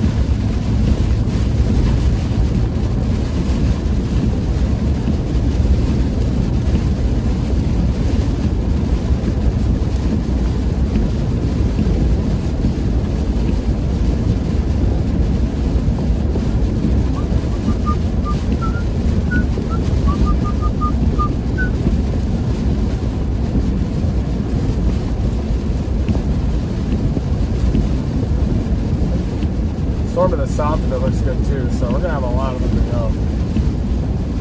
This one's a lot more compact too.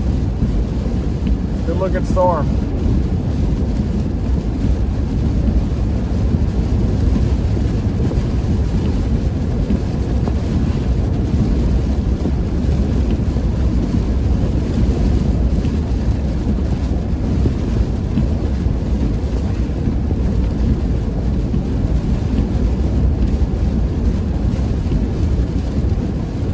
Yeah, I'm east of Santa Rosa Beach, but those storms that are approaching are going to cause some problems. Especially that one that's kind of heading toward Destin, maybe near just to the east of Destin. That storm that I'm targeting has a lot of storm relative inflow on it.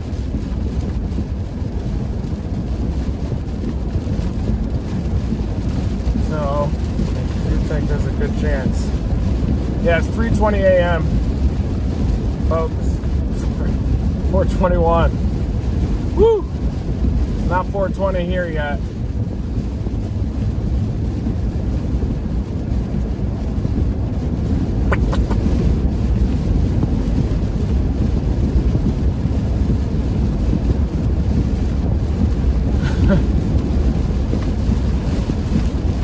Hello.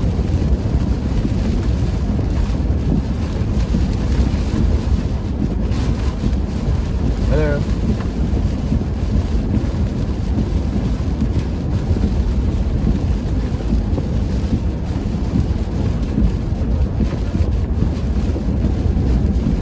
like the warm front is having trouble lifting north on this portion. I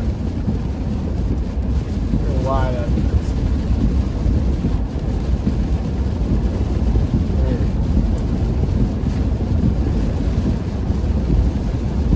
Front is gaining a little bit more of a north-south orientation, so trough axis is probably going more neutral and is probably about to shift to negative and then go bonkers.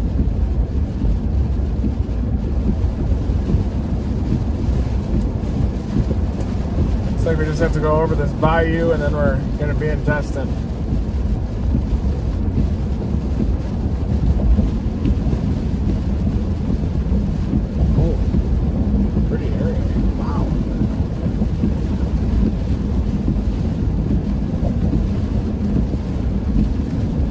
That would survive a Cat 5 on the right.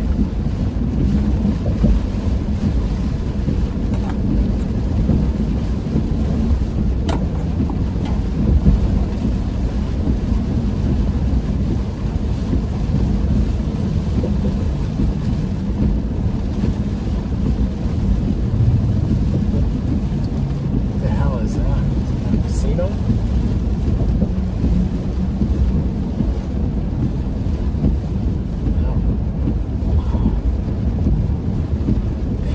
Salt Sea Spa. Probably pretty damn expensive to stay there. Woo!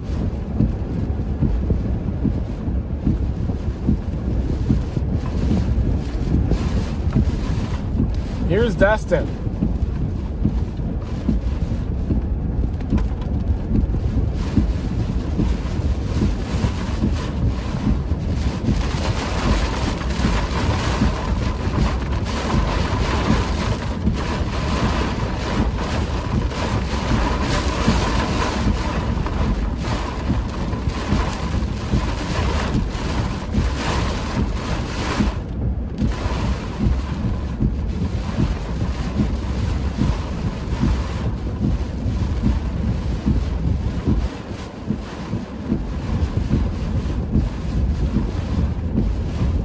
Power truck's waiting.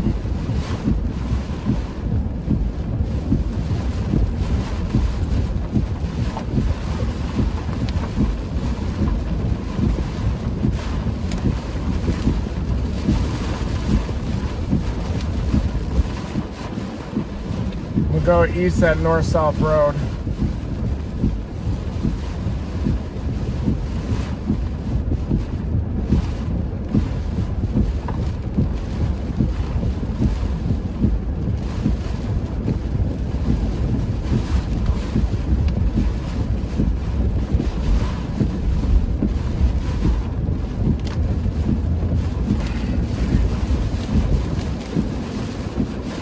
Gonna keep going until I can line up that dominant cell. In 19 miles, I have a nice north option. I might just wait there or let the storm mature, come at me, and then try to keep up with it for a ways.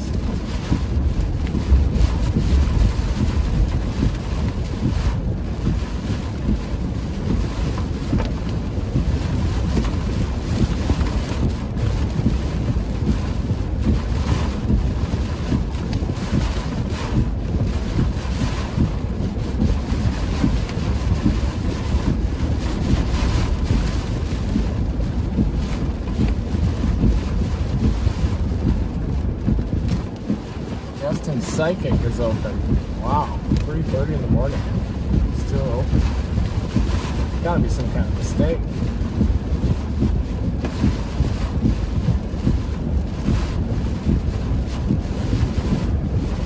A lot of lightning still, but this is all elevated. I think we really need that 70-degree air.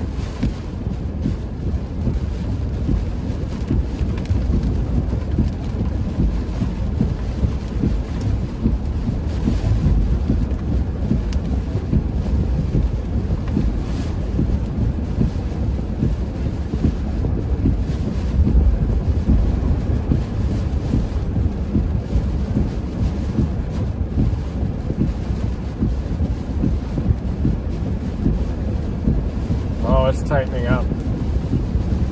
Just to the south, look at all that inflow on that thing, all that purple. It's all flowing into that cell. It's probably about to go nuts. If the thermodynamics line up, then it's probably going to go berserk when it gets a little bit closer.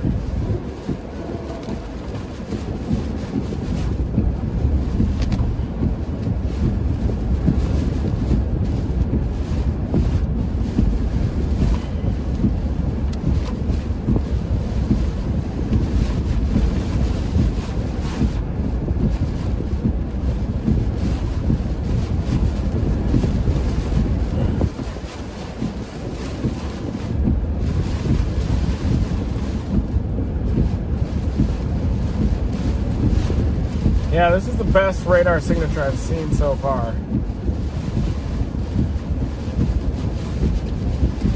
Just need to stay awake till it gets here.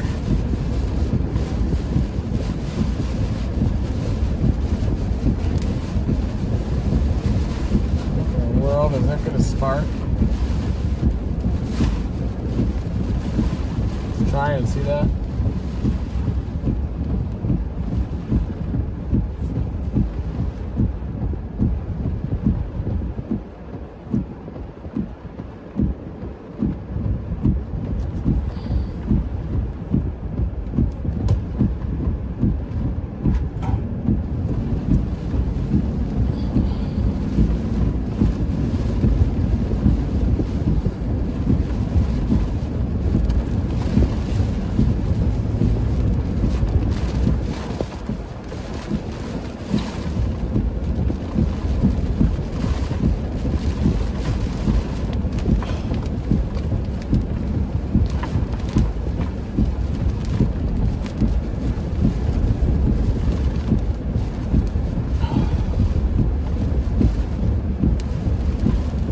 Yeah, that storm has a lot of inflow. Strong mesocyclone on it.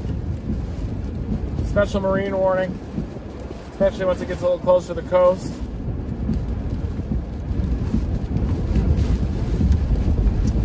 Strong wind shear in place ahead of that storm.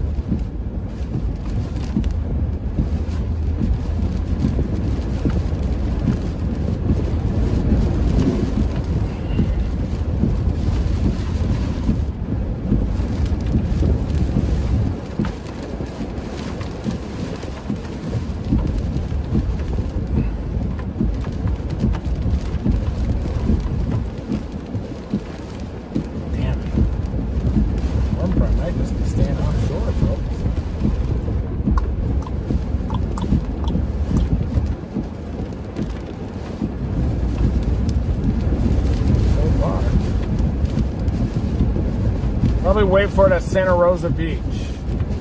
It looks like it's trying to produce. Yeah, it's definitely not dying. Storm looks crazy. Get it in Santa Rosa Beach.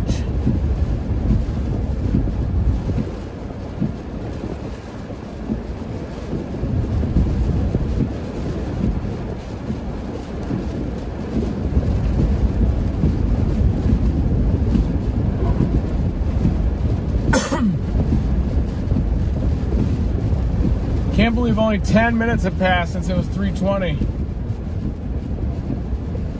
Feels like it's been like an hour since then.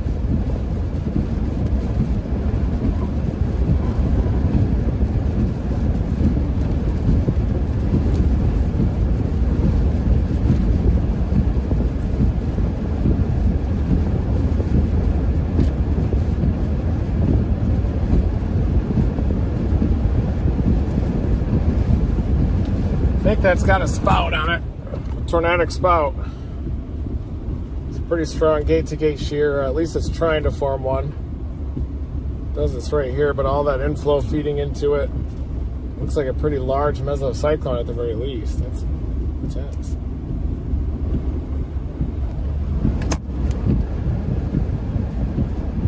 See what it does as it gets a little closer. Sure, that is one. It's a range folding. That red dot.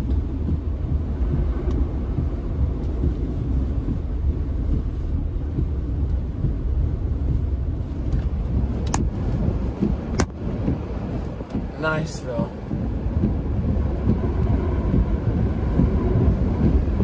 I happen to be from Niceville because I'm nice. So keep going east here. Another 14 miles and we're gonna wait for that storm to hit us. We'll keep the truck pointed into the wind. We are here, that's the hardest part. Showing up. I got 68 haze.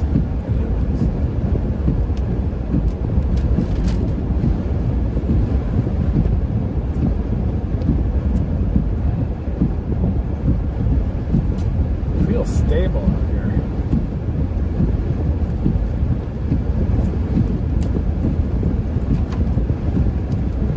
Mobile's got a severe thunderstorm warning.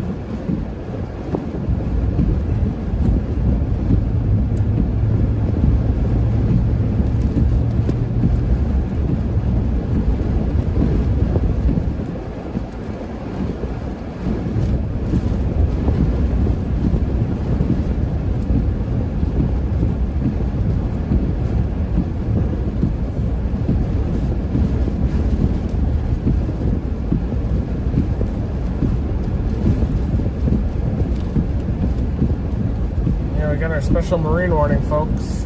There it is.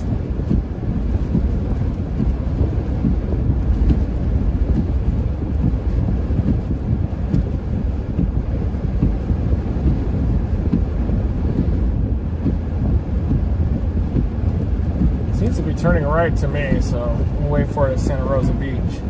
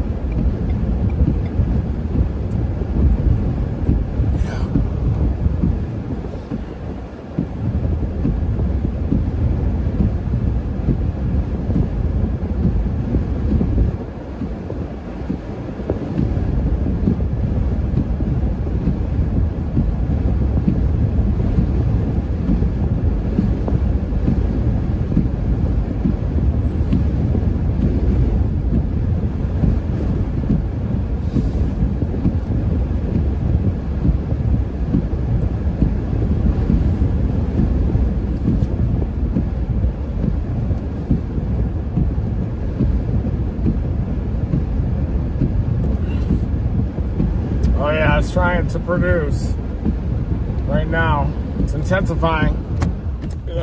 Look at that inflow. We got purples. That's a big time circulation right there, folks.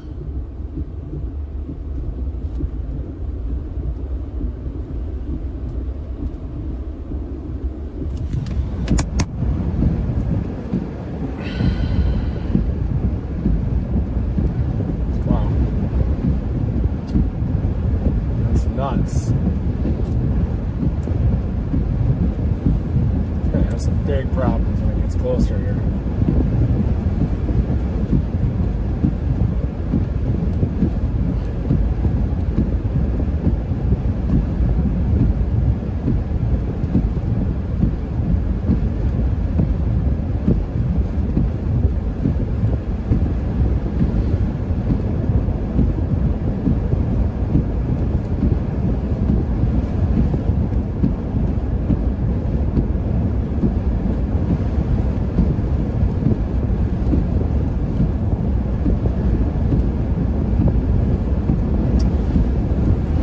Yeah, this next one is a lot more consolidated on approach. It does have a supercell immediately to its south, but with southeasterly winds, I don't think that should be too much of an issue.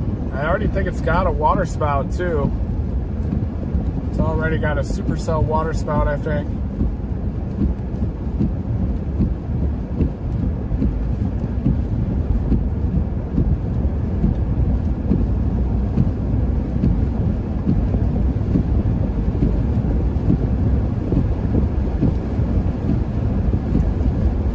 Only about 7 or 8 miles from the intercept point now.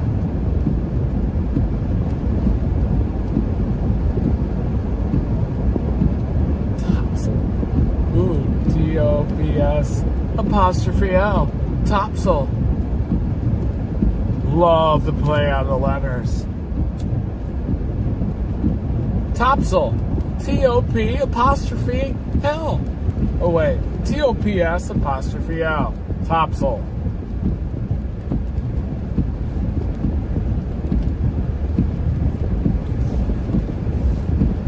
All right, 7 miles out. This one will probably have a tornado warning if it holds together. Looks anything like it does now. It does have that storm though right behind it.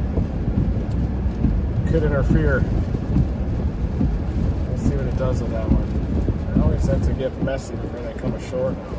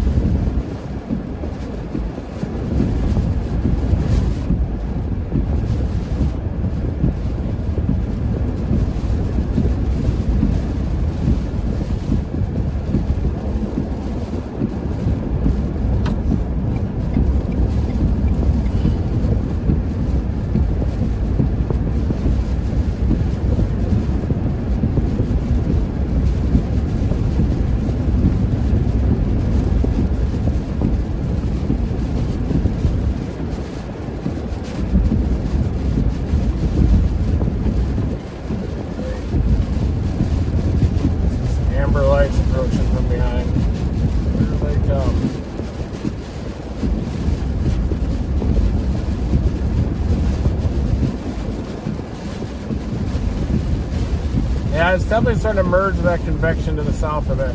Let's see what that does. It still has a lot of healthy inflow out of the southeast.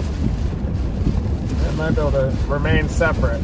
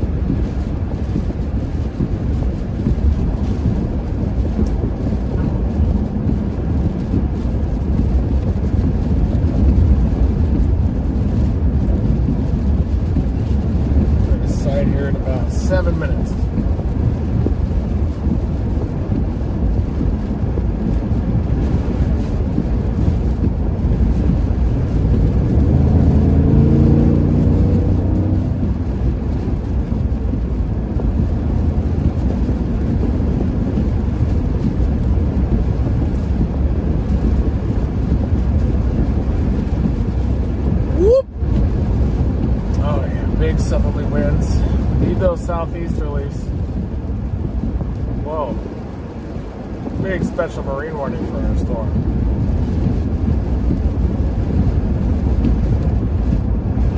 Whoa. The one down south and the one up north. Still holding its mesocyclone.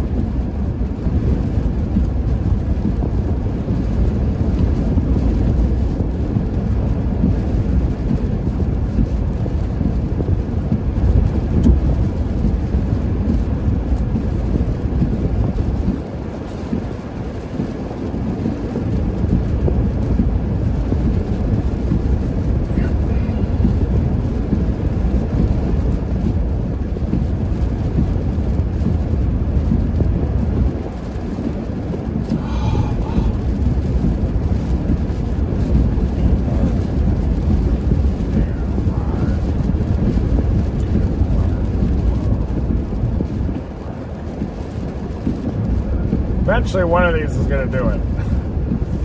We just might have to keep repositioning southeast until it does, but I think it's going to probably be this one.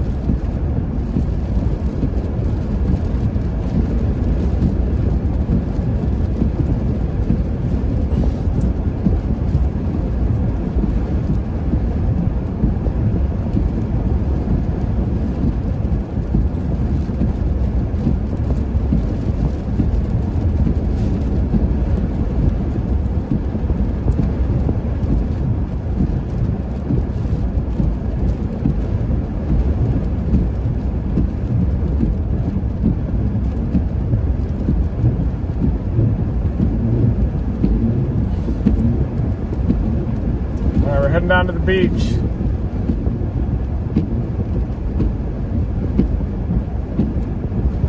If it approaches and it's not on the ground, then I'll just rock it north. Try to stay ahead of it until it produces and then time it perfectly.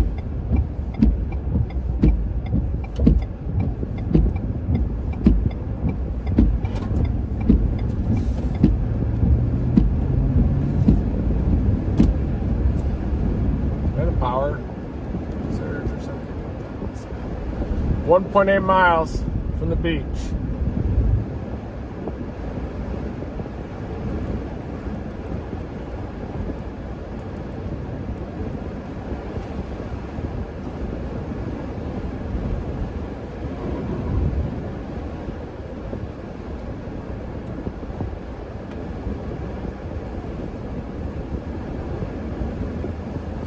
There's the lightning from it.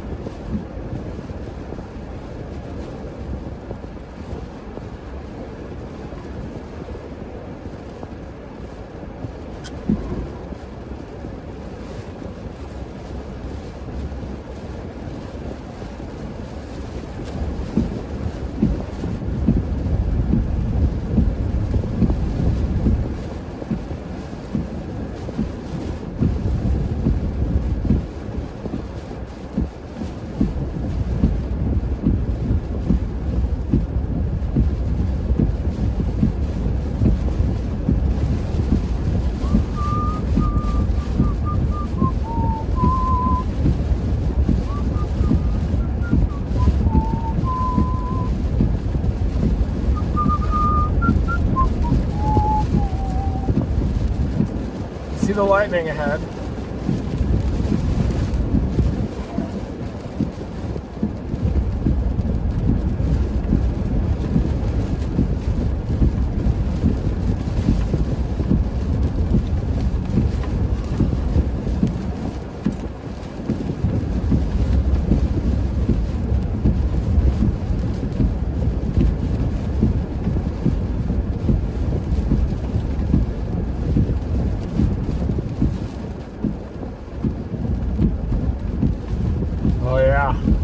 comes.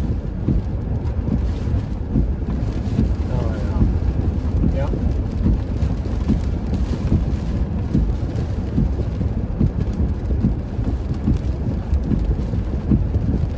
There's the main drag.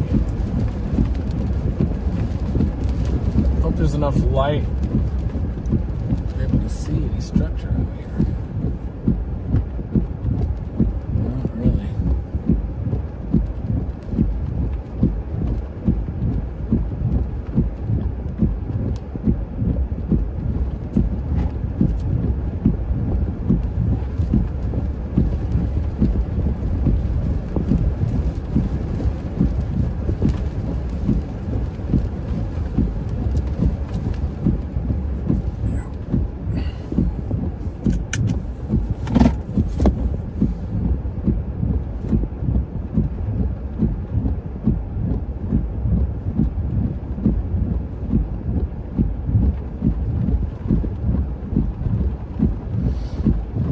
Tornado warning in Mobile with the main line.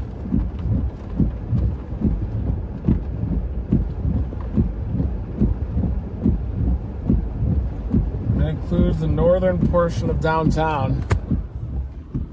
More like QLCS than anything. Maybe right about there. Let's see.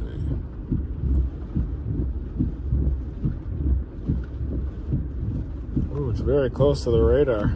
Yeah, there it is. A little embedded circulation there, so get in your safe place. It's near Highway 70. Oh,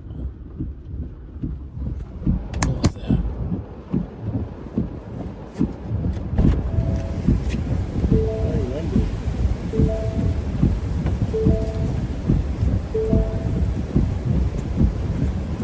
Wow.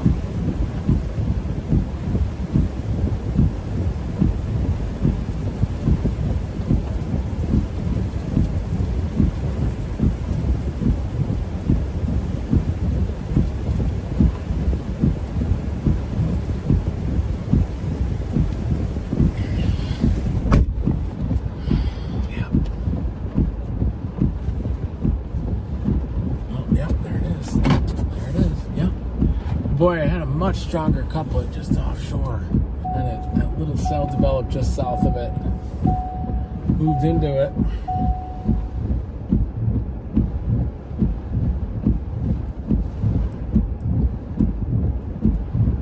Tell me the storms to be on down here.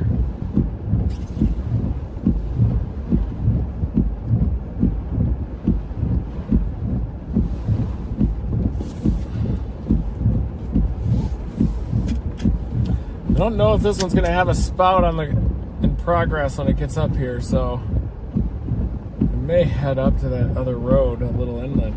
Give it a little room to work.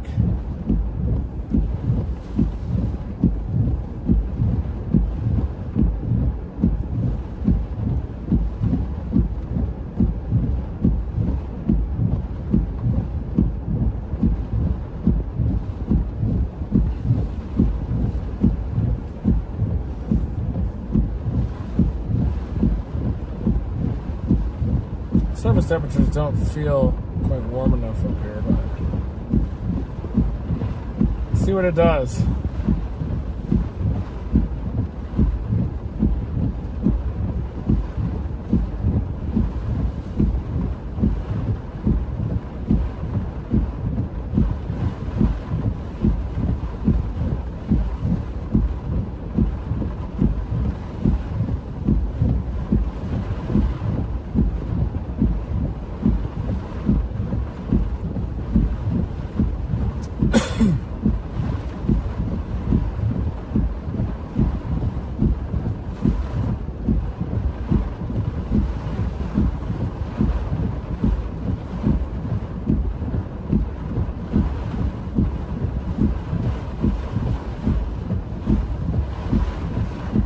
Yep, here it comes. See, it looks really good, and then it started to merge with that other cell immediately to its south. It still has that mesocyclone in there. If we can clear that storm, it might have a chance. Otherwise, we're going to eventually just go for this one.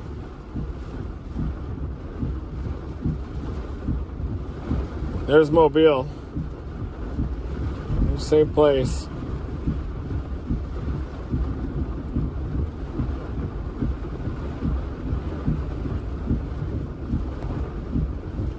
I gotta go inland, I think. Up to here. That might be the warm front.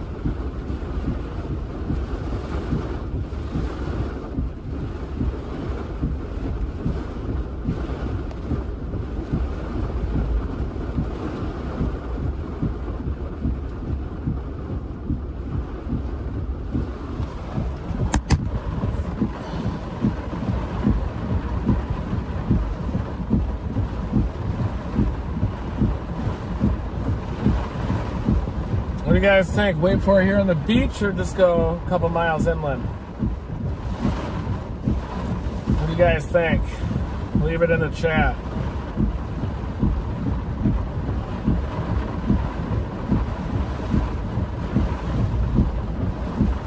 Give it a little bit of time, head a little north.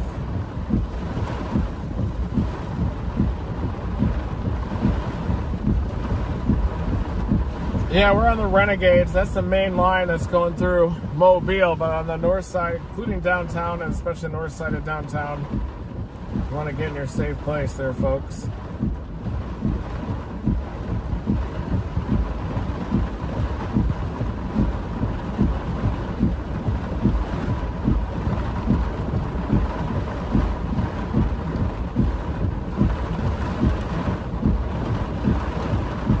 Oh yeah, there it is on radar. You can see the hook right there.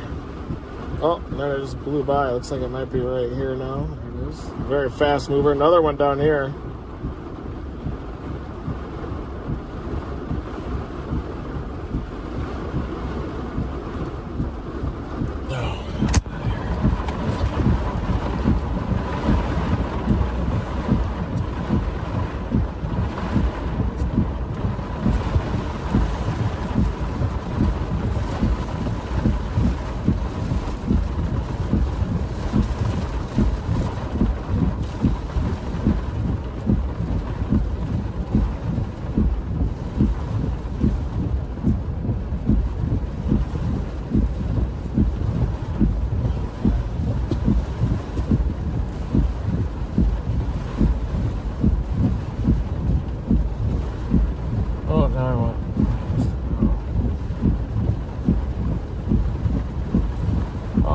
Back there, buddy. I'm gonna head north. Probably give this thing a little bit of time to breathe, I think, as it heads north.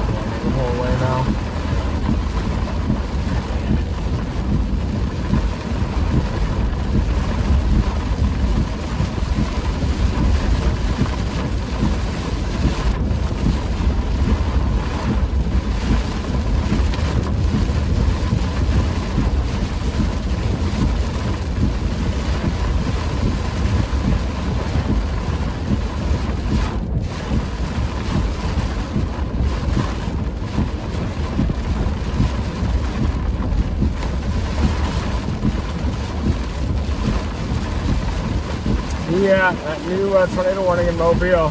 Got a couple of them now.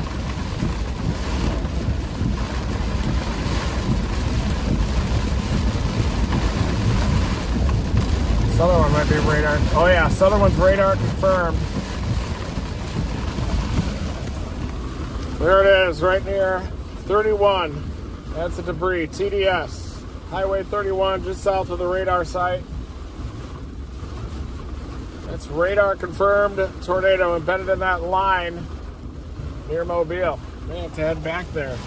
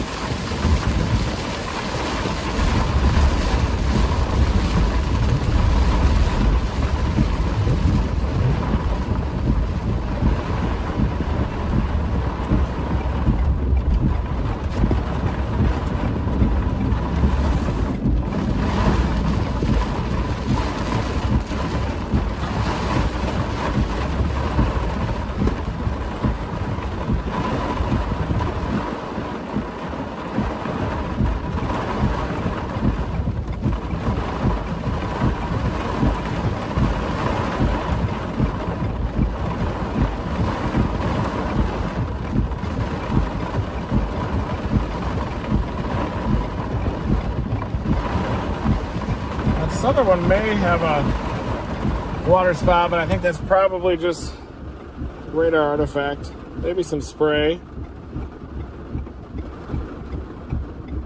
The renegades are having trouble going. This one has inflow, but struggling with that merger a little bit.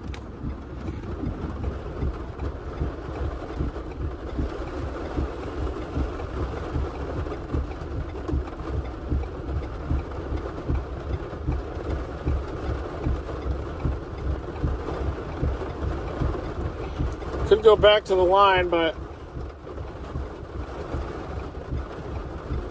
there's that tornado. I believe that's it. Yeah, it's gone now. Right here.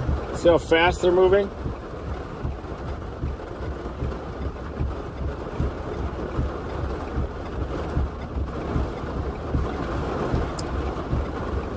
It's like it's fanned out now. That was that debris signature.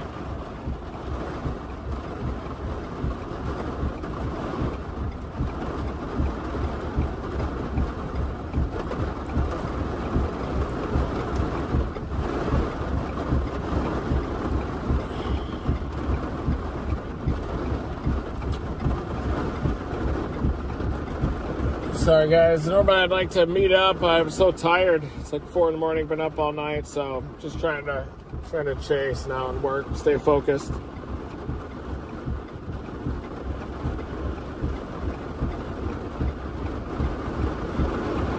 The inflow needs to merge up with that.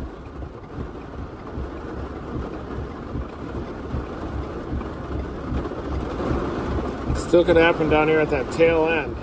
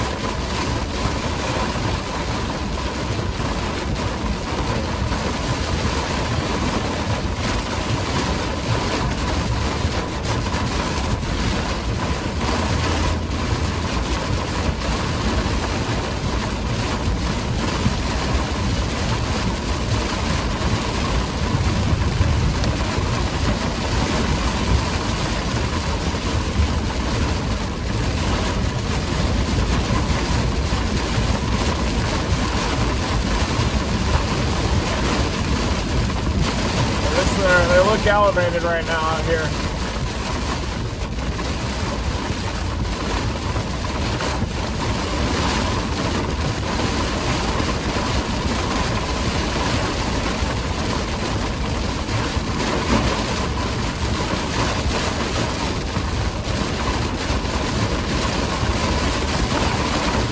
Tornado warning includes downtown Mobile with the convective line moving through.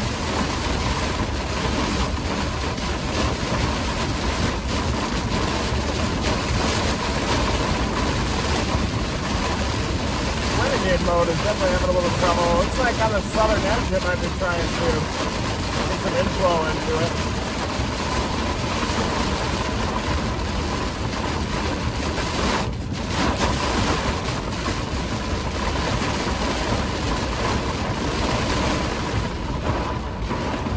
Good road here.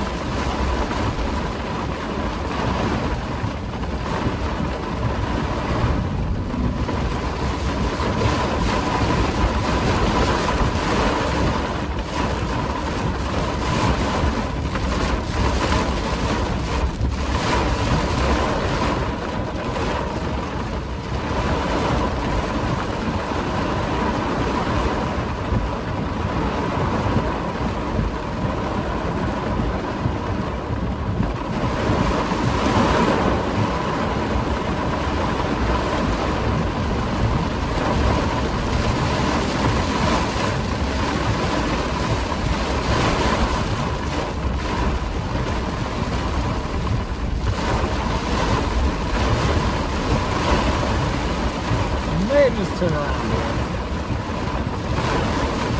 Not ideal.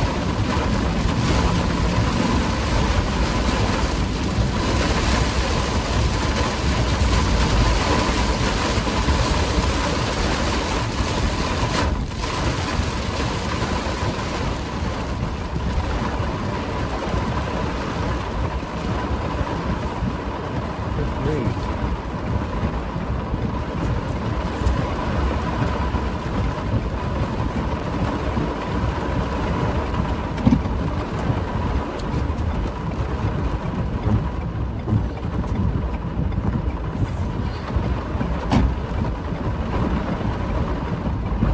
Definitely looking a little better.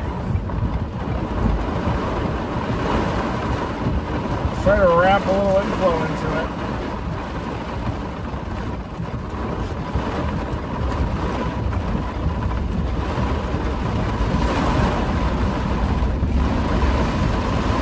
Definitely is getting some clean inflow out of the southeast now. Right on approach to the coastline. Look at that, right down there. Looks a lot better. This thing has some potential.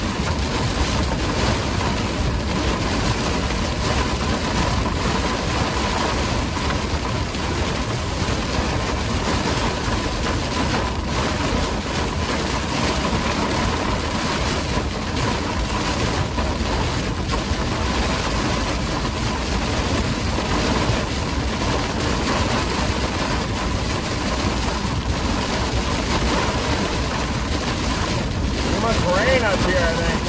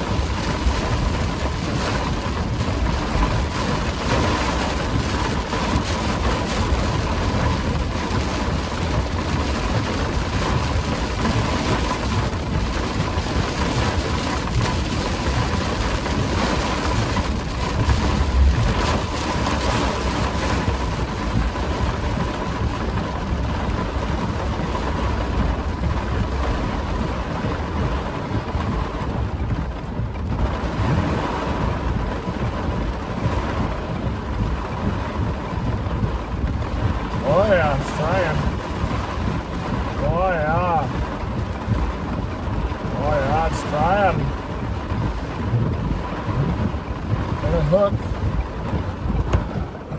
Look at that, guys. It's got a hook-like appendage.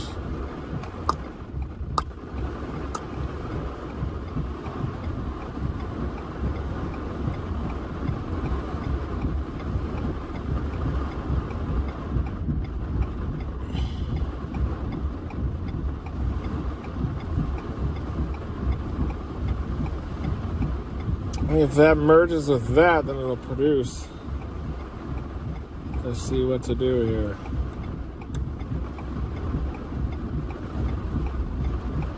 Yep.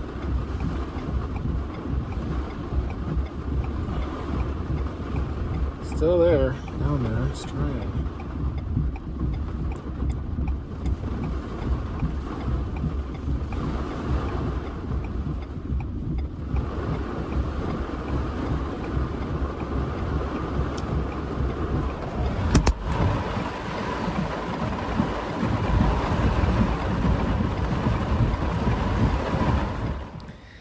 Quickly just showing you what Reed is looking at, and glad you're all still with us. This is what Reed's looking at. Reed is in Santa Rosa Beach, Florida, as you can see right down there. 68 degrees, as you can see right there. 67. But he's looking at this right here, this hook-like appendage right there. And this right here is what we call a tornado vortex signature, a TVS. Doesn't mean there's a tornado, but it's looking like it. Back to Reed. Oh, yeah.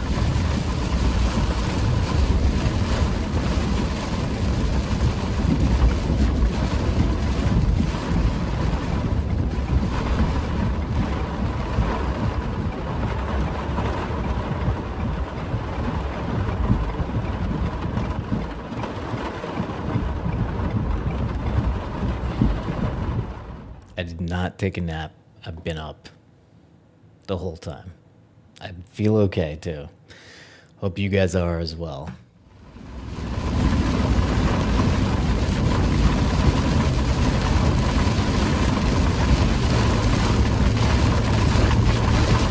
Four minutes out. And see if we can get a tornado with this storm.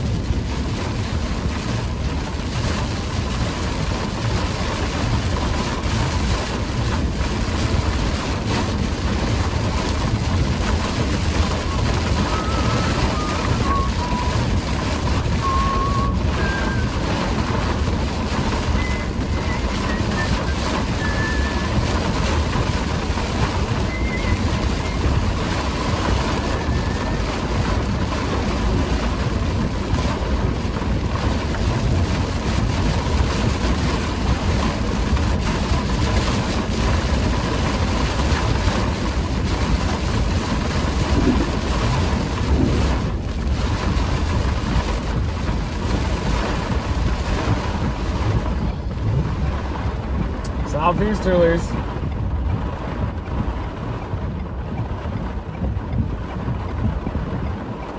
A lot of lightning frequency. Oh yeah, it's wrapping up. Oh yeah. Gotta get lucky now though. Definitely wrapping up. A lot of lightning in the inflow zone. Where did that thing go? Sorry, I didn't mean to cut Reed off. I'm going to show you the same thing, just maybe give you a little cleaner view here. This is what Reed is talking about, it wrapping up here. You can see this hook-like appendage, and then the lightning picking up in the inflow zone. This is the inflow zone. There's wind going in there. Basically being sucked in there, kind of wrapped around generally.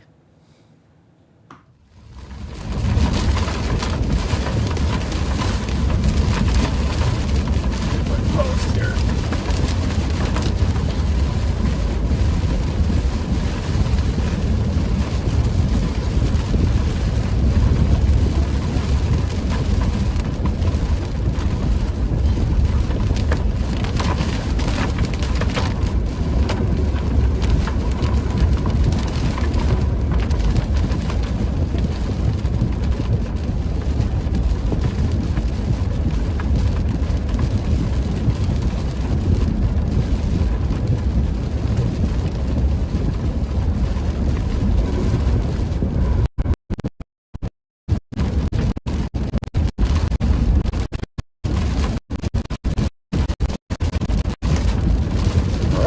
Here we go. Only about 0.9 miles now. Middle of the beach. And then we're gonna blast up this road, take a right and then a left if it doesn't have a water spout already on the ground. But look at all that lightning over the open ocean right now. Probably gonna see some structure. Maybe a spook approaching. Oh yeah, there it is. A lot of lightning in the inflow zone of this. Lucas Anderson, this is live.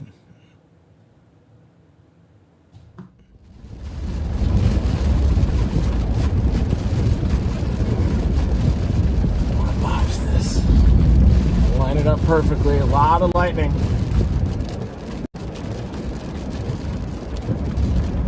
There it is. Might even be able to see the structure of the thing.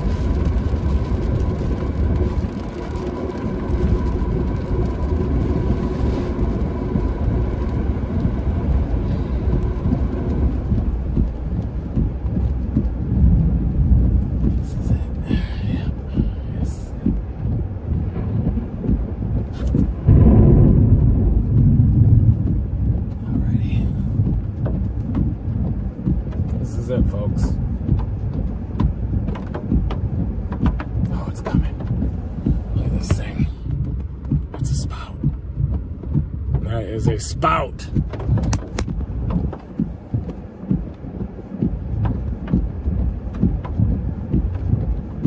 Yep, that's a spout. Just gotta see if it's gonna hit here or a little west of here. Looks like a little west.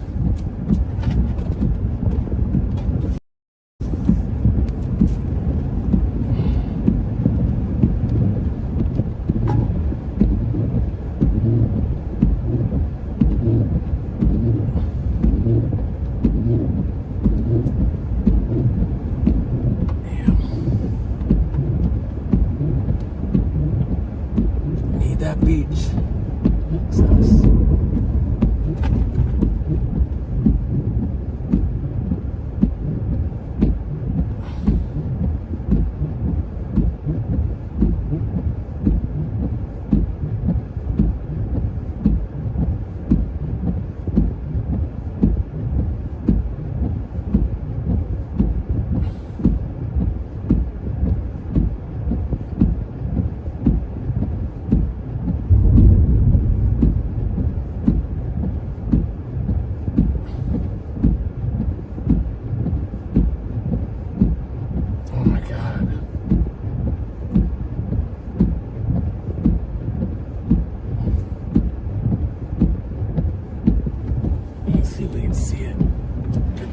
Access.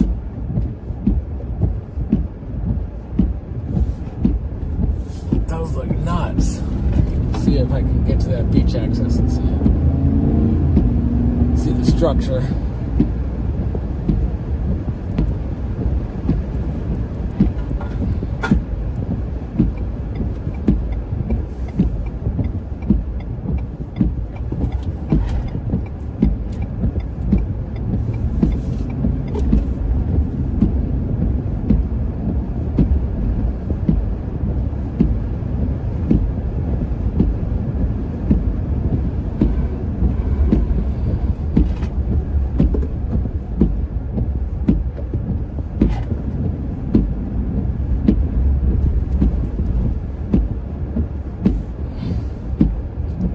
Go take a look.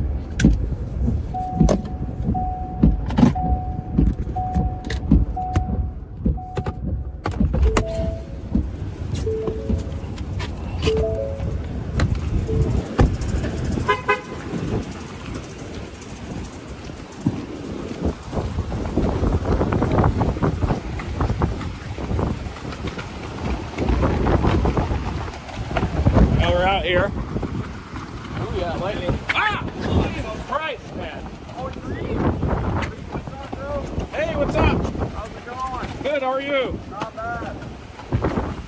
What's happening? I'm just trying to see if we can see this water spout quick. I socialize after that. Nice to meet you. I'm Jay. Didn't mean to scare you. Man, how's it going? Good to see ya. Yeah, look at those southeast really.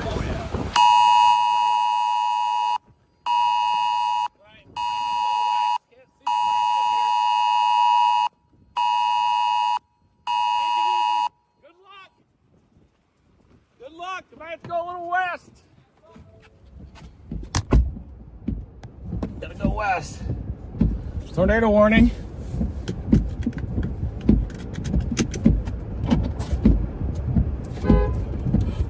That's awesome! Let's get this thing. You think we gotta go a little west? You're from Alberta? Are you kidding me? You're from Alberta? Yeah. Good grief, you're an animal. Oh, yeah, I go to school in Indiana. That's awesome. What's your name again? Jay? Yeah.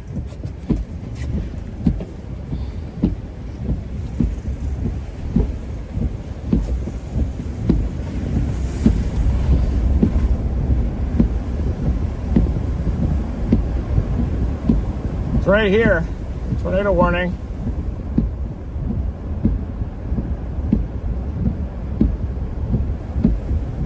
Man.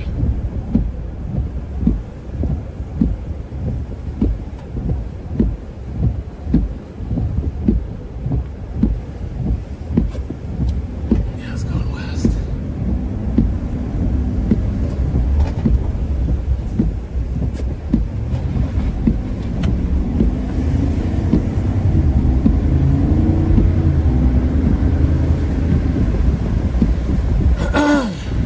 Coming to shore just to my west, I think.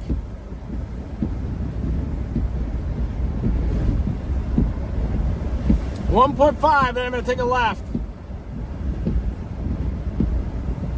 Big inflow. You can feel the inflow into it.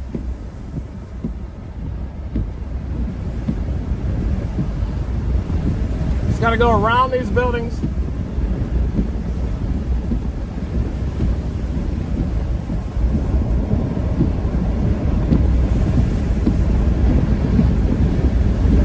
Big easterlies into it.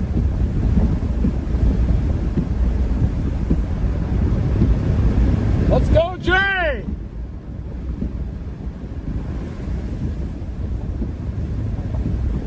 All right, going into it here. You can't see anything yet. You couldn't see anything from the beach out there.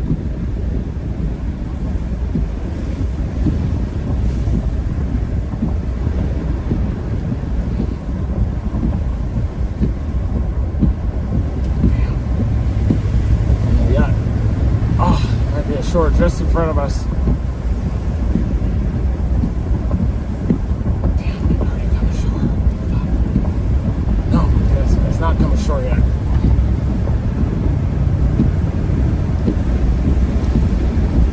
Big winds. Might be coming right at me out of the left. Oh yeah. Oh yeah. We're almost there.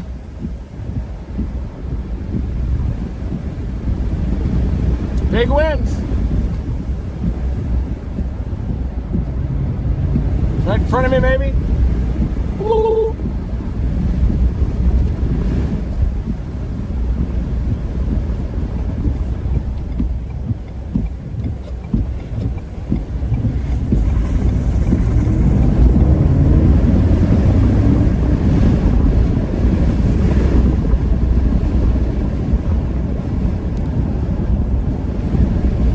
Hey, it's coming into us here.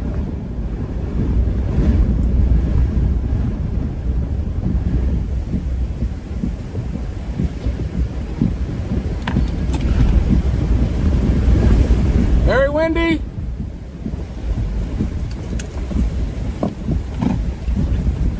Where is it?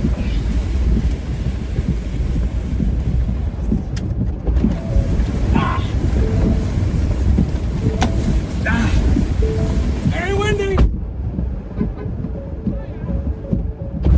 Gotta get back in the car. Here it comes.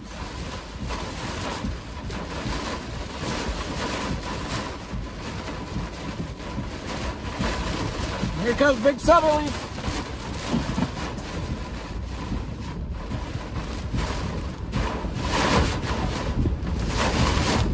Power out.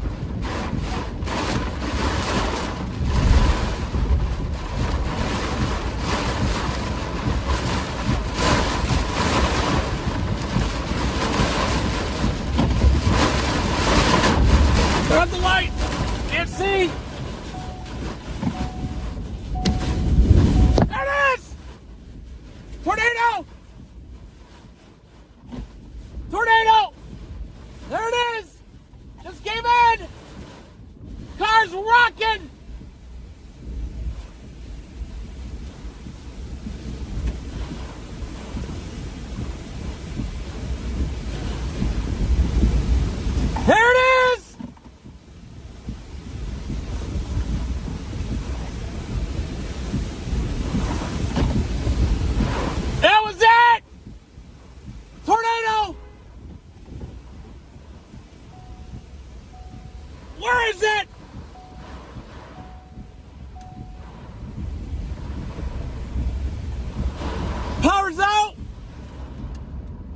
Pretty sure I hit his head on there, folks. Wow!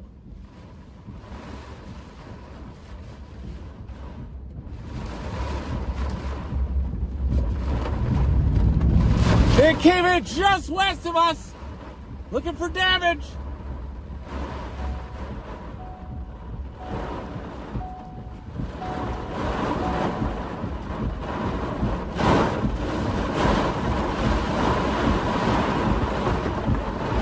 That was it!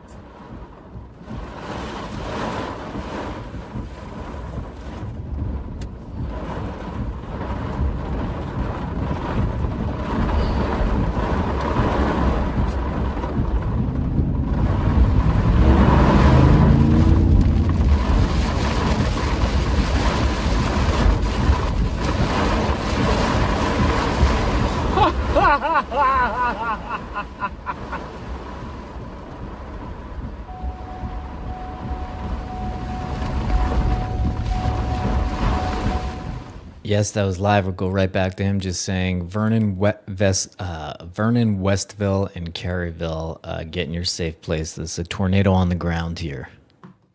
Damn it! Needed to keep going a little west. That was intense. 1.3 miles, we can go north.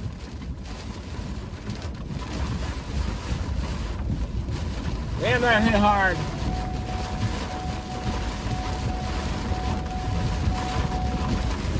.1 and we can catch it.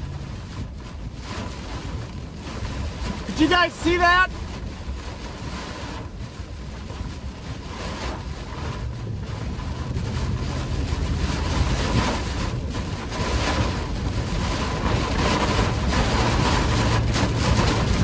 That was nuts! Still trying to catch this tornado. We can go north up here. That's the inflow to it.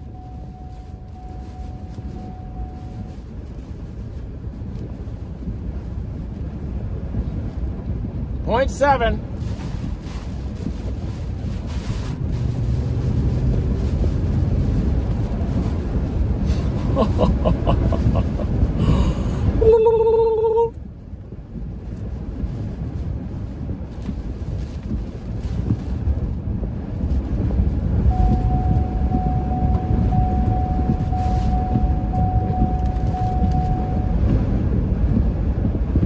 It's just north now.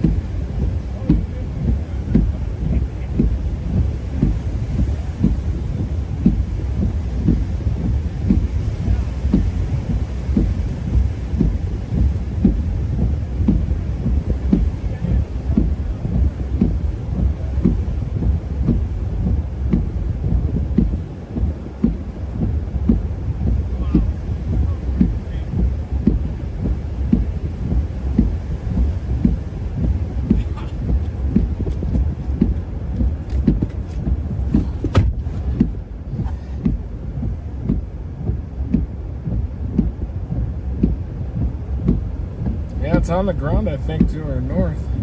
Here's. Did knock power out just west of us.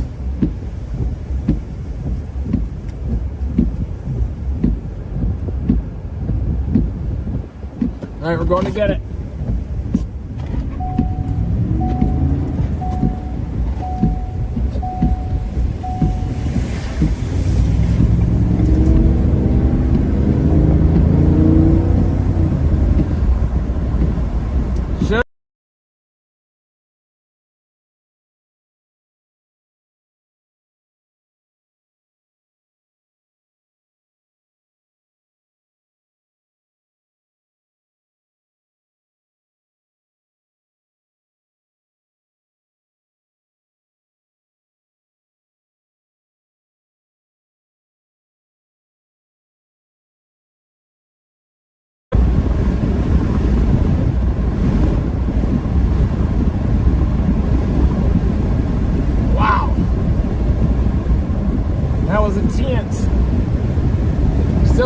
just in front of me here.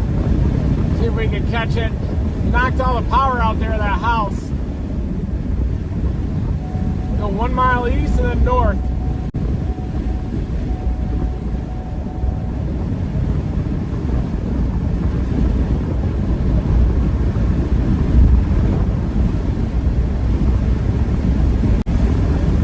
That's the lightning from it right in front of us. Moving northeast at probably 60.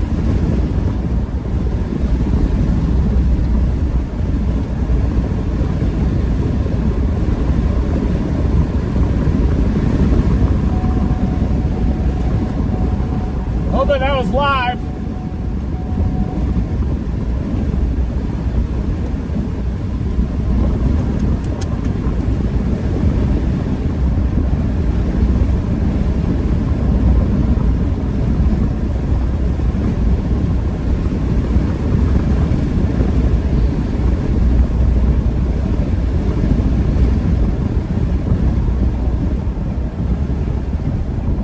Damn, I must have missed this by about a block. Block to the right.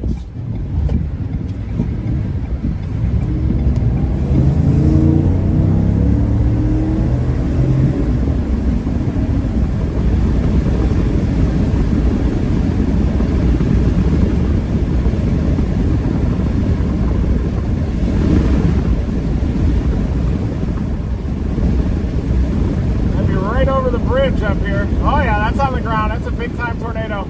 Just right, left of the bridge. We go north, we'll be able to see it on the left up here. That's a big time tornado up there. We're gonna take a left and then follow it all the way up.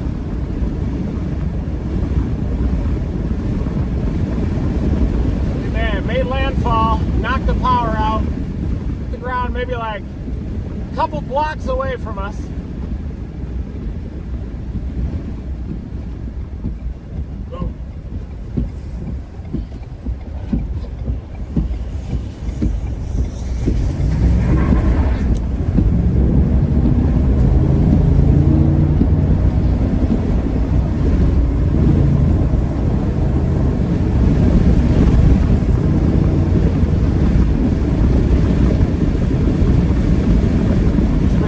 North of us here, folks. Way up there, though, a little ways. That's a tornado. It's a big time tornado.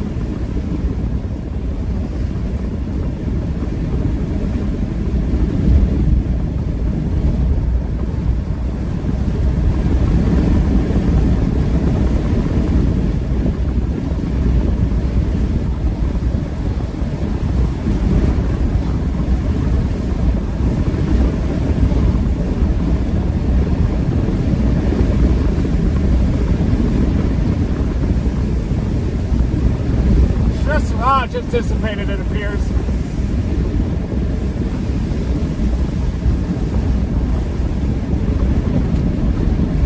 Should be right in front of us, though, still.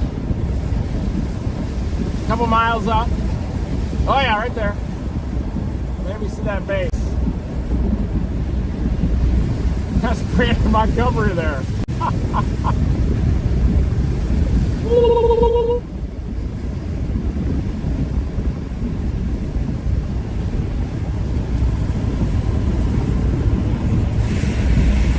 I just saw a wall cloud over that bridge. There's definitely a spout up here.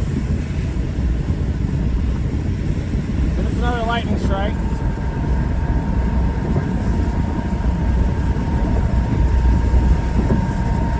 Oh yeah.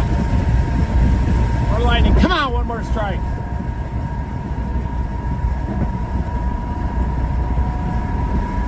There's Edgar.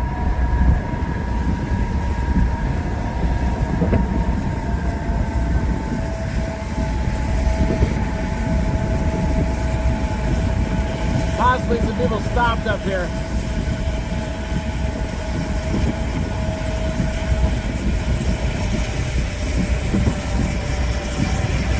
Well, storm chasers.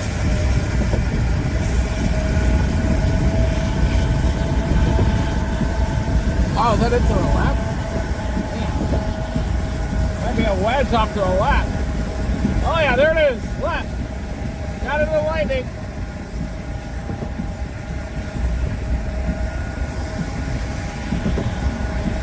sure it's a tone.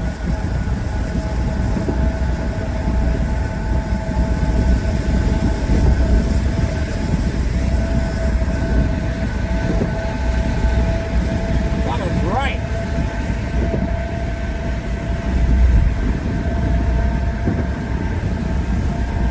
That's so loud.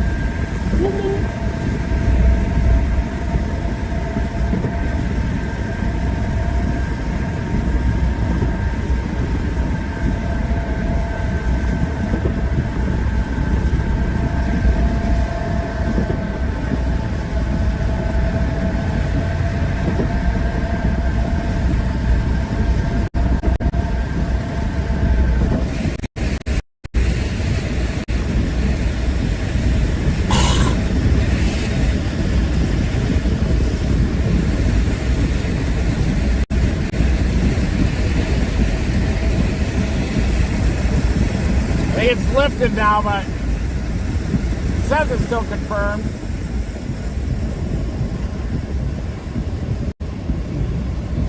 Then a PDS.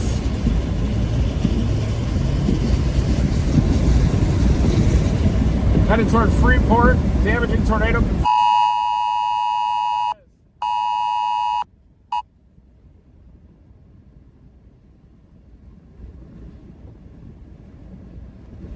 Smell the damage. Oh yeah, you can smell it.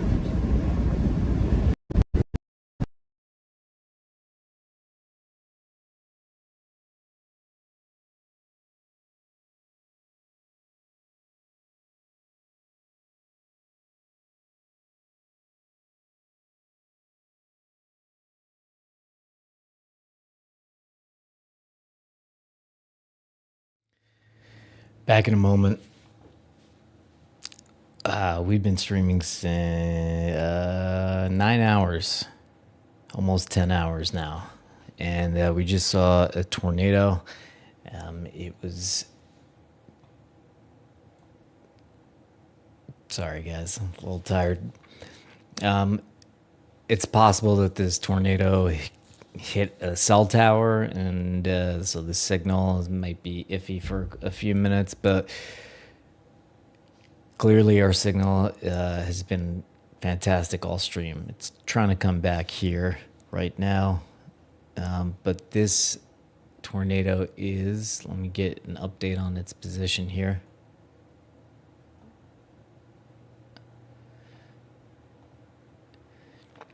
So it's headed for Freeport, Ponce de Leon, Westville, Caryville, Bonifay, Black. Possibly Estill and Noma. So get in your safe places. There's a new tornado warning that's been issued.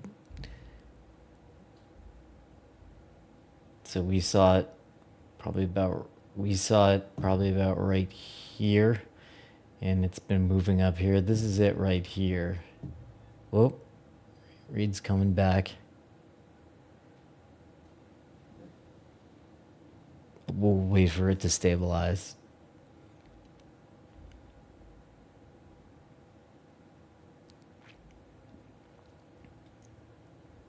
So this is where it would be. It looks a little bit looser, but there's still rotation there. Let's see if we could see it. If we animate back a little bit here. Here's where it's coming.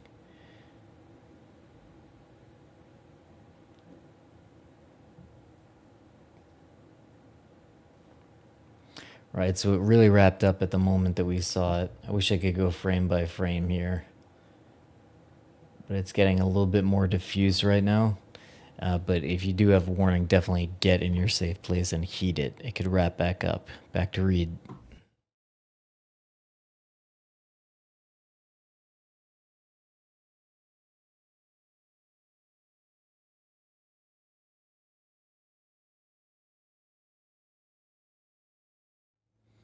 Not back to Reed.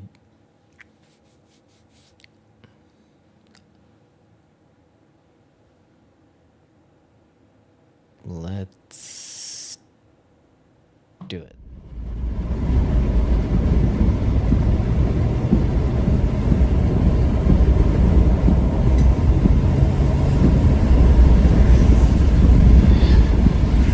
look too terribly strong back there. He hit that sheet metal.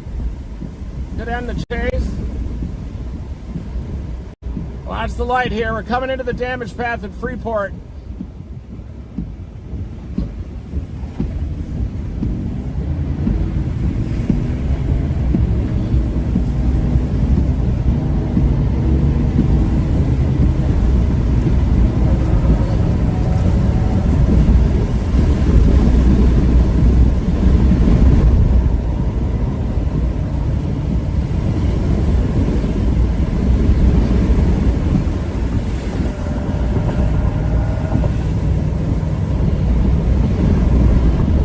That was it off to the left. Oh, over that water.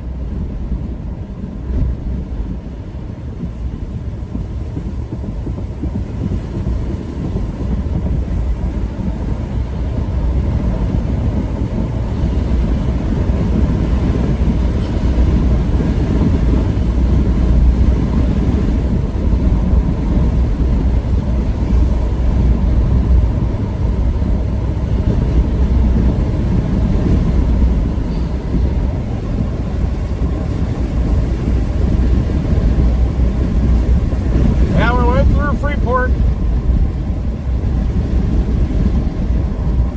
Ah!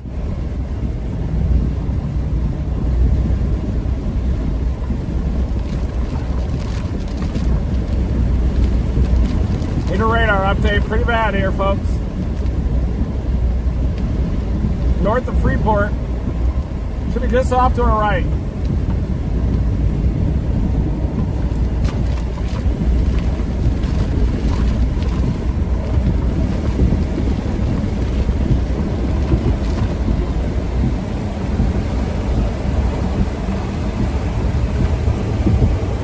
To the northeast. Oh yeah, there it is. There's the westerlies.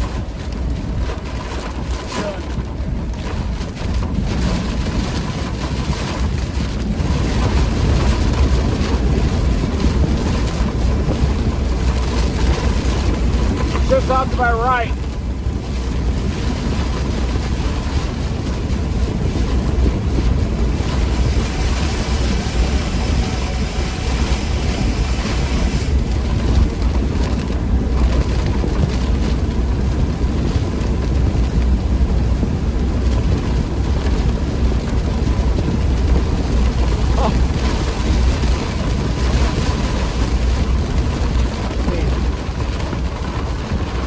Oh yeah, more power flashes.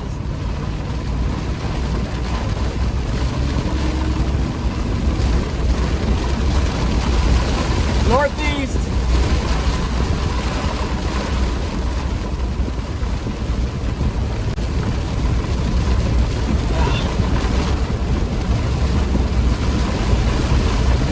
Can't see it. Might be wrapped in rain now.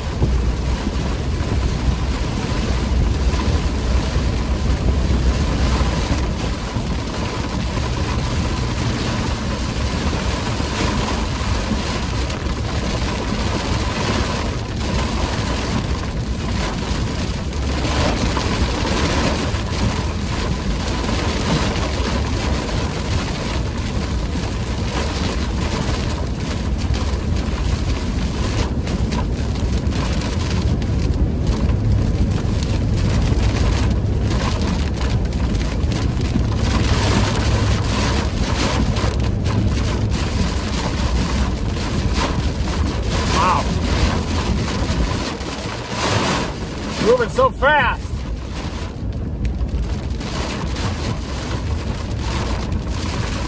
Man. Hopefully that was on that whole time. You guys see that?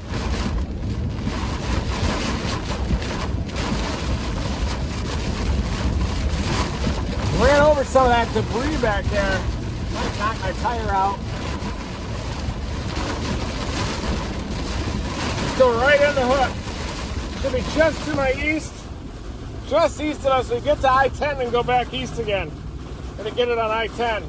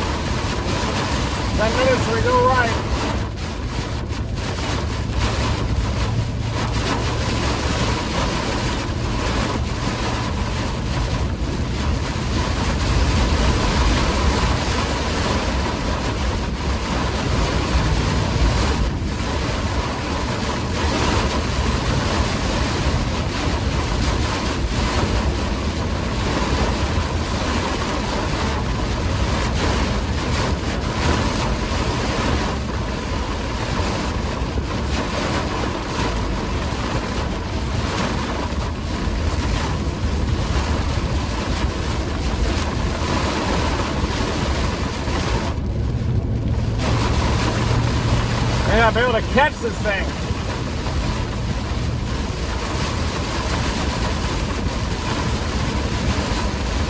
I can. I think I can catch it. We can catch it. Just to our east. Just gotta get up another 2 miles to I-10 and then head a little east. There it is. Tornado in progress. Just to the west of the radar site. Hope I didn't pop a tire back there.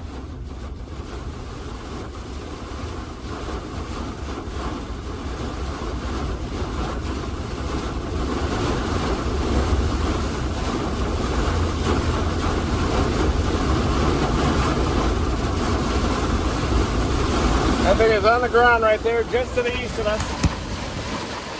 It's gonna be tough to catch.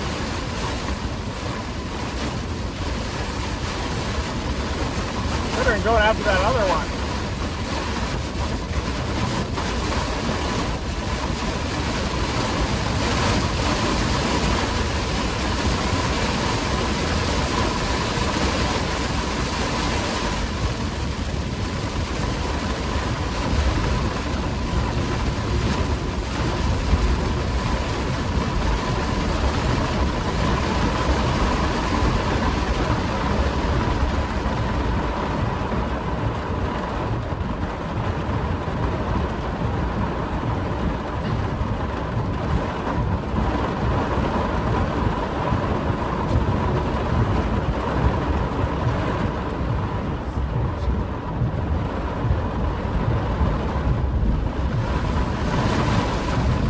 We're gonna go to that next storm coming up.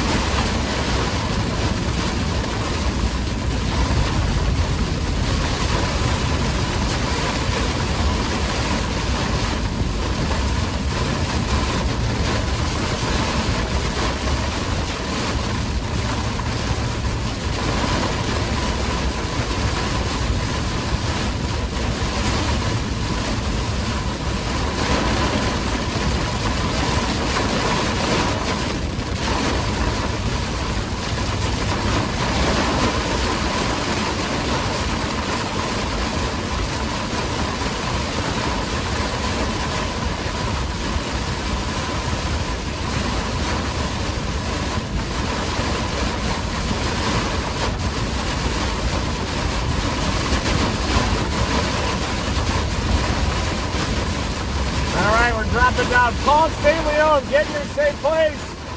Take shelter. Going after the next one down. It looks like a powerful tornado.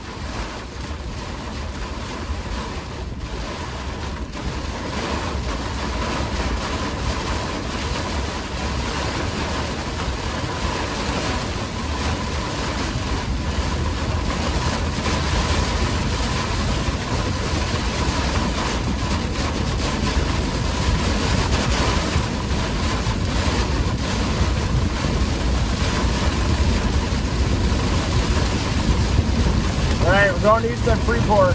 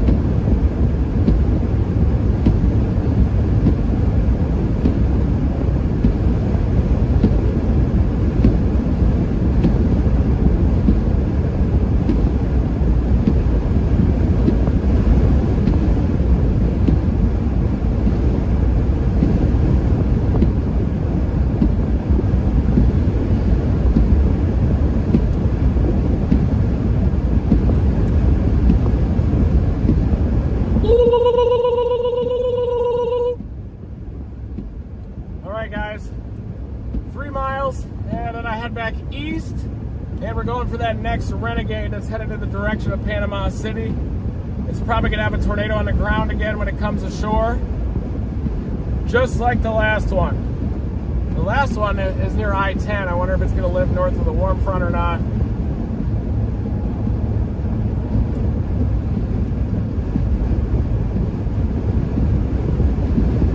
Rental feels okay.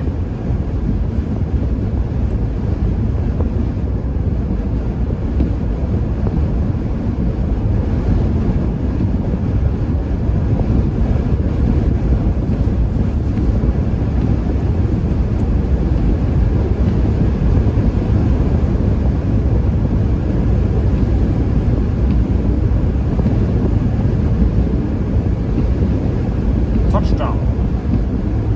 Team dominator.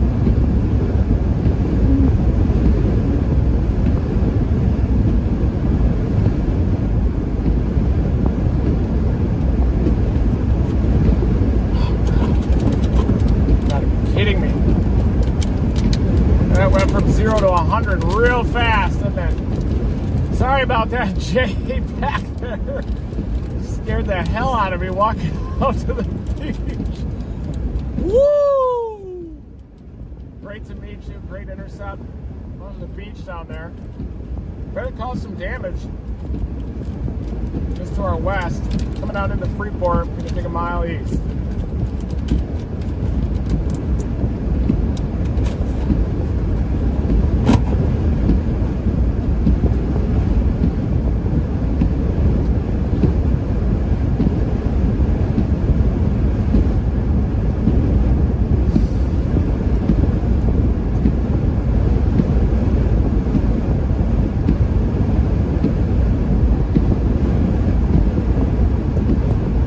Be able to take a left here. See about the damage up here. See how severe it is.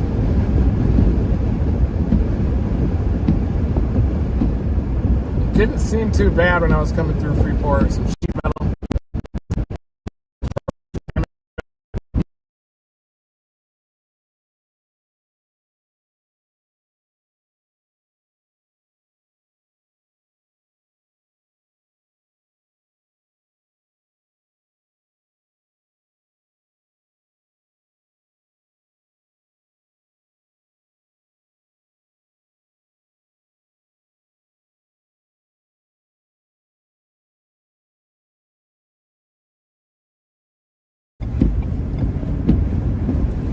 So just the lights out. Nothing too bad yet. Here's a sign that's flattened.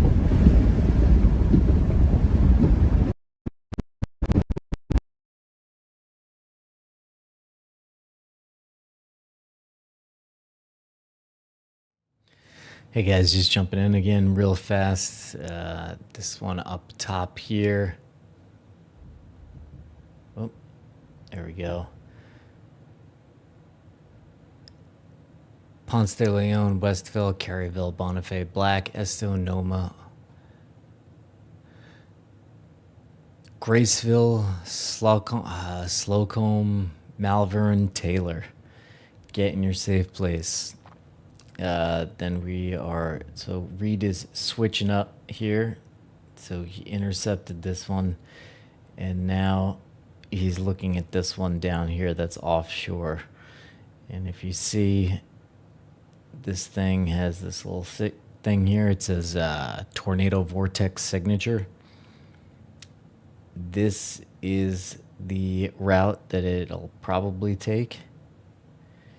And so it'll be here in 15 minutes. It'll be here in 30 minutes. So as we saw, the other one planted pretty quickly after it hit land. So if you're in Panama City Beach, Pretty Bayou, Lynn Haven, Panama City, Beacon Beach, Laguna Beach, pay attention to this. Be ready to get in your safe place. Reed is back.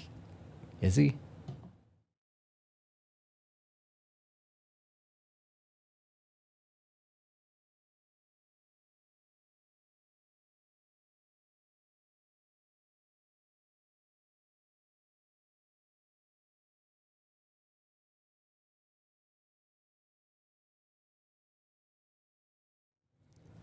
So Reed's feet is up here.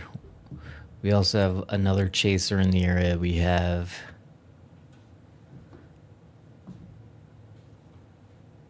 you can see Edgar is basically right here. Reed is up here, and he's frozen right now. Sorry guys that I'm a little slow. We've been up for a while here, but this thing is getting a mean hook on it right now. This is very well defined hook already. It's offshore there. Reed is back.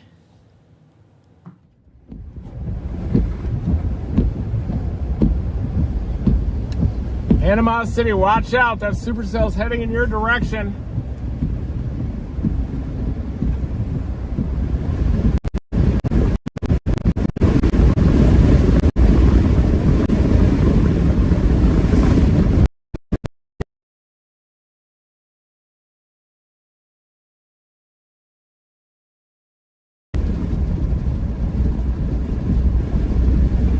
We might do this.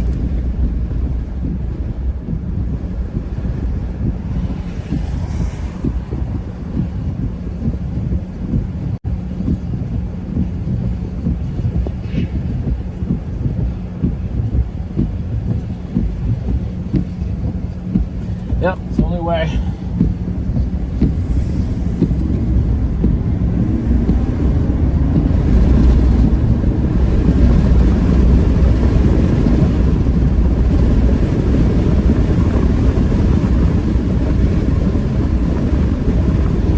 Gotta catch that southern one now.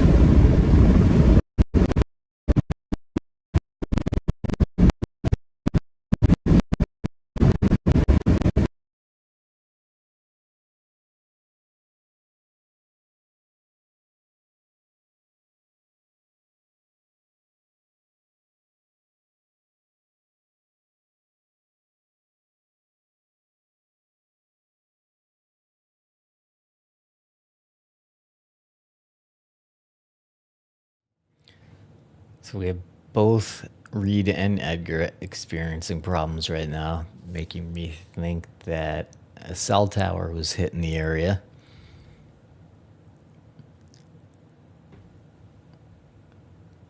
But we'll just keep this up. I'll just excuse myself. Keep this up.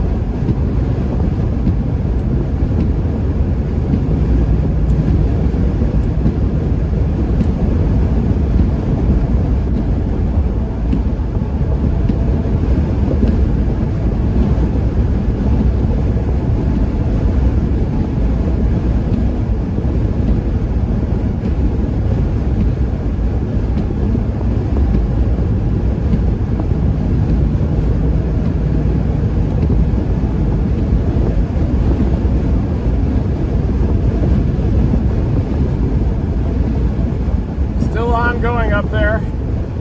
Crossed I-10. Near Caryville. Near Caryville.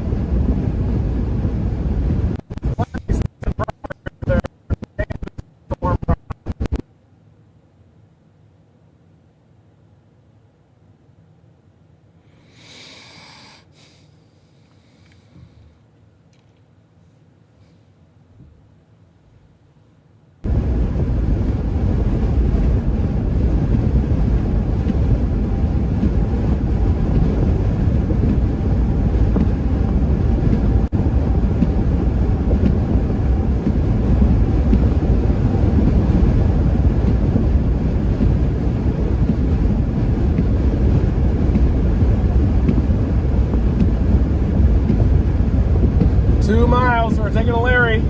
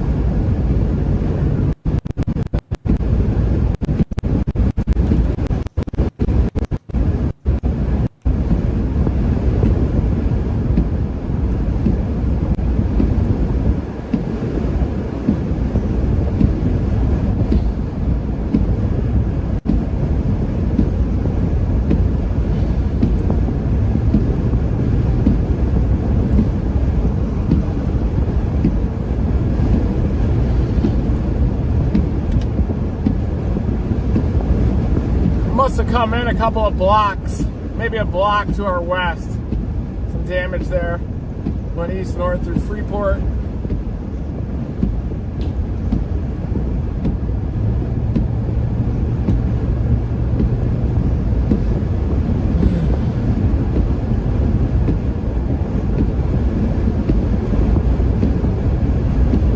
Edgar, I guess, went in to tell a gas station to take shelter. He came out and there was damage. All right, straight shot now to Panama City for intercept number 2.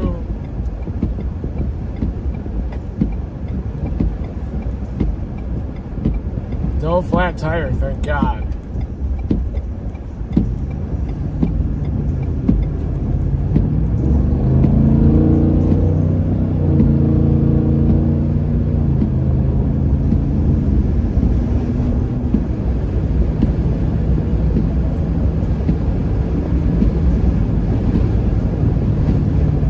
Water spouts headed straight for Panama City, folks.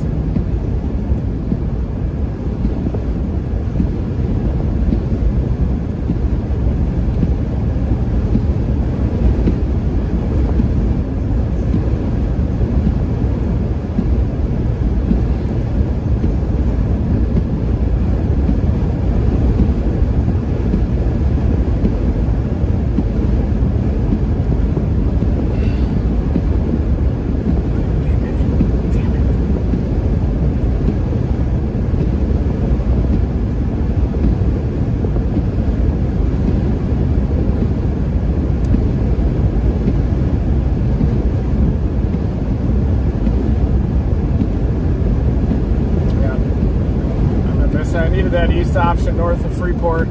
Damn it. Damage.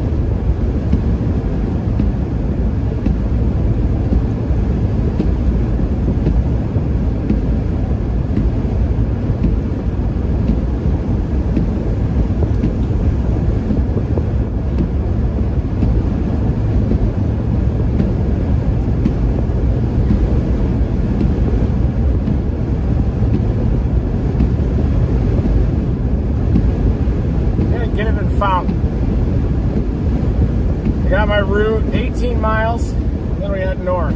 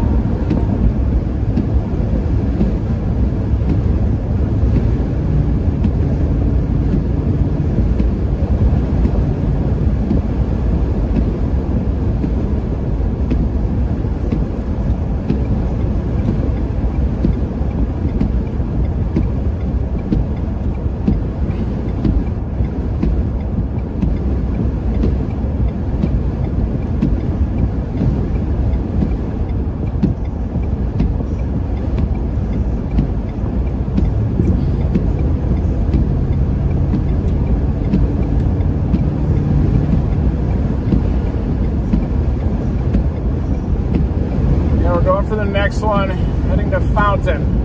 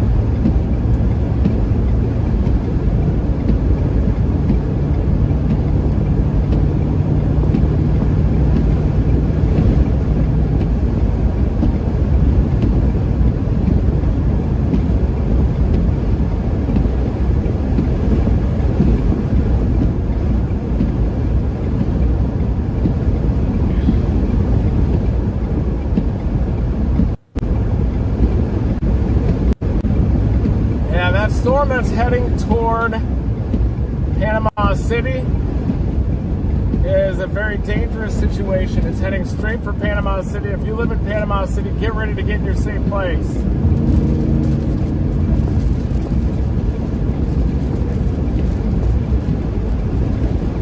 There's some lightning from it.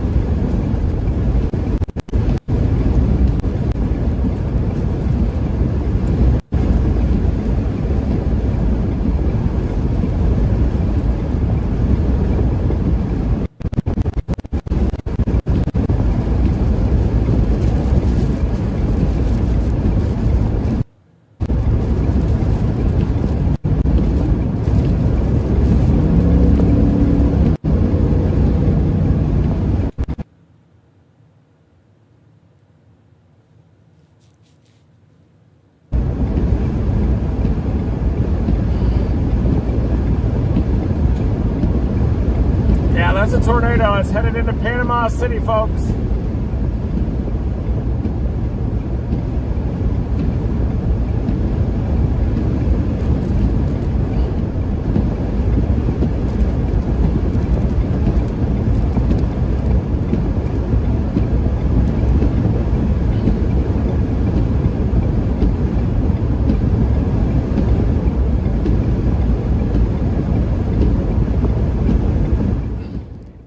Heard Reed, that's this is a tornado. It's headed towards Panama City. It's Lower Grand Lagoon, Upper Grand Lagoon, Pretty Bayou, Lynn Haven, Highland Park, Panama City Beach.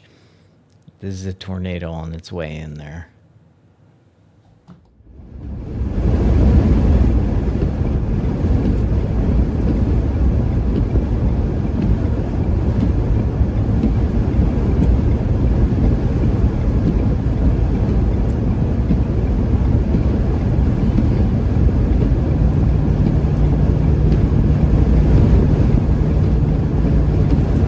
Catch this thing.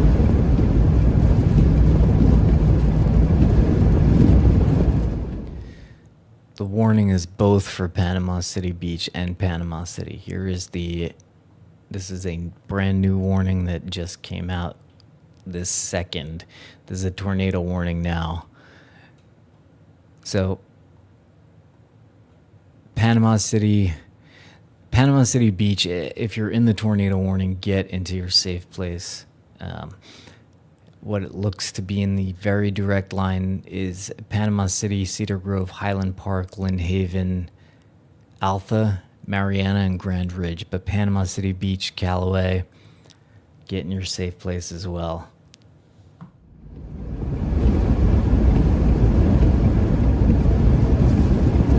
There's the lightning. It's coming in. Edgar's ahead of me, Brian.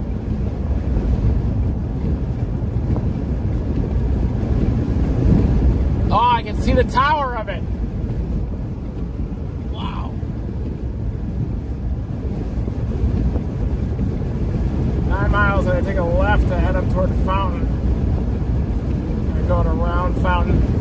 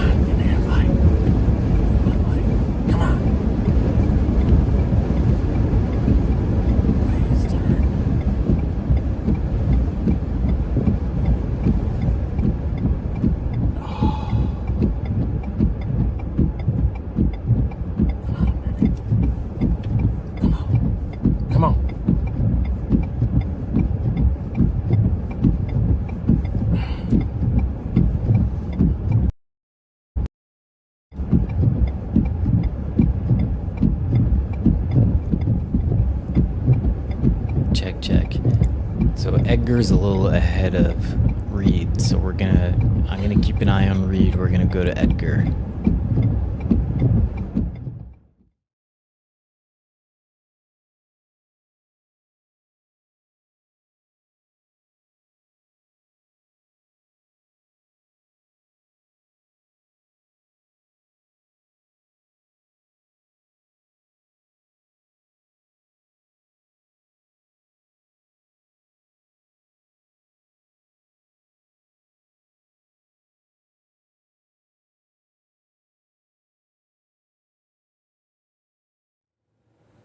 Okay, apparently audio problem with Edgar. I'm gonna keep an eye on. Sorry, I had the volume off right now. Oh, Edgar's back. I don't know if you can hear me now, Brian. I am just now entering into Panama City Beach from the west of the storm. The circulation should pass right in front of me here. In just a few minutes, the wind is really picked up. Here we go, guys. Here we go.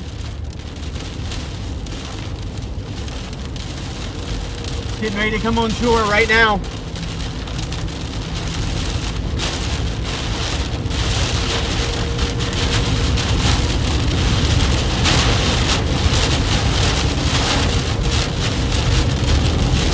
Good golly, what a chase. It's 5:30. I'm not even tired. That's what happens when you have good storm. This storm is looking monstrous right now. Crazy couplet on it.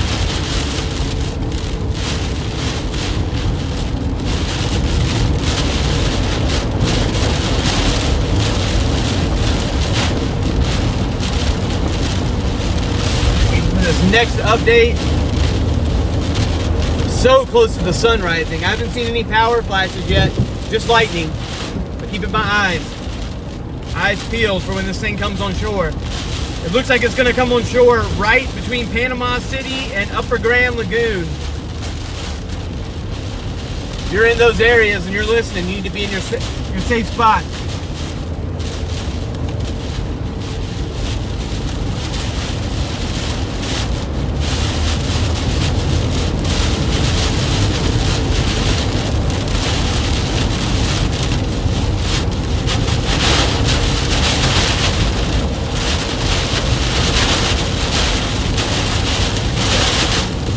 Stop for 1 second and wait and see what this next radar scan tells me. Visibility is very low right now. Face just this way. Just to wait for this next radar scan. I am very close, so I want to be as safe as possible, but I also want to be in position to see this.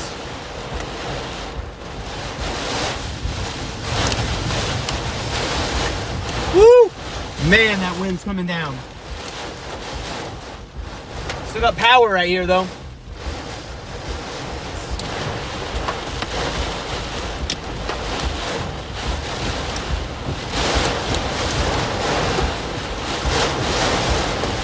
I think I can creep up a little bit more here in a second.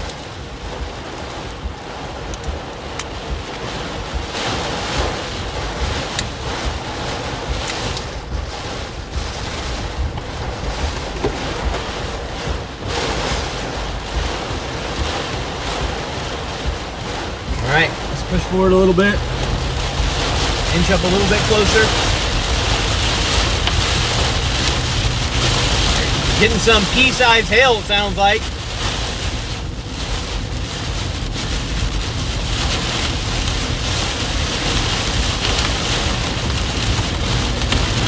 More hail right there. That's good. That lets me kind of know where I'm at within the storm.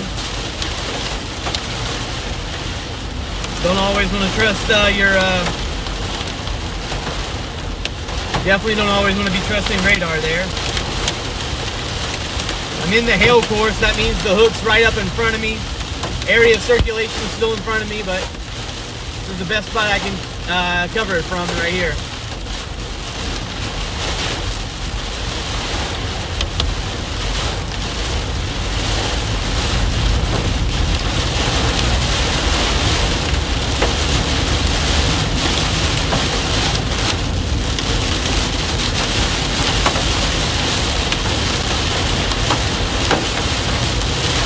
Hail's getting a little bit bigger now.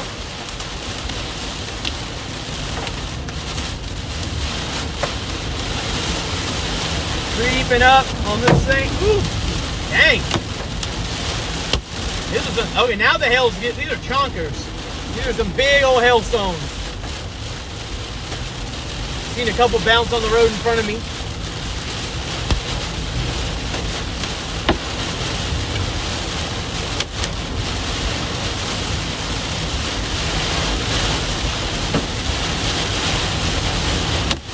Woo! Those are windshield breakers right there. Cross my fingers.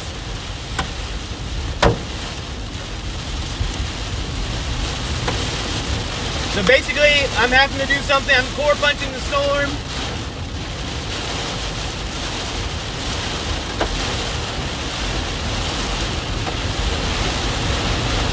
Slide on over here a little bit again. Getting really close to that area of circulation. And coming from this side, I want to be as careful as I can be.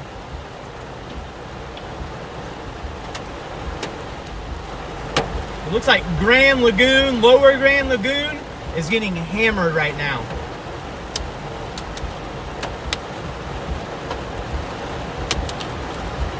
Yeah, I can keep going. My guess would be is there's a tornado on the ground there. Wow, that's a very tight couple.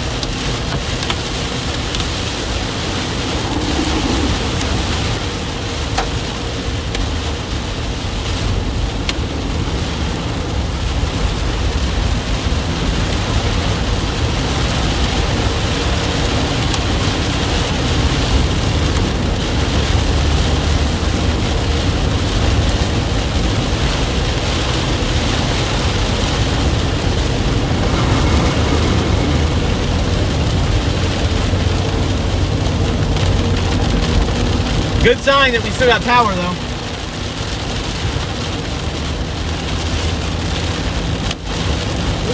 Feel some nice sized pieces of hail coming down. I'm not gonna get out to see how big it is though.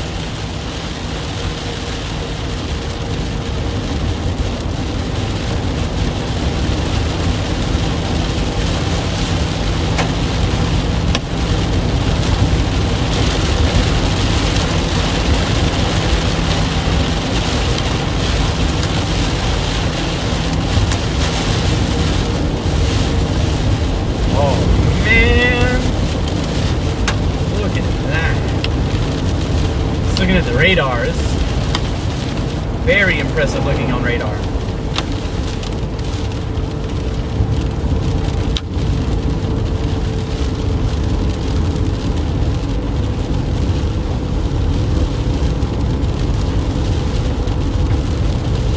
This is going right into Panama City, not even Panama City Beach. Well, actually, no, it's going, no, I take that back, never mind. It's going to be just to the west of Panama City.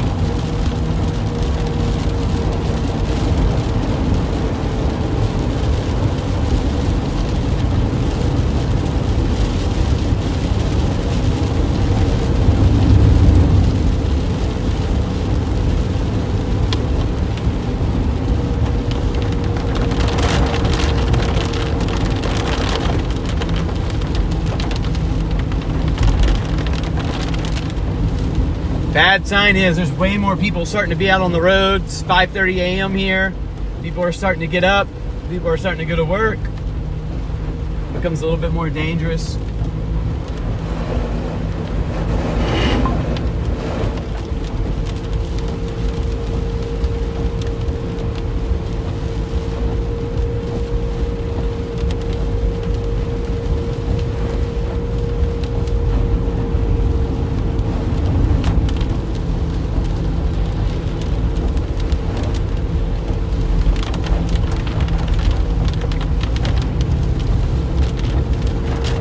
Still not seeing many power flashes.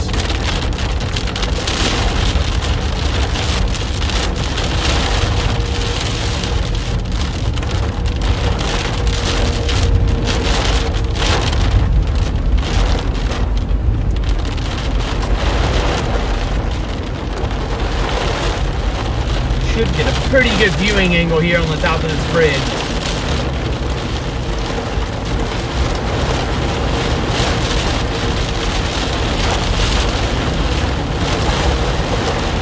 Look out to my right here.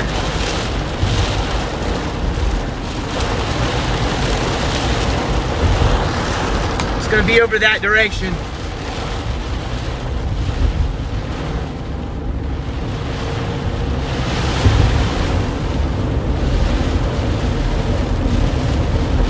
It'd be so much better if there was daylight.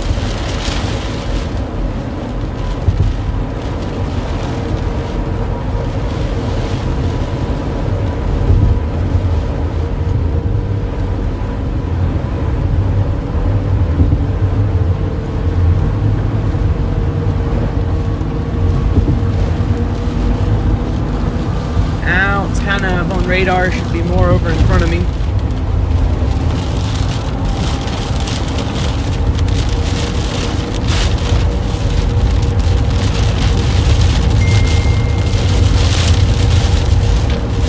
No, I don't see power flashes either.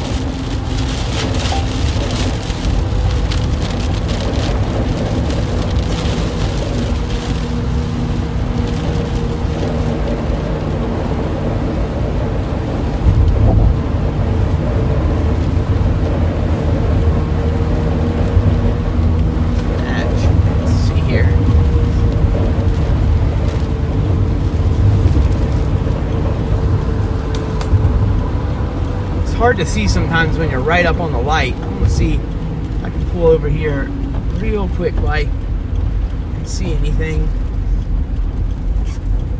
Be right over here.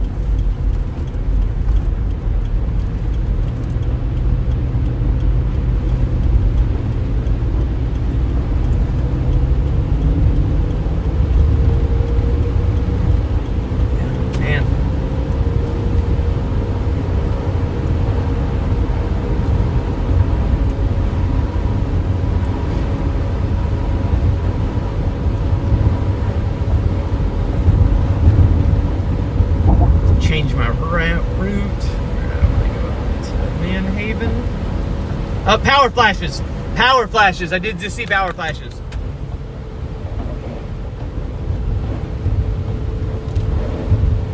Power flashes over Panama City Beach. Nope, not beach, just Panama City. Massive power flashes.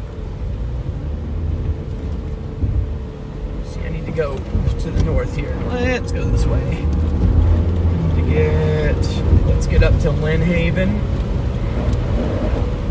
Actually, do I want to go to Lynn Haven? What do you see here?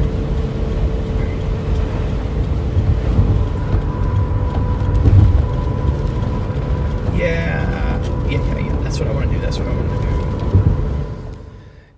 do. Okay, that right there, that green flash, that's a power flash. That's not lightning. That's a transformer being hit by a tornado. That's a tornado on the ground there. So if you say, well, keep an eye out when you see the green flash, that you'll see it concentrated probably close to the ground. That's a power flash right there.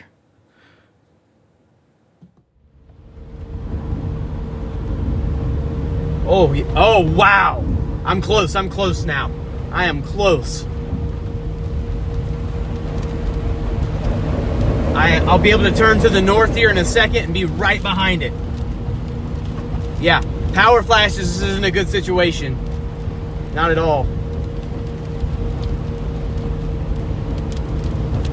This is going into a highly populated area.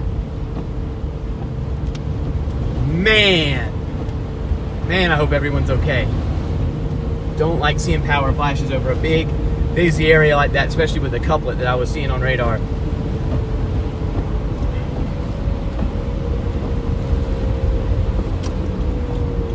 This is the light. I need to turn the left on.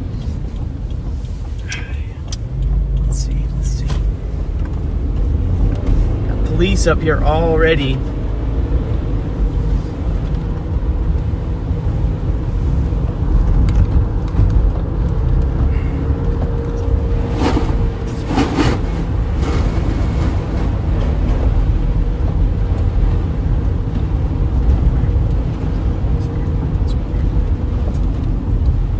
Oh, look at that. I'm in the inflow.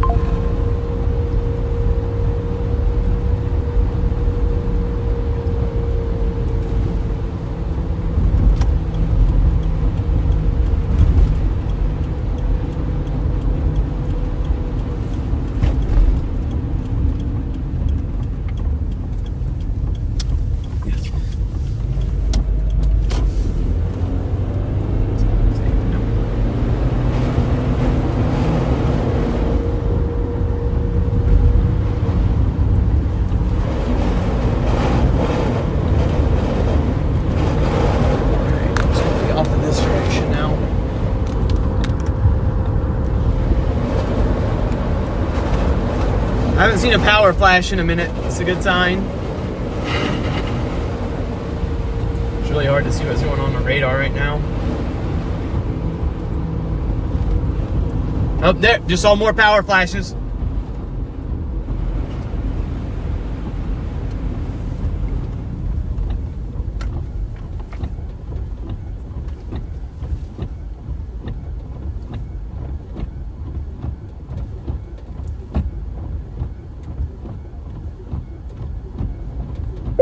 Lots of power flashes happening right now in Panama City.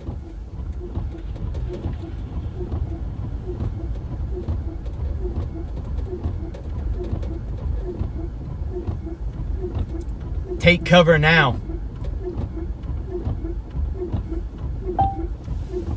Oh, come on, light. Jesus.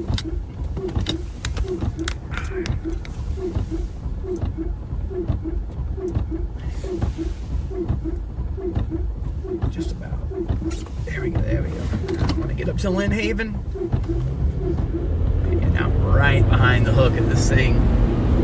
Hopefully I'm not going to run into a little bit of a damage path here. Oh shoot, I was supposed to turn there.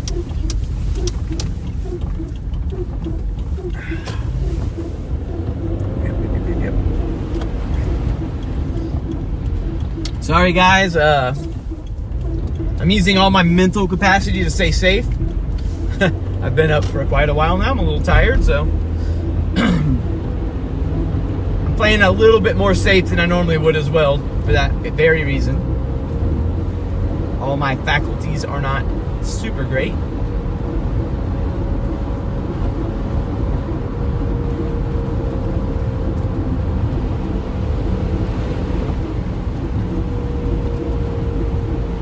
Man, this thing is massive looking, guys.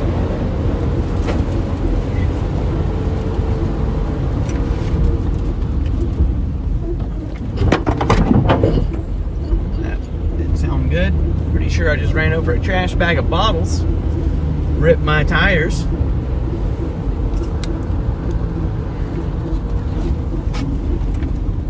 All these cones are blowing all over the place. It's like driving a Mario Kart right now.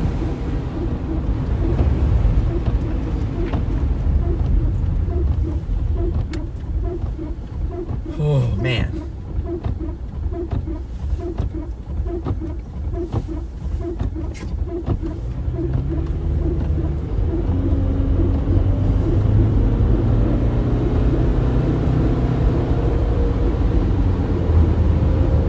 I don't think I'm going to be able to catch up with it at the rate this thing is ripping.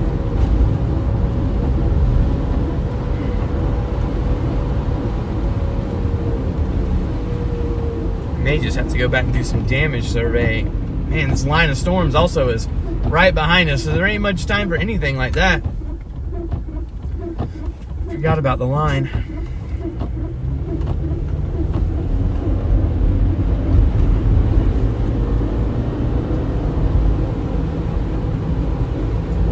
Storm really doesn't have much of interfering with it as well out in front. See if it can keep its self-sustained here.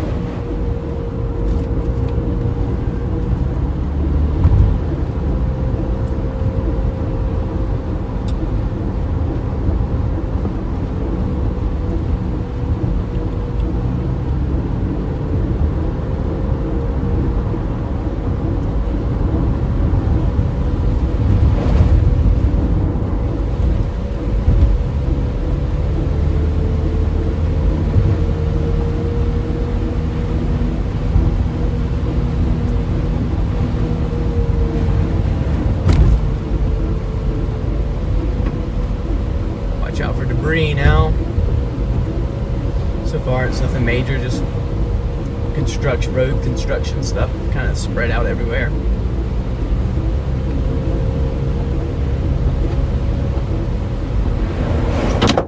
That was a power line. Woo! Out of nowhere.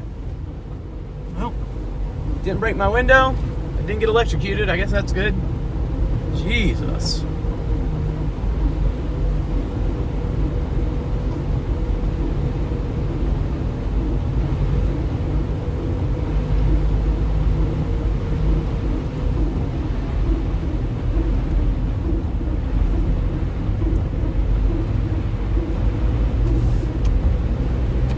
Man,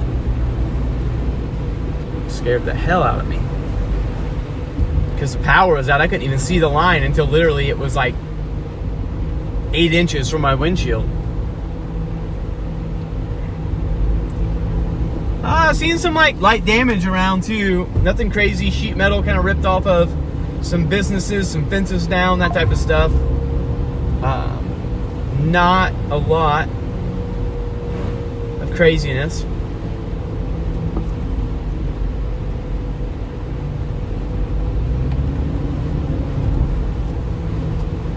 For these poor construction, these guys are going to have some work ahead of them, aren't they? Jeez. It's like a construction war zone over here.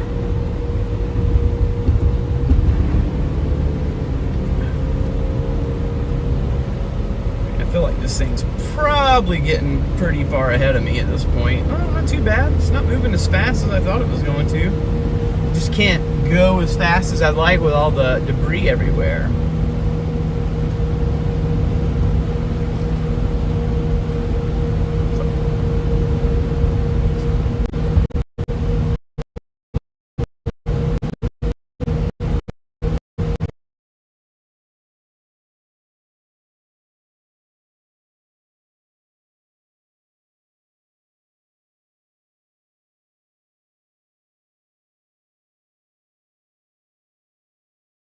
that I saw it and saw it.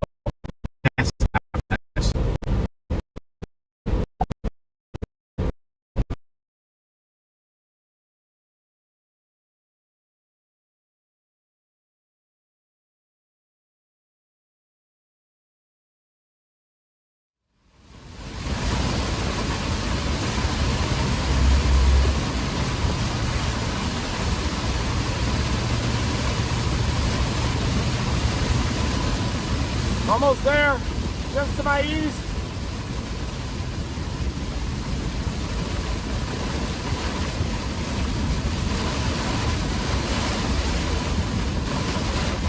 Two miles, I take a left.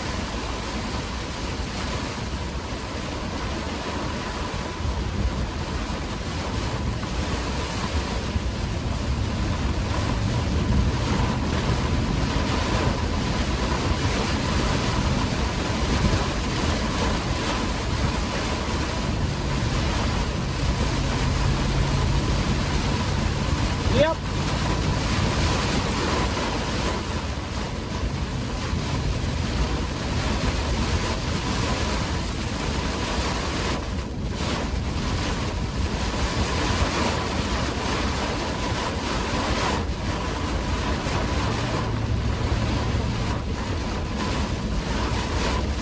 Yep. Taking a left at 1.2. These cars have got to be fleeing the tornado now, I would guess. 1 mile, and I'm going to take a left. This is a 2-lane road, 4-lane road, and then it went to 2.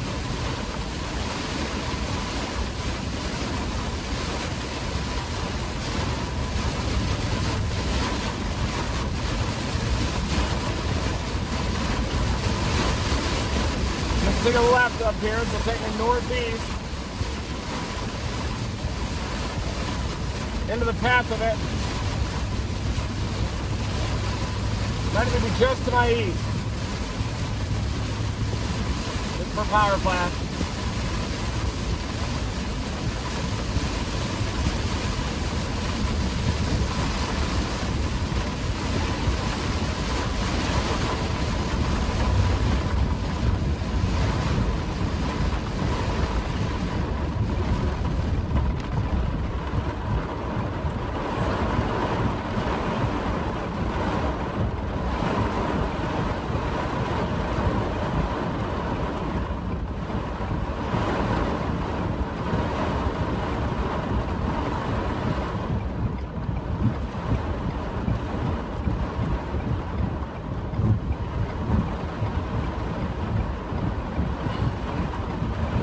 Very close, just to my east. Just gonna go northeast and parallel it. There.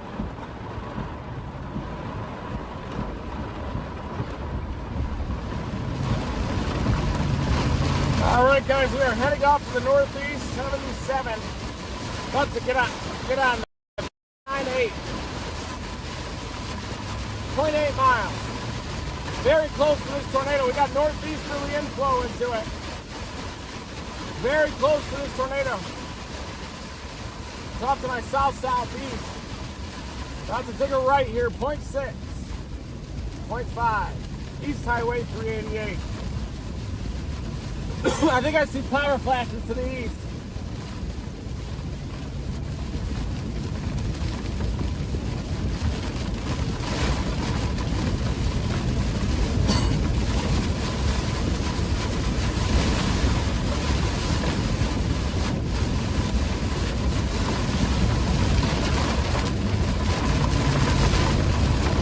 Sorry, buddy.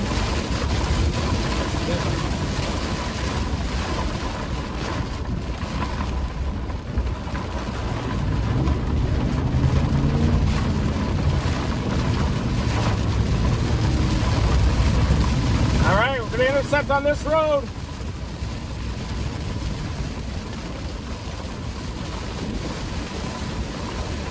Gotta be careful about hydroplaning still. A lot of rain fell on this road. They're bailing out of the path, which is good. They've already seen it. This road goes northeast. Should be paralleling the tornado, and it should be getting closer to me from the right.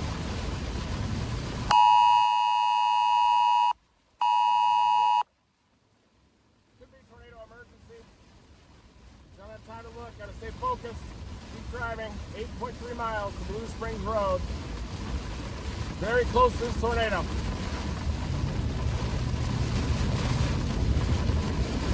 Not incredibly close, or it'd be a lot windier, but I'm probably a couple miles away from it. But it's getting closer to me. Just depends on whether it crosses in front of me or right where I am. It's due east. It's gonna be close. Pretty sure I can get it though. I think I see a debris ball. Maybe a double-barreled tornado in there. Very dangerous storm, folks. 20 minutes out from Fountain. Dangerous storm to chase, too, because I'm in the core of it.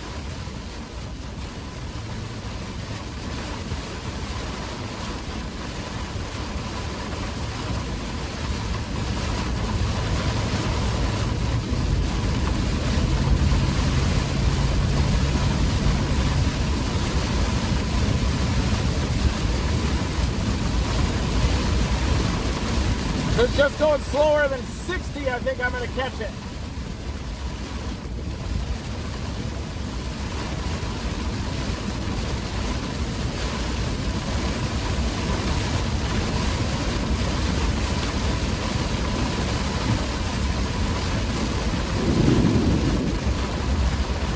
It's a good car. This is a good truck. See how I handled that water? It's a good freaking truck right there.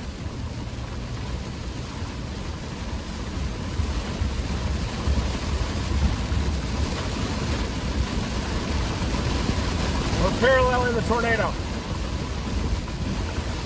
Not sure if it's on the ground right now. New warning though has been issued. Pretty sure it is. It's about to be if it's not yet. Yeah, it's due to my east and it's probably on the ground. Might be over those marshlands.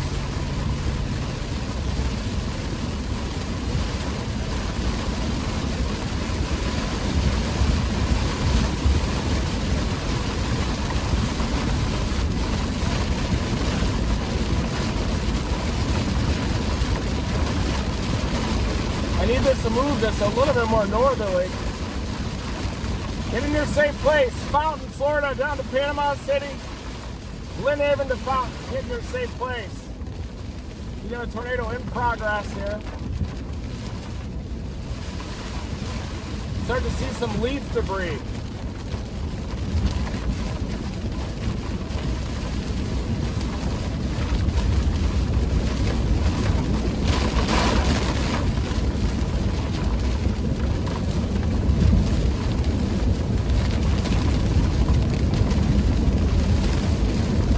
The hook wasn't too bad if that was it. I'd already been through it. Gotta be close. Yeah, this hook grain is not bad.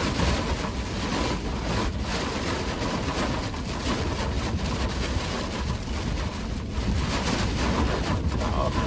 Might be about to get hit by it now. We just had a wind shift. We got southerlies now. Got to be close to it. Whoa! Big wind. Wonder if that was it.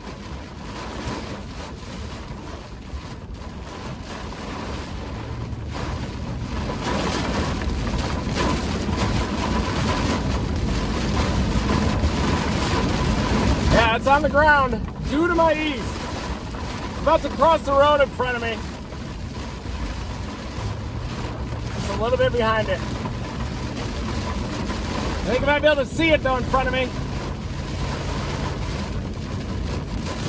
Almost through the rain.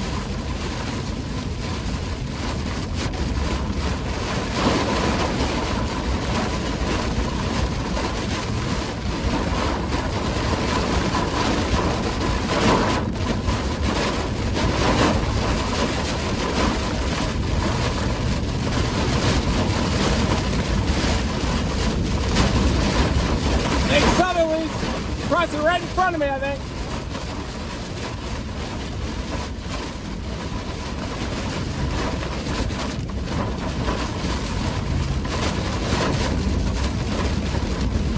Big time southerly winds. Almost through the rain. Come on, get through.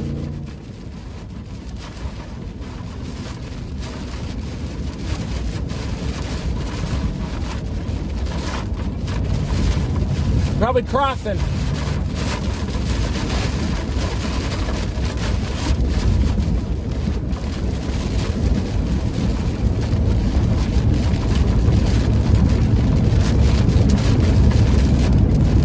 Keep looking, it should be right over the road in front of me.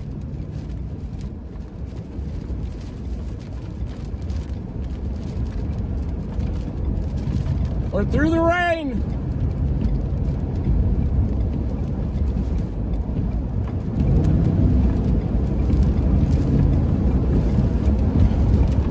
Where is it?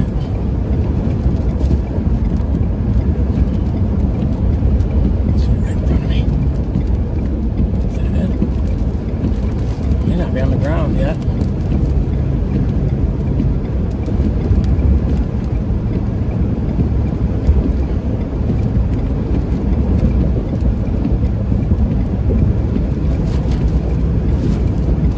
Maybe I just can't see it yet from this angle.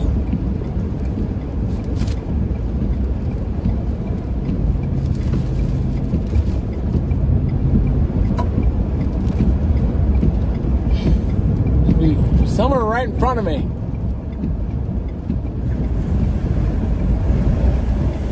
I think I got it left.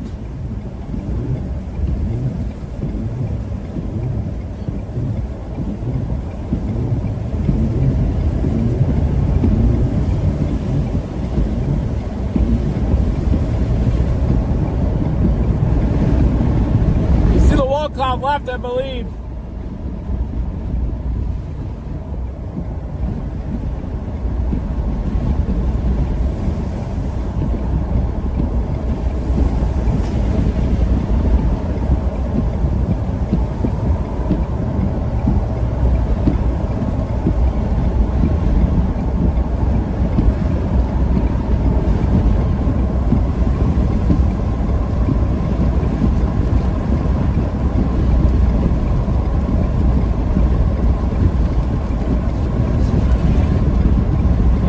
Oh yeah, it's northeast.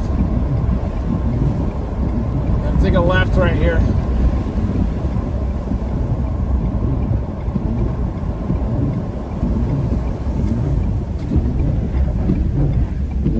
Yeah. Should be out to the right. Look out to the right.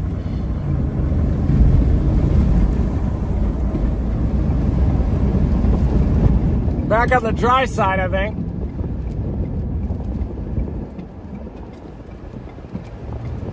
It's on the ground up there. Just might be wrapped up. Damn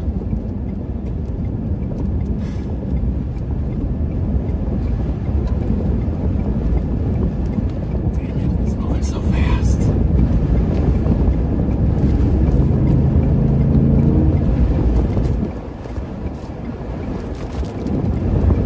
It's moving really fast, folks.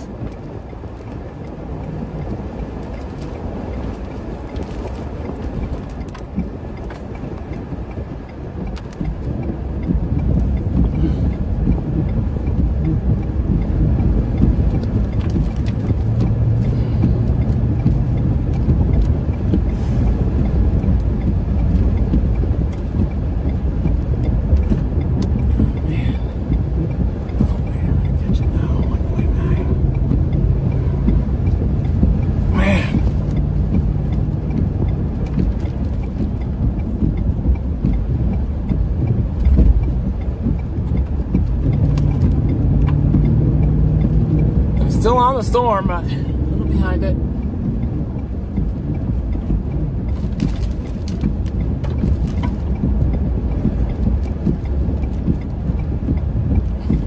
Huh.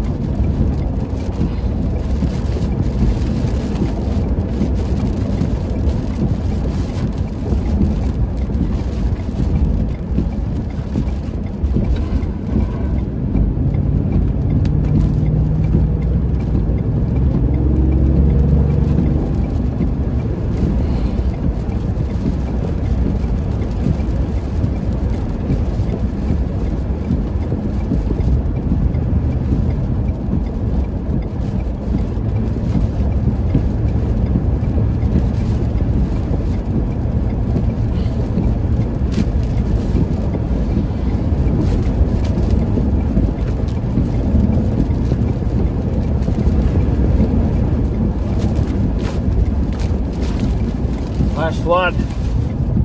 Oh yeah, westerlies. It's a westerly surge there. That means the tornado's probably about even with us. Due east, I bet. About to get hooked.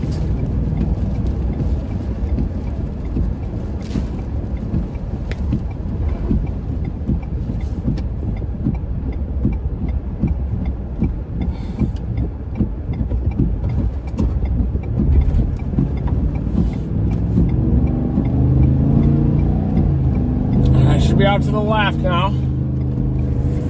Wish it was straight ahead, but it's not.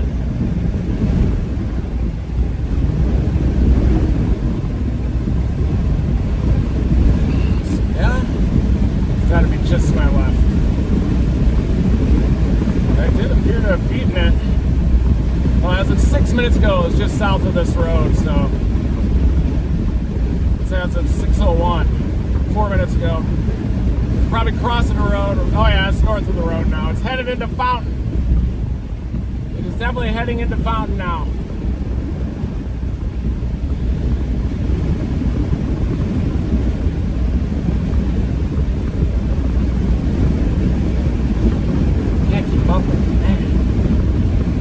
Booking it. The other one, tornado warning, is still east of Dothan.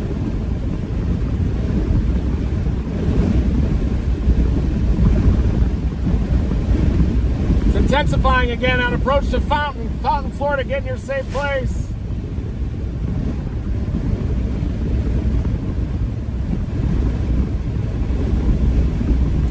It's about 4 miles tonight, east-northeast.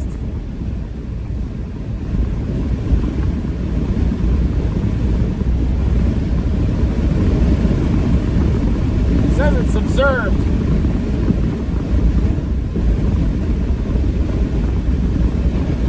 Radar confirmed.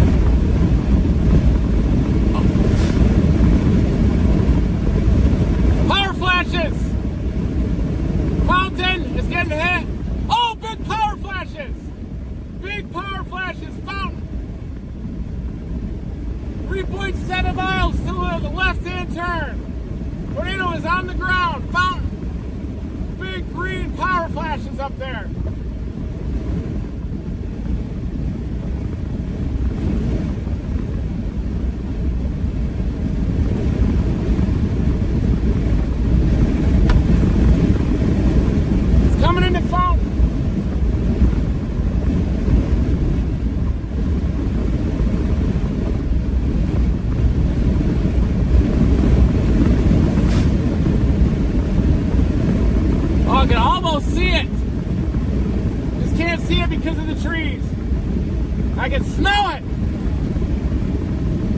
Oh, more power flashes again to the trees. You can definitely smell this tornado. Broken limbs. Big time broken limbs.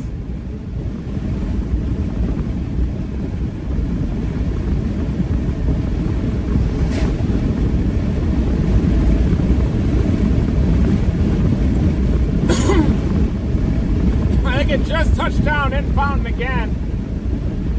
You can smell it big time right now. Major tree damage to the left.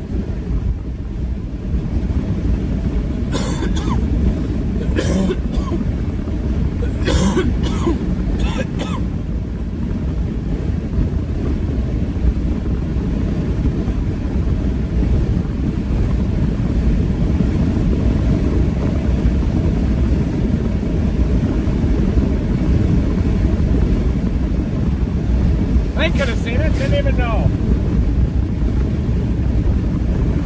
Hope everybody's all right in Fountain.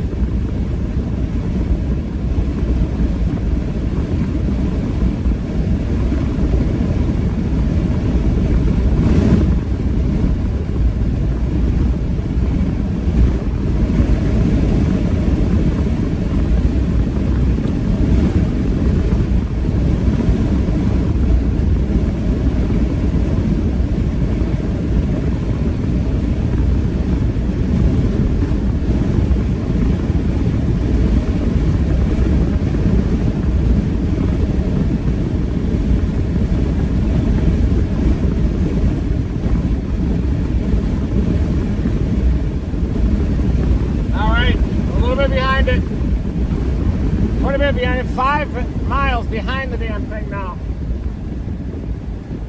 Anybody northeast of Fountain, get in your safe place. This thing is legitimate.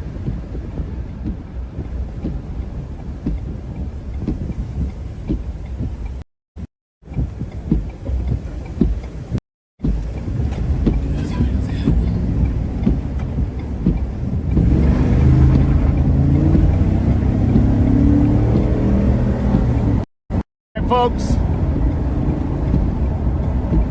we have got damage up at Fountain, Florida. I'm headed northbound toward Fountain, 2 miles south of Fountain.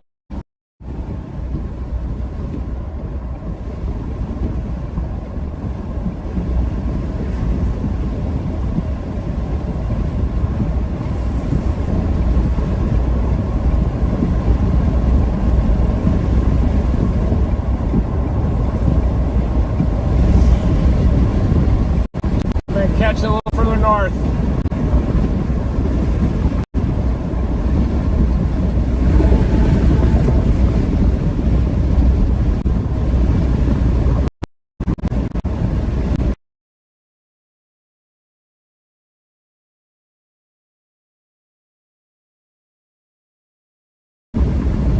So north of Fountain now, well north of Fountain.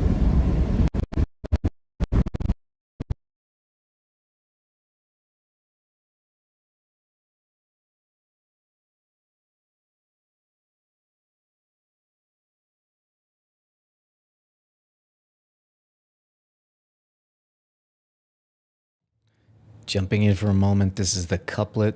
This is a radar feed. It tells you basically where the wind is going. I'm just going to read off the latest warnings while Reed gets his connection back. This is Grand Ridge, Donaldsonville, and Iron City. Get in your safe places. This thing seems to still be on the ground. We saw those green flashes close to the ground. Those are power flashes. This right here is what's called a couplet. The way you read this is here is the radar, and the radar is seeing green things are moving away from it. Wait a second. Is this backwards here?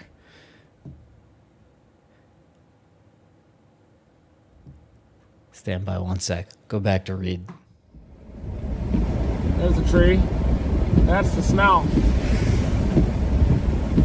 A little bit of sheet metal damage.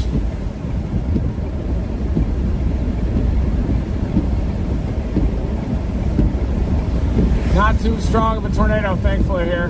Fountain.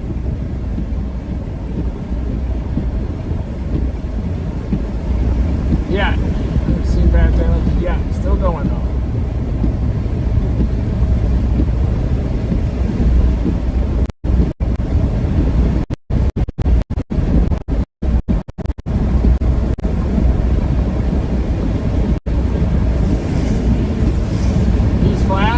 Tornado! Oh yeah!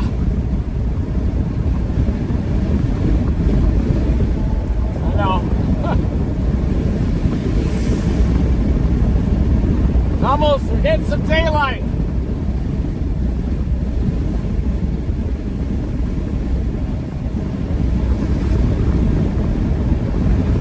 Definitely getting some daylight.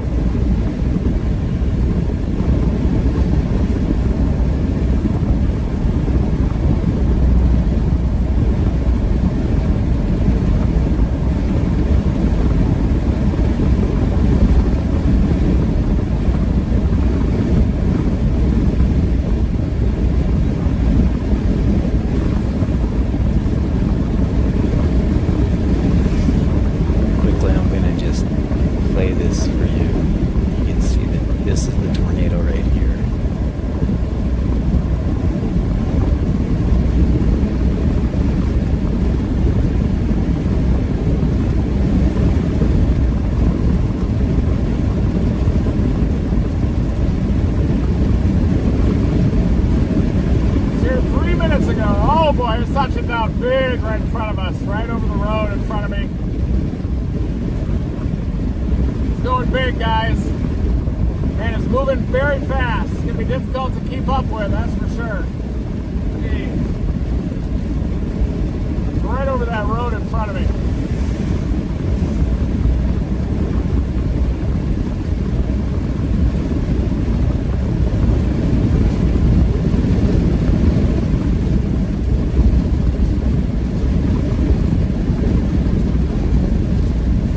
Big northerlies in the hook.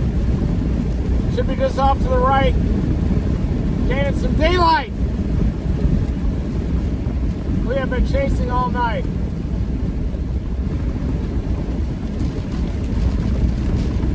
We are turning to the northeast. Look clear carefully for this thing. It'll be right in front of us. So the rain's not wrapping around it. The rain can make it invisible. 0.9. I think it was right in front of me on this 0.9 road. County Road 167.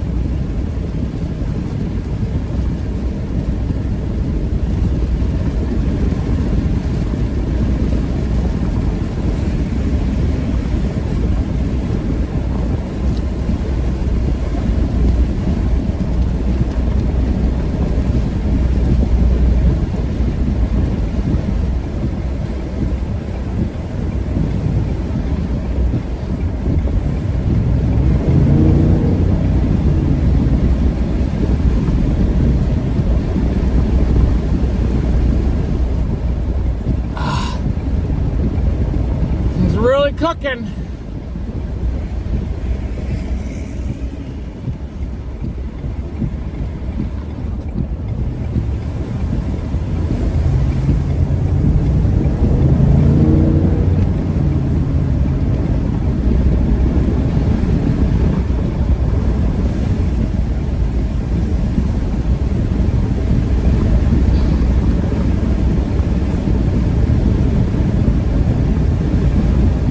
Behind it, maybe 2 to 3 miles behind it.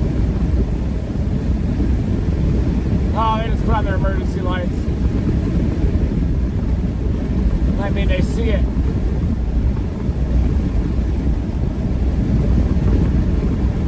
Or they just got the warning on their phone. Woo. Oh, it should be right. It went right through here a couple minutes ago. As of 6:12, 6:14, 5 minutes ago, there's going to be damage up here. Here's damage. Blocked. Blocked.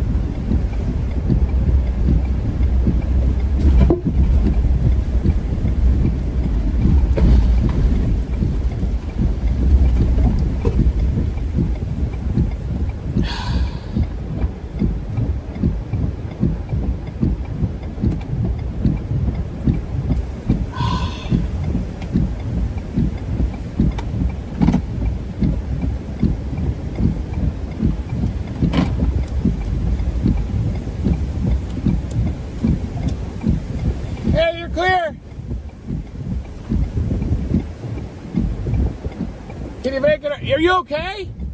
Are you all right? Hey, Reed. Oh, Chris. Man. Hey, buddy. You gotta be kidding me. How are you? God love you. Love me too. Yeah. You okay? Yeah, I'm great. I'm great. The window got blown out? No. Oh! Oh, I thought your window got busted out. If you want to go, I'll follow. All right, let's try. Did you see it? No. I was right up its ass, but no. All right, how are you doing? I'm good. I'm good. I can't believe you're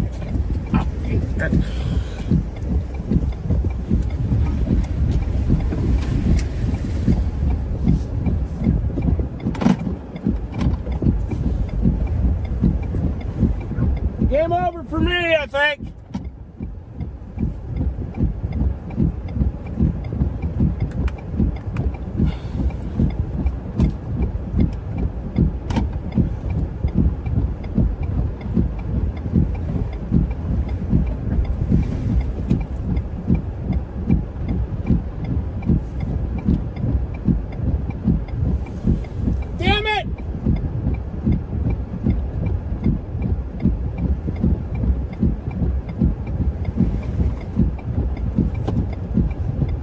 Just gotta get some 4-wheel drive and I can get out of this.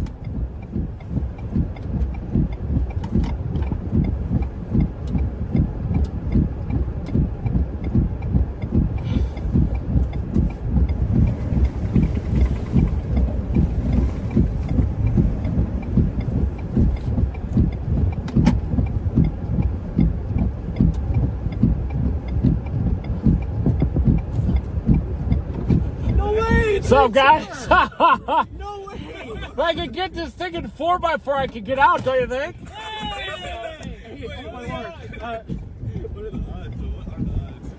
Sorry, can I get a picture? Yeah. We could be the guys who push re-timber out. Yeah! I just gotta get it in 4x4. How long you been following it? The whole way since like it made landfall, I guess. Yeah. Did you see it? We couldn't see it. saw lots of car flashes. I think Yeah. I saw the right edge of it. Wow. Yeah. Hey, my name's Trevor Alder. by I the way. breed. Yes. Nice to meet you guys. Well, we're FSU students. Yeah, well, FSU media relations. Nice to Hi there. Nice to meet you. Nice to Good meet to you. see you guys.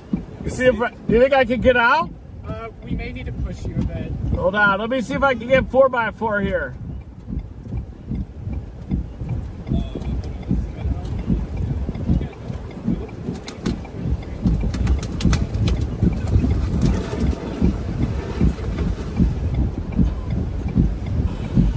Get the insurance going. Yes. Am I Am I gonna try to tug you or what? Yeah, am I sunk pretty bad? I should have 4x4, right? Did you press the button? Do you see a 4x4? I got like trail. It says trail on it. Kind of a trail. It's a little bit of a wet trail. That's pretty. Let me You see. have a submarine button? Are the front tires moving? No. Just back? The rear tires are spinning. Yeah. Your front tires aren't on. Yeah, I got to figure out a way to put on the. Hold on. I've 4x4 got a then. strap. Let me get up to the pavement. Hey, Hold on. sorry. God, it's good to see you though. We weren't gonna catch the fucking thing. I It's doing 90. Good to see you're still chasing. I thought you blew your windows out. I saw this damage. Like, oh my God, he was inside it again. It's just camouflage. All right, hold on. I'm gonna get up on Okay. Guys, it's Chris, Florida up here.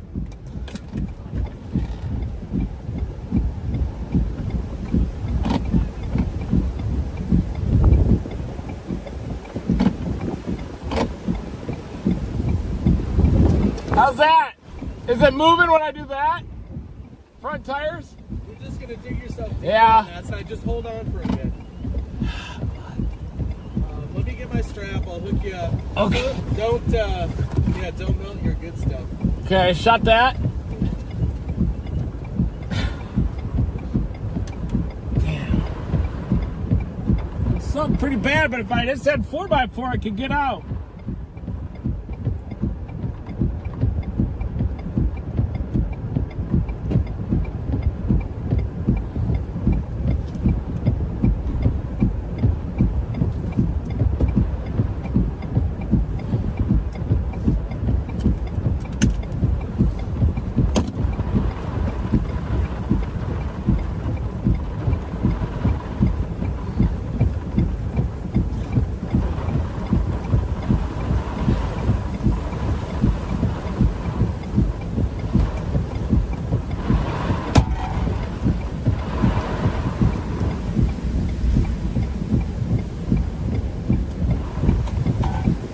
Yeah, we are stuck.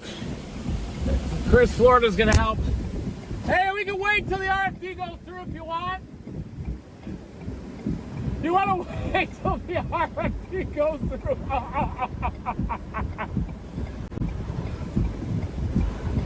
Still got the same car.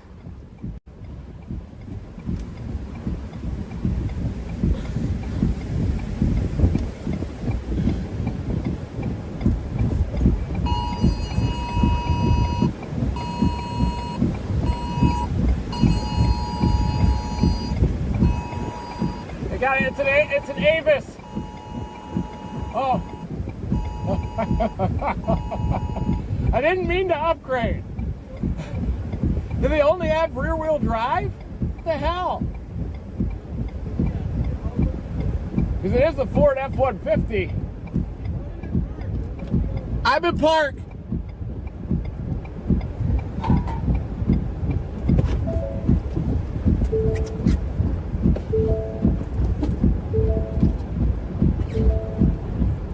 Damn, it is pretty deep, isn't it?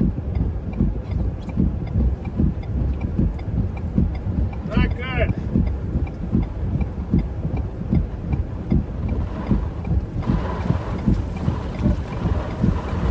I have my phone.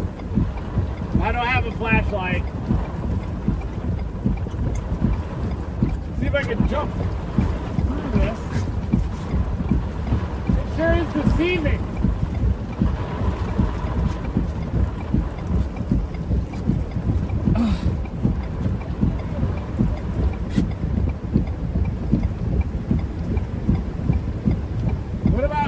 Should we pull it backwards? Because it came in that way, right?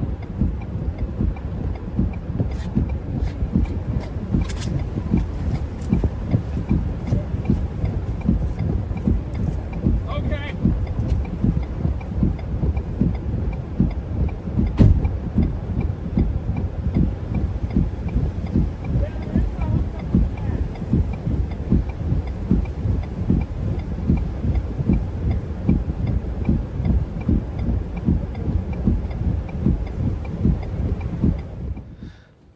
Good morning, if you're just joining us. We're stuck momentarily, but there's going to be severe weather going on for a while still, guys. There are currently 2 tornado warnings on the storm that we were just on. Basically, they're for the same storm once again. So that's Mariana, Greenwood, Baxham, Jakin, Donaldsonville, and Iron City. Get into your safe place. And Brinson. We saw, very hard to see, but we saw 2 tornadoes on the stream so far. Thank you to all the new members. Thanks for everybody for hitting the like button and subscribing and doing all that good stuff. And we'll get out of this, and we're going to keep chasing. We also have Edgar O'Neill, who's chasing with us, and I'm watching his feed. If he's getting close to anything, I'll be sure to put him up. But this, what you're seeing right here, this is storm chasing. You stream for 11 and a half hours straight. Actually, Reed was driving like 10 hours before that. And then you get stuck in the mud. And then you see other storm chasers and they help you out. So anyway, thanks everybody tuning in. Thank you to the moderators. And there's still severe weather going on today. Let me zoom out for 1 second. Let me swap these really fast. So we have we kind of have 2 things happening right here, and I'll go back to Reed in a second.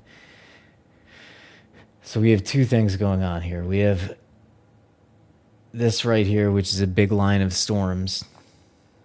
And then we have these up here, which are the storms that are out in front of this line of storms.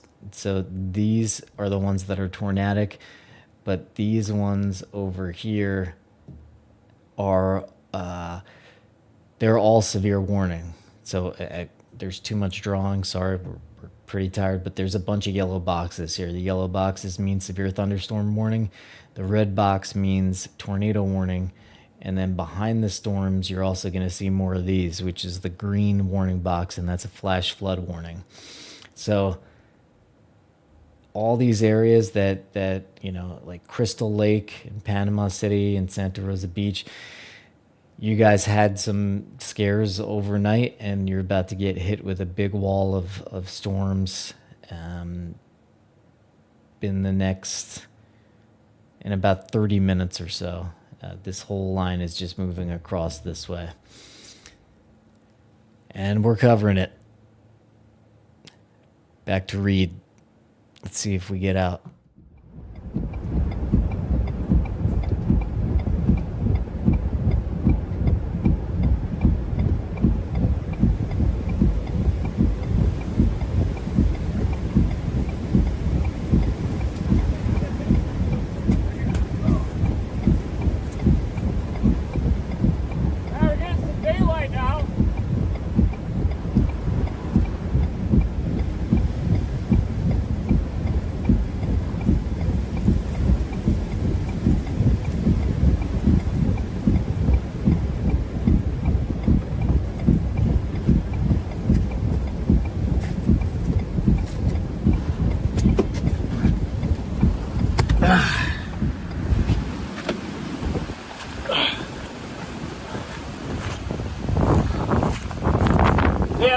Oh, yeah, the ditch is filled up a little flooding. So I saw you. I rewatched your video when you were down on the beach. Yeah. When you were down on the beach, because I was up, whatever that next town was. Yeah, I forgot. I know, I was east of it. Did you see it on the screen? The power just went out, right? Yeah, I couldn't. Okay, get it.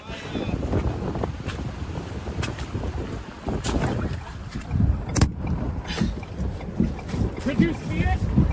Did you see it after it made landfall? You just saw the power flashes?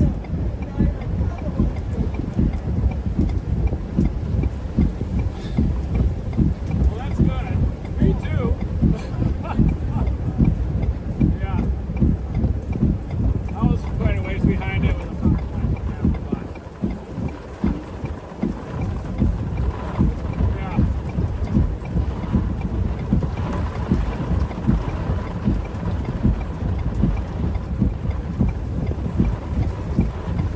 Hey, Chris, I ended up measuring my T and it was low. Yeah, I started going out my sisters. I went out to Colorado. Yeah, you gotta get on this stuff though. It's the real deal. Okay. Oh yeah, always. Just so vascular all the time. Game changer.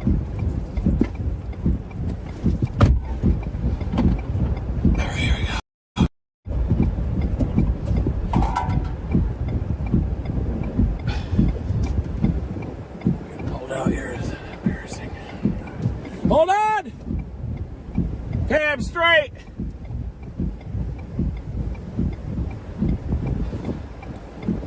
Is he ready? Is he pulling? Okay.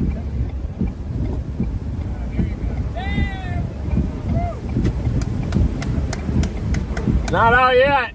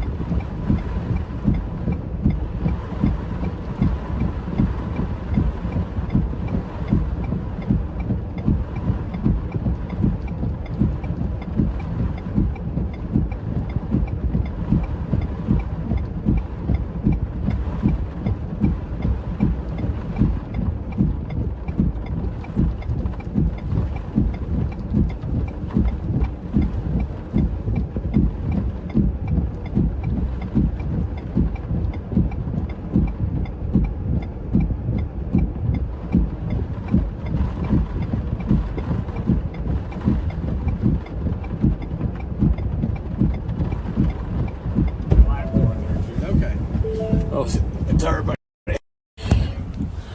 Chris got me out, guys. Say hi to Chris, Florida Tornado. There he is. What's up? What's up? What's He's up? still dominating out here.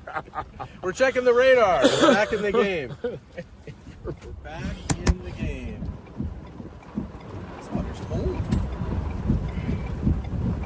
So it looked like that was kind of almost the last-ish one coming in off the Gulf, unless more. You saw the line. Yeah, stay dry. Yeah.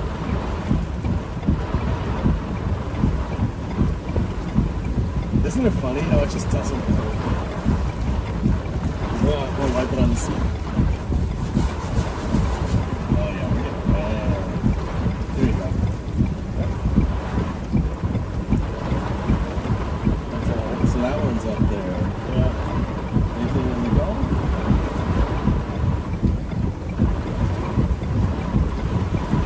Gotta have to wait a bit for it to recycle.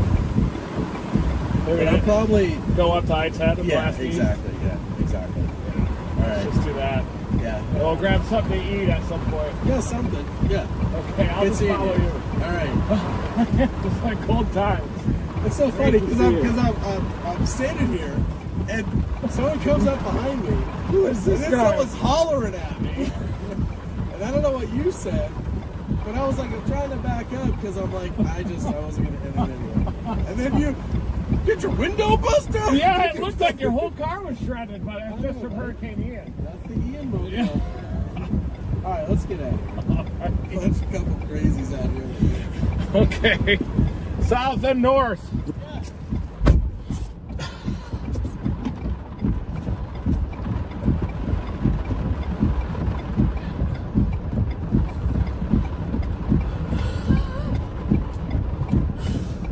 Oh, thanks, Chris.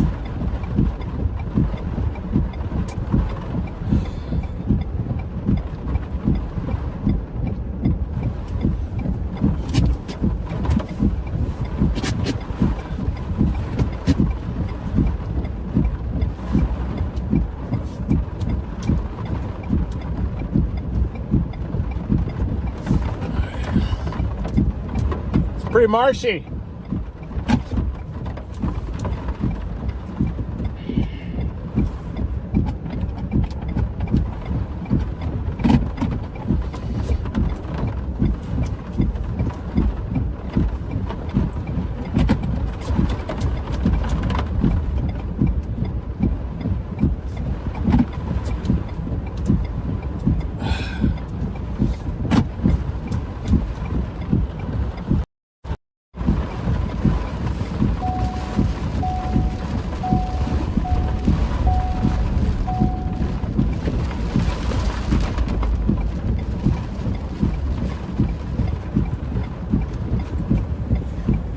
Is it out getting us out of the way? Is it pretty heavy?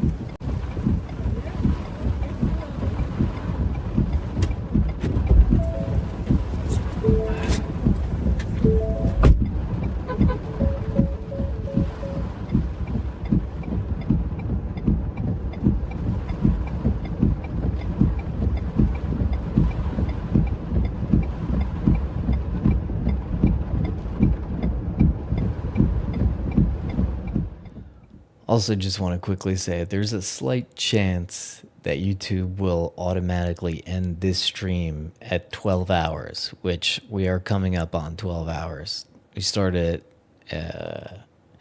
basically in 20 minutes, it'll be 12 hours.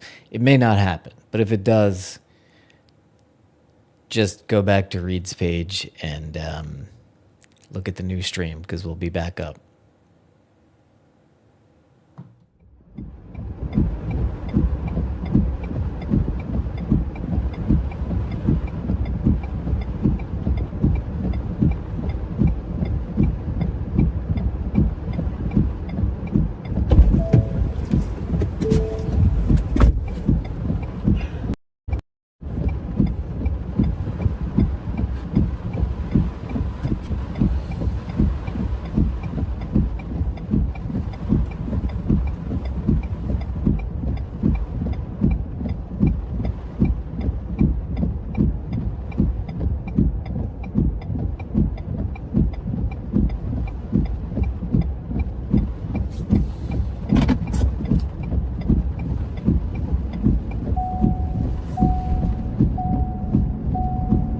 Yeah, this is not the end.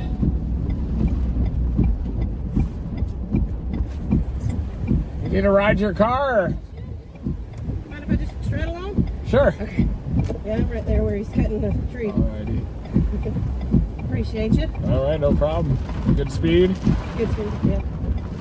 We looking forward to another run? I think when this line comes through, there could be tornadoes embedded in it. So, yeah. I'll probably drop back south, back west, and then up north to I-10, I think. So, All right, I very much appreciate it. yeah, no problem. Take care. Thanks, you too. Be safe. All right. Thank you.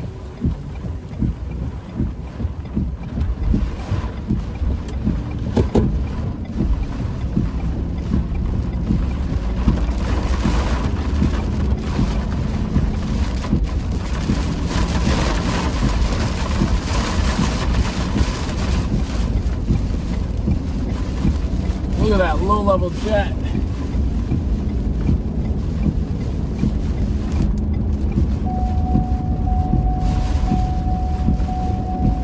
Hello? Hey.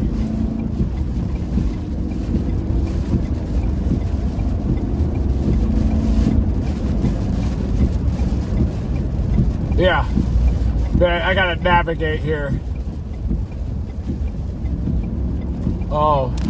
Oh, we have to start a new one. Okay, I see. Yeah. Yeah, I guess we should just shut it down and start a new one in a little bit. Yeah.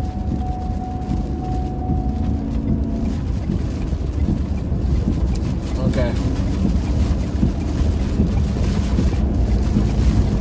Yep, I got it.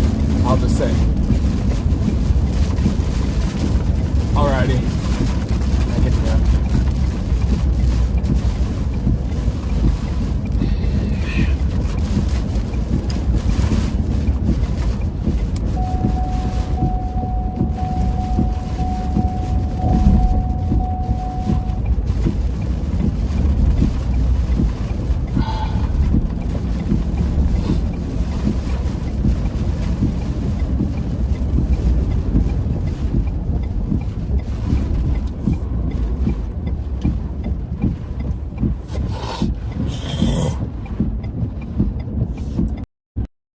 Piece of debris stuck in my eye now. Damn it.